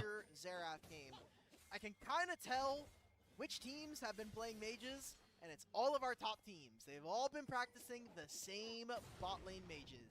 Victor, Xerath, and Ziggs. It's very interesting, right? Because thinking about what's in store for us patch-wise, how soon it Chiều feels like cuối we're lại được going tận away. thức ra. Oh my Bao, God, bao. Alright, Ừ. about to only gets hit by one, gets a nice Nidalee heal, so he's fine for now. But Bao nghe vẻ đang we know hơi that đau we're rồi đấy. gonna be Bao going bỏ into đủ a má lot mấy thằng more chó. real soon, but Đau vãi cả nho seems ra. that, you know, like you mentioned, those top teams, and of course now Hope playing his first Xerath game are still willing to pull out the mages before the big switch happens. Yeah, when we Mình see được these Carit patches, a lot of pros đang with muốn vòng. tendencies we'll see from Muốn teams bọc ai đây? is it's Muốn gonna bọc get vào nerfed view next xanh patch, nhưng mà so xanh we're not tỉnh gonna lắm. bother practicing it. Let's just get it out of the Xanh way tỉnh and lắm we'll anh just em put our ơi. marks and start getting into the repetition Bọc and vào xanh hơi khó. playing AD carries. It's not like mages are being Beto ở removed đây. from bottom Beto lane ở đây hất in tung vào their Cube. entirety. Cube mất cho mình một ba cây máu. Ha. I think it's actually 8k fine 8 to tiền rồi mà đéo continue end game được à? mages. It's just about the margins Baron that thì you không wanna đớp have as a đi. team. You only have X amount of games to be able to get stage practice on, and there's only so many games. 3k4 máu. Chính xác hơn là 8k9 So, tiền. 3 rồng như với AL. 2 phút nữa sẽ ra rồng cuối. Ở đây Xerath bắn và Cube còn một chấm máu vẫn về được. Locket, but that's really nothing. He has a Rabadon's death cap now completed. Hope blows up everybody on WE. Yep, and he's just throwing Q after Q. I mean, that was 30% of about HP off one He's Q got an alone. ultimate. Kyle and Hope, you kind of just play Baron small đang because được the ăn top đến side từ of bên AL phía is của AL. on to Resto và the đang Baron. đớp This trăng is ra. not gonna be on top of Và Victor, bây but giờ khả năng cao là bên phía WE cũng sẽ nghĩ để việc là cướp con Baron này mà thôi. Ở đây lướt vào làm chậm. Bao bị bắn. Bao bị dính quá nhiều đam. Dính cho mình thêm cả cái đu dây nữa. Và chỉ là 1 đối 1. Nhưng ở đằng xa kia Cube tuật thần cá sấu lên. Cube quẩy. Hope nằm xuống. Và bên phía của AL đã mất đi 2 người. Vì lôi tầm nhiệt hất tung được một, đó chính là View Beto đang bắn lật kèo đến từ bên phía của WE hay không đây. Ra vạn úp đại địa chấn, không giết được ai cả. Beto chưa phải nằm. Beto nằm xuống và bên phía của WE đang lật kèo trong pha giao tranh này. Địt về chúng mày lại bị hồ lỗ hũ à? Trời ơi. Baron sẽ có dành cho bên phía WE. Lại một lần nữa trong một pha combat Baron thì bên phía AL là người mắc sai lầm. Trời ơi. Trời ơi là đời. Baron sẽ có dành cho bên phía WE. Lỗ rồi, lỗ rồi. Lỗ rồi ông giáo ơi. Địt con mẹ. Bịp à? Chết rồi. Mặc dù là giết được bao thật đấy. Để con cá sấu nó múa hết thế này. Ôi đẩy quả bóp rái thế. Thằng lồn Breto đẩy quả bóp rái thế. Đẩy thằng Cube ra chỗ thằng Hope ạ. Trời ơi là trời.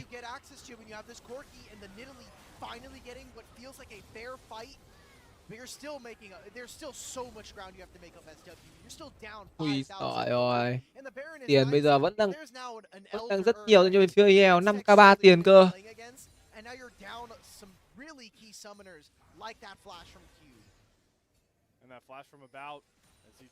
Nào 30 giây nữa con rồng thứ 5 sẽ xuất hiện. Rồng thứ 5 sẽ xuất hiện anh em nhé.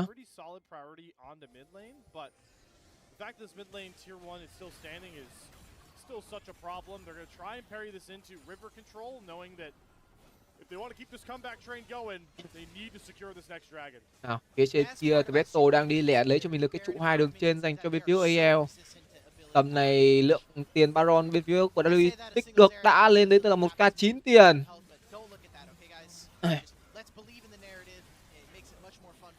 Đu dây ra một nhịp fake taxi đến từ KL mà thôi. Level 17 cũng đã có đến từ vị trí bài ra van. Rồng đang được ăn. Khả năng cao với AL sẽ phải bỏ cho mình con rồng này. Chết mẹ là không kịp rồi. Không kịp bóng rồi, không kịp làm bóng rồi. Nếu như mà AL mà thắng được game 2 thì khả năng là không kịp làm bóng anh em nhá.